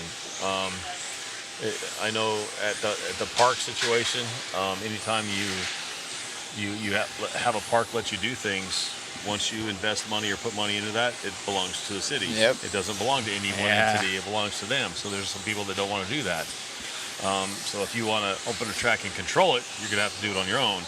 Right. But if you go through the city, you go through the park system, any kind of upgrades or anything like that, the facility belongs to the city, belongs to the park. And so they do like to hear that you have a club to take care of it or whatnot, and it's cheap, but you're responsible for doing all the upkeep and all the improvements, and that is definitely lost money. Yeah, Ashley mentioned in the UK, some clubs have got too many events going on and club racing is struggling. Yeah, it kind of goes back to that ebb and flow of life, right? I think everything kind of sorts itself out. Everyone wants to have a big race, and then people kind of wait as there's only so many weekends a year. So if you're going to do a big race, you know, most of the time, and then you want to split that with family time, you might not club race as much. So yeah, it's one of those deals. It'll kind of sort itself out as everything does. But if you look at it, factual information, I feel like that's maybe the direction we're going in some areas. Back to clubs. Joey going to Rainman's tomorrow and SCRC Saturday with the boys. Nice. And Fuma, Japanese driver, the Kyosho car. You can see him up there in the red Kyosho shirt. His hands behind his back, waiting for everyone to finish up here as they get ready to walk off the stand. And we bring up heat number 6, Cushing in this one in the hot bodies. He's on the far, not the far right, but the right side red t-shirt. He's running the hot bodies car here this weekend. That is Will Cushing. Ended up second, it looks like. So Fuma breaking at the end. Yeah. And Scott Spear, who broke in his last round, actually taking the W. We're not sure exactly where our top 3 are or anything like that on our 3 consecutive. We need to get that switched over. I'm not sure how to do that, but we'll figure that out. Did you guys watch Brendan Edwards live? No, I haven't. I would assume that has something to do with SCRC. If you care to fill us in, Alan. I'm sure we can maybe find that on. We're going to race number Brad 6. Thomas. Yeah, or not. Nick saying club racing is better than big races. I'd have to say some of the closest, funnest races Yeah, I've ever seen has been at the club level. I've had so much fun club racing. I've had an awesome time at big races too, but yeah, you can't deny club racing. And the beautiful thing about club racing is most of the time that's your local track, so you get to go home right after. Yeah, you know, like packing up, I'm done. Let's go home. So it makes the few big races that you do choose to do that much more fun and special because they're not every weekend. Exactly. So I haven't gone to a big race in I don't know how long, but the wife gave me permission. I'm coming back in a couple weeks for the BK Classic, so nice. I might come back and help out Dave with the mod media stuff, but I'm going to be racing. And when can you sign up for that? Sunday at noon. Nice. And the event shall be the weekend of October 20th, right? 20, 21, 22. Friday's practice, and we've talked about it before, so we all know that Brian Campbell is a bowler. I didn't know that until this weekend. He was a bowler, an avid bowler, and a very good bowler. Yeah, really good bowler. So Friday after practice, they all rope up and head to the bowling alley down the street, and they bowl and share stories and have a good time. So I think that's pretty cool. Heck yeah, that's honestly what it's about. And you used to see a lot more of that, and the kids kind of are bringing that back out. You saw yesterday a lot of people going to Octane, the go-kart track here in town, posting about it. The Aussies going downtown Chandler. They always have a good time. That town will never be the same. So remember to have fun with your friends. Thankfully, the crew that we've travel around with, we always had a good time. I'm having a blast right now with the guys, with you guys. It's with been you. fun. And I mean, I've known you for a long time. This is my first time meeting. I think I've met Dave before at one of the Fitzgerald races, but I've known Matt for a long time. But this crew is you guys are fun, just fun. Who else is coming to the BK race? I see a few guys dropping it in there, so drop it in there. I unfortunately can't make it. I have obligations that weekend. Sadly, I know. I'll be there covering BK. That was David Orner sneaking in. I might be staying with you guys. Yeah, you get the kitchen? Yeah, I'll sleep in a cot in the kitchen. Yeah, my bed's actually pretty comfy. Yeah. I'm a smaller guy, so it doesn't take much. I sleep on the floor. I used to travel around in the beginning of my racing career. If Kevin King's here, there was many a time I had to sleep on the floor to get to races, and kind of that's what was able to get me lifted off my RC career. Hell yeah. Grew up pretty poor. Then I thankfully met a bunch of cool guys that helped me out. And if JP's listening, I appreciate you taking the chance on me with Kyosho. And I believe I talked to Joe. I think he's coming tomorrow. Is he? I think so. That'd be awesome. Yeah, so if you're out there, Joe, can't wait to have you up. We'll definitely have to get you in the booth. Yeah. He's a wealth of knowledge, and he knows all of these guys and what they're doing and their backstories. Maybe get to some news about Muchmore if Muchmore's coming out with any new product. That's what Shinadachi's running. I know we got more Muchmore guys. Oh, speaking of way back in the career, Josh let in the chat. Oh, wow. He was actually the very first JBRL, so those of you know that JBRL, my very first one, he gave me the motor that got me a podium. Oh, look at that. Who has the weekend off? Ooh, Tanner off. They'd fly him in. I might fly him in here, and I'll meet him. Why do they get stuck? Don't they have reverse? No, so in the top level of RC racing, and even a lot of the club racers, once you start getting into more competitive racing, you take the reverse out.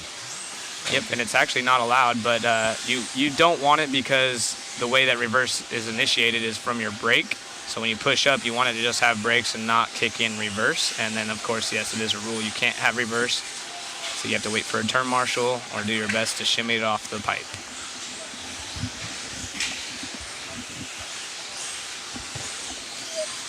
Yeah.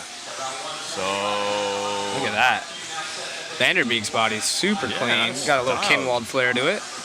Yellow, purple, and white. Right there on the That's cool. screen. Yeah, dialed. Oh, down the straightaway he goes. He's been quick in all of his heats as well. A USA representative.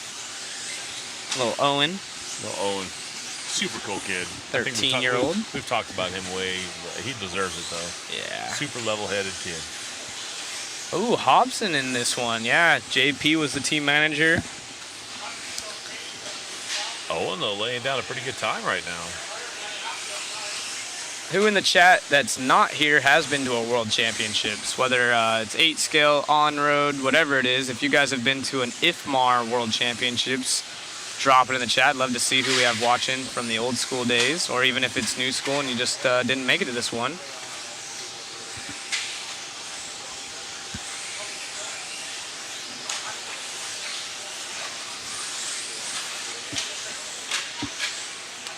Talk to Matt really quick.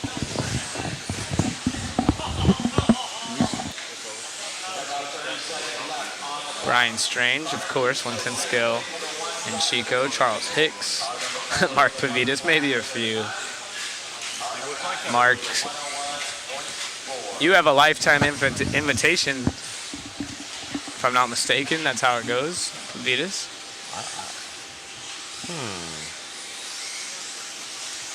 I think he's been at 1 or 2. Just a couple of them. Just a couple. One of my favorite paint schemes of all time was Pavitas. Well, oh, that was sick. And we caught it on the big screen for you there. Hopefully he does it again if he comes by for one more, but I don't think he's going to. I remember watching Mark, Brian, and Masami at Reedy Race at M&M battling those 3 cars. Just phenomenal racing. It was so cool to watch those battles. I was lucky enough to see that kind of stuff back in the day. And it's super, super cool to watch that stuff. So it's crazy. Doors open on Saturday, I think at 8, controlled, or maybe 7 even, I'm not sure, but controlled practice starts at 8:30, so maybe 7:30, 8. Yeah, unfortunately, I obviously never got to run in the old school days, but one of my favorite things is watching old videos, and I built a track with my dad in my backyard at one point, is I really like the tracks that didn't have the pipes. The track was almost like dug down a couple inches, and the piping was just like a dirt. Yeah, it was like a dirt mound, and it created curbing, and it just looked really neat and cool. Yeah. I always dug that. There you go. Thank you, Matt. Appreciate you, buddy. Yeah, Billy Easton in those battles, Cliff Lett. A lot of people have been to IFMARs, finished 89th. We're going to go some interviews next time around, maybe?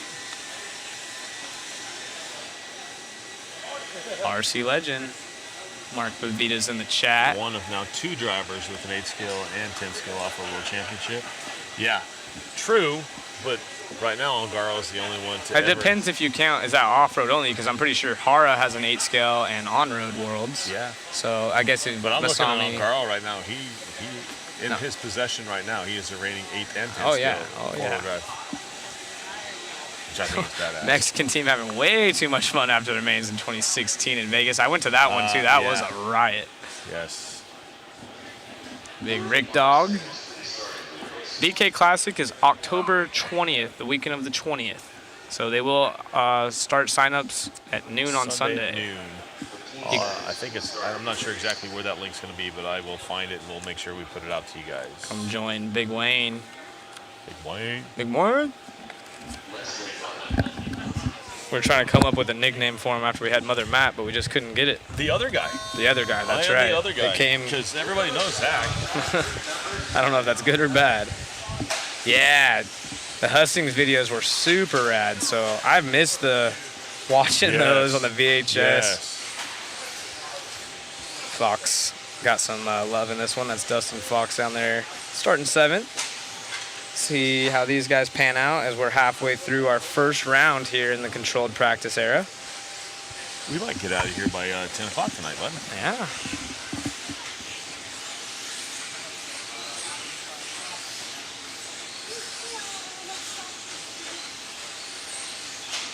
Who's the GOAT in RC racing history, in my opinion? I don't think it's opinion. I think it's fact. I think it's Masami.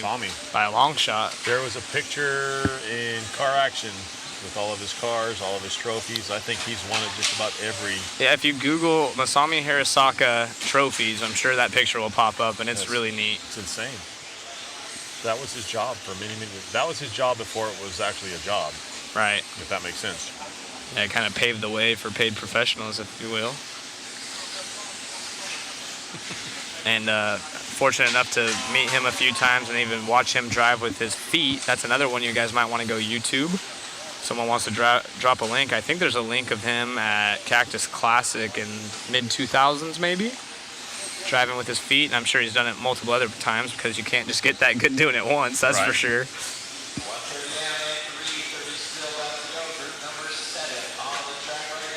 Wayne saying if he wins 2, it will definitely be Ongaro as the current GOAT.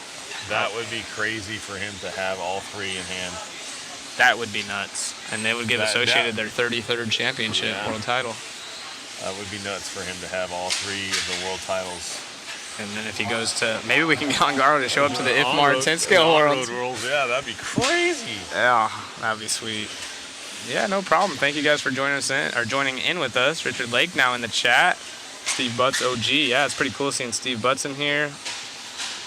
We used to race with the original Panda back in the day. Who else? We have Brian McDuffie, all those guys. Hope they're all doing well. Mike Kitty Cats. Joe Pillars built up a pretty stellar Kyosho team back then.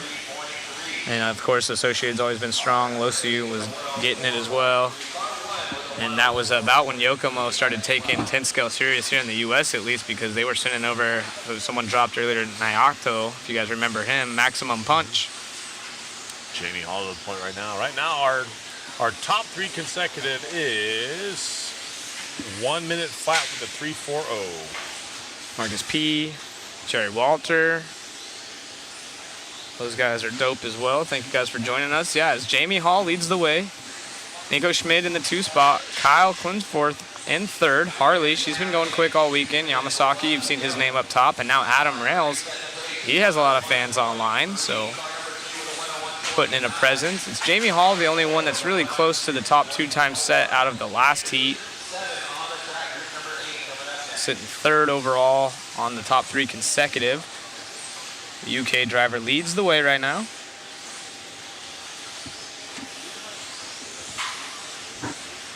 The Switzerland is in 2nd, if I'm not mistaken. Ooh, and Yamasaki to the point.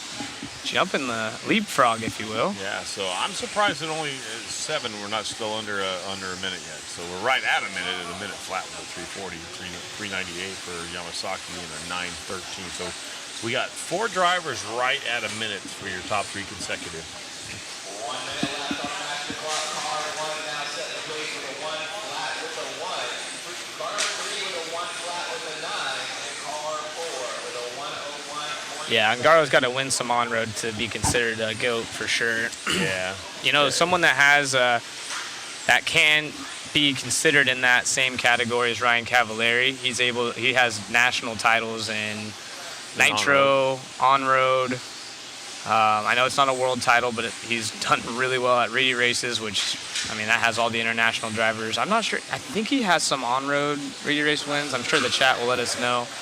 What's Cavallari's on-road resume look like? I know he's got a national title, I believe. I think he has a Reedy race title, and one of those guys that just shows up. And I believe he raced a lot more on-road when he was younger, but when he was making those races happen, he wasn't. Yeah. Primarily 10 scale and 8 scale. So you got to consider him up there as one of the newer era GOATs for sure.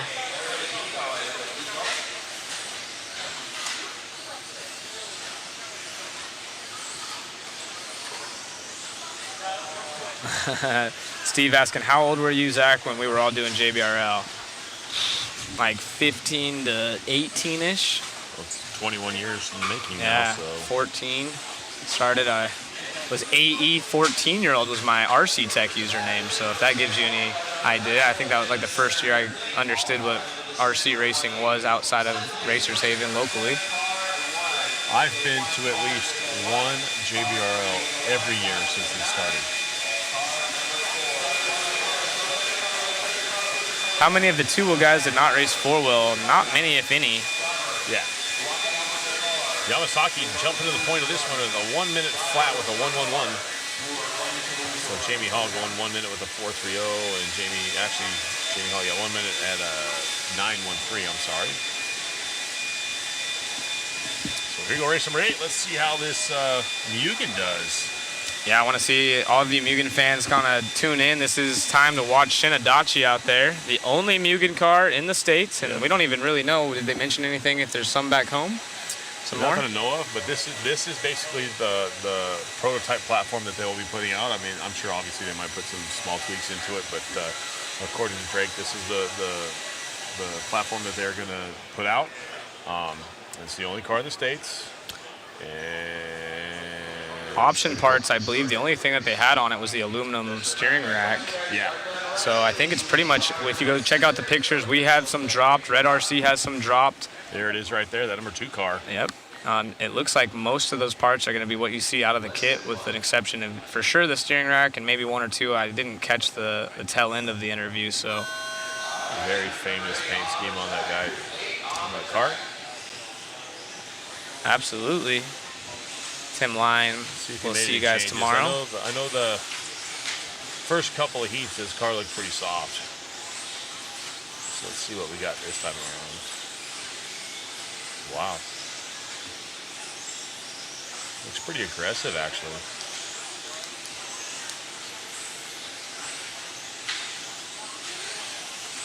I raced the first JBRL at Showtime. That was actually in Bakersfield. Yep, those are good old days. I was there too.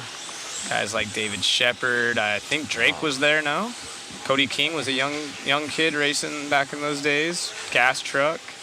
Joe Jacober. Lots of legends in their own right. Dougie the River Ray. Yeah. Dougie Fresh. Dougie Fresh. Much easier to say. Yes. He's a cool cat. It is Vanderbeek, though, to the point. Vanderbeek's got some fans online. I know that for sure. As we're following around Templeman, his mom was watching. His dad's here. Uh-oh. Information. Perfect. And we will start getting driver interviews now that the fast guys are approaching. Keep in mind the later 3 heats are the top 30 from 4-wheel drive portion of this event. But right now, we're still looking for the fastest. Oh no, Alex, upside down. Fastest consecutive 3 laps right now is what sets you up in your qualifier. And we have 3 rounds of this. Yeah, we're following around our race leader there.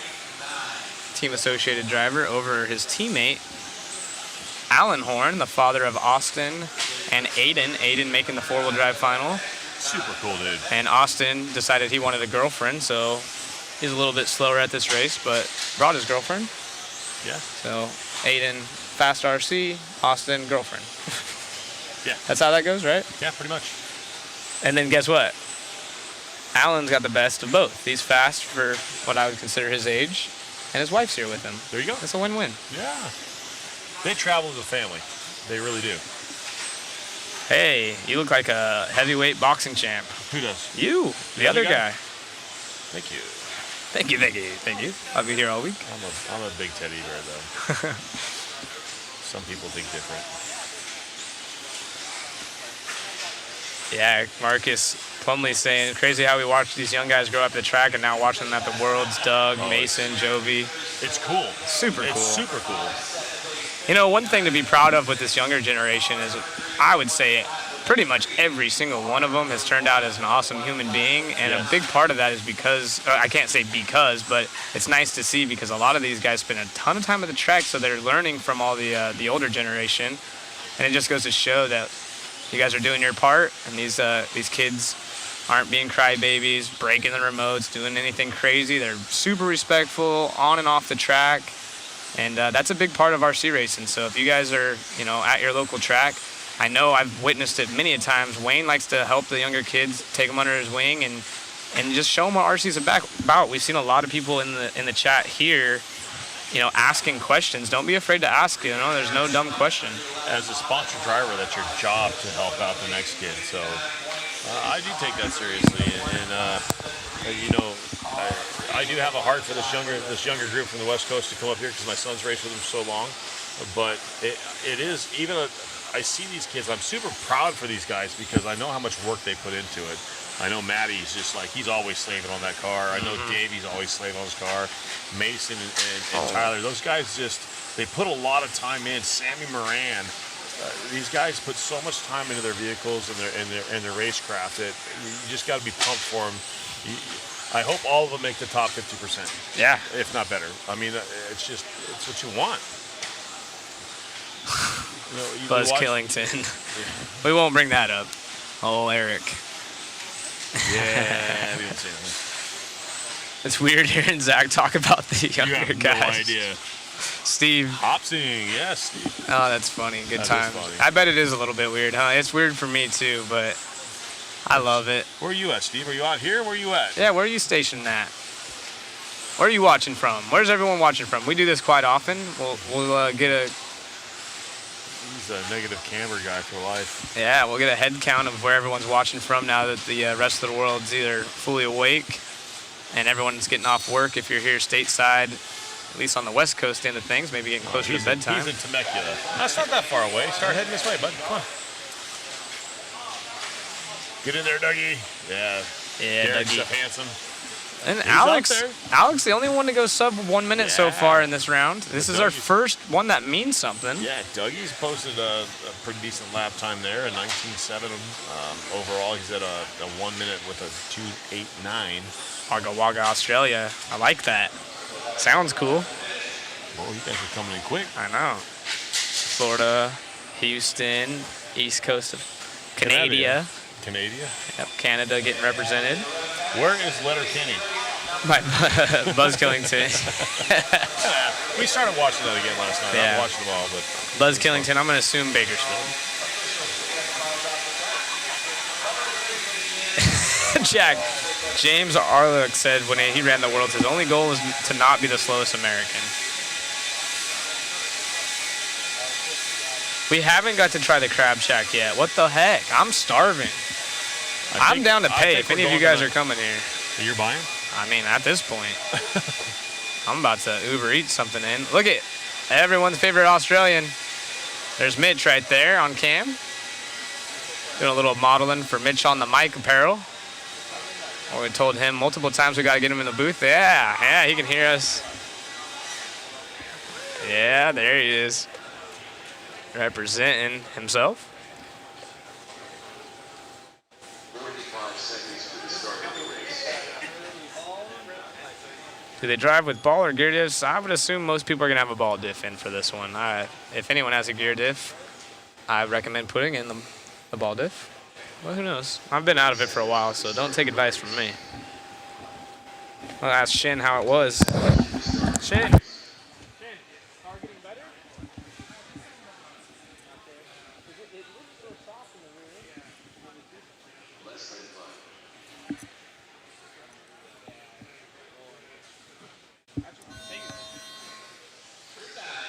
Gotta hear how that went.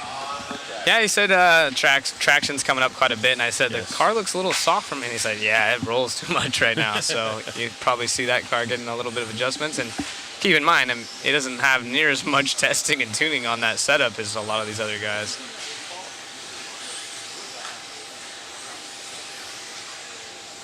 Mitch on the Marshall position. That's funny. Bash. So we will start taking interviews with Richard Lake after this one. Mark Peterson, good, and you? I'm Steve Butt's son. How's it going? Eddie?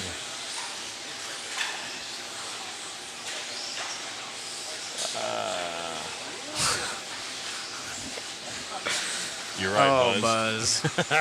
You're absolutely right. Funny. He will help any kid. That's funny. Group 10 coming up next. We're on Group 9 right now. We're going to start interviewing people with the best top 3.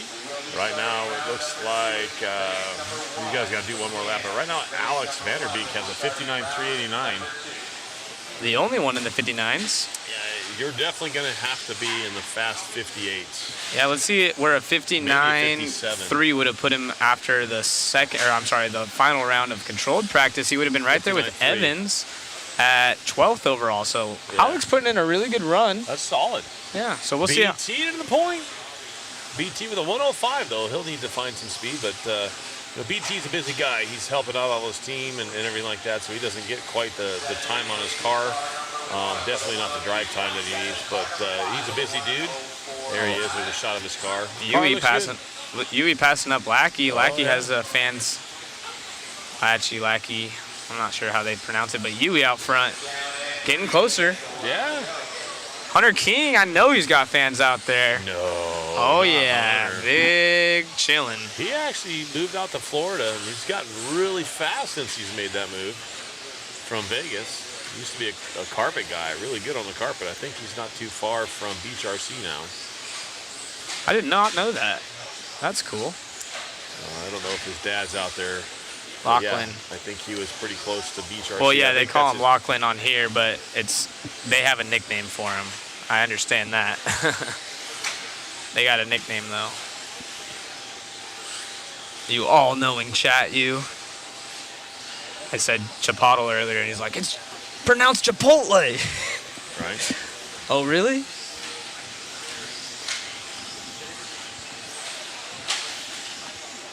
That didn't sound good. Yeah, Tommy Hall. BT. Tommy Hall was a Euro champion, but struggling a bit. Still on the pipe right there. Nobody getting to him. Marshall, watch out, Marshall. See, they call him Locky. Who? All of his buddies online. I was calling his nickname, and they were like, that's not how you say it. It's Lachlan. It's like, yeah, I understand that. But Yui out front now, another 59. Not quite good enough for Alex's time, though. But he's still up top. In second right now. He's 6 hours from beach line. It was that far out, huh? I thought he was closer to that. But then other people are saying he's close. I don't know. The chat, it's very hard to follow. They're all knowing. Yeah, they're all knowing. Just different knows. Yeah, they're just knowing something different. Whatever the right answer is, here, put Jackie. it in You're not all online, caps. But, hey, oh, yeah. We got you want to get Jackie on? Right here. You want to talk? You want to say some kind words? Nah. He's like, dude, I've been working. I'm big chilling now. How come you're not wheeling a car in this, Jackie? I'm working on the track, man. Yeah. You're doing He's a full-time OGO model, dude. Yeah. You are killing it. Okay. No, you guys have done a great job here, man. This is awesome. Don't start yawning. You'll get me going. The Loch Ness Monster. So we're only going to interview new TQ times, which Alex is uncontested right now. Yeah, well, he's about 4/10 off, 3/10 off. Yeah, it's still 25 seconds left for Donnelly. Laying one down right now. If you guys, DeFuru, you even got Derek to comment. Derek DeFuru, Kyosho driver, saying, Jack, I haven't seen him say a word through this chat. Boy. Dang, dude. Miss him, man. What did he say? Send a belly button picture. Derek, how dare you? Wow, Derek in the chat. Very cool. That's another. I think Derek has a world title in 8 skill, if I'm not mistaken, way back in the day. Long time ago. That's cool. They had knobby tires back then. That's crazy. Crazy. Someone asking, what's everyone's home track? Yeah, we've done that a few times, but go ahead and keep dropping it. Give your guys' track some love. We have Jackie here, who's basically the man for hobby action. He was trying to shoo everyone off when we were doing the ceremonies out here on the track. He was already pulling up pipe, making it happen. Yeah. So anything you like, Jackie did. Anything you didn't like, that was Larry. Yeah, exactly. If it was wrong, it was Larry. If it was right, it was Jackie. Yeah, exactly. Sounds like your mic's off when you might have You gotta eat it. I didn't. Maybe have that mic closer Is that better? to you, There you Wayne. go. Is that better? Awesome job, guys. Thanks, So, no new time. Better? A little closer. I'm going to eat the dang thing. That's okay. Oh, yeah. Is that better? No. I haven't changed it. I haven't touched nothing. Bring it in. Bring it in, bud. Bring it in. Oh, there you are. It's.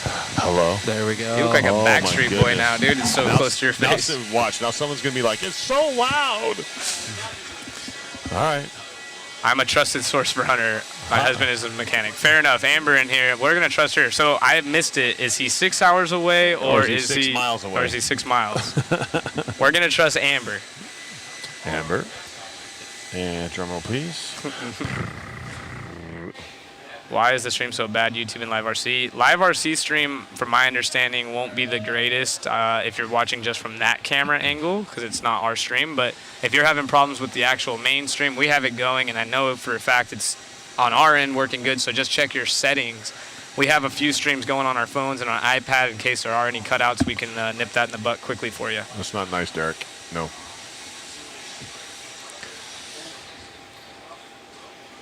Hoosier RC Hobbyplex. That place is sick. I've never been. Tanner loves that place. Tanner walked into that place, laid his car down, talked to the owner a little bit. The owner, it was like family instantly. That's awesome. Yeah. Tanner's like, that place is amazing. It's fun. Yeah, good people. 6 hours, Amber says. So. Okay. All right, there it is. He's a half a state away. Yeah. So it's like driving here. I come here for club racing. Oh, no problem. Yeah. Just get a little practice in on a Wednesday. So who's in Tyler this one? Hooks. Harley, Koki, Boda, Hoopo. Kyle Turner, Tyler Hooks. We need to get Cody. Hoopo Honigal up in the booth as well. See how's his experience going. I know he's been to quite a few worlds. Oh, hiccups. Early picks for Saturdays. You guys get that going. I'm going to go with... who should I go for? I don't know. I really want to see Brock do good for the Schumacher crew. And I don't want to pick the obvious. Yeah, no joke. I mean, don't get me wrong. I'd love to see Spencer, those guys on Garo winning would be insane. Absolutely. I mean, obviously, want to see Associated win again. But there's some fast guys. There's so many cool kids, though. It'd be awesome to see do good. Cole Toller would be dope if he won. Yeah, CFT. I'm going to say this. Watching Dakota Fan in the pits with his four-wheel, he was kind of chipper. I mean, he posted some of the fastest times the whole four-wheel session. He was a little bit more relaxed with the four-wheel throughout the week. He's not so chipper right now. I think he's all business and wanting to get things done. So maybe he's got something to showcase and obviously he wants to win, but I think the mentality looks like it's changed a little bit. Yeah, Tater would be one that could be an upset too. I mean, it's crazy how fast he was, but it's hard when Ongaro comes out and beats everyone's 3-lap consecutive by a full second over Tater. Insane. Yeah, so just makes you want to go home. Or not over a full second, but 9/10, very close, and that was on 3 laps. So right, yikes. Everyone's trying to order a stick radio and learn how to drive it overnight. Exactly. As a racer, when you see somebody do that, you're like, I'm just going to go home. Yeah. We got a couple going 59s right now. Koki and Yoshi. Ebby Beck. Let's go. Cavallari. Yeah, it'd be interesting to see if Cavallari can't sneak off a win with his new Schumacher. I would love to see him in the show at least. Yeah, me too. He was going fast in that last round of practice, or maybe it was 2 rounds ago. Where did he end up overall in that last round? He was 5th. 5th? He was one of our 58 second lap times. So basically, anyone in the top 10 had to go under 59, and there was only one that did a 57, and he did a 57.3, and that was Ongaro, our newly crowned 4-wheel drive champion. Ridiculous, just under a second. That's got to be, it's got to be really frustrating for disheartening. Yeah, the rest of the guys out like, there. What do we got to do? Yoshi, the point of 58.9 for Yoshi. That's actually a really good time. Yeah, Yoshi, and we are going to interview new TQs, and currently that would be 2 minutes left to go in this one. Harley up top, looking to go 58.9, 59.1 for Koki. Haichu Koki. Yeah, I'm not. I'll get you the Japanese candy. Don't worry. Yeah, I like the candy, but I don't know their names. I don't want to pronounce them. Koki actually, I think he's the Japanese four-wheel drive current national champion. I believe he got third. I don't know. The chat will have to keep me up to date on that. They'll let me know. Is it four-wheel drive Japanese national champion? And I think he's currently got third. Either way, he's super fast himself. Associated driver representing Japan. Koki now above that time. So you got one Harley Yoshi and two Koki. Your top two right now in this race are better than the current time. So we're looking at Koki, or we're looking at Yoshi going to 58.978 and Koki going to 59.1. So these guys are separated by right at 2/10. We'll be picking up right here. That's Yoshi down the straightaway. Car looks pretty dialed. Yeah, and his time looks good. Both the top two faster than Alex's time. Hupo trying to get up there in the top 10. That was impressive watching this car go through that section. It was.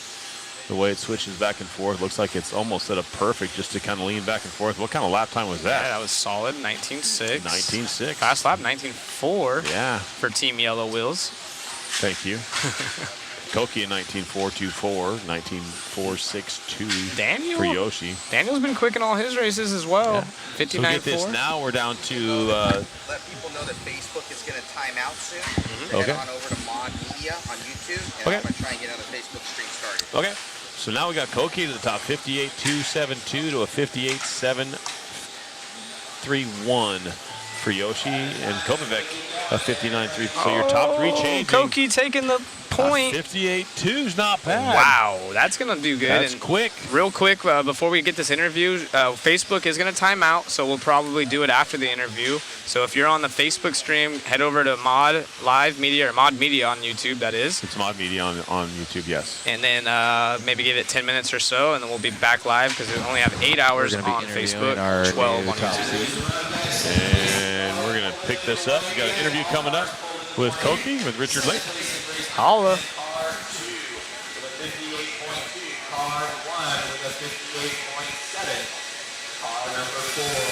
We're getting ready to time out on Facebook, guys, so head on over to YouTube.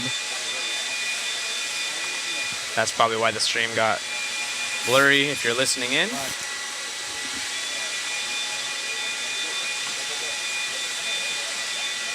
Catching up to our interviews here. We're in Control Practice 2023 IFMAR World Championships. Kuki, first round of Control Practice, 58.2. Pretty good. You feeling solid with that? Thank you very much. How was the car? Did it feel all right to you? Yes, I'm good, but a little bit hard to drive. So I changed the setup next round. Yeah, I do. All right, so there you go. Your proverbial Control Practice TQ so far with 3 more heats to go. Kuki, I'm sure we'll be talking to you later, man. Thanks so much. Back at you guys. Right on, right on, right on. Very nice. Very nice. Gonna change his setup, make it a little bit easier Easier to to drive. drive, yeah. And if you remember correctly, Ongaro's car looked like it was really tame in the front end and it seemed to help. So I wonder if maybe he'll go catch up on his teammate. See what he's running out there. They got 6 sets of tires for two-wheel drive. As we get this one going, heat 11. Ben Smith in this one. He's a really cool guy from the UK. So your fast time right now on your 3 consistent is a 58.272. Yoshi went 58.731. Kopovic went 59.353. And Vanderbeek went 59.389. And then Kubo going 59.613. So right now to go fast, your top 10 you need to be a sub 1 minute. Is that the legend right there? J-Ro walking by, giving us the wink? All right, all right, all right. That's a cool one to be compared to. Yeah, I'll take that. You got 2 good ones today. You're a wrestler. That's my boy Nick Milan. Yeah, Matthew McConaughey. Yeah. Getting some love for Hot Pocket in this one. Absolutely. Hot Pocket. Hot Pocket. Spencer out front early on. I believe he's in the S-Work vehicle as well. Dun, dun, dun. We got Heckert. Let's see what we got here. Yep. So he's a S-Works driver. They got pretty good sized team over here for a 10 scale race. Some international flair, of course, Bornhorst, Jorn Newman. Maddie in this one. Jared Mint, been at the top of his charts.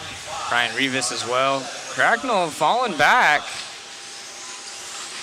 As these guys, and then just as I say that, he jumps to the top of the board right there with a 19.9. I believe he's the first one to do a 19 in this race. He's right at 17th. He's 1 minute 3. That's how close it is right now. It's crazy. Yeah, guys, again, if you're having issues on Facebook, jump to YouTube. And if you're having issues with YouTube, change your settings, as ours is actually starting to lag a tiny bit there. I think it's being worked on, though, so you'll be good. Yeah, Jonathan, the traction is definitely coming back. It's coming up nicely, so cars are starting to look extremely hooked up. Looking good. Keep in mind, Facebook only allows us to stream for 8 hours. YouTube, I believe, is 12, so we do have to break up the Facebook stream, unfortunately. We will get that going again momentarily for you. Yeah, Upside down. They might make us wait for a few minutes, but we will be back on the old face palm in a little bit. Spencer upside down in the Rocket Pop Down car. the straightaway. Rocket Pop. That's awesome. Jared Mint to the top. He's going 1 minute 027. To get that A sort, you need to be better than a 1 minute right now. Sitting 10th, the Cracknell's at a 1 minute 028, so you got to do better than that. Basically better than a 1 minute flat to get an A sort right now. Yeah, no one even, they're barely making their way into the top 10, but there's 2 minutes remaining. A lot of time. You just got to string 3 of them together. Yeah, unfortunately, Jared not able to use his 19.8. Oh, and then he comes by with a 20.1, so let's see if he resets. Yep, restart over. He's got enough time to do it. Paul Crumpton making it up there, so haven't heard much of him in his heats.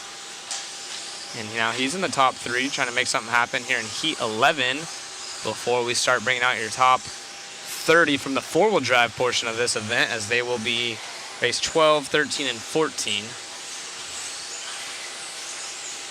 Gonna have to watch that stream that Group put on Facebook about it, about SDRC, so we'll have to watch that when I get home. There's interesting.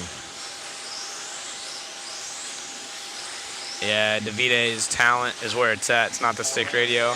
Again, we touched up on it. He can do both. He prefers stick, and then talking to Sean Ireland, I personally was just doing testing with my fingers when he was saying, I think you can move quicker with your thumbs.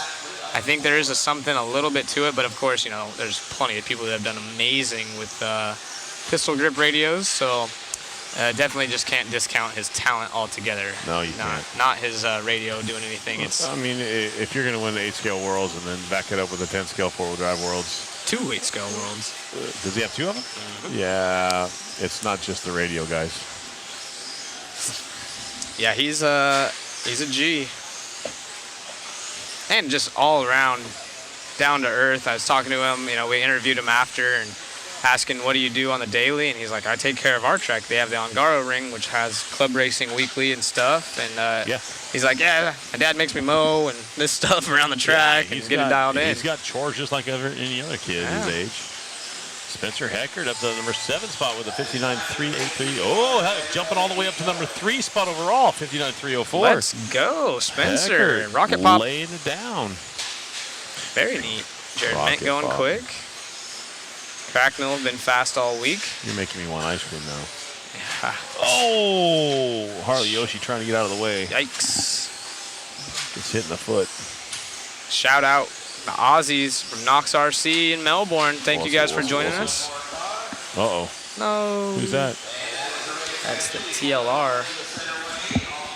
Nobody's setting a new time, though. That was Spencer's car? That was Heckert? Yeah, so Mint holding it down for, no, that Heckert's the red, white, and blue. Oh, okay. The Rocket Pop.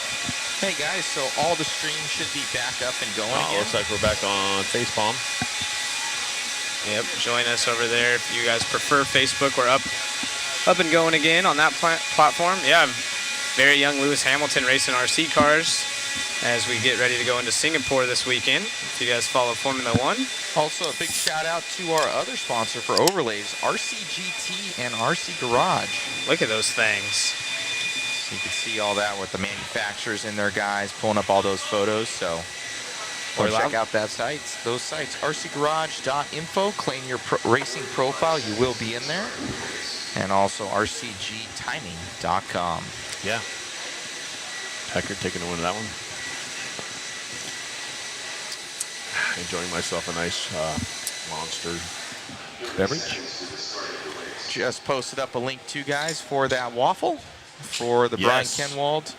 Actually, the waffles. Crohn's disease started to take there. shape. Yeah, started to take shape pretty good. Yeah, I think we got like at least like 70 or 80 tickets. I was going to say, sold, some people are saying they bought multiple tickets in the chat earlier. Very My cool. sister says she bought at least 2, so that's cool. Yeah. Are we excluded from entering? Huh? Are we excluded from entering? I'm kidding. If you guys go on, no, you can't. I don't want to. I don't want to do that. Yeah, none of the mod guys can do Zach, you got a visitor. Oh, hey! I will step to the side right now, and this guy, I guess, doesn't need any kind of. It's Luke Mitch. You want to get in real quick? We zoomed in on you. You got fans, so anyone from Australia, pull this chair up, eh? Come on, mate. You're gonna take a. Is it a Stubby or a Stubby? I'm gonna get all kinds of heat right now. It's definitely a Stubby. Stubby, there we go. Yeah, yep. It's definitely a Stubby. All right. So if you guys can't see on screen, maybe Matt can pull us up in the corner right here. We got Mitch joining us, Mitch Pratt, not Luke Prattley, as much as some did want that, but we got Mitch on. How's your event going so far? Yeah, it's pretty terrible, but the actual overall event's going pretty good. It's great. Like, the track here is awesome. But yeah, no, it's getting there. The car's feeling better. I've actually got Clyde working on my car now, so Clyde working on my car is going to be better than me working on my car. So Absolutely. So we kind of been discussing the tire situation with two-wheel. Are you running AKAs or what are you running? I'm just running the AKAs. Just keeping it even? Yeah, just makes it nice and easy. Match the front to the rear. The tyres feel good. Like, it seems a bit different to what it was in four-wheel drive. I don't know if you guys have talked about it much, but I actually feel like newer tyres are actually better in comparison to four-wheel drive, where I found a four-wheel drive new tyre was impossible to drive. So. We did hear that from the warm-up race, but no one actually mentioned if that was from two-wheel or four-wheel. Most probably we're thinking two-wheel, much like you said. So that makes sense. You got fans already flying in. We got the Pratty fan club, Aussie Love. Let's go. Good bloke right there. So, yeah, so one thing that people have been asking, and you're the first driver we've had up here since the track changed. Do you like the four-wheel drive layout or two-wheel drive layout better? Man, this layout's epic. I would like to drive a 4B on this layout too. This is a crazy fun layout. I'm struggling a little bit with that little triple-double section in the middle. I seem to end up on the wrong side of the pipe more often than not. But man, like, this would be an epic four-wheel drive layout as well. And chat, if you guys have some questions or anything you want to ask, now's the time. We're going to have Mitch up here for hopefully a couple minutes. Feel free to chime in, anything you want to mention, anyone you want to say hi to, if you want to talk about the racing. This is your platform, bud. Let's get it. Yeah. Guys, I haven't lost a wheel yet, so that'll be the most commented thing I'd say. I was notorious for losing wheels probably about 5 years ago. I'd say I'd probably lose one every meet. I haven't lost one yet, so thank God. And tell us a little bit, Mitch, on the mic. What's up with that? Yeah, so I actually started up probably just a bit over a year ago when I just sort of started doing a bit of race calling for state and national level events. I thought, all right, well, I may as well do a bit of advertising for the hobby and, you know, that sort of things, whilst also the race calling. And, you know, since then I've decided to do a bit of podcasting, you know, live stream videos and, you know, video interviews, the whole works and jerks now. So it's been good. It's you know, challenging and sometimes it's very rewarding though. Like, you know, to see heaps of people watching onto the videos and enjoying the videos as much as I enjoy making them. So it's rewarding, that's for sure. Well, that's good, and it's awesome for the hobby, obviously. And what is your home track back home? Home track would be Chargers RC. So it's held up in Ipswich. It's like a glue sand surface. It's called Six Surface. So it's a pretty high bite track, definitely a lot higher grip than this. Alternatively to that, we also have a little tiny indoor clay track, which is called the Goat Track. And Goat Track is literally what it is. It's tiny. So it's a bit of fun.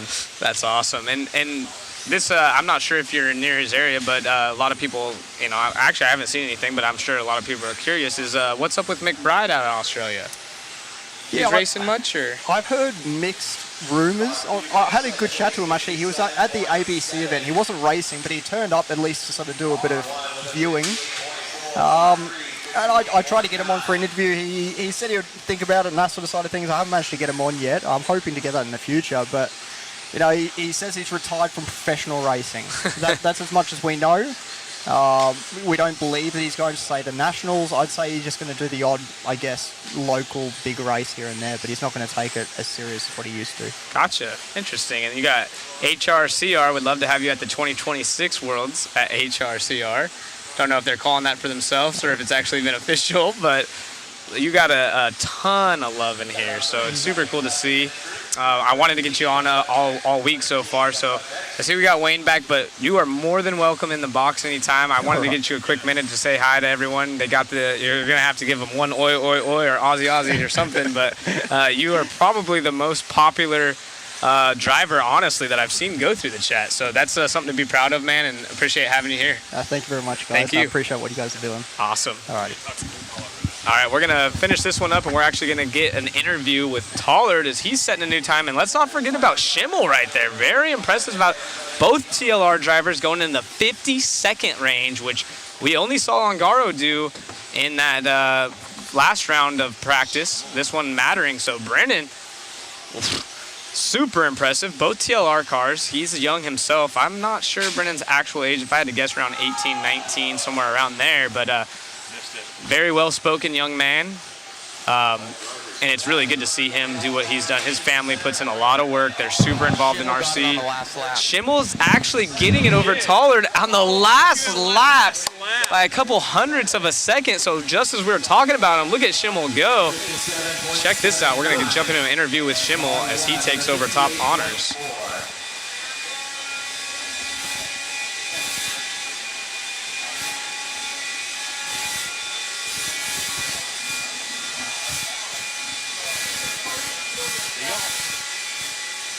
All right, a little bit of a nail biter at the end. Control practice of 1 of 2 today. Brendan Schimmel laying it out with a 57.7. How's the car feel? Track's obviously coming around. You guys are putting some laps down and making it look good. Tell me about it. Yeah, I mean, the car was awesome. We did some shock changes and stuff like that for that round. Try to mellow the car out and just make it easy to drive. Just it's track's developing out there every run, so it's getting faster each time. Very cool, very cool. So going into control practice round 2, you're just going to kind of expand upon that and try and make some changes, or just going to let the track come in and see what happens? Yeah, just keep going for tires, you know. It's getting ready for qualifying and stuff like that. Keep bringing them in, get them ready. Nice. Well, nice top 3. That was good, man. Very cool. Back at you guys.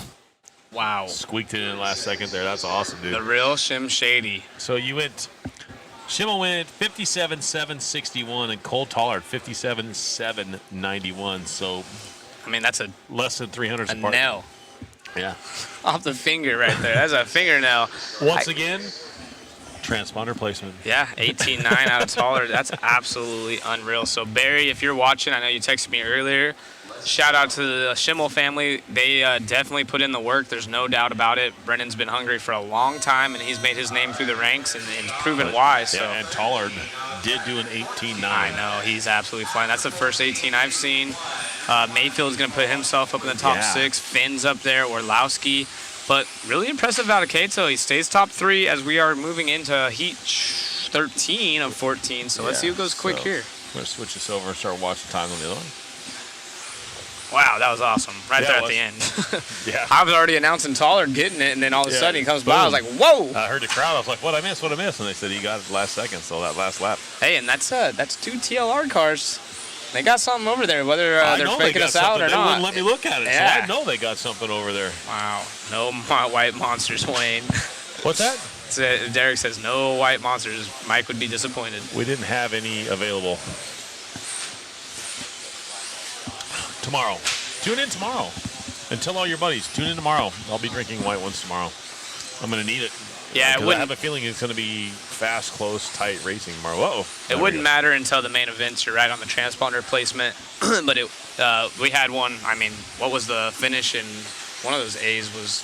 Rivkin, it was in the A final. I think it was thousandths of a second. He went, Ongaro was like at a, I don't know, Ongaro literally was 0.3 ahead of the tone. Yeah. And then Rivkin got caught at I think it was a 15. So it was tense, but 5 flat with he the 0, missed 0, it by 0, 0. like 1,000th of going the extra lap. Yeah. That was crazy. So that's where it would matter. As we follow along, who's that? Looks like looks like maybe Norman or somebody's paint scheme right there. Oh, that's actually Gillespie's paint scheme as it's pulled up on the actual bottom He's running right-hand second side. overall right now. But I'm Gillespie. seeing something that doesn't make sense to me right now. We're almost 2 minutes into this, and only one person cracking the top 10. I know. Dustin Evans, Colorado boy, trying to hold it down for more RC. Spencer Rivkin up number 8 at 58.05. Local or boy. 850. Huh? He's a local boy. Yeah, local boy. We had Gillespie up there representing Joel Eaton, who's in the chat. Spencer to the top in this one now. 19.5 for him. Martin Bear. Another question. I don't know what the question mark is about. Maybe it was too fast of a lap. Yeah. He's got 19.3. So Rivkin trying to make it happen, but you mentioned it earlier. I mean, these guys are still trying to get sorted out, maybe working with traffic. Evan looks like he's clear. Now Rivkin in the clear. Bruno up top.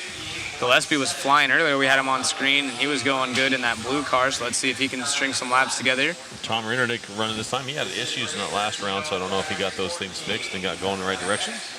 He's throwing down some times. A 19.7 last time by. That might help him out a little bit. It's Coelho out front, though, for Portugal. Leading the way. He has some world titles under his belt. Super fast, super talented. Rivkin. Kind dude, too. Yeah, is he? Very. I've never met a lot of those guys, but he seems that he would be. Yeah, stand-up dude. Bruno to that number 3 overall now. I know. Now he's picking it up. He's knows he's got it figured out. 19.0 is his fast lap last time by. That's fast. See if he can string a couple together. That's the orange car we're following around. So another 18.9. Wow. Bruno now to the top of the point. 57.496. Flying. Hey, look at who's in second. Yep, old Tater. TLR with your favorite paint scheme. Yeah, Spencer and Tater going back and forth right now. They're 5 and 6 respectively. Wow. Let's jump back to the chat and see what they got going on.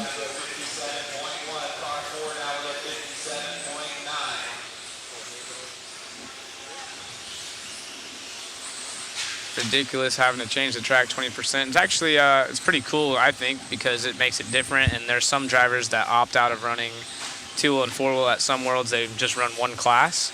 So it makes Broken it. car is off and out of the way, so no one's going to worry themselves with it there. It's out of the line. It's not going to hinder anything. It's fine.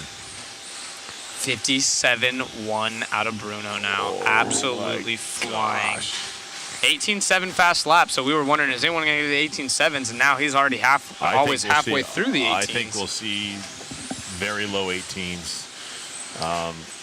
Spencer, though, hasn't dipped down there yet. He needs to pull one as he's sitting 4th overall with this time. But Tater, the young 16-year-old, he's up in the top 3, or top 5, I shall say, as Spencer's sitting 4th. But Schimmel's still 2 overall, Tollard sitting 3rd. His time is running down in this one. We have less than 5.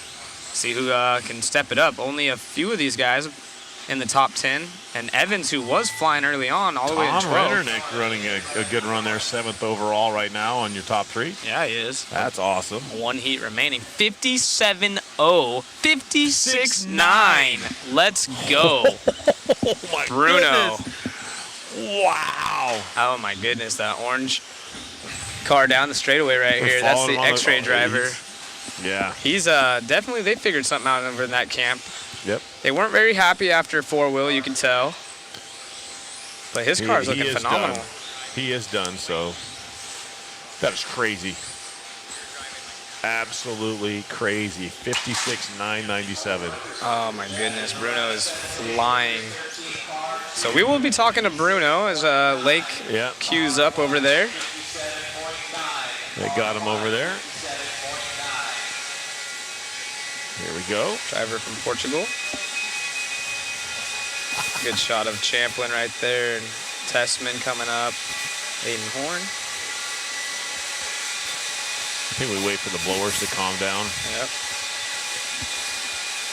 All right, control round 1, 2023 IFMAR World Championships. Bruno Coelho, sub 57 seconds in controlled.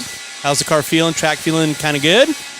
Yeah, the track is improving a lot on the traction, and also we improved a lot on the car. Like My car was pretty good already the last round, but I wasn't able to really make some solid laps. Now we improve even more the car, and I was able to, to be able to make like several laps. I think in second 19, so which was very good.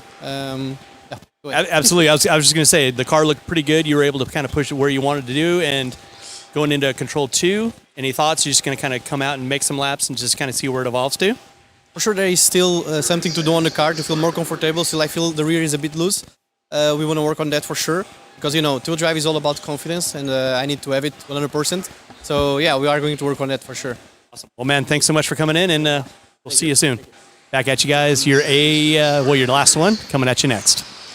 Wow, that's interesting here. There's more in that car. Wow, to think that's exactly what I was thinking. I definitely want to work on it loose. The car looked good, and he says there's more in it. So, oof. So if you're a mechanic in the pits and you're watching the stream right now and you just heard that interview, you guys better get to work on your driver's car. Got to be fixing something. Because Bruno's he's going to pull a Red Bull. Coming. And he's going to be on top and still working on picking up pace. So we got Ongaro, Champlin, Horn, Kierup, Tessman, Gotzel.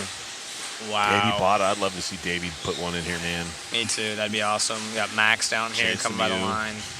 Yeah, Chase, super fast. Killick, talked to him in the pits. He's pretty excited for the two-wheel drive. I like Dominic. The kid is just so quiet. He's just a solid kid. He's a really good driver. Oh. So let's see what he laid down at 22.2. Not very good on his first lap, but I'm sure he'll settle in. Brock opening up with a 19.2. That's pretty impressive. Opening lap, 2 in a row now. See what he clicks off 3 laps is Aiden Horn. Got that dog in him. We need to look at this, though. First 2 laps, 19.239, 19.260 for Brock Champlin. Yeah. So let's see if he can start dipping down the 18s. We got Marcus. Keep in mind that was our 15-year-old in the 4-wheel drive A final. Let's see what he can put together. Dominic Eaton's International Raceway local now as he moved over there to Salt Lake City. Practices with Brock Champlin. Those guys are no stranger to running together, feeding off each other's energy. Both super fast. Look at Horn up front. Let's see if he can do anything. Aiden's sitting 13th overall with his 3 consecutive, but it is still very early on. Look at that kid, Davey Potta. So right now he's going to be at least 11th. He's on the bubble right behind Mayfield overall. So see if he can strap it up a bit. These guys trying to give each other room. Lap. Yeah, they're working. They're trying to work together. So we're following our leader right now. That's Davey Potta down the straightaway. A little bit faster. 58.578. Let's see. Brock at a 21 lap. Rough last lap for Brock Champlin. 21.4. Ongaro down there. Dominic falling back as well. Brock with a 19 flat. That helps him out a little bit. Marcus to the point now. To the point of 58.3, so that puts him up to number 8 overall. Only driver in the top 10 out of this one thus far. Davey still has a good show going, though. Dominic falling back. He'll collect. He'll be all right. Ty Tessman running 9. Brock right there in the middle. Ongaro up to the number 2, 19.605. So Ongaro 9th overall at the 58.3, 58.3 for Marcus. Man. No 18s in this one.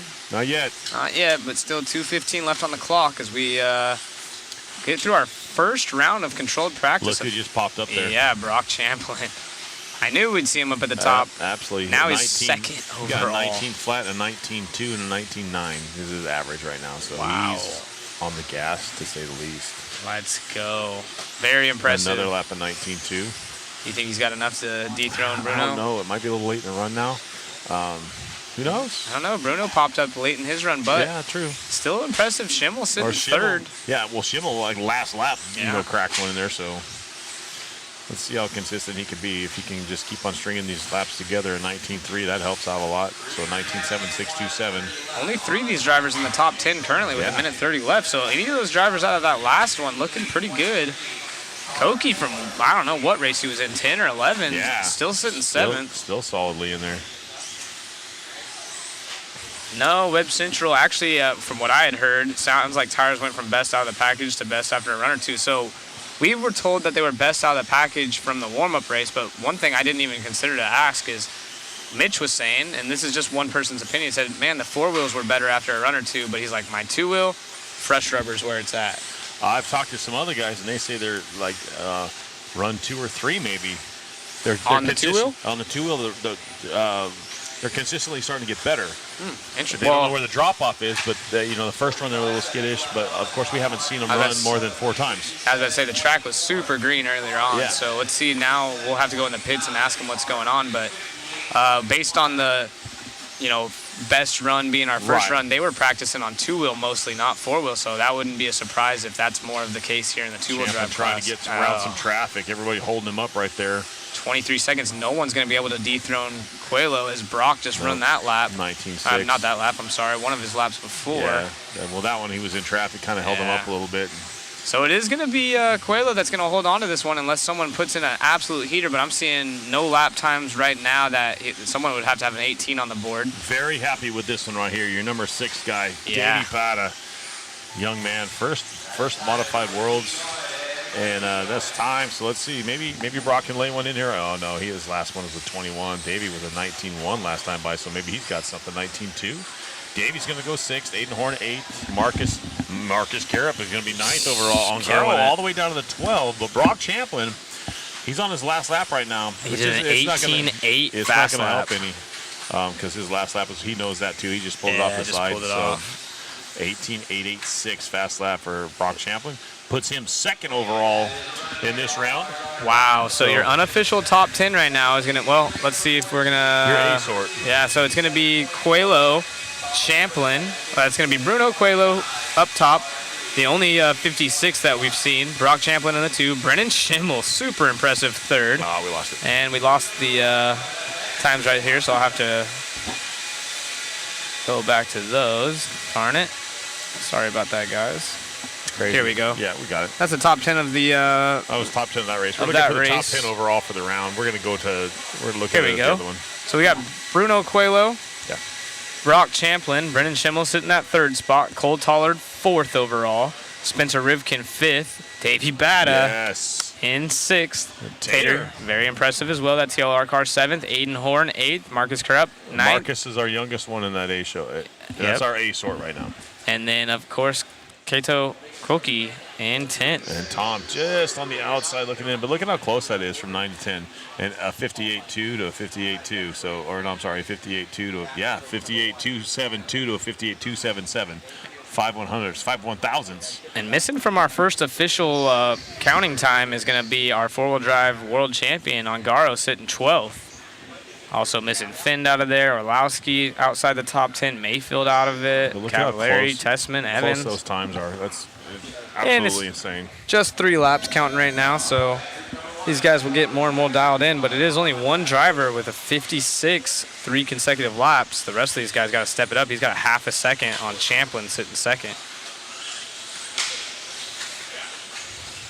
Insane. Wow. That was sweet.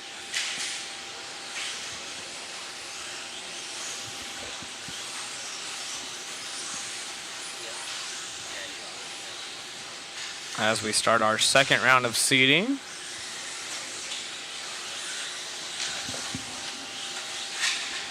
Prince has got quite a few friends and family members watching online, so I know they'll be on there here in Heat 1.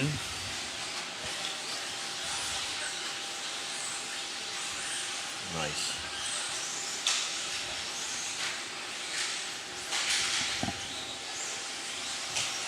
Kyle Davis top of this one.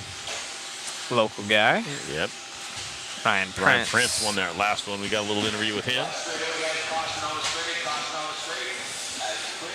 Jonathan Schultz asking, okay, here's a question for you guys. Are we starting to see the shift of the new quote-unquote fast guys? We were talking about that earlier, and certainly seems like it. You kind of have that middle child generation, if you will, of Orlowski, Rivkin, some of those guys as well. But, of course, you know, when you look at guys, Marcus is 15, Schimmel's young himself. I don't know his exact age. Maybe his dad will be listening and text it in. Oh, here we go. Barry actually just texted me. But it wasn't about that. It was 12 minutes ago. Oh. Who else do we have that's super young? I don't know. I mean, it's hard to say. A lot of these guys, you know, we talked earlier about Spencer winning his first Worlds when he was 15 and a half.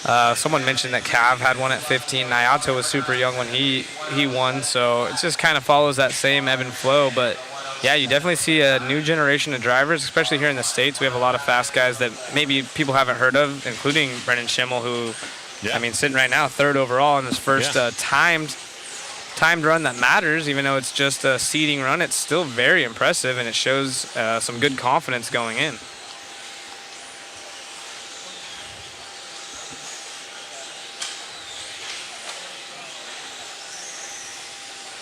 Here's one Kevin asked, since we were talking about young, are you guys seeing young people at your local tracks more or less?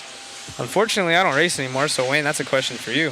What was that question again? I'm sorry? So it says, since we are talking about young, are you guys seeing young people at your local tracks more or less? What about you guys in the chat? And then Wayne, what is your thoughts? We are seeing more. We actually have a group of guys, myself, Mike Tunnekit, Eric Brust, and Pops.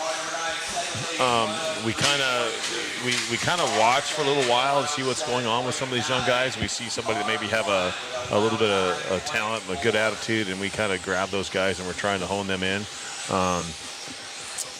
And so yeah, we do have a good group of young kids coming up that are talented drivers that can definitely maybe take it to their next step. I mean, they're still running like a rookie class or a novice, or not a novice class, but a sportsman class. We got young Branson Reed and a few others that are stepping up right now that are just they're killing it. Little Micah Flores, he just turned 10. That's awesome. And at our local level, he's competitive. He's still, being that young, he's still got some growing to do at the bigger level, but he's doing well. And we like seeing these young kids come in, and we love pouring into them because we understand that's our future in the hobby. Yeah, and Tater getting mentioned. Yeah, he's 15 years old. Absolutely flying this Tater's weekend. only 15. 15 or 16. Yeah. Pretty big kid. Yeah, he's a young gun. He's absolutely flying. I think he might be 16, but he's young. I mean, and look at this other group. You got Sammy, Maddie. I mean, they're all under 21. Yep. Dougie. Even the 21-year-olds. I mean. Yeah, it's not like it's crazy. It is pretty cool. A lot of these guys saying they're bringing their kids out to the track. It's really good sport. Appreciate. Absolutely, and that's something that, like, at these home tracks, we all like to have fun, but man, it's important to make sure you're keeping it in a family environment. Heck yeah, and that's how most people get into it, right? Is their dads, their brothers, their uncles, somebody, a friend, older generation, and that's where it starts. And as long as you remember that, it's everyone's job at a local level just to help, like you mentioned. Yeah. Bring those guys up. You never know. You never know who could be the next world champ. I even have my daughter come out every now and then. She's a volleyball player. She's not completely hooked up into the cars, but she does. She always wants me to paint her body. She has a truck. She can race whenever she wants, and she does come out every now and then and race. Absolutely. And I think it's cool. That's what it's about. If I can say, hey, it's a selling point to my wife. Let's take the family to the racetrack. Yeah, and no she's joke. like, okay, I guess. And it is good. I know for me in my childhood, RC kept me out of a lot of trouble, so it's just like sports or anything. If you get involved and you take it to the next level, you get into it at a local level and you see that there's world champions and there's paid drivers, and that's kind of something you want to maybe chase for a couple years while you're young. Just like anything in life, you got to dedicate a big portion of your life. You're not out partying on weekends. You're surrounded by people that have families and stuff, like you said. It's a good way to just keep you in check. Alan Horn out there, or not Alan, that's Aiden Horn blowing the track off. Cool kid. Yeah, super cute. Now, super cool kid. He's fairly young himself. Mm-hmm. And he's And look at those socks. Right. He's keeping his shoes nice and fresh. Definitely would not fly at an 8-scale race. You can tell he rides motorcycles. Yep. Them legs. Good kid. Got them gains. Got that dog in him, if you will.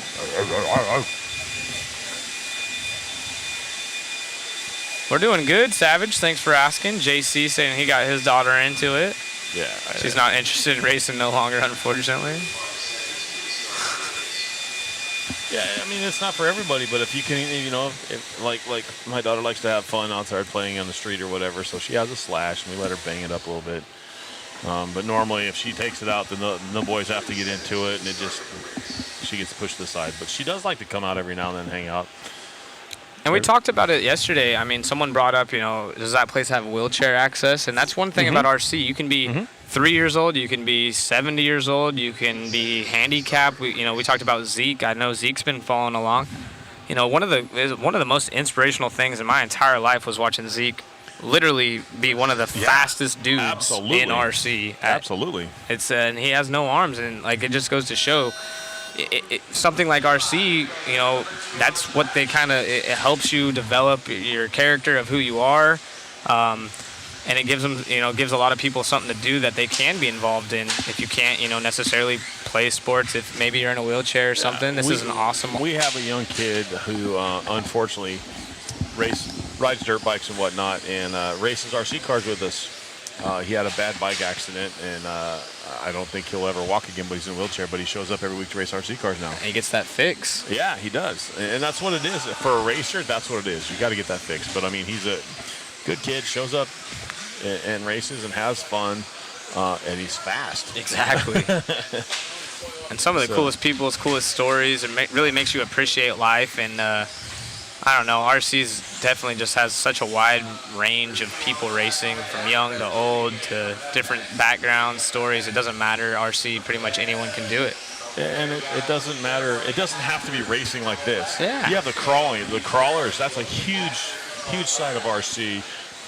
You have the drag racing scene. You have the, I don't know if you turn into J Concepts and monster Jason trucks. Rhoda. He does the monster truck stuff. There's just so many different things you can get. Yeah, absolutely. And honestly, we can't do any of it without our sponsors. As Mother Matt says, hey, quick reminder, and I don't blame him. We definitely appreciate our sponsors, and while we have a chance, let's go ahead and I'll go from the top if you want to go from the bottom. I'm just going to do this so it's in front of me. All right, I got taking it from me. I got Stick It One with the big logo up there, as they deserve it. That's amazing, too. You got Associated, J Concepts. Oh, Sanwa, Protect RC, RC Raceworks, AKA is the controlled tire for the rear of the two-wheel drive portion. They can run an open front tire, but AKA is the tire of choice for the controlled tire. Coca-Cola. Big props. Grab yourself a Coca-Cola beverage. Mod Live Media. We've been trying our best to bring you everything we can and have fun with you guys. And we've been trying to get some dirt, but it's not happening just yet. Then we got Roar, which is our the USA sanctioning body for RC cars. And the Angry Crab Shack, and I'm pretty sure we have it. I think we're locked in on going there tonight. I hope so. So do I. And then P1 Paving and Construction. And once again, it's cool to see Coca-Cola, Angry Crab Shack, these outside companies helping us out sponsor-wise. Yeah, it's super cool to see. The more you bring in, I know the sponsorship shot, I don't know how much it costs to get on the banner or whatnot, but to just every penny counts. I was saying, Zach didn't realize he was supposed to follow on that one. Well, I said I was going to read the top half, which was the black portion of the banner. I thought we were going to go line by line. I got you. That's what happened I was there. like giving you the I know. I was like, I was going to do all those, but you took over, so just read them. My bad. Hobby Action, if you ever get a chance to come out here, this place is amazing. Larry's done a great job. What's nice about Larry is he figured out the right people in the right places. Mm-hmm. He's got Jackie out here, and if you know Jackie from OCRC, he had a great mentor in business with RB at OCRC. RB is a businessman, and he's very successful, and he did a great job with OCRC. He started at the original SRS, actually, in Arizona, which they held the Cactus for many, many years. So he's been held, or, he's been around for a minute. He holds himself to a very high standard because he surrounds himself with the best of the best in the RC world. Yeah, if you sit down and talk to Jackie, it's almost never good enough. Perfect is not quite good enough. Yeah. And that's you can tell walking around this place. You can tell. So, and he understands the business. He's been around for a minute, but this place is phenomenal. The driver's stand is like 15 feet wide. There's not a spot on the track that you can't see from anywhere on the driver's stand. The pits are always clean. It's just amazing what they have here. So, and like if you're here this weekend, this is what I've been told from all the locals. The way it's dressed up this week for the Worlds is maybe only 20% more than what they do on a weekly basis. It's nothing super overdone. This place is always done up. It's always just a kick-ass facility. And so Stick It One helps them out immensely, which is huge. They do all the banners, the stickers, and all that stuff. So everything you see behind the driver's stand, that's all Stick It One. They've done all that stuff. So if you need stickers for your cars, you need to make sure you go see that. Or even if you need banners for your business or anything like that, hook them up. Give them a call, look them up online or whatever. They ship worldwide, from my understanding. Yes, they do. They do a lot of great work. So make sure you hook up Stick It One if you need something. Absolutely. It's a good time. A lot of people dropping. SRS was a great track. Good times. That was super fun back in the day. We had a couple big Blue Group races, from Reedy Truck Race, Hot Rod Shootout, Cactus Classic. I always enjoyed those races. But of course, I'm not going to lie, being indoors here in this heat in Arizona, I'm a fan of. I'd rather be here inside. Here's my problem is I know when we walk outside at 8 o'clock tonight, it's still going to be hotter than the sun. But it is what it is. We're comfortable inside. We have a fan underneath the table that kind of keeps us cool. We have to shut it off because we get cold. Yeah. And so it's not that bad. That's good times. So Mirko is going to go 107.614 in that one. Yep. Kyle Davis holds on to the top spot right now to the 103 for your top 3 consecutive. I was going to say, so only one driver put themselves in the top 3, so Kyle's still sitting safe as we move our way through this final round of practice of the day. Yep. And then hopefully we get to go to Angry Crab Shack and enjoy ourselves some dinner. It's almost 6 o'clock, so maybe we'll be done by 6:30, 7 o'clock. Yeah. And hopefully you guys are still joining us. I know it's pretty late in some areas, so if you guys are on the East Coast, thank you for staying tuned. But we do have one final round of practice here. This is seeding round, so. And hey, you need to go over to Mod Speed Shop, guys. You can get some swag like this. They even got these shirts for sale. They have the have these for sale too. Yeah, they have these for sale. For the waffle, we have one of these that's signed by the top 3 in the 4-wheel drive race. They have for the waffle, they have a 6.0 Hobby Wing motor that's signed by Ongoro. That's part of the waffle. They have some other shirts and some other stuff. Cool stuff, and all the proceeds go to the Crohn's Foundation to help out with that. That's and that'll be in care of Brian Kenwald. So all the proceeds that go to that. And it sounds like they're adding stuff. J Concept said they're going to jump in. I know Hobby Wing was going to add a T-shirt, I believe, signed, but we're going to wait to see who wins and what size they actually want. Absolutely. And then also, just to let you guys know, it's doing very well. We've already sold over 80 tickets for that. Yeah, so thank you guys. Seriously, I mean that. Super cool. Super cool. My sister's bought in, so she has a heart for that because she's in a situation too. So definitely support that. That it's not a fun disease, and it hits a lot more people than you think it does. Jonathan saying, if I order, can I get it signed by both of you? If any of you care to have our signatures and want a shirt, we'll sign it and we'll throw it in there. Definitely sign it. I'll even get a signature from any of these pro guys you want. If you buy a mod shirt, the first 5 people that buy a mod shirt, if you want a signature, you drop it in the chat. You leave a note, and I'll go get it signed for you guys. How about that? That we will do. And that won't be part of the waffle. That won't be part of the waffle. If you buy one of these shirts, we will go get it signed. Or the Mod Media shirt that we had, the black shirts that we had on. There you go. Oh yeah, it just posted a link. Matt. So if Matt has all the shirts here, so if you want one, we'll go get it signed. Just leave in the notes. Don't get too crazy. We can't be asking all the pros, but if you do buy a T-shirt and you want it signed outside of us, we can sign. Both of us could sign it if you really do want it. I bet that was a joke, but if you want a Mod Live Media shirt or even one of these nice shirts signed, leave it in the notes, and I'll go make that happen for you guys. We do appreciate all the support. This is a huge production behind the scenes. And obviously, we're not taking anything from the waffle, which is Mod Speed Shop. You can go check out that link. But we'll try to do some special stuff as you see one car going in the dark hole right there. The gutter. The gutter. We got to put a banner across that or something for the mains. Right. Go talk to Larry or Jackie. Where do you post getting it signed? I'm not sure what that meant. I think there should be a notes section if you buy, I believe, at least my websites that I've created for my companies, there's always a notes section. I think Matt uses Shopify as well. But even if you do order it and there is nothing, you can always send an email with your order number and just say, hey, I want to get this signed by this driver, and I'll make sure to make it happen for you guys. So. Yeah, but it has to be a Mod Media shirt because I think that's all we brought.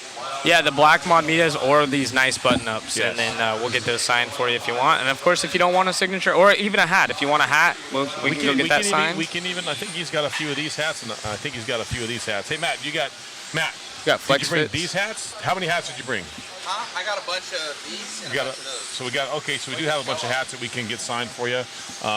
Obviously limited edition, so we can't just say everybody can Yes, send. we do have the broadcaster shirts at the track. So if you want one of those, Yep. and you want it signed, awesome. So yeah, if you want to get one of these shirts, we have those, so we can get those signed as well. The only other shirts we have are the Black Live Medias with us and some hats, right, to get signed. That's what we have here. If not, we'll ship them. But we just can't get those signed. So if you want that stuff, we can get those signed. If you just want Matt's normal T-shirts, unfortunately they're not here to get signed. But we do have these on hand. We have both hats, the one that Wayne has on and this Yes. flat bill, and then we have the mod shirts. Which, if you want to jump up here, Chris, Go up here, Chris. get right here in the background so people Come on, can see your jump behind shirt. us, Chris. I'll suck it in for a second. Chris is on the He's camera one of our right camera here. guys, so it's that shirt there, and on the back. You it can says show your mod. face, dude. Get famous Yeah, for a get down second, here. dude. Get your 15 seconds.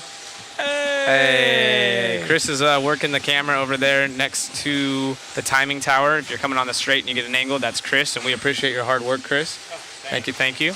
You have a great van of white, by the way. Good job. I want the one you're wearing. The one I was wearing in Whoa. the four-wheel drive mains is already gone. It's gone. It's signed by Thanks, the Chris. top 3. But you Yeah, that can was win it if you want that shirt. I know you're being Yeah. a little bit smart on that one, but if you want that shirt, you can get online and enter the waffle. Well, I was saying Yeah, if you want the can- one. You can get this one too. If you want this one specifically, leave it in the notes. Buy one on, I think Mod Speed Shop has these blank, but if you want mine, leave it in the notes and we'll Let me make it ask- happen. The question is, do you want it washed or do you want it clean? I mean, do you want it clean or just straight off his back? That's disgusting. Hey, some people, there might be some chick out there like, dang, that boy fine. I just That want it boy- that way. You never know. That boy handsome as hell. You never know. Heck yeah, Chris, way to model it. I'll have to relay the info to him. He's already gone. Signed shirts are priceless. Wayne Musk all the way. Yum. Do not wash it. Do not wash it. There's a market for it. Maybe not I mean, for us. There's some strange markets out there these days for online sales. Got the face for radio around here, you know? I do. That's why they don't show us a whole lot. Look at Yamasaki out here over Yeah. Jamie Hall and Kyle in the 3rd spot. As we actually get back to paying attention to the racing, we should probably do our job for a second. But thank you guys for making us feel special. Appreciate that. Actually, we're on the wrong race. We were messing around so much we forgot to advance it. So we're on this race now. Andrew Kaufman out front. Actually, he's looking to go to the top spot at the 102.203. That is Tommy time in this one. Tommy Hines saying 150 to the unwashed Daddy Zach shirt. Tommy Hines hopefully making his way out here as well. Yeah, nobody wants to buy the other guy's shirt.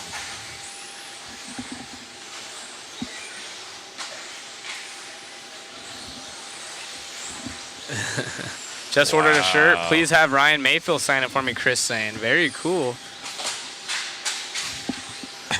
They're savage online.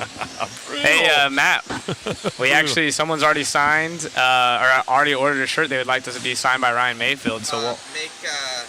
Make a list of them. Okay, and then you keep stealing my pin. I threw it at him. Oh, I threw it at It was Matt. thrown at you. Do you have a notes section on your website when people order? I do have a notes section. I can write in the notes. Okay, perfect. So there is confirmed. You guys can put it in the notes section. And like I said, if it's one of the shirts that we have on hand, leave a note and we'll get that signed for you. So appreciate you guys supporting Mod Live Media. Honestly, it's insane walking in here and then you see all the stuff that Matt has going on behind the scenes. Oh, it's crazy. I couldn't believe it. Hey, Matt, throw me one of those pins really quick. He can't hear me. David, can you throw me a writing apparatus, please? A pin. Awesome. Chris added it to the notes section actually. So, but we'll try to keep track over here. Thank you again, Chris, for the support, and we'll get Mayfield to sign that for you. Can I get a signed two-wheel buggy from Spencer? I mean, if you want to buy it from the shop here, and I'll go get it signed for you. So join Hobby Action.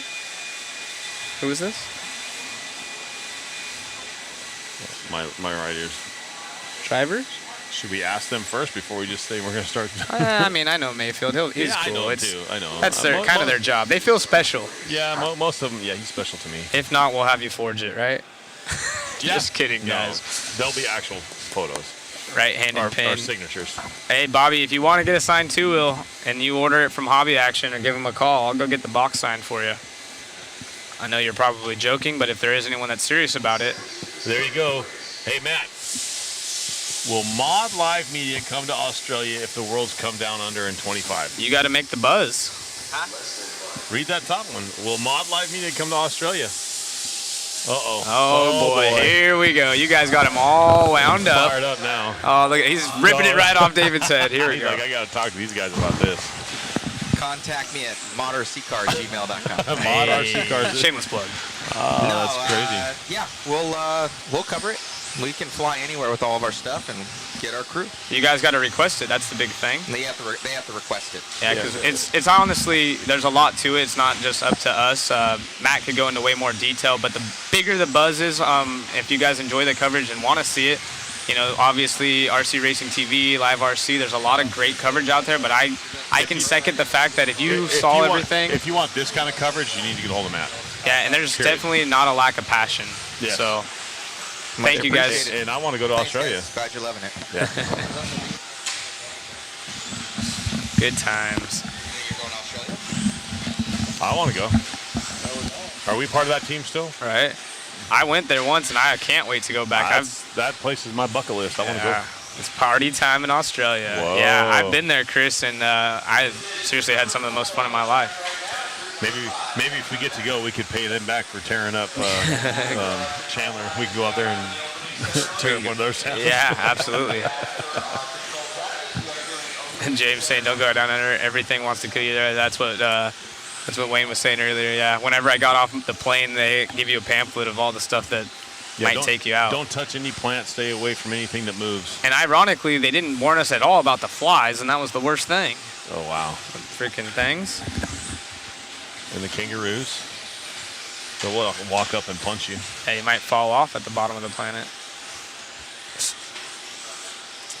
That's just one of those bucket list places that I want to go to in general. Ooh, Matt, you might want to check the chat here. You got a question from Cooper. I don't think Matt's paying attention. Better hurry up. That's a good question. Mod is covering the U.S. Open December 8th and 10th. Shameless plug. Shameless plug. You wanna jump on, Matt, or no? About what? Oh, he's getting all blushy. You get out of here, guys. Did you see the one we're talking about? Okay. Of course he did. You guys made work a lot better. Isaac Dean in the house, Arizona native, I do believe. I'm going to talk about racing now. 2:30 down, 2:30 to go, and we got Tristan Hackle out front. He's looking to go at a 103.378. 103. I need to get myself to the U.S. Open. That might be a race I might have to come out to. That's a good one Tim throws on in the crew. Oh, boy. Oh, hey, we got Cam in the house. What's up? Hey. What's up, Pimp Daddy? What's going on? How you doing? Cam. Great guy.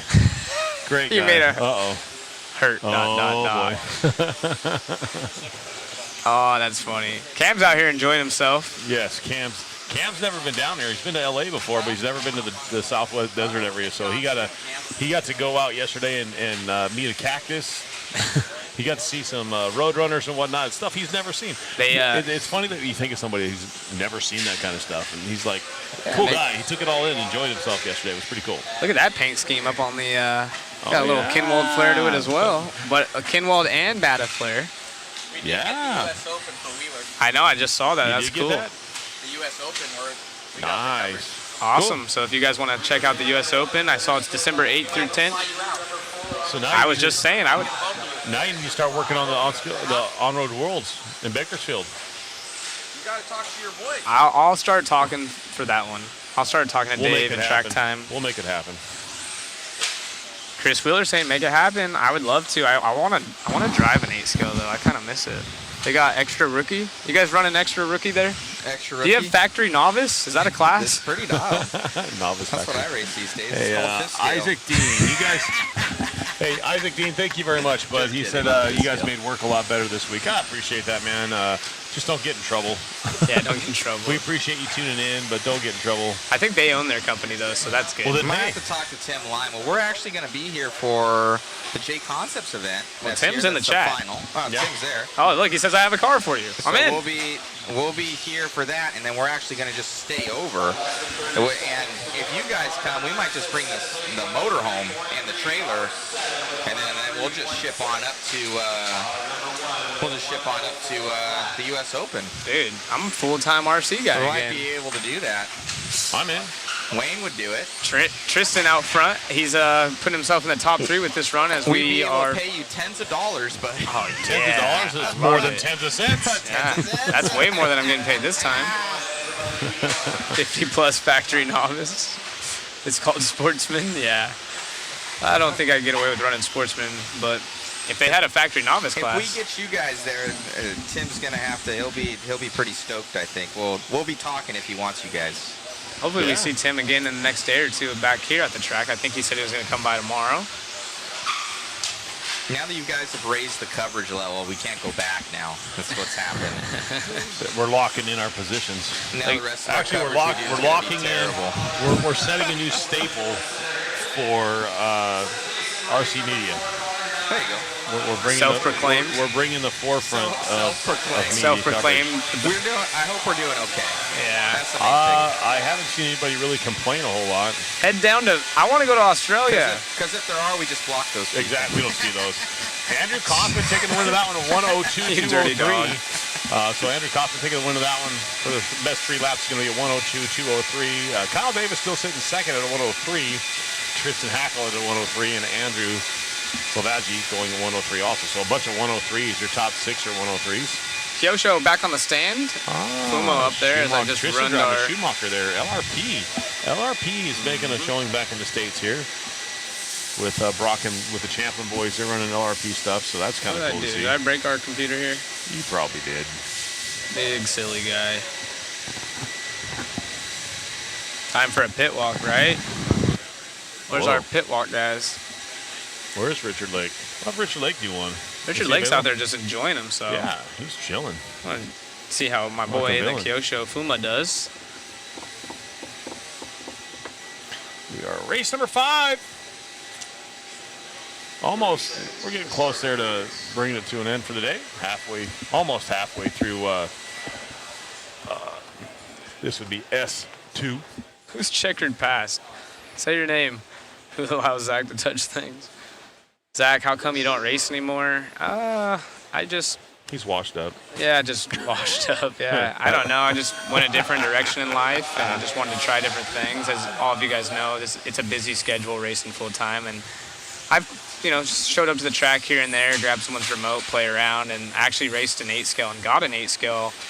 Went out and won my first race back, which was really cool, and then went to a second race and got absolutely annihilated by Catiano, who's a factory guy in the SoCal area, and I got second to him and realized how much work I'd have to put into my car to race, and was like, man, I'm good. I really want to, but I just don't have the time right now. So yeah, he beat me by like 10 seconds. I was super upset. Whoopsie. It happens. Yeah. Team manager burned him out. Cushing in this one. Spears. I had a got blast here. doing that, Jared but- Stokes in this one. Silva. Martin Starr. I had fun talking to you guys. Yeah, that is fun. It would be fun to I want to go out here on the track for you guys and put a GoPro on one of these and do one of those videos. If you haven't seen, I have a really cool 2-wheel onboard. We talked to Clayton, the Roar president. He's like, there is no rule against it because it's not plugged into the car. See? But he doesn't want anybody to give up a run. Yeah, but I'm talking about after. We're about to close this down. No car. You can't let any cars on the track. Yeah. They're gone. I guess the scoring was Sneak going to be in. off. Oh, video it's for the fans. It's for the spectators. And we'll put it on a slash. It's for the We growth would of the put it on a sport. slash. Come Why don't on, we get one of guys. those, like the Losi Baja Ray that we have in there or something like that, and run some laps. Jack says, working in hobby runs hobby, Mr. Miyagi. Hi. That's great. I had a good time. I do miss racing, hanging out with everyone. But being here is great. Old time buddy actually leading this one, William Cushing. Matthew Lawrence got a shirt, order in. Nice, All thank you right. guys. Great we'll media have to coverage. go through those tonight and make sure we get them signed because we will have to cut that off probably Saturday night so we can get them, or Friday night so we can get them signed Saturday. Yeah, thank you, Matt. Appreciate that. You guys are awesome. If you guys are buying shirts or interested or even missed about it, you guys can, if you want a signed shirt by someone, leave it in the notes. Go to Mod Speed Shop. There's also a waffle going on. We're going to add some more prizes as the weekend goes on. And thank you guys for tuning in. It was really cool. Hobby Wing. Sultan, I'm friends with Charlie from Hobby Wing, but Sultan, I've known who he is, but wasn't friends on Facebook. He added me and then immediately sent me a message saying that he wanted to give away a signed motor for you guys because he really likes the waffle and he wants to have the fans involved. So yeah, super cool. It's actually signed by Ongaro. It's a 6.0. It's not the motor that was in his car, but it's the same wind and motor that he ran. So it's pretty cool. Gold signature fine tip. Yeah. Matt Morris missed that rubber track he raced on years ago. Yeah, that was sick. That was fun. That was a cool place. Thank you, Chris. Once again, if you're wanting a signed shirt by one of the drivers, you'll definitely have to get your order in by tomorrow night because after that, we're not going to be able to take orders and get them signed because we have to go through the shirts basically tomorrow night to figure out what we got to do and get them signed for you guys. So tomorrow night will be the last time you get to order a shirt and try to get it signed, if that makes sense to you, Zach. Well, yeah, and someone actually asked him. So I'll address a few of these before they disappear from our chat real quick. Let's Driving 10 scale, no, unfortunately, but he's been in the chat quite often. Yes, he's the GOAT of onboards for 8 scale. Genova in the house. Larry Genova's son, Zach Genova, had an awesome racing career himself. Unfortunately, I don't see him racing much anymore, but he has a family, I believe a wife at home, and I believe one child. Good seeing you in the chat. Put my shirt in order, or shirt order in. I'm local. Would I be able to pick up Saturday? Yes, absolutely, yeah, Matt. Absolutely. Come check it out. Thank you again, Chris. I would like to have Root and Finn sign it by Mike. That's going to be for you. Sign a kit in the house. How much is a signed shirt? It should be the same price. We're not going to up it or anything, but just leave in the notes if you go to modspeedshop.com and you order a shirt, we will get it signed for you. Just leave it in the notes. Try not to have, are you serious right now, Wayne? Are you freaking kidding me? God, he just tire sauced us up here, dude. I did not. Holy moly. Mitch on the mic, yeah, so I saw someone talking about him. We actually had him up in the booth earlier. Oh my God, I'm taking a break.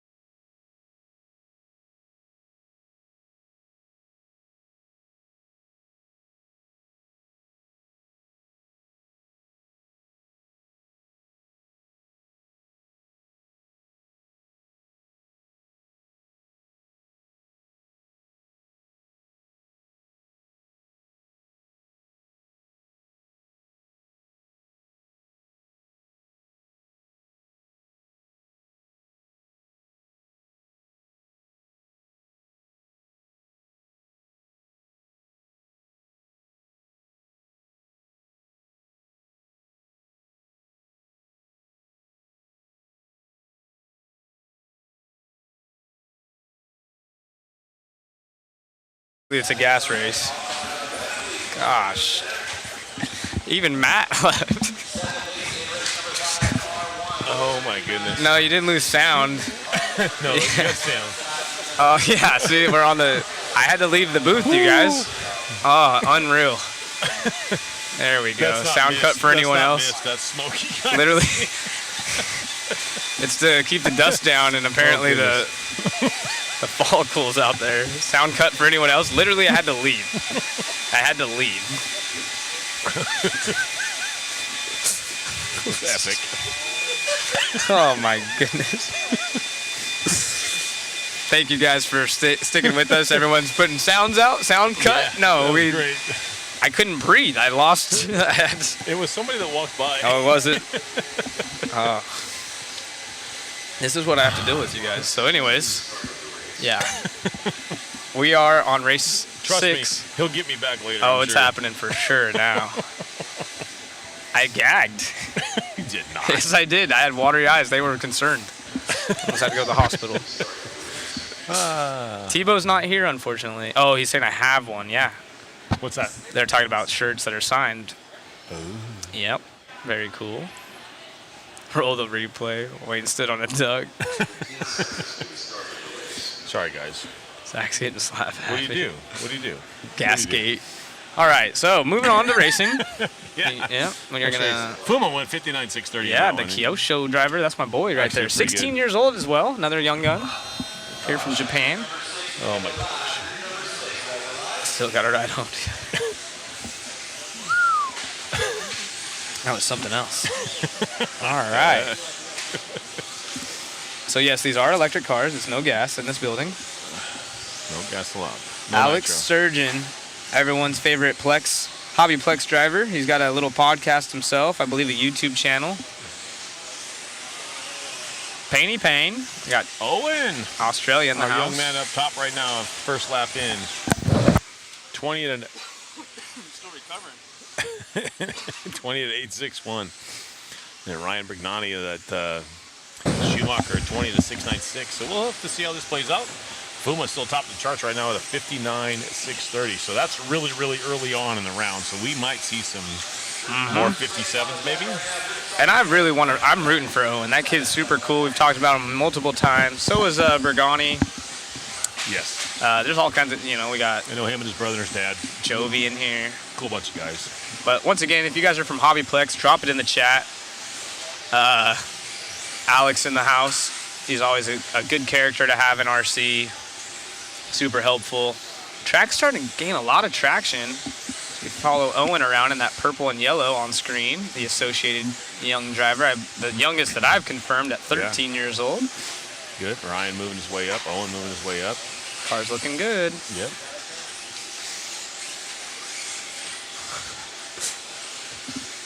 What do we got? Yes, we are sharing an Airbnb. Thankfully, we were in the same bed, but I opted out after the first night, and I now sleep in the kitchen. Yep. And for obvious reasons. I get the room all to myself now. Tacos and seafood, not a good mix. Oh, we got a Hobbyplexer up in the house. Nice. Anthony dropping in, but it is Bergani out front. Nobody going quicker to Fuma's last time. Josh, so Ryan Brignani at a 1 flat with a 4.68, so he's right there. He's literally less than half a second behind him. Andrew in the house from Thunder Alley saying, "What's up, peoples? What's good?" Ethan in the 2 spot, very impressive. Only one driver in the 1 minute mark on his 3 consecutive, and that is Bergani, and he's checked out in this one. Yeah, he's gone. Last time by a 21.7. It's going to hurt a little bit, but let's see what this one has. Forgot to give Josh a little bit of love. Josh Holdsworth in that last one put up a 1 flat. Yeah. Salto, the only one in the 59 so far, but as we work our way through this final round of seeding practice here, we're going to start seeing people drop 59s, 58s, 57s, and I believe we had a 56. Only going to get faster. Bruno Coelho with the 56.9. Yep. And that's only 3 laps. PDX Underground in the house. The new Mugen's looking pretty good. They haven't had near as much time as the rest of these guys to test, obviously. I talking to Shin earlier, he was turn marshaling right here in this corner. Thankfully, he's turn marshaling in this corner every time through practice, so we've been able to ask him how the car is. It looks really soft watching it, and he agreed to it, so hopefully he's making some setup changes and see how he does in heat number 8 rather. So if you're watching right now, it's only about 10 minutes out. 4-wheel time was a different track, so it doesn't compare. It's different layout. They did change the layout for this one. As Charlie, the new quote-unquote privateer, leads the way, takes the top of the chart at a 1 minute flat, or 1 minute .4 rather. Yeah, the Berganis are great people, absolutely. Our main guy Andre does all RC Garage and RC TV. Fucking dying. Is he having a good time? Oh, that was fun. Nice. And a big shout out to Andre with RCGT. You can see all the cool overlays and graphics. You can even see the little pictures we have up of both profile pictures or face pictures and car pictures. Jeez.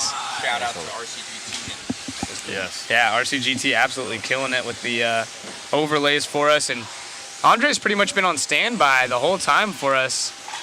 anything Matt has a question or sends him a text or a call, he's right there. He's just as much a part of this team, even though he's all the way halfway across the world. Appreciate you guys. Really enjoying the coverage. Thank you from the Aussies. The Aussies just love to give love. Yeah. So, oh, look at this. Bonsai from Kevin Starr. 15 seconds left. Ryan Brignani up to the number 2 spot with a 59.736. Yeah. Well, last lap, that was going to hurt just a little bit, but still, I mean, he might be able to do something really quick. Good day, mate. Good day. Got some Australian fans logging in. You guys missed earlier. We had Mitch on. Oh, that guy's funny. Yeah, he's awesome. Super cool dude. Everyone loves the accent. It's always good to have Australians on. Australian voice, and in my opinion, their accent just brings like fun. Cool, yeah. And then you got the British accent. It just always sounds like really smart, in my opinion. It does. Sounds and then, proper. Yeah, I don't know. I don't even know what the American accent is. Probably. I don't know. You guys drop it in the chat. What is that aren't from here? What's our accent like? What do you guys get? It's funny, when I traveled overseas, at least in Finland, I think I talked about it yesterday, the younger generation, they all knew how to speak English, and the older generation didn't. And the looks you would get from older generation when you're walking around speaking English was dirty, and then the younger generation was totally cool and curious and asking, you know, all the questions. So I like it. We got 2 young guns that took the win of this one. You got Brignani finishing up at the top spot, and he actually put himself 2 on the grid with a 59.7, and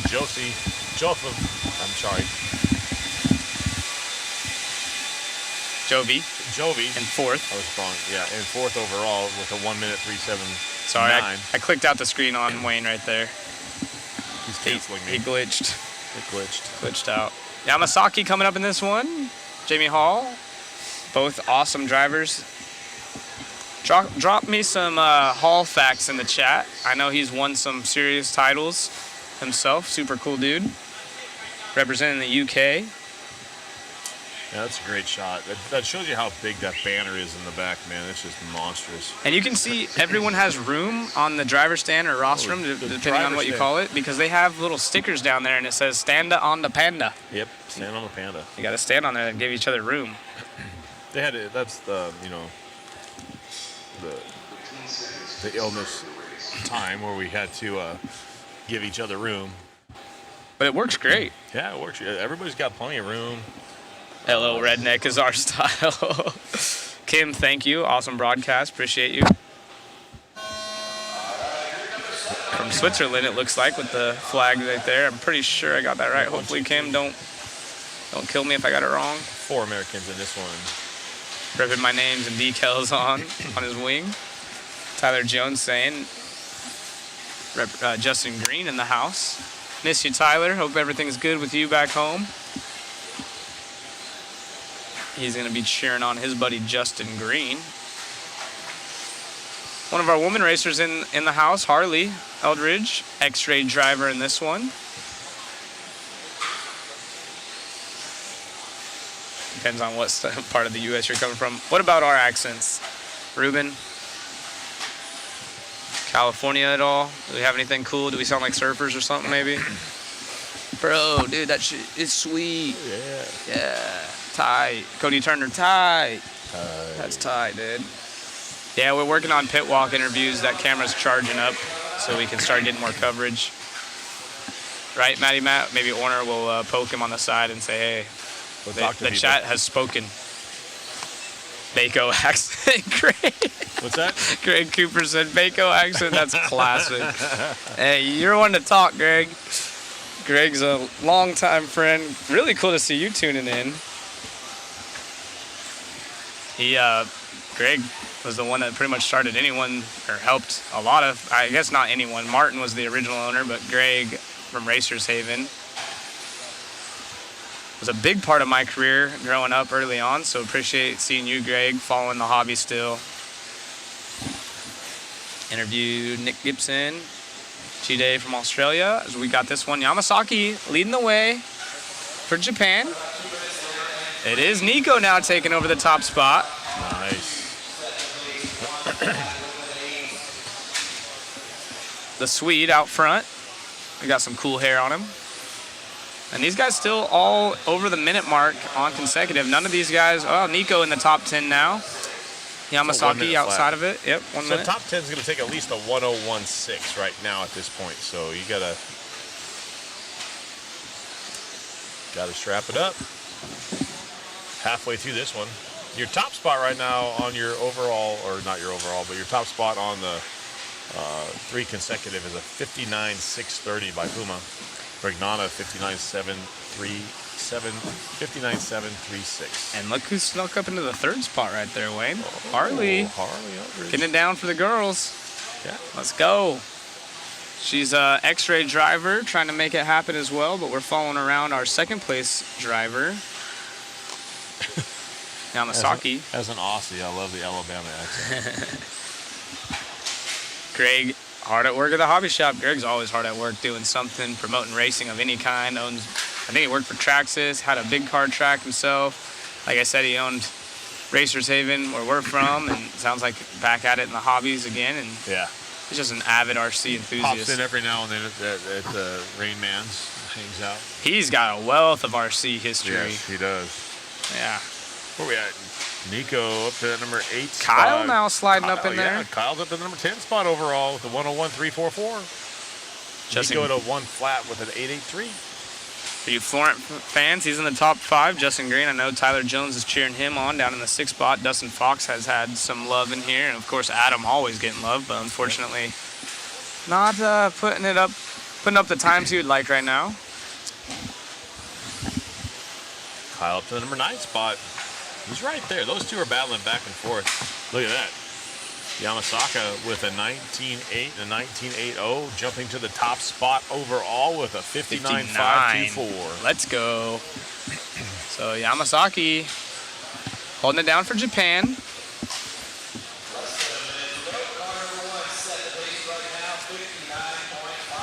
I don't know. I don't know either. Might not be updated there. Schmid still in the 2. Kyle, though, bouncing up in the 3rd. Jamie Hall trying to get up in the top 3 from the UK. This is Japan leading the way. We have a lot of international flair in this one. Dude, those waves were gnarly, bro. That's sick. That's what we say a lot. That's sick. That's rad, dude.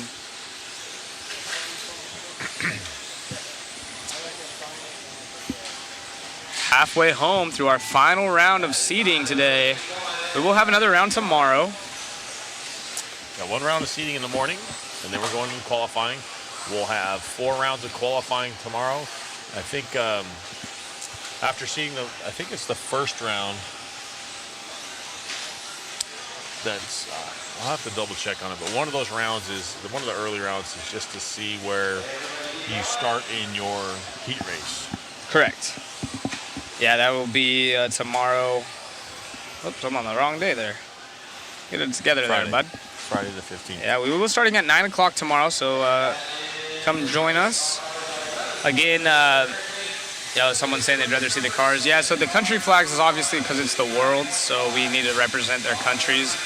The graphic at the end and during the race, so right here you can see our top 3, X-Ray, Associated X-Ray, and then the rest of the drivers showing their brand.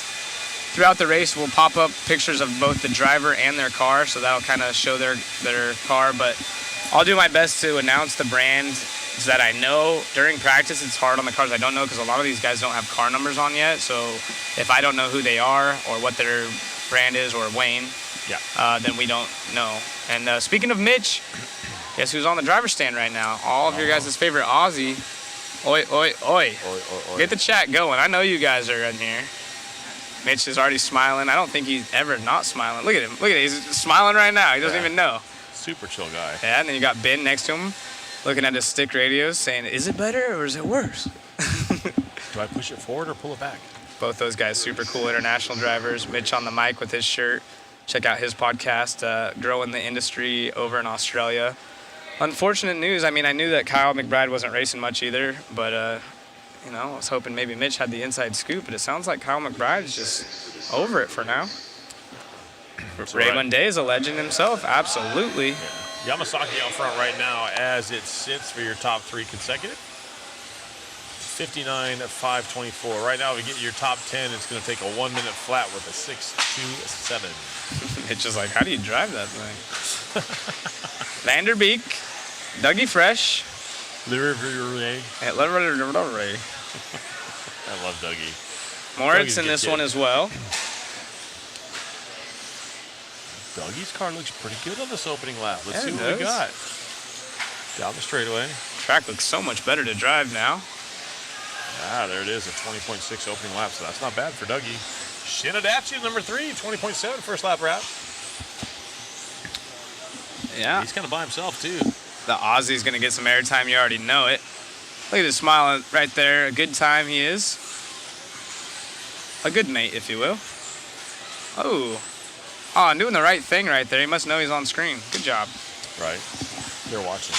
William, though, to the point. Shinadachi in that Mugen car. I know you guys are over there. Yep, he is running the Mugen.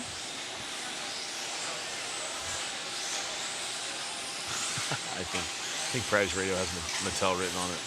Moritz in the 3. He was up to the top spot. Falls back Monday. Now taking the 2 and falls back as well as Shinadachi. He's averaging right at a 20 lap pace. That's the Mugen. And I think he went back to the pits, made some setup changes, talked to him after his run. We'll catch him again as he's turn marshaling right next to me here. Mason is not scoring. I wonder if he... Oh, let's see him. Chloe's saying, will Mitch lose a wheel? Yeah. He said, I already know the chat's going to go talk crap about me losing wheels. He's like, that's in the past, though. Hasn't lost a wheel this weekend yet. Could bet he will, Alex though. Vanderbeek up to that number 5 spot overall. Vanderbeek's been really impressive. He's up there looking for a top 5 time thus far. Shinadachi running 3rd overall. Monday. I'm sure the Mugen's coming. Doug LaRiviere still sitting 6th overall. Shinadachi over the big triple. He's right there on the backside of the screen, that yellow-green car. We've been filming him to kind of keep update of his progress throughout the weekend. Not that one, but that is Vanderbeek. That's our leader on Dougie screen. up to that number 2. Alex up to a 59.898 so far, so that sub-minute run. Dougie's right there, and see if Dougie can strap a few more in. Dougie's car looks pretty good this time around. Just crossed the line right there. I thought he did, maybe not. There he is. 20 flat. So Dougie sitting 9th overall with a 1 minute 4.75. 27. You gotta average like right now to go under a minute. You're gonna have to definitely be in the 19-second range. Yeah.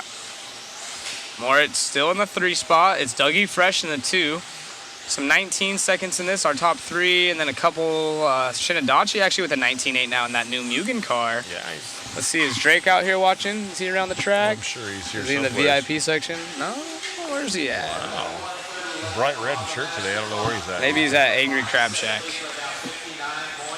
Enjoying a Coca-Cola product. Yeah. That was a good plug, huh? Yeah. Not bad. And I'm sure P1 Paving Construction did the parking lot there. Yeah. Drove on that P1 Paving Construction over to Angry Crab Shack to enjoy his Coca-Cola product. Yeah. That's like a NASCAR interview. With the guys from Mod Media Live. That's great. Alex still out front right there. He's moving to the top spot overall with a 59.454. Dougie's still running 2nd in the race, but he's sitting 9th right now with a 1 minute flat with a 4.75. So he's got some time to go. We got just right at a minute. They're asking, why do we not see more of the top 8-scale drivers attending these races? A lot of them just aren't 10-scale drivers, and it's expensive to come to a World. So if their sponsors don't feel like they want to pay for it, then that would come out of their pocket. And, of course, any weekend you get off in RC racing is a good one to spend time with friends and family if it's not your discipline. Yeah. B. Rose and Seth Van Dalen, definitely 8-scale specific drivers. No doubt that they could will a 10-scale, though. Shinadachi. He's at the top 20 run right now. Doug up to the number 5 overall with a 59.931.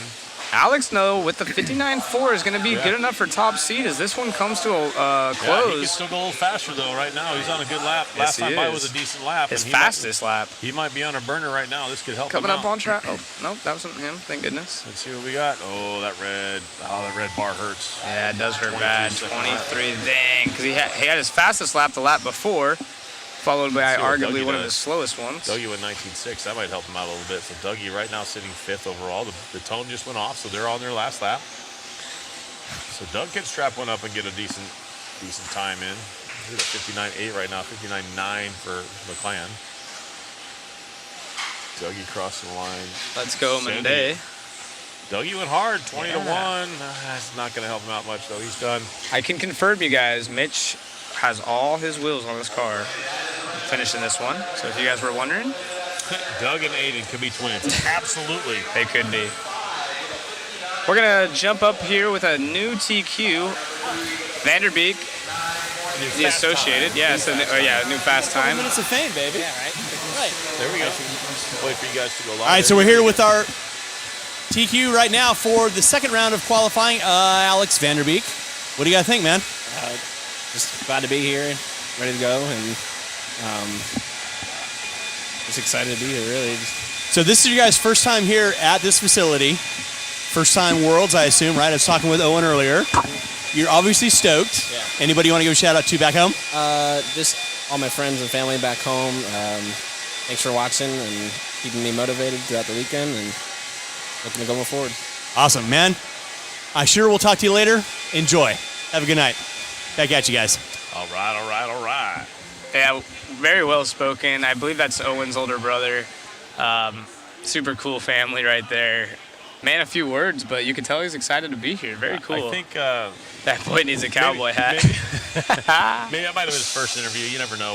We all kind of get choked up with our first interview, in front of the camera and everything, and you got a microphone stuck in your face. And I was real nervous. I said 2013. You said Ryan Mayfield's name was like. And I know the guy. I think Wayne had a stroke. Crush.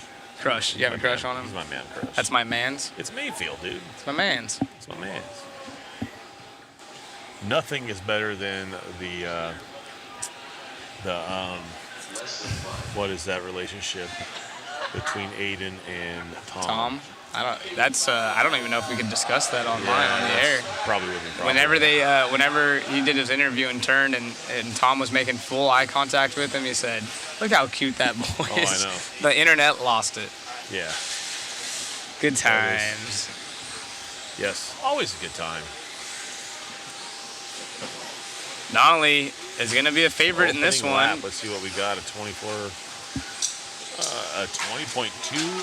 Oh, wow. Tommy Hall. That didn't sound good at all, whatever that was. Oh, goodness gracious. The turn marshal's nervous out here. Oh, get him out. Durability test going on right now. I don't know what happened here. We lost again. Dang it. Gosh darn dang. Donnelly, though, like I said, he's going to be fast in this one, and sure enough, he was going fast, but it is going to be Hall out front for the UK, as looks like Edmonds, who's been up front, falling back, takes it back over, holding it down for Australia. Aussie. Oh, we got BT in this one. Yes, we do. Following him around. That's the Team Associated team manager as he jumps to the point. Holla. Bromance. Yeah, bromance. That's what I was looking for. It's been a long day, guys. I'm trying to get through. We're almost there, Wayne. I know. But you can do it. You can the do chat it. will keep you. Yes, the chat is amazing. Yeah, the chat will give you love. Give some. What should we ask for? Smiley faces for Wayne, or give us the little sleepy emoji. The sleepy emoji, yeah. Jonathan Schultz, I was freaking out because I don't have any donuts. Donuts. Hey, Jonathan, you guys gonna come down for the BK Classic? Get them off-road cars, knock the dust off of them, come out and race. I'm coming up, or coming down, or sideways. I don't know. Oh, look at that. Randy Rains. Got it. That's our track owner from Bakersfield at Rain Man's Hobby. Australia, though, with the top 2 positions over Japan in this one. one. I got donuts. Oh, there we go. And it wasn't from you, Jonathan. Get Wayne some fried food. I like that name, Heckler. You can do it from the Furu. I I miss Derek, man. He's such a cool dude. Shotgun a monster. Well, if you're looking, oh, you can't see, but I am drinking a monster. Jaden now to the top of the charts, though. He's going to beat out Alex's time early on in this one. We're only halfway through. So Donnelly and Yui needs to make something happen. Kano up number 7 spot overall. Donnelly number 5 overall. So we got some pretty decent guys. Brent BT cracking the top 10. Hunter King looking 16. Donnelly's car is really cool. It looks kind of like Spencer Rivkin's car. It's that purple one you see on screen. Replay, guys. Going in instant replay. Instant replay. We caught something. Let's see what we got. And go. Ooh, at the end of the straight. And missed it. Caught the pipe. And he's just showing off that chassis slab for the fans. in the gutter. At least he didn't. Oh, see, they did put a little banner. They did put something there. Or a little piece of wood with carpet or something around it. He's our marshal right there, saving the day. Yeah. Great job, Marshall. Jaden Edmonds out front right now.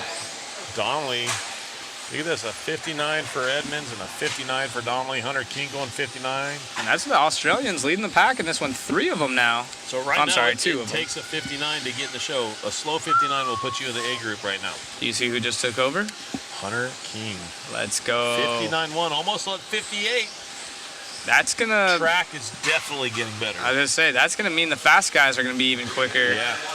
Hunter King is a really solid driver himself, though, so impressive.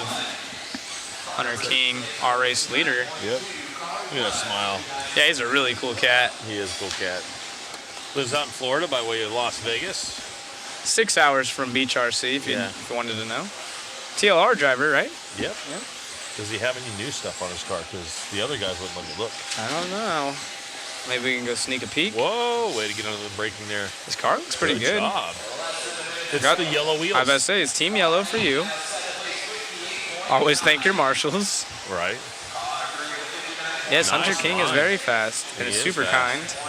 He's got BT fans. to the point, though. Look at that. A 58.990 Whoa, for the nice. manager. 19.3, his fastest lap last time by. Nice. BT on rails right now. Coming down the straightaway, crossing the line. Bing. Pretty sure he's an associated car. 21.5. I think so. Yeah. I think he might even be running some Reedy stuff. Potentially. He's Team White Wheels, though. Yeah. But I can't fault him. Oh, for and that. Hunter King back to the point. Wow, these guys going back and forth. The 58.912, 58.999. Tommy BT. Hall up there. All your top- 19.2 now out of Yui. Oh my to the goodness. top. Yes. The top 6 guys going quicker than Alex's time, so race number 9 ain't joking around. Keep going, keep going, keep going. Your top 3 laying it down. BT still on the track. Hunter King with a rough lap. BT with a rough lap. Yui. Hunter, Amber's saying 711. Amber's saying that Hunter's 20. I did not know that. I thought he was a little bit older, to be honest. I thought he was like 22, 23. So that's an interesting fun fact for our second place driver. But the Japanese driver of Yui looking to take the top of the charts as this one slows down. I believe we're going to have an interview with him, with Richard Lake. Get Yui.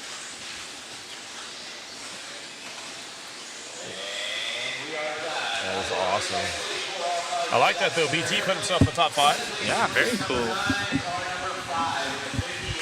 So Yui, the Japanese driver, making it happen. With the Yokomo.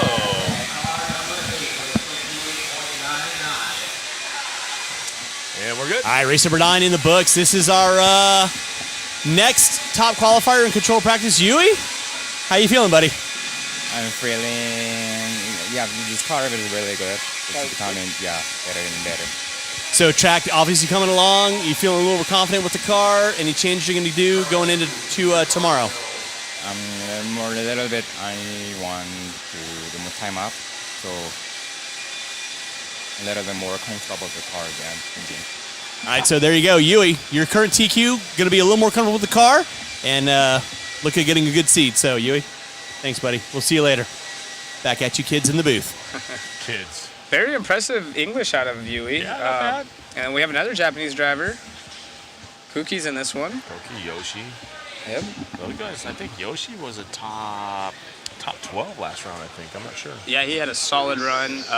Kato also had a really solid run. They both did. Daniel's been really fast. I really want to see Hupo put in a solid run for himself. Longtime fan of him. Yeah. From his Durango days. Him and Jorn Newman were traveling around together, and it's cool to see them both flying out to races still.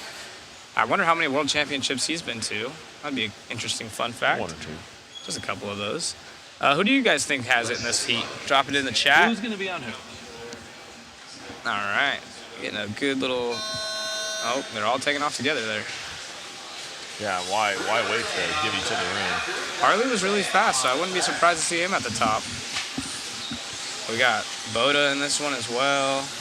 Kyle Turner's fast. We got Hooks. Let these guys get a lap or two in, and we'll start talking about times. Wow, that yellow car out front, nice little whip over that triple-double section. Got to see a little chassis.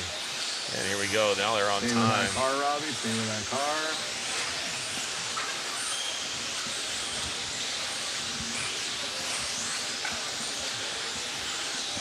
Exactly. Dave, look this way.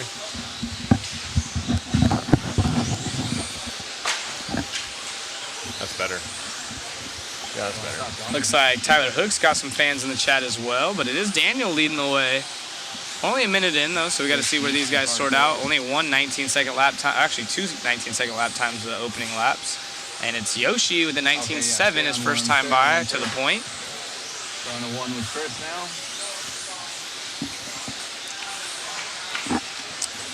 They're bouncing all over the place, but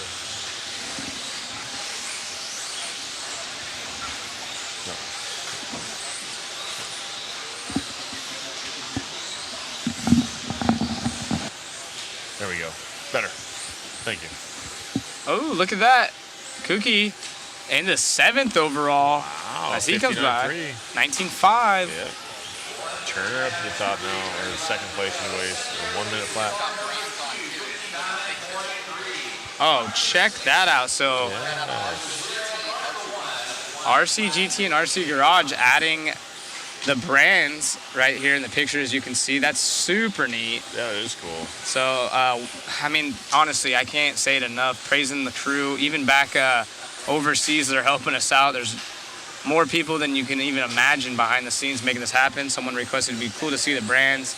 Obviously, the country flag's still the main thing, but now when we pull up the car, it doesn't just bring the flags. Yeah, it's the car, the flag, the name, the time, all that cool stuff. How neat is that? Nailing it out of the park. Zach Rogers has some fan. Oh, what's up? Zach in the chat, giving some love. Thank you very much. Ari also. What about the other guy? What about the other guy? Zach's racing RCs now. Yeah, Kookie on rails, 58.4 now, so 3/10 over Yui's time. Wow, on the gas. Yoshi getting up there. Yoshi jumping up to the number 9 spot overall, 59.4 for him. I believe we lost Lupo's out of this one, unfortunately, and Oh, Ari. there Oh no, there he clocked goes. He may be pulled over for a wow, minute. at 30, but he's got plenty of time to play a couple laps down. Yoshi, oh yeah, Boda. Impressive. Yeah. Yoshi up to number 6 now. Boda up to number 9. Oh, here's one for you, Wayne. What turn feature is the worst marshal spot on the track? I would have to say probably at the tabletop facing the driver's stand. Yeah, I'm going to second that. Right there where that car was. There's a little island right there. You can see that. That was the number 4 car, number 4 cone. Yeah, the 2 wheels don't fly as flat as those 4 wheels do. And this layout in particular, the way they're coming around the apex of the corner, they're jumping up on there a little bit whipped out. And as you know, if you land a little bit crooked on the gas or any issues. And Charlie, Yoshi, another good lap. Let's see what that puts him at a 20. Harley Yoshi up to number 2 spot with a 58.901. Right now, Koki at a 58.47 or 417. So your top 5 all super close on time. This is crazy. Yoshi 19.1, but unfortunately has a 20.4 last time. He's gonna have to reset. Yeah, the 19.7 that time by. So these guys strapping it up. If you Nick will. Gibson as well. Boda very impressive in this one though. Gonna put himself 6th with his current time. Oh, spin out. Yoshi squeezing some more, about down to a 19.6. Hoopo getting back up in there. He's up number 5 car, or number 9 in the 5th position. Getting back up in there. Someone mentioned, and hear me out, would have been sick to add a little lip on that tabletop to clear the second double. It's funny that you say that. When I was walking the track, even for the 4-wheel portion, I was like, man, it would have been cool if this would have had an option for step on, step off. And maybe even like triple in, you could have built it a little bit different, but nonetheless, it's made for some awesome racing. The way they land up on there and shoot off it. Yeah, they use that that roller for a braking point, which is cool. Yeah, I do like that. I've always been a fan of the braking points in the corners like Gibson that. over the number 3 spot overall, 2 in the race. That is time. Let's see what happens. Yoshi getting by at a 24.4 for Harley. Ouch. Gibson, though, at the end there, strapping it up to get in the 3rd overall. Nice. That's 3rd overall on the time. That is So your second top 8 miss. going better than 59, so that's good. But a 59.7 puts you, that's Tyler Hooks, right? Tyler Hooks going to 59.719. That puts you 16. We're going to be doing an interview, guys, our new top seed. Yeah, top seed. Koki. Again. Yep. Haichu.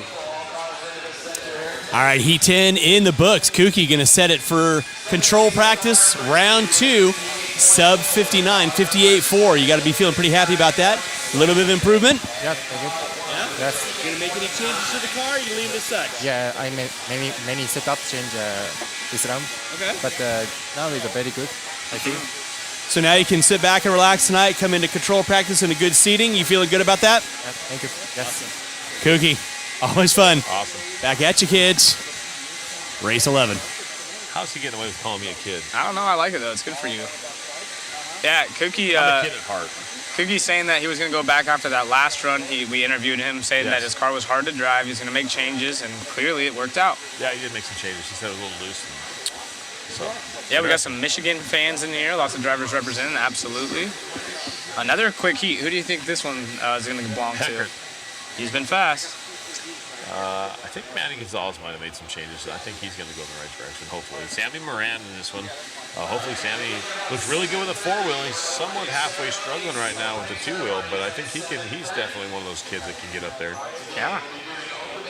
Let's see, we got Ben Smith on the far left right there, representing Schumacher. See, I wish our pin was working so I could say, yeah, this is Matty right here, and this is so-and-so. Spencer, Sammy. Yeah. Oh, you got Ben on the far left and the Schumacher Over there. there, and then you got Jared Mint right here in the middle. Yep, Jared with the glasses on and the middle associated shirt next to Matty G, who's got his... Who's our S-Works driver? Matty looks like he's about to go dirt biking. Okay. Opening ceremonies at 7:30. Awesome. So we are going to have opening ceremonies tonight or tomorrow morning? I will ask that again. Usually, last time, if I remember correctly, it's at night. I wonder if they're going to do anything special. In Australia, they brought out, man, I'm going to get smacked up in the chat right now for not remembering what this is called. It's the horn. Oh, it has such a cool name. Somebody remind me, please. But they brought it out, and we did like this whole 10-minute thing. It's like a blowhorn. Why can't I think of it? I'm sure the chat will tell me. I'll just feel stupid here in a minute. Didgeridoo or something? Didgeridoo? I can't even say it. They're going to tell me. Man, gee, look at that one-up. There it is. The one-up graphic on there, I like that. Didgeridoo. A trumpet? Whoa. A didgeridoo. Hope I'm not butchering that, but it was really cool. I wonder what we're going to do in America. We'll probably put on a football game or something. NASCAR race. Right. I'm watching these cars at the end of the straightaway. The traction is getting so high. These cars are... I just watched 2 cars traction roll at the end of the straightaway. I did saw that with my looking balls. Matty G. Toggling up. Like your top 4 drivers are all bouncing back and forth right now. Paul Crompton out front over Austin Cracknell. Ryan Rivas. A lot of these guys having fans. It's really cool checking out the chat and getting to enjoy that pretty much everyone back home has someone, or every racer here has someone back home cheering them on. Absolutely. Jared Mint to the top right now at a 1 flat with a 2:07. These guys need to strap it up. They're 1:45 into this one. Jared, Spencer, Luke, your top 3. Austin, Paul, Instant replay, Ben. boys. Instant replay. Oh yeah, replay. Instant replay. Let's see what happens here. Oh no. Ooh. He wanted to change the placement of his battery in his car, I think, and he wanted to all move the it forward. electronics. Yeah. I think probably something was stuck too tight. Was that Matt McGee getting that wrong? I don't know, but my favorite part is Jeff in the background, like eating an apple, just looking at the car crash. You got it right that time. Yard dart that whip.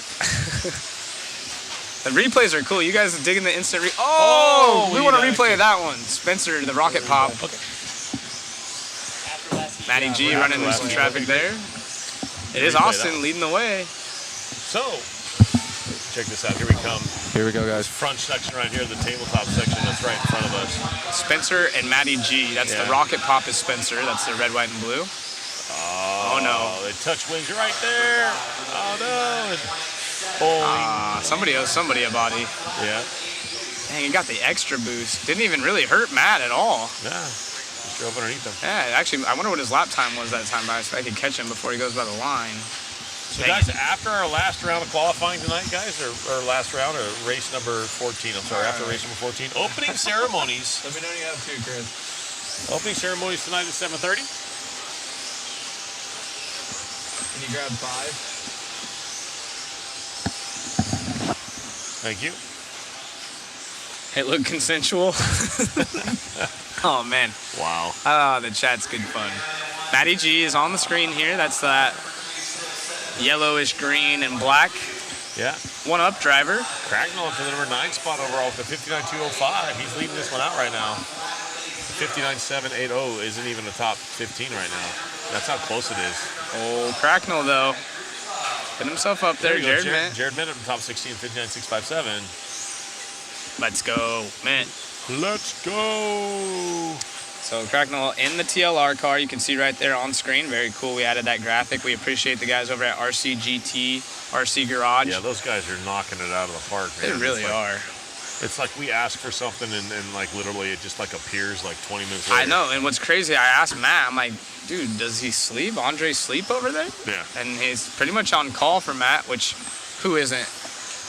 Look at his little dimples. He gives you that smile. He sucked me into this one. He asked me months and months ago, Zach, you want to announce the Worlds? And to be completely transparent at first, I was like, I don't know if I want to go spend a week. And by the end of it, he had me convinced. I took off work, and I'm having an absolute blast. So again, thank you guys in the chat. You've made this amazing, seeing all my old friends, covering the coolest RC race pretty much I've ever been to. Yeah, this has been We're going to do another instant replay, guys. Another instant replay. Let's check this out. Over the triple on the backside. He had to lay up and landed on. He had one driver had to lay up, watched it over the double right there. Got waffle stomped. Oopsie daisies. Yeah, it happens. Austin, though, good enough for 2. Yeah, that's the second overall. 58.573.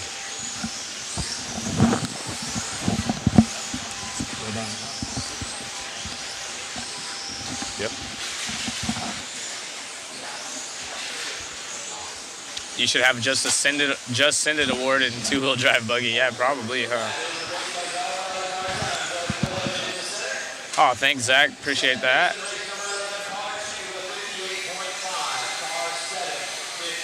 It is a once in a lifetime. Yes, that's why when he asked me, I didn't hesitate. I was about to say, Wayne has a way cooler story about it. Tell him how that went. I was race directing the Worlds, the 5th scale Worlds in Bakersfield, and I was helping Matt out with that, and we were kind of working together on that one. And he said, hey, you know, there's a possibility I might need some help if you would want to announce the Worlds.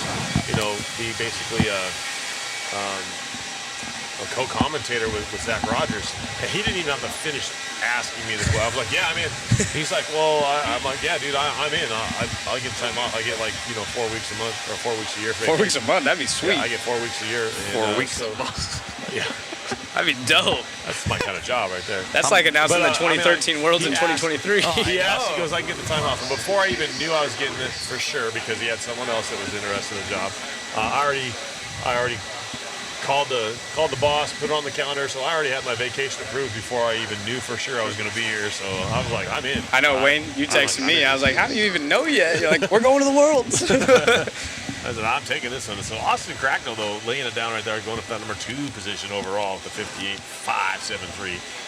Ooh, sexiest top 10. Sorry, sexiest voices going between Zach and Wayne. I think that might be Mike because it's got 805 in it, but I could be wrong. How you doing? Hey, how you doing? Yeah, we're tired. I know, we're almost there. And Schimmel had, what was it, a 2 or a 3? Yeah. 3, I think, in the first round of seeding. So I know Barry's probably online right here. Shout out to Barry.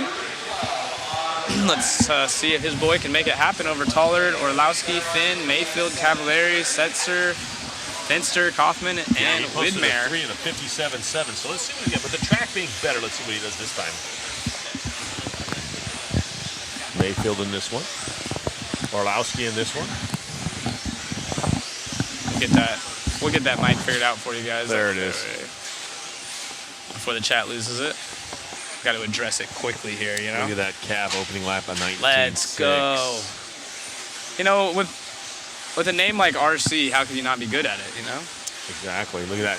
Another good lap. That was crazy. Voice for radio, not the face. 19.6 again. That's for you. We might be on. What's that? Nothing. I do have a voice for radio. Okay. I'm not going to disagree. Oh, I'm the same, dude. That's why we got hired. Yeah, I'm married. I don't care. She's the one that has to look at me every day. Miss you guys. Yep, it was Mike. This one is going to be interesting. I'm really excited to see Ryan at the top of the sheets. We got both the Ryans. Shoots to the number 3 off the shoot of 58.607.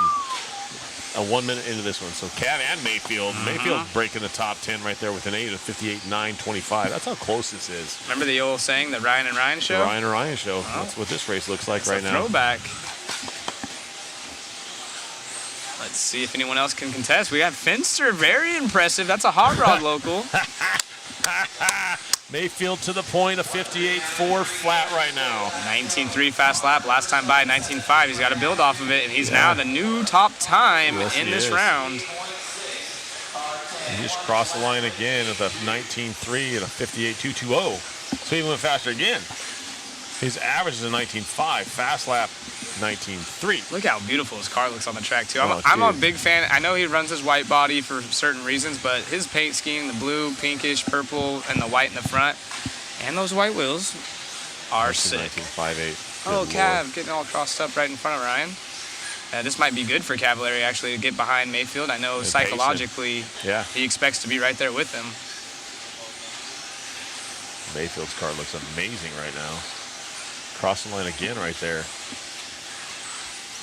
Who do you guys got in this one? You got Mayfield or Cav, but as I say that... Schimmel up to the number 2 overall. Yep, Schimmel flying, puts up a 58.2. It's going to be faster than Cato's time, so it's Mayfield and Brennan trying to put a new time up as we have a couple more heats following this one. Yeah, but we're just over halfway, and Mayfield's already locked in at a 19.4 last time by. Oh, yeah.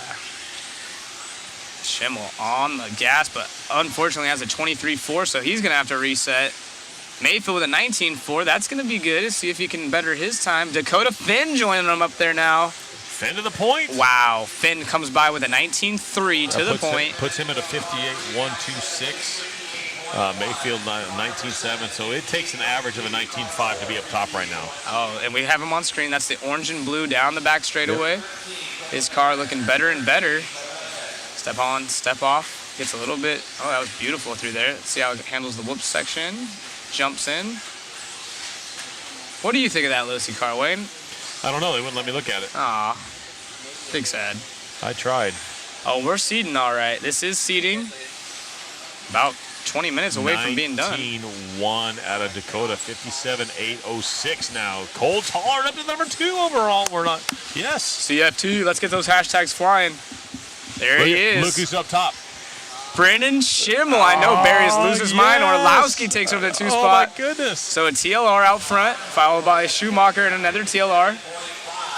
Cole Tollard in the 4 spot, but Schimmel, 19.4. Oh, my goodness. A 57.560. Only driver in this heat to have an 18.9 is Schimmel. So the Shim Shady.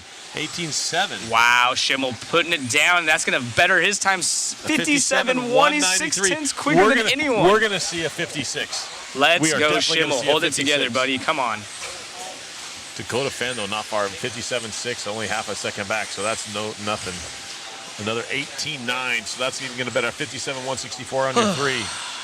I'm on the edge of my seat. Oh, man, this is crazy. Your top 6 all going faster. They're all 58 or better. Well, and keep in mind, it was a 56.9 out of Bruno in that last round, a 57.4 out of Brock. So Brennan currently would have been second on that last round. Someone a little carnage. Quick instant replay here on Brendan Schimmel, your leader. Uh-oh. Here he comes. Oh, no, Brennan.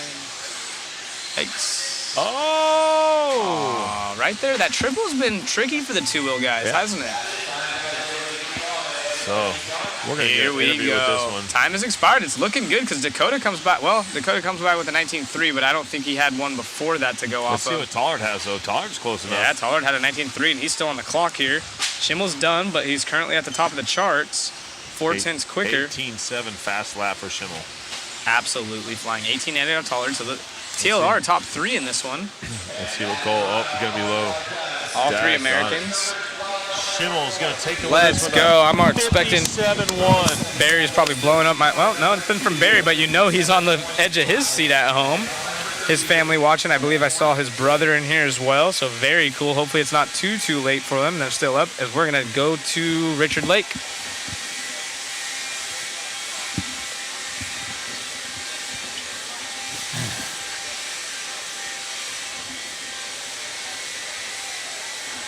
All right, back at it. And your 2023 IFMAR World Championships control practice. Heat 2, Brendan Schimmel, almost sub 56. What do you think, buddy? Yeah, I mean, the car's great again. I mean, we're just trying to get it ready for qualifying, try to get a 5-minute car out of it, so. It looked really good, kind of stable throughout the whole run. I mean, you were able to kind of slice with some traffic, early on. It feels good, right? Yeah, I mean, it feels great. I mean, just kind of fine-tune that driving, just get rid of those little mistakes. Cool. Yeah, I know back in the live chat, everybody was like screaming for you to, stay at the top of the leaderboard. So nice run, young man. We'll talk to you soon. Great back job. at you guys. 2 more to go. Great job. Oh, man, I'm literally shaking. Dude, these kids are going so fast. Yeah, Brendan actually was a Kyosho driver when I was manager. We brought him over. Unfortunately, it was kind of the tail end of Kyosho here in the U.S. having a big team, and went over to TLR, and those guys have treated him like family, and they've been doing an awesome job. And Frank Root graced me with his presence with a little bit of dirt right there. Probably turn marshaling for either Dakota. Yep, he makes Brendan, even with that fast run, still turn marshal, but it's all right. Very impressive. Yeah, but look at this group coming up. Wow. The next 2 groups, it's going to be insane. It's going to be crazy. I do like seeing Ryan and Ryan 56 right now. Hopefully that's good enough to keep him in the A sort. How cool is that? Oh, my goodness. It's like main events. It is. And this doesn't really even matter. This is just I know, for seeding. right? We're just seeding. But it's such a great confidence booster. He was fast in 4-wheel, so it's no fluke. Yeah. Brendan just had a few mistakes that kind of ruined some of his top runs, but he had qual points that were really impressive, and I would love to see him make a main here at the 2023 110 scale off-road electric worlds. Tater first one on the clock at a 19.4 out of the chute. Hey, this kid's been super impressive oh too. gosh. We've been talking about him all weekend, but TLR, their 2-wheel's looking good. Yeah, I'll have to talk to Frank. He's right here next to me. Yeah, he gave us some track memorabilia. Yeah. Want it? No, I'm good. Okay. I'll put it next to my CX Hey, wallet, not which sure you who can get that- at is that- cxwallets.com. Oh, there you go. Is that Bruno having issues over the tabletop? Bruno was super impressive that last round. He kind of goes slow. I think he's just trying to get a little bit of. Replay that was Bruno. Yep, maybe he's scrubbing in tires. Comes around here a little loose. Yep, off the rover rotates it under the gas, and there you go. Oopsie-doo. Marshall's trying to catch him. Oh. That's Schimmel trying to catch him and help him out. Quicker on the track than Marshland, but we'll leave it Yeah. alone. Interviews with Ronnie Rivkin. We actually do want to talk to some of the fathers here. Obviously, action-packed racing for the next couple heats, but then we do have our driver ceremonies, so we'll check that out and maybe get to walk around and talk to people. Driver ceremonies are really special, and knowing Larry and the crew, they're going to make it a beautiful thing, and we'll bring that live to you as well. It sounds like.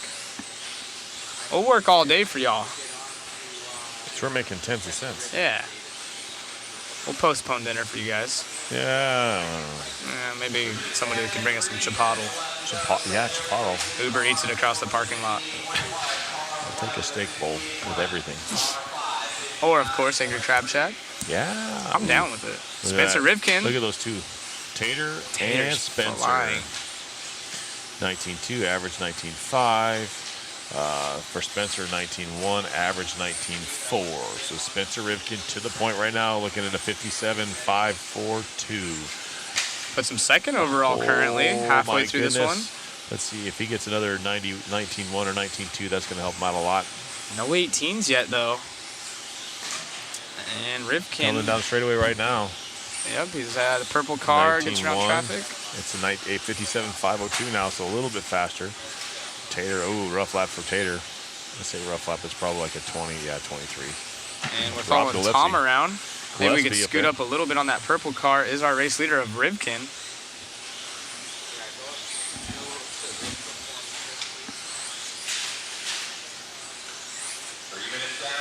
And there we go. Rivkin's average is a 19.3 right now. Yep, less than 2 minutes to go. It is Bruno now to the 3rd spot, so maybe you're right, just breaking in tires. He's still good enough for a top 10 run, but Rivkin, the only one, really can contest for Schimmel's time. Yeah. And how cool would that be to This would see? be great for Schimmel to actually take a, not necessarily Q2, but a TQ, but he's definitely going to be on top of the. I mean, the Facebook post you can post. Going home tonight, being at the top, even though it's just seeding, is huge. That's just it's just got to be give you some kind of hope that you're going to do something special. Yep, as we follow along now with Tater, our 2nd place driver, another TLR car, and looks super good. And he does have that wing mounted up on the top on the front. If you see that, it's a high wing mount. Somebody was bringing that up in the chat earlier. It looks really good. And these young guns flying as we still only see 1:18 second lap time, and it's out of Bruno that last time by. So these guys not really got anything right now for Schimmel, as they're still 4/10 back. Yeah. On overall time, as we only have 45 seconds left. So again, just practice. It is seating. We talking about practice. These guys are nuts, though. I hate saying the slowest guy, but the slowest guy on the track is still at a 59.640. No, Martin Bayer, you got to give him some credit. Evans Dustin at a Evans. 59, yeah. Your Neumann, a 59.3, 59.1 for Joe Bornhorst. And it looks like the lowest guy. I'm liking this one right here, though. Gillespie? No, Mayfield. still 8th. That's good. Yes. Oh man! Don't ever count that guy out. But Gillespie also in the top 10. Yes, Rob Gillespie, super fast. Yep. Nice kid. Look at Tater. Tater, he's gonna save pull his it off. tires. He probably said I'm good with the 57.417, so that's gonna Wow, put him 2nd overall. he passes Spencer, so it's gonna be two of the kids. young Spencer's still alive. TLRs. Spencer's still alive. He just turned a 19.8, so this could be a good lap for him. I don't know. Yes, he's still on it again. I know, but I don't know if a 19.8 19.8 is good enough. No, it was an 18.9. Oh, but he backed it up with a 19.6. 19.6 ain't gonna be good enough. So it's gonna be. Oh my goodness, Barry's probably losing his mind at home right now. Still got one more to go, and Spencer's on the track still. So let's see what Spencer gets. This is cool. Yeah, Tater's gonna go 2. Tater, very impressive. Yep. 57.4. So young gun. He's 16 years old, if I'm not mistaken himself. And how cool is this? A lot of Here we names go. that you don't expect to be up there. Oh, I'm digging it, man. I'm so digging it. Last one for seeding. Yes, All right, guys, drop a like if you're still with us. We know it's only seeding, but seeing these times and the kids, you got your top 6 are doing top 7 or 57 second laps or 57 second 3-lap average, which is insane. Just for seeding, if you look around the track, everybody's standing up, everybody's watching this. It's crazy. Yeah. This is just for seeding practice. I mean, I want to stand up and watch it, but I'm going to stay on the screen here, try to give you guys statistics. You guys get a good overview right here. Got Dominic over there on the far left-hand side. It looks like Davey Bata. Second to left, I think that's Killick right there in the Yokomo shirt. Marcus in the associated with the hat, standing next to the stick radio driver of Ongaro. To the right of him in the black shirt, associated shirt, is going to be Aiden Horn. That's Brock Champlin, the tallest driver on the rostrum. And as they zoom out, I can't really see any better. I think that's Ty, but of course now I can't see. I got bad eyes. I think we're going to see Brock go really fast. I think he's going to definitely push it. Where did he end up in the last round, you know? I think he got second. He's been second everywhere. Yeah, he's definitely got speed, and I know he's hungry, so I think he might try to pull something out tonight because the track might be a little different tomorrow. Yes. But here we go. Let's see who goes off.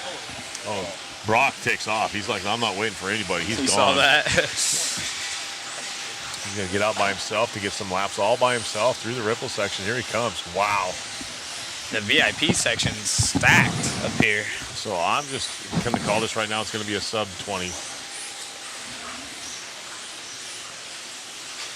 18 flat or 19 flat out of the hole. And no one in front of him. He's all by himself on the track. He is flying already, guys. So if you don't know Brock Champlin, you've probably been living under a rock, but he is a super talented U.S. driver. He drives for Schumacher, races at Eaton's International RC Raceway in Salt Lake City. I know Joel's been with us pretty much the whole entire time. Ongaro. So you got Davide, Brock, and Ty, your top three right now. 19 flats, 19 ones, 19 sixes. Oh my goodness. Here comes Brock across the line right there. And there's Davide in the associated car with the stick radios. So Oh! Davide up to the number 6 overall right now with But he flips it over. Yeah, he made a little mistake right there. He made a boo-boo. See where Brock goes now. Instant replay coming your way. Uh-oh, let's see what happens. I think it's going to be Ongaro probably clipping the pipe on the triple pipe here. Oh, turning it just a touch too soon. Trying to get it. He could have almost. They might need to add another Add another one there. Pretty close there. Yeah. The guy that got DQ'd was just for the round. It won't be for the entire event. Yeah, he just lost that run. So Ongaro, Champlin, Tussman, your top three. Ongaro going to 19 flat with an 08, 008. So he's sitting 6th overall. Brock Champlin 11th overall. These guys are just trying to get into the A feature or the A qualifier right now. We're on Brock Champlin right now. Let's see where he's got. He's got a burner going right now Yeah, too. he does. Let's see. He had a 19.6 though. So 19.6, 19.2. He's gonna have to reset. His average is 19.6. Fast lap is 19.0. Do you see any 18s yet? I don't see any. I mean, you can get that. Ongaro's as close as you I can know, get. 19.008. Yeah. I mean, a lot of people say Ongaro is 8 scale specialist, so that's why he does well in 4-wheel. But what most people know or don't know is he absolutely kills it in 2-wheel drive too, and he's proven right here. It's not a fluke. It's not a 4-wheel drive thing. The kid's just got talent for days. He does. But still, I mean, Schimmel.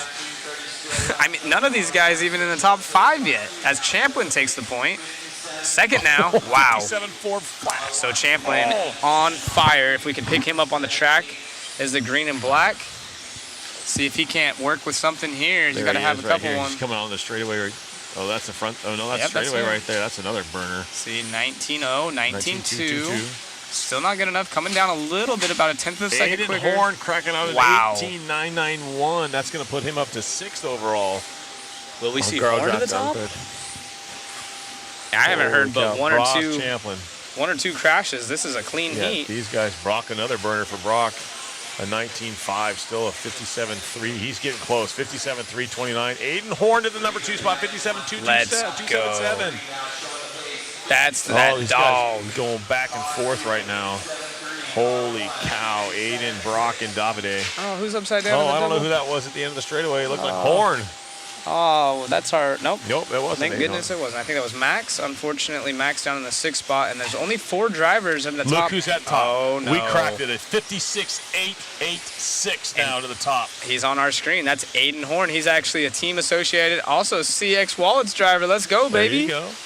Aiden Horn. Another burner right there. 19.3. Brock Champlin a 19.1. So 18.770 fast lap. His top 3 consecutive is a 56.886. Wow, Aiden. His car looks like it turns in a little bit better than the TLRs currently. Marcus Kirup up to the number 2 spot. Yes! Marcus flying. So Champlin's still going to have to put a fight in. If you guys are an Aiden fan, drop a dog in the chat. Oh, if you know, you know. He's coming up on traffic, 30 though. seconds to go, but yeah, he's got a time. Yeah, so Brennan going to fall back to 3rd. That's going to be so hard to get right now. Marcus, long lap for Marcus. That's going to hurt. 18.8 though for Marcus is a solid lap. Aiden Horn an 18.6 fast lap. That's the fastest I've seen. Yes, it is. As he jumps over some of the other drivers here.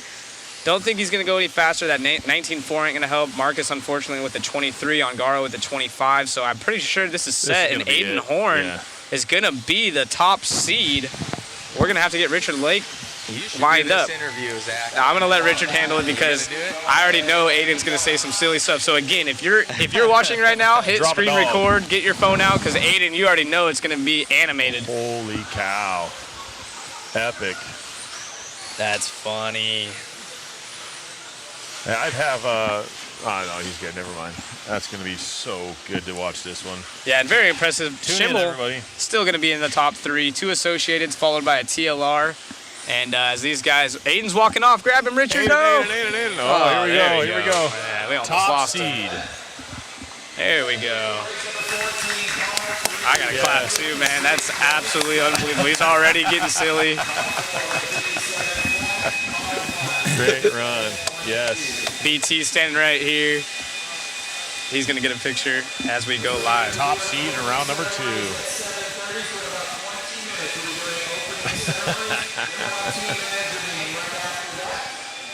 All right, so we're here with everybody's favorite rock star, Aiden Horn, cracking the sub 57 second for his top 3. 56.7, I think it was. Dude. Yes. Hell of a run. Even if it is control practice, you got to be incredibly happy with that. Tell me about it. Yeah, I don't know where that came from. I just been watching a lot of Andrew Tate lately, as Deegan would say. No, I don't know. The car, I've been just, it started good, and I just been slowly making more and more changes with the car, and it's just been getting better and better each run. The team and I have been working really hard together for not just this week, but months and months and months leading up to this, and yeah, we definitely did our homework, and we're trying to make the right changes, and yeah, the car is working amazing, so it's just up to the driver at this point.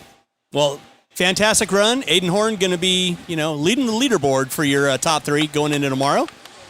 Nicely done, my man. Thank you. He had to be on Talking to you soon. He had to be on good behavior because the boss Yeah, was because watching. BT's right there. That's exactly what I was saying. He had to be on his best behavior. He wanted to let loose a little get a bit. hug right here. Good times. Yep. Get a good fist BT and bump. Marcus some other coming people up. there, yeah. That's really respectful. Marcus, That's though. cool. Look at Marcus, though. He posted the 57 flat, man. Yeah. Impressive. Hey, he's got stickers on his car. What are you talking about? There's CX Wallet stickers on his car. There better be. Yeah. He just doesn't have it on the shirt. Yeah. That costs extra. Yeah, exactly. I didn't have the budget for that. I only had the budget for the car. Wow. So at 7:30, we're going to be doing opening ceremonies. Checking for AI. That guy's a cyborg. So Right. if you guys saw right there, that's BT congratulating him. To the right-hand side was the one-up of Randy Castor, or Randy Castor up, Yep. one-up rather. Yep. And we are concluding this, and we're going to probably stay live. Maybe we can get BT in the booth for a second. Come One on second. up here, BT. Yeah. You don't want to jump? You want to talk to him, Wayne? All right. Fair enough. I know. What the heck?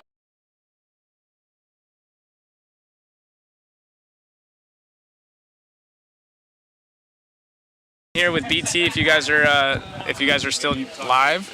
Obviously, amazing job not only from Aiden but Marcus right there, coming up saying congratulations. You guys are clearly doing an awesome job in the AE pits. Is there anything special on the car? Anything you guys are doing special, or what's the plan over there? Just sharpening the blade. That's Working a little bit at a time, methodically, not taking big swings, just really trying to take educated changes, working as a team, sharing the information. We have a really great group of guys that understand that even top seeding doesn't really mean that much. It's all about Saturday afternoon and getting to that point and putting yourself in a position to compete for the win. So it's great to top seed. Aiden drove really well. He's had a rough month with a really strange nationals. Not like him. Yeah. So, got with him, did some preparation outside of the track, and I think you're seeing that pay off. And one thing that I've always super respected about you, you do a really good job of managing your younger drivers. And we were joking right there. I told everyone, this is going to be an animated interview. Get your phone out. You're 100% correct. I think having you around really helps the younger drivers, especially Aiden. I know me personally, I was kind of a wild child, but you bring out the maturity in your drivers, and you clearly see it with Aiden. What do you think so important? You've done that with Spencer. You're kind of doing it with Aiden. It's something about your style, and I just want to say I see it. Is there anything that you kind of work extra on with the younger drivers? It all starts with my mentor, Mike Reedy. And just his attention to the up-and-coming racers and forming those relationships really, really early. I love the hobby. I've been in it for almost 30 years now, and I like to see people succeed and getting them in a position to succeed and seeing that come to a head is probably my biggest joy in all of RC beyond even my own personal results. It's a lot of fun. His dad, Al Horn, and I, we've been friends for a really long time. We've been fierce competitors for many years, especially since we've both gotten into the 40-plus class. Yeah. I think just having another dad-style voice in there that's not his dad to help calm things down at times really helps. Alan, Michelle, his mom, they've done a great job raising both their boys, and you can see the fire and the determination really come out on the track, and yeah, they're being rewarded for it now. Well, like you said, it's a long weekend, weekend ahead of us now, thankfully. But I'll let you get back to the boys, and congratulations on top seed. Thank you. For the team, that is. And again, BT, the Toto Wolf, if you will, in RC racing. And if you guys are going to join us watching Formula One Singapore this weekend, really cool to see what BT has done. It's special. As you can tell, he's got a really good mannerism about him, and it kind of carries over the team. We were joking, you heard Wayne talking about, or me and Wayne talking about, well, BT's right here. It's not going to get too crazy. He cracks a joke about Andrew Tate and Deegan, but doesn't do anything crazy. And I think that does pay off for him, you know. Al's been racing for a long time at the top level in RC. He's a motocross racer. And at some point, you gotta take it serious. And if you want to race versus the guys that are putting their whole life dedicated into it, you need to be doing the same. He mentioned he didn't have the greatest nationals. If you guys follow Roar, Aiden was expected to do a little bit more, and he put it in the four-wheel drive main here, which is needed, and he's doing the same. He's on his way to do the same here in two-wheel drive. So we'll cut to camera 4, if you guys don't mind, just to get a view of the track again as we get ready for our driver or our ceremonies, and hopefully we'll get an update on when that's going to start for you. Here in about 15 minutes here, Zach. So driver ceremony is happening in about 15 minutes here from what I'm told. Some are saying Adrian Newey, not the Toto. People don't like it. It's all personal preference, right? I know that BT is a fan of Toto, and we joked about it the other day. That's why I mentioned it. So again, 15 minutes out from ceremonies. I know I need to use the restroom. How about you guys? I'm okay. I'm gonna have to stay here. All my crew left, Zach. That's all right. I'll stay with you. Go get something to go get something to eat. I'll go to the get something to bathroom, eat. and I'll. We need you back here in 14 minutes. Yeah, I was about to say, I'm going to get prepped up for that. As you can see, interviews already going on with Mugen's Adam Drake from our guys. Cam over there. That's our guys, Cam. But you can also see... He's doing work. Yeah, Mitch over there on the left-hand side interviewing Aiden from Mitch on the mic. But it is Cam making it happen for us with Drake. Very cool. But I will join you guys here in about another 10 or 15 minutes. We will be live for the driver ceremonies. And can't wait to see you guys there. Hope you guys are enjoying the broadcast. Yeah, Adrian knew he's a designer, exactly. Alrighty, guys, I'll stay with you on here. This is Matt from Mod and Mod Live Media. Really hope you guys have been enjoying the live stream. We've been, it's been really, really fun. It's a lot of fun out here. We appreciate all your guys' support. Thank you all for tuning in for the past couple days, and it's only going to get better. I'll post up that link again. And if any of you guys want to get some swag, as well as if you want to get on that waffle to help with Crohn's disease, the proceeds will go to the disease that took our beloved Brian Kenwalt. He was plagued with that for a very long time, so we got BK up there. So we got Brian Kenwald up there, so the proceeds going to go for that foundation. And then we also have swag on there if you guys want to support Mod and Mod Live Media. We got goodies. So hopefully you guys have really enjoyed it so far. We've had a really fun time putting this this show on, and in all honesty, we're usually a very small crew. It's consisting usually of 2 guys, and for this one we wanted to do something really special. So I've met a lot of really cool people throughout the years, and with a lot of talent in different facets, and I said, hey, we need to come up with the A-team, with the Avengers team, and I think we've kind of created that. Our boy Shu, Jason Bollinger, he left us early, so we do have some shots from him, and we're going to try and do our best to kind of fill in for that photography side of it. But in all honesty, we're all hands on deck just to keep this stream going with the dual cameras. We got to trade out camera guys. We've got, announcers where we trade out an announcer. So right there, that's 6 people. And then myself, that's 7. And then we also have, the girlfriends and whatnot, that's 8 and 9. And we got Cam and Gio. And so those guys are currently working hard, and they're all focused on video. So all hands on deck out here at Mod Live Media and Mod. So hopefully you guys you know, you're really enjoying the stream. Special thanks to all of our sponsors as well, really making this happen with Hobby Action. That's going to be Stick It One, Team Associated, J Concepts, Sanwa, ProTech RC, RC Raceworks, aka Coca-Cola, Mod Life Media, Roar, Angry Crab Shack, and P1 Paving and Construction. So it is very, very nice to have them on board and making it possible for us to be here, because it is it's quite an expense to kind of, you know, feed everybody and pay them and everything. So great. All of our sponsors are amazing. All you see at the bottom there. And you can see people walking out the door right now. They got their white shirts on. We're going to try and do our best to get them as they come in. We need to get our guy a microphone.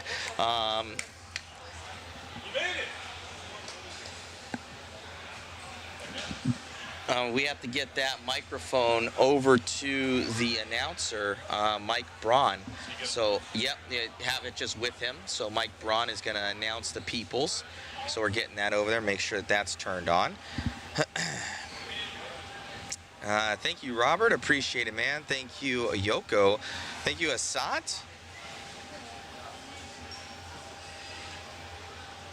Thank you, Red Eye Theory.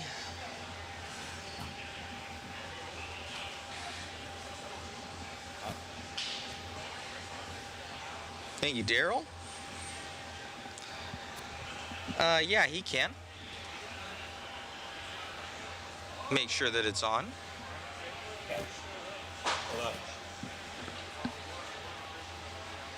Once again, guys, let's get everybody outside for drivers' introductions. Get everybody set up. So we've got our, that'll be our announcer kind of announcing what's going on with the, all the drivers. The ceremony kind of for the countries, guys. The girlfriend's out here. We got David's girl out here. It's Ari, and then my girlfriend. She'll be here soon. She's flying in, and that's going to be Megan. So she'll be helping out the rest of the week. Thank you, Brent.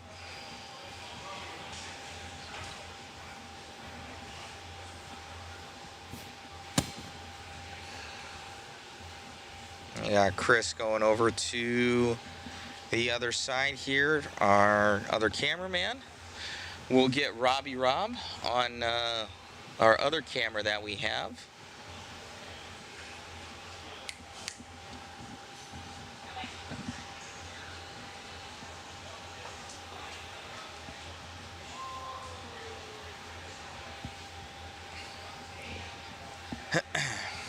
Lewis Chamberlain, Matt's so dreamy. Oh, thank you, Lewis.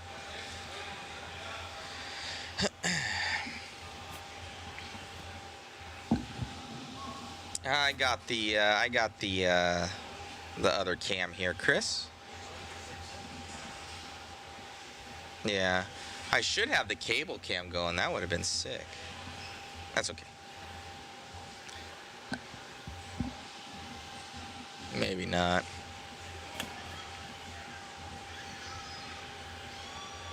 Thank you, Lewis. Thank you, Kenny.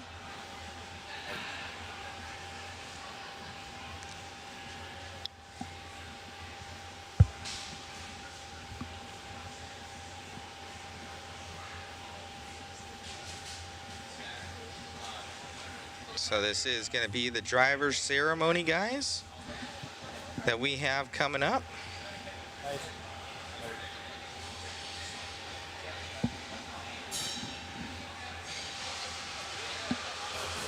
Hey, Robbie, can you just turn that camera towards me real quick? Well, kind of something to talk about. All right, let me see here if I can do my, that's fine. Oh, Robbie's almost going to kill himself over there. That would not be good. All right, guys, hello, hello. This is me back in our little booth over here. As I sit behind, you see Zach coming on back there. There he is. He's right there. He can see. He's like, "What's up?" So yeah, we're getting all dialed in here, guys. You can see kind of a little bit of laptops and screens everywhere. Opening ceremonies, 5 So 5 minutes for opening ceremonies is what they're telling us here. What's going on, Jeremy S? Thank you, sir. What's going on? Kenny Silvers, thank you, sir. Brandon Wood, what's up, bud? Team Associated RC, see you guys soon. Right on. Woof, great job, guys. Thank you, thank you.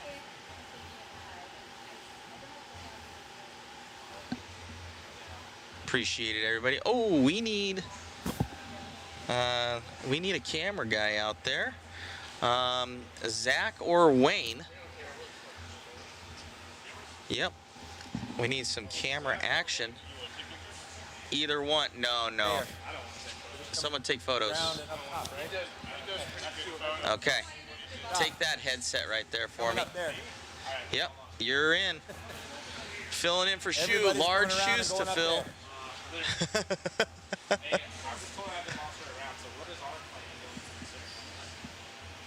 Huh? Wherever you want to be. You're good.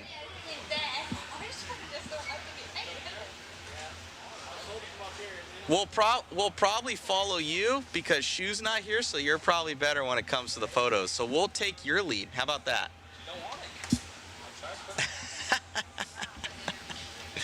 Our main photographer left us. He's gone. We're filling in.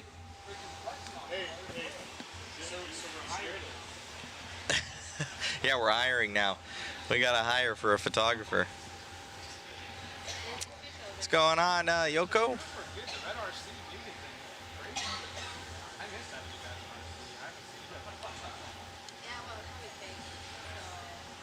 Just grab every photo, Wayne. Take a picture of every guy. Are we gonna go out there with our follow? No, we're just gonna. We'll follow them. Walking in. It'll be down. I'm too tired to walk. We've been filming for 10 and a half hours. Yeah, Mike should be on. No, I got 3 minutes. But Josh Nelson, what's up? Yeah, Huckleberry, shout out.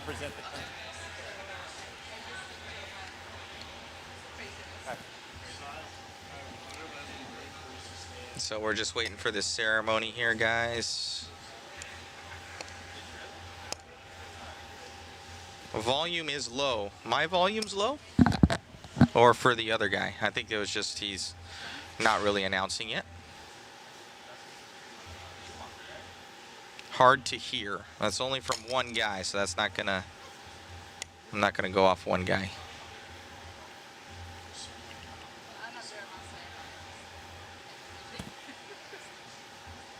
My volume's good. Yeah, I think the main announcer for the main place. I think he's got the mic on over there, so it's kind of like a hot mic.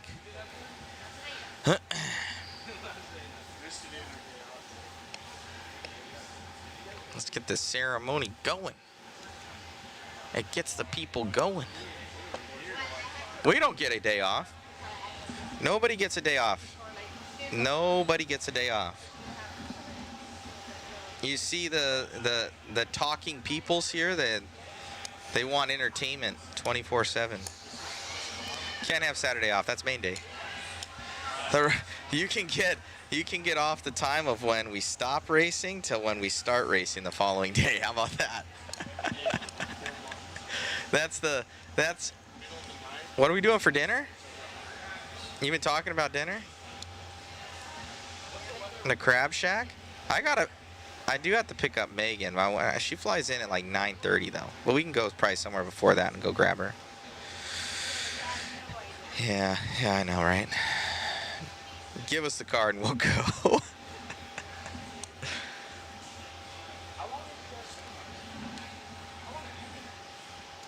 Oh man, so Wayne's getting inside information over there. There's something happening in the TLR camp from what we hear. I don't know what, but it's something.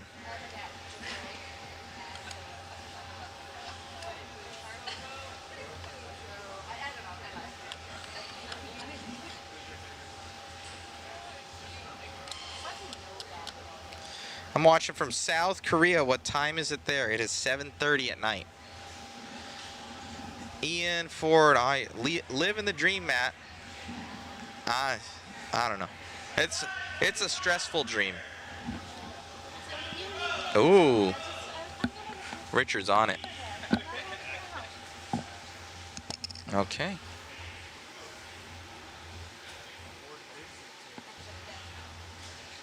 And we got the guys all setting up over there. Watching from New Zealand, what's going on?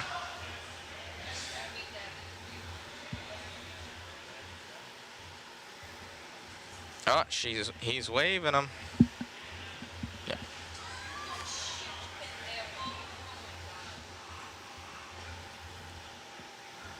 Ah, we got the Aussies. All right, good evening and welcome to the 2023 IFMAR 110 scale electric off-road world championships at Hobby Action RC Raceway. Presented by Stick It One, Hobby Action, AKA Team Associated, J Concepts, P1 Paving and Construction, ProTech A Main, RC Works, The Angry Crab Shack, Sanwa, Swire Coca-Cola, and video coverage provided by Mod Live Media. IFMAR is now proud to present the participants in the 2023 IFMAR 110 scale off-road world championships representing their countries. Representing the Far East Model Car Association, FEMCA, first up, Australia.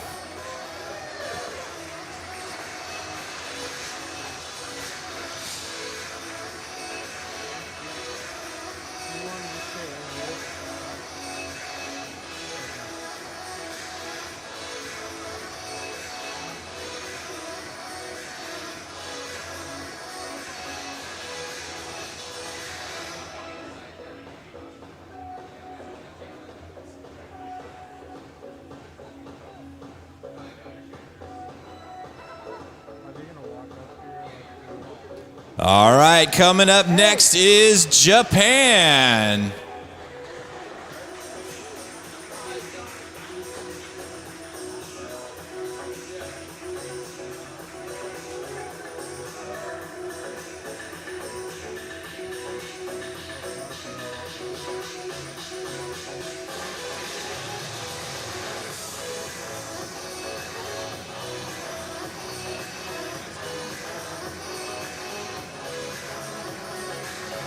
Up next is New Zealand.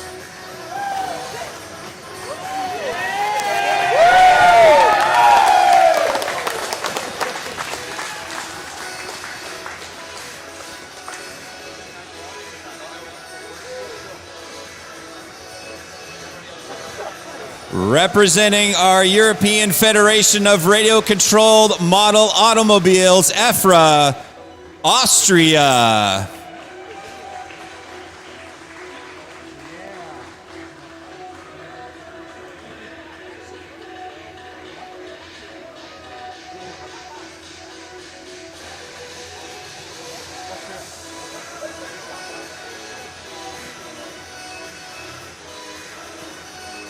Up next, we have Belgium.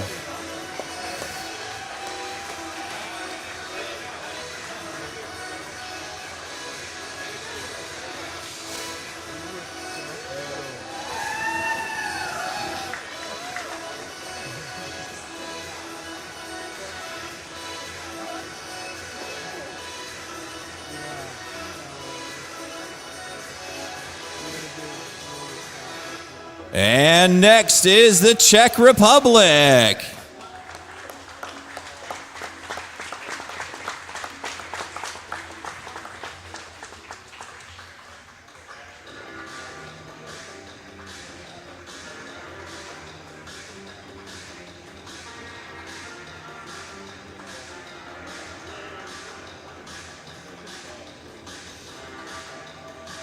Up next, the representatives from Denmark.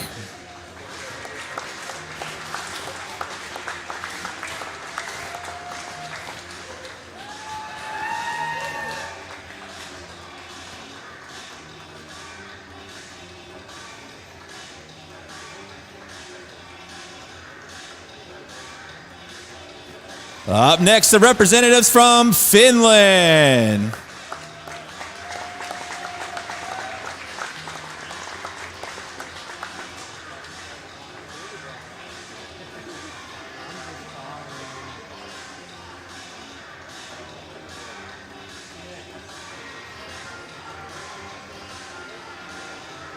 And up next is Germany.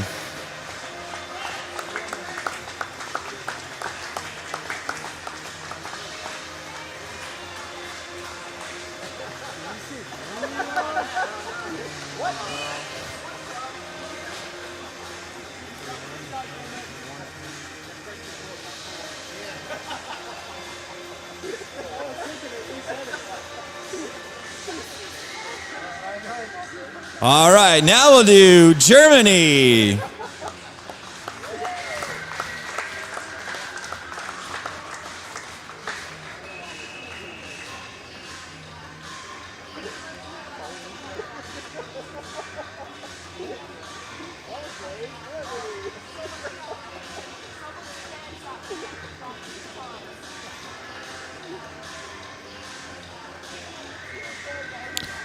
And next, our representatives from Great Britain.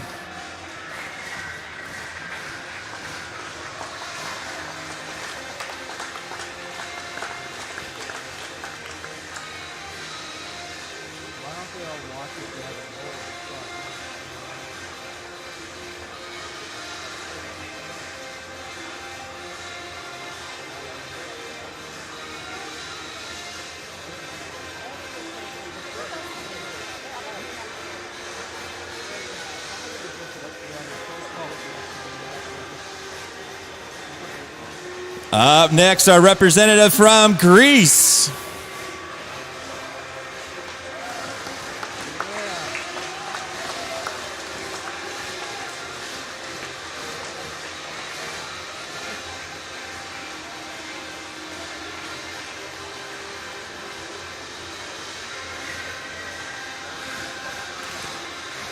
And our representative from Ireland.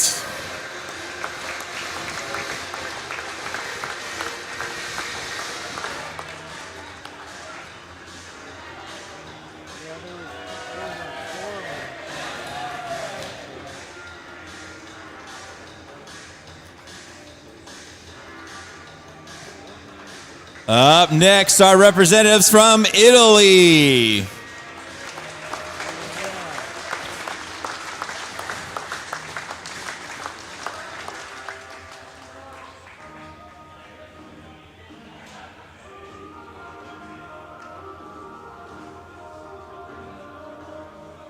Up next are representatives from Norway.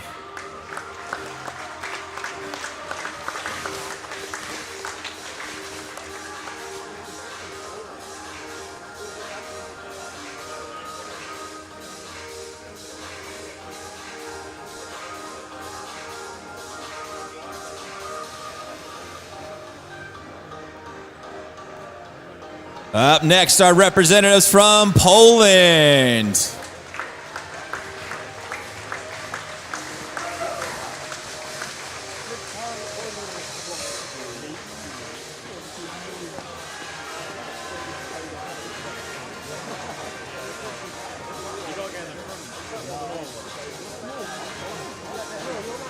Up next are representatives from Portugal.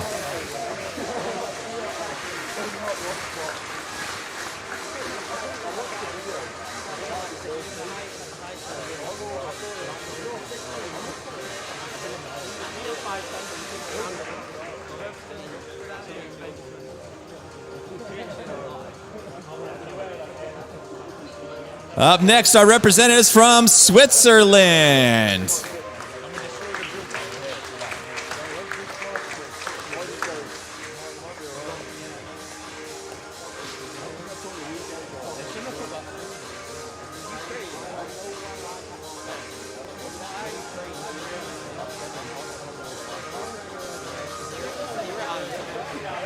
And now, representing your host organization, the remotely operated auto racers, Roar, got Canada.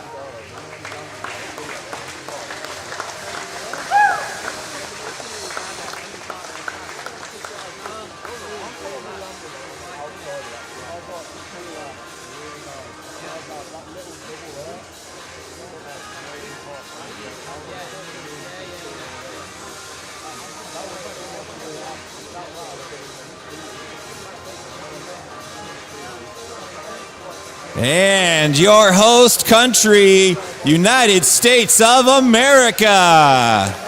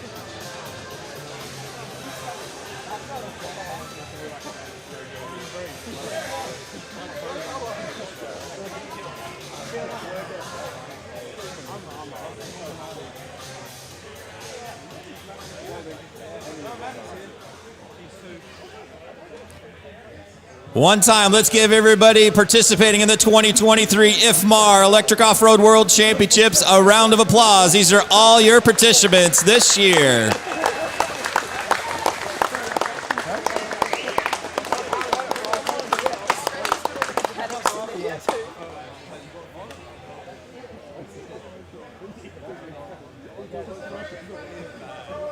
Even I can admit that.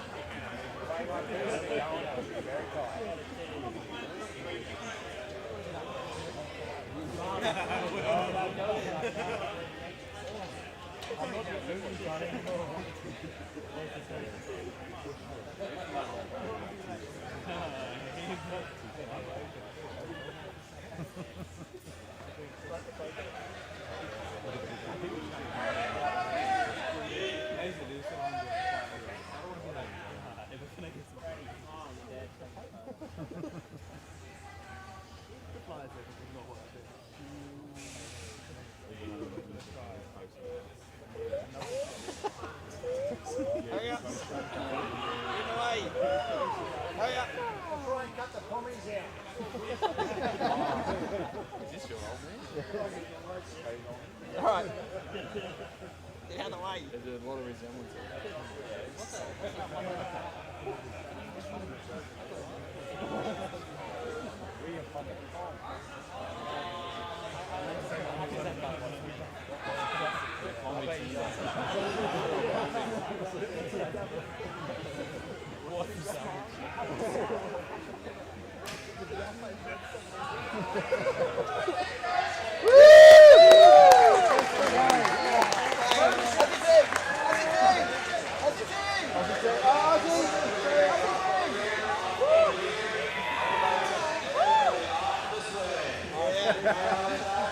Awesome. Thanks very much, buddy. All right.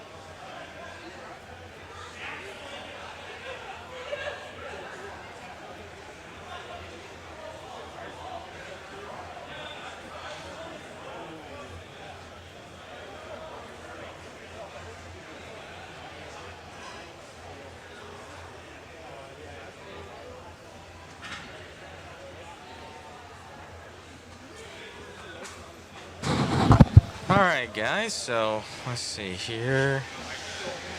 Everybody's kind of getting their shots. We got X-Ray in here now. Alex Sweeney keeps on bombarding me to get, I think it was the only New Zealand guy in here. Try and get them tomorrow. Got the X-Ray team there.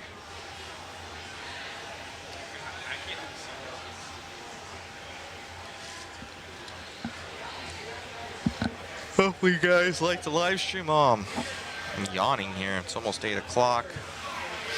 My girlfriend's flying in tonight, Megan, so I gotta go pick her up from the airport. shut off this mic. Oh, right on. This one? And this one?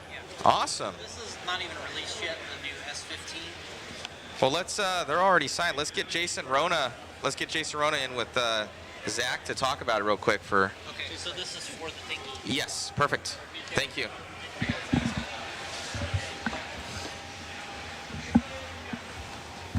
All right, we got a good shot of them already for all those guys. All right, we're gonna transfer it on over to our booth with Zach Rogers and Jason Rona. Awesome. Thank you guys that are still with us. We're here with Jason Rona from J Concepts as he gets dialed in. Something special. We heard earlier that you were gonna be donating some stuff from J Concepts. You want to explain what you got here? Yeah, I mean, basically, Matt, we were discussing some items that we could give away, and we got 2 bodies here autographed by Ryan Mayfield. This is the new S15 body that Ryan was using during some practice runs, and this isn't released yet, so this is one of the first ones that Paul mounted, and we went with the white color. Got the Mayfield decals, but then we got the signature on this side. It looks lightweight. Is that a lightweight body? Yeah, it's a lightweight body. So, very nice. Yeah, we got the signature on this side. S15 is brand new.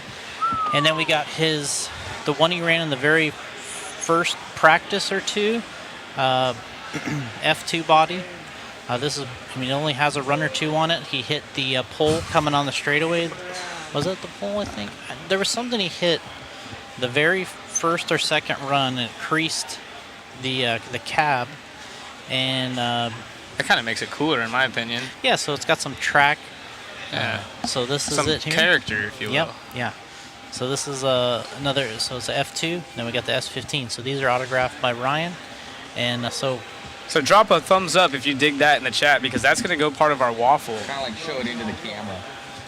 Okay, Mother Matt. I got it. All right. So Jason hooking us up with 2 bodies, one unreleased one with a little bit of character to it. Both Mayfield's bodies, super cool. It's got the signature right there. Actually removed the decal for you, so yep. It's really popping on the white body, and it's something special because that's unreleased, correct? That's right. So you're gonna be literally the first one, and it's Mayfield's body. So how awesome is that? Thank you so much. Yeah, this is gonna be really cool. They're brand new bodies, so, and they just brand new decal, brand new bodies. Maybe 1 or 2 runs each. That's it. And also, just to kind of touch up on the other day, we had Jason in. If you guys haven't already seen the clip, go to Mod Media. We talked about some really cool old school stories, and I had a ton of people in the chat that were stoked to have you in the booth. So you have a ton of fans out there, as you probably know. We did have a couple people asking, is there any bad luck opening an umbrella inside? What's the deal with the canopy inside?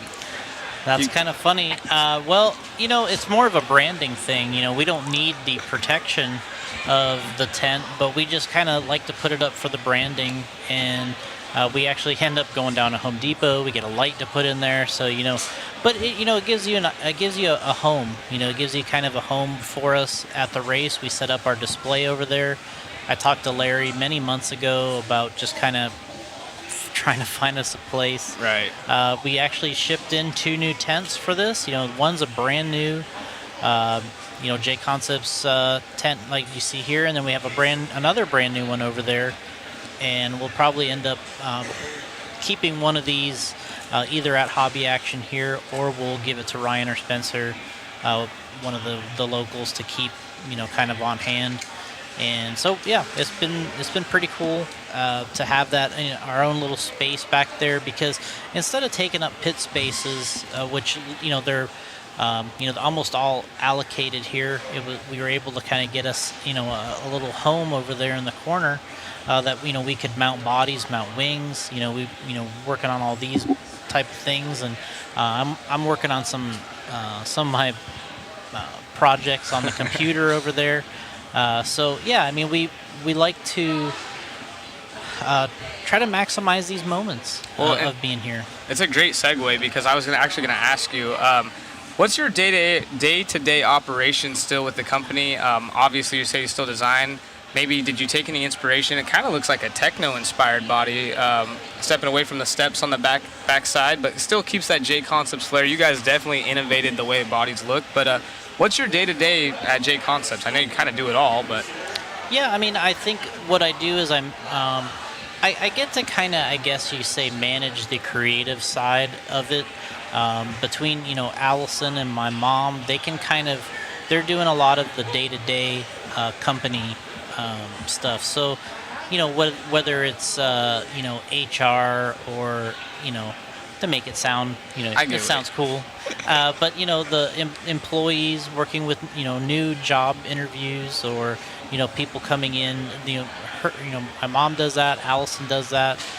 They kind of allow me to kind of be a part of the creative side of it, which is the part that I like, and being at the races with the racers. Mm-hmm. So, I just kind of manage our project lists and what we're going to work on kind of going forward, whether it's a body, a tire, the wheels, accessories. And sometimes I work on the projects personally. Other times we have others, maybe like, Paul works on a bunch of projects too, like the bodies. He finished up this S15 body for us before the race, because there's a lot of work to do before we can make it a official product that we can sell. So he works on that stuff. So I'm kind of managing the creative side of the company, really. So, and then we decide who's going to do the design work. So we'll pick a product that we know we want to have or that we need to have, and then we decide, am I going to take this on, or are we going to have another designer work on it? Is Paul going to work on this one?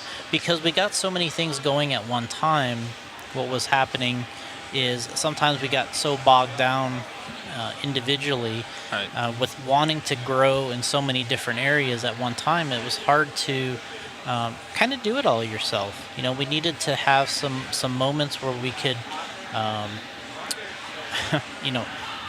it wasn't just such a chore mentally because for me, I'm always thinking about the product. Right. And then what's next, or when you're working on it. And so it can kind of bog you down mentally. So it's nice to be able to have decide what your project lists are going to be, and kind of allocate different ones to people that are maybe better at it than another. Certain things to other people that are good at those type of items. There's some things that we have that are like passion projects, I'll call them. Like, we'll take it on a vintage thing or a monster truck thing or something like that, because for me, it's important to still have some of these passion projects, because you can look at the numbers all day long and you can just kind of say, well, we're only going to work on what's the most popular or sells the best, which is still the right way to do it. But I think there's still some passion that still needs to be kind of shown with a lot of these products. And there's still a lot of racers and drivers who like vintage stuff or monster truck stuff or, scale off-road vehicle products. So, that's what I see is being able to kind of look, through the whole line of the product, decide what we're going to do, take on some of the ones that that are kind of the rock solid home run type of projects that are for popular vehicles. So I think that's really what I do. I mean, I like to travel and do the races with the drivers. Sometimes you're acting more. Sometimes you're a little bit of a pit guy. Sometimes you're a little of a mechanic. Especially for me in the older days, when 5 or 10 years ago, I did a lot more of that. These days, the guys are very professional, so they've done it all already. So I just try to be there. I try to watch the track, watch the lines that they're driving, try to provide some input. I like doing that. And I let them work on the setup. I try to provide some car setup. I try to provide some input on the tires and the wheels, the bodies, and wherever I can kind of plug in. I like driving technique and driving lines. I like talking about that. So that's at the events. Then we get into other things where, back at the shop.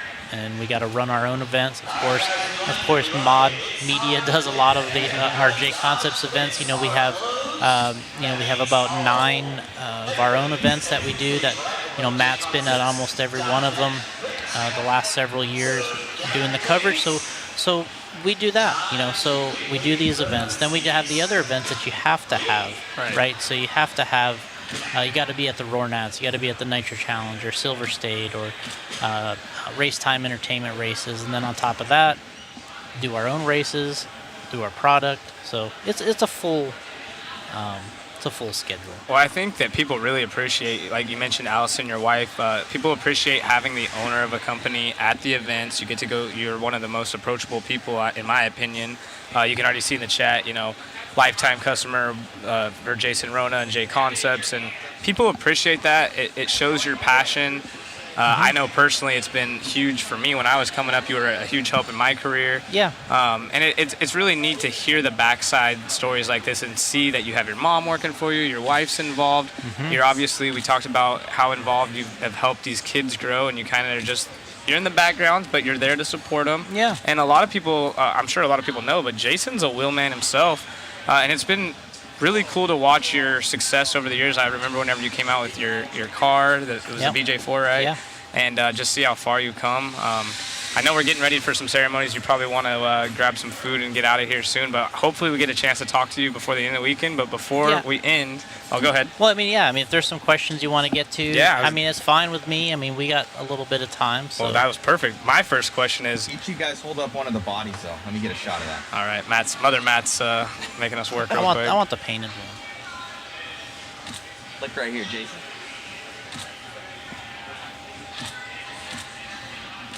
So drop your questions while we have Jason, because I always get a kick out of having Jason around. Everyone dug the stories you were telling from the old worlds, and then, of course, you being a part of this. I guess the first thing is, I know it's really early to ask, but who do you think is running hot and heavy here in the two-wheel drive class? I know personally I was impressed to see not only the Losi cars up front. We have Brennan Schimmel up there, Tater's up there. It's been really cool. What are you expecting to see? Yeah, we always kind of go over this, and there's so many different ways to think about it and look at it, because you got, in this situation, you're only going by the 3 fastest laps, right? So the 3 fastest laps consecutive. So, and it seems like the toughest thing to do with a two-wheel buggy is to do a complete 5-minute run. So I think that's, I think that's what it's going to come down to, is who is really better in the 5-minute run, and what's their experience level like, kind of getting a complete run in these conditions under the pressure. And I think it's great to look at the speed, because you have to have the speed to some extent, but you really have to be able to run that full qualifier, and you got to do 3 out of 5 rounds, right? In 4-wheel, the guys that made the A qualifier really had to do it in 3 out of 4 rounds, because that one wasn't very fast. So so yeah, that was the. I'm gonna say that we're gonna see some more of the same guys running quick. I really liked, for many of the qualifiers, I liked the way that Davide was running. He had a lot of good times. He didn't, go to the top there in the end, but I like the way he was running. I think Spencer is gonna. He's a guy that can do the quick laps, and he has shown to do the 5-minute runs. So I really like him in this race overall. Obviously, Aiden Horn did the top seed, and he was really good here. The last event they had, I believe he actually TQ'd the race. Yeah. So, that's nothing new for him. He TQ'd that last race they had here, so he's top seed. So that's showing well for him. And, Dakota's been a little bit lower than I think people would expect. And he's got some work to do. I think he's under a little bit of pressure here to kind of deliver a little better result than he did in 4-wheel. And normally that... I like to see that, right? I agree. I want to see that competitive response from these guys that weren't really happy with how they did in the 4-wheel drive class. The Mayfields, the Cavaliers, Dakota, all these guys that didn't really perform up to what they feel is where they're accustomed to Even driving. Orlowski, I talked to him after, and I mean, obviously he did really well, but being up in that, I get what you're saying. You want to see and who's going to dig deep, who's going to make it happen. Tessman didn't make the main. You don't see that often. No, I mean, and Spencer got second, and everybody's making a big deal about how great of a race he had with Ungaro. He wasn't happy. He wasn't with the happy. Second. You He's saw not his happy. passion. He's not happy with the second, and you know what? I wouldn't be happy with it if I was him either. Right. If it was me, sure, I'd love to have second, but I'm not. I wouldn't be happy with that. If I was him, he needs to come back here and win this thing. You know, Absolutely. and I think that's what the goal is. That's what he wants to do. And Dakota, he's another guy I'd like to see get up there and win it. As we get sandblasted by the track crew here. Yeah, it's part of your position. But yeah, I want to see some of the guys that have this kind of a little bit of a chip on their shoulder that they didn't do as well on four-wheel as they thought that they might have. So that's what I'm looking forward to seeing. Yeah, not a bunch of questions in here, so I guess a few of them right here. How did you get into making tires? There was one. Yeah, I mean, that's always been my passion in RC was the tires and the bodies part of it. And the accessories. Of course, we made the BJ4, which was mentioned in here as well, but my real passion is the tires and the wheels. I realized, and the bodies. What I realized when I was doing a lot of my racing is the tires dominated dominated the car. It dominated the setup, and I felt like, hey, this is the most important thing. That's what I concentrated on as a racer, and we concentrate on in the business. So it kind of makes sense. That's why we got into that side of it. But we did start with a body, and the BJ4 car was our first two products 20 years ago. So yeah, I mean, we get asked all the time why we don't make a car anymore, but it's kind of like it was a nice transition with Associated. We worked with them. They kind of bought the design of our BJ4 to turn into the B44. So, and I actually designed that first B44 that Associated was selling. Right. A lot of people don't know that. Yeah, and, I worked on that. One of the things here is what did BJ4 stand for, which is the first was Brad. It was Brad and Jason four-wheel drive car. So it was kind of funny, how that turned out. But Brad and I still good friends today. I've texted him now, texted him about these little parts that I'm working on in the pits. I got these RC10 A-arms that I'm playing with on the computer and asking him, how he sees it, how he would like to, how he kind of sees it laying out for what I'm working on. But yeah, talked to him a lot. He loved four-wheel drive. That's why we got into that. And but yeah, transitioning that really out to Associated at some point, and then we got to concentrate on the tires, wheels, and bodies. And speaking of tires, are any of your drivers opting to run the J Concepts fronts, or most of them, some of them, any of them? Not really. We haven't really, we do have them here if they want to try it, but I think everyone is so afraid because you only have the 4 open practice runs, right? Then 2 seating, and they want to match their rear with their front. Makes sense. So they only get 6 sets of tires, and if they were allowed more tires than that, you could mount a brand new set of rears and a brand new set of other fronts, try them, and then you could put that set aside.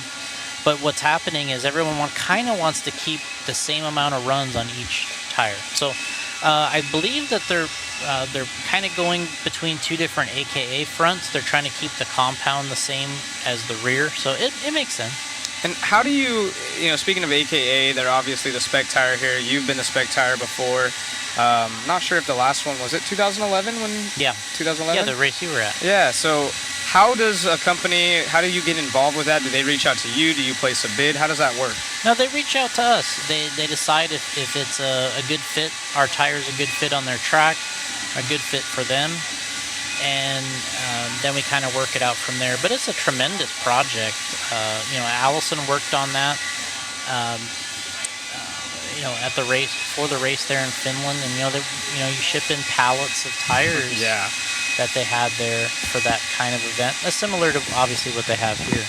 And to go off of that, talking about shipping tires and all these events, obviously people that haven't been in racing, racing is a very expensive part of the hobby. You guys send multiple drivers to multiple races throughout the year. Sometimes, I mean, you guys have sent C-trains probably to an event if you really look at it. What do you do? Obviously, bashing takes a big part of paying for bills. When it comes to the overall company, you go to a lot of the races and stuff. Where do you see, is the racing side growing? Is it dying? Is the RTRs just absolutely flying off the shelves? Where is it right now, in your opinion? Well, the COVID, during the COVID years, however you want to really express that, whether it was 2020, 21, 22,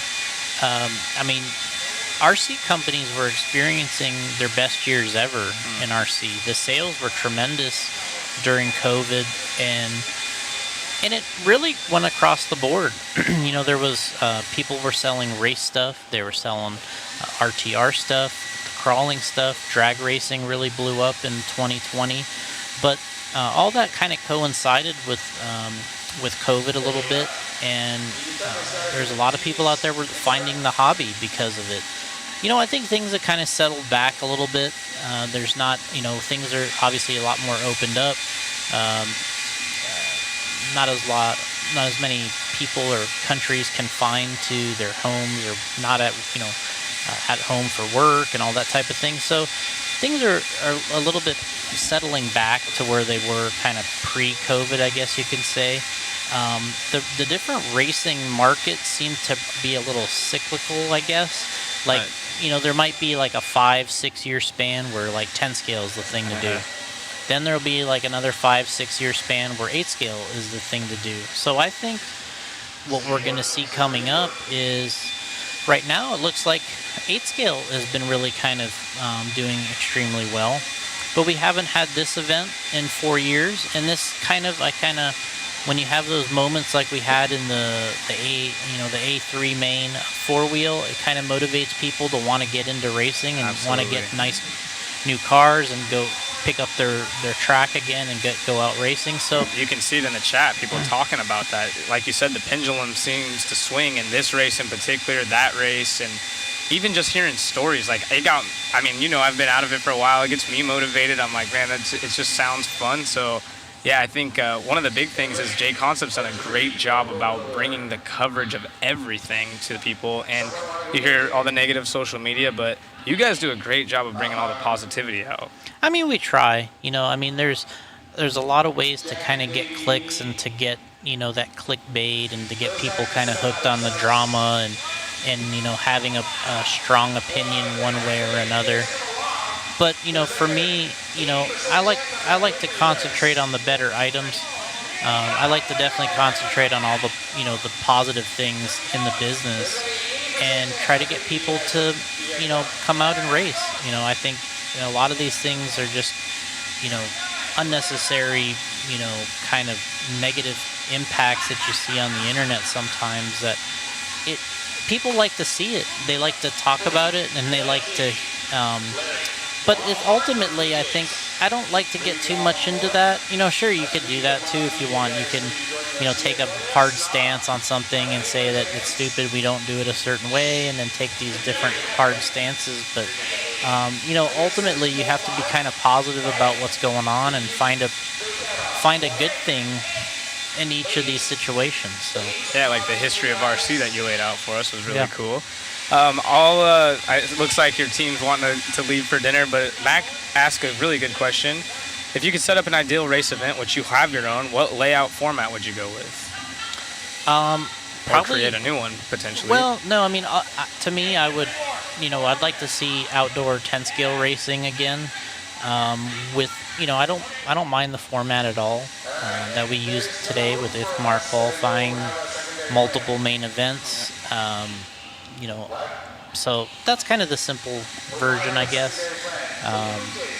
But yeah. And then final question. How this is not really RC related, but you and Allison, you have your mom working with you. How does that affect? Allison's been a huge part of your success outside looking in. On a business side of things, how does that relationship work when you guys are, you know, off of work, and how do you think that she's been an asset to your business as a whole?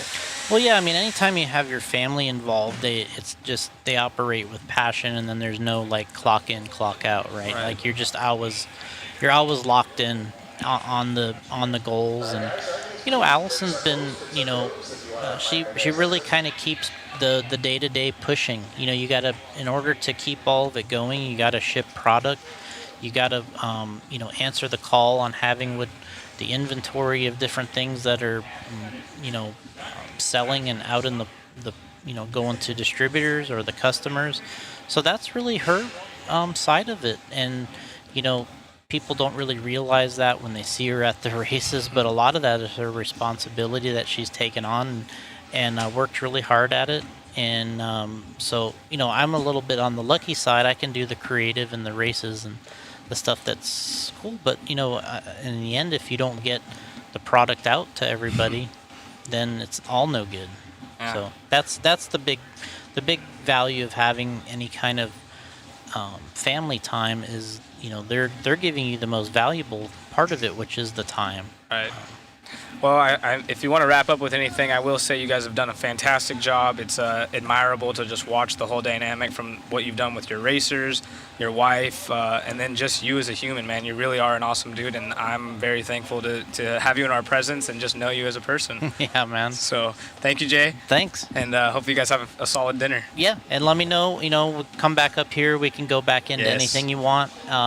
I'll be here the rest of the time. Yeah, so if you guys are in the chat and there's any questions we didn't answer, anything cool, I always love hearing from Jason. He's been one of my friends for a long time, helped me with racing, and like I said, hopefully you guys have great success in those main events. Yeah, keep these questions, and we'll come in and we can go through all of them if you want, whatever you want to do. Cool deal. Thank you, Jay, and we'll talk to you soon. All right, thanks. Thank you. Awesome. Jason Rona there from obviously J Concepts. We're going to add those bodies to the waffle. Thank you, Jay. Thank you again, guys, for tuning on in. We're going to shut down. We got to go get ourselves something to eat. We got Zach there with the two bodies. Go to modspeedshop.com, drop the link. I'll post the link right here. That's for the waffle, as well as you guys want to grab some shirts or whatever, and some of those polo shirts like Zach has on right now. Those are special limited edition, and then we're going to put that is a Ryan Mayfield ran body right there, as well as the brand new body from J Concepts, not even released yet, and it has been signed as well. So we're going to get that on there. So we'll have a couple different winners. So it looks like we're up to 4 different prizes. So we'll be giving those away. We'll post those up. Thank you, Zach. Thank you, the entire mod crew. Thank you guys for tuning on in. We'll see you tomorrow. I believe it's 9 a.m. I do believe so. Yes, sir. So 9 a.m. Mountain Standard Time, guys. And hey, we'll see you soon. Hopefully you guys enjoyed the coverage. We're signing out for the night. And thank you guys for everything. Much appreciated.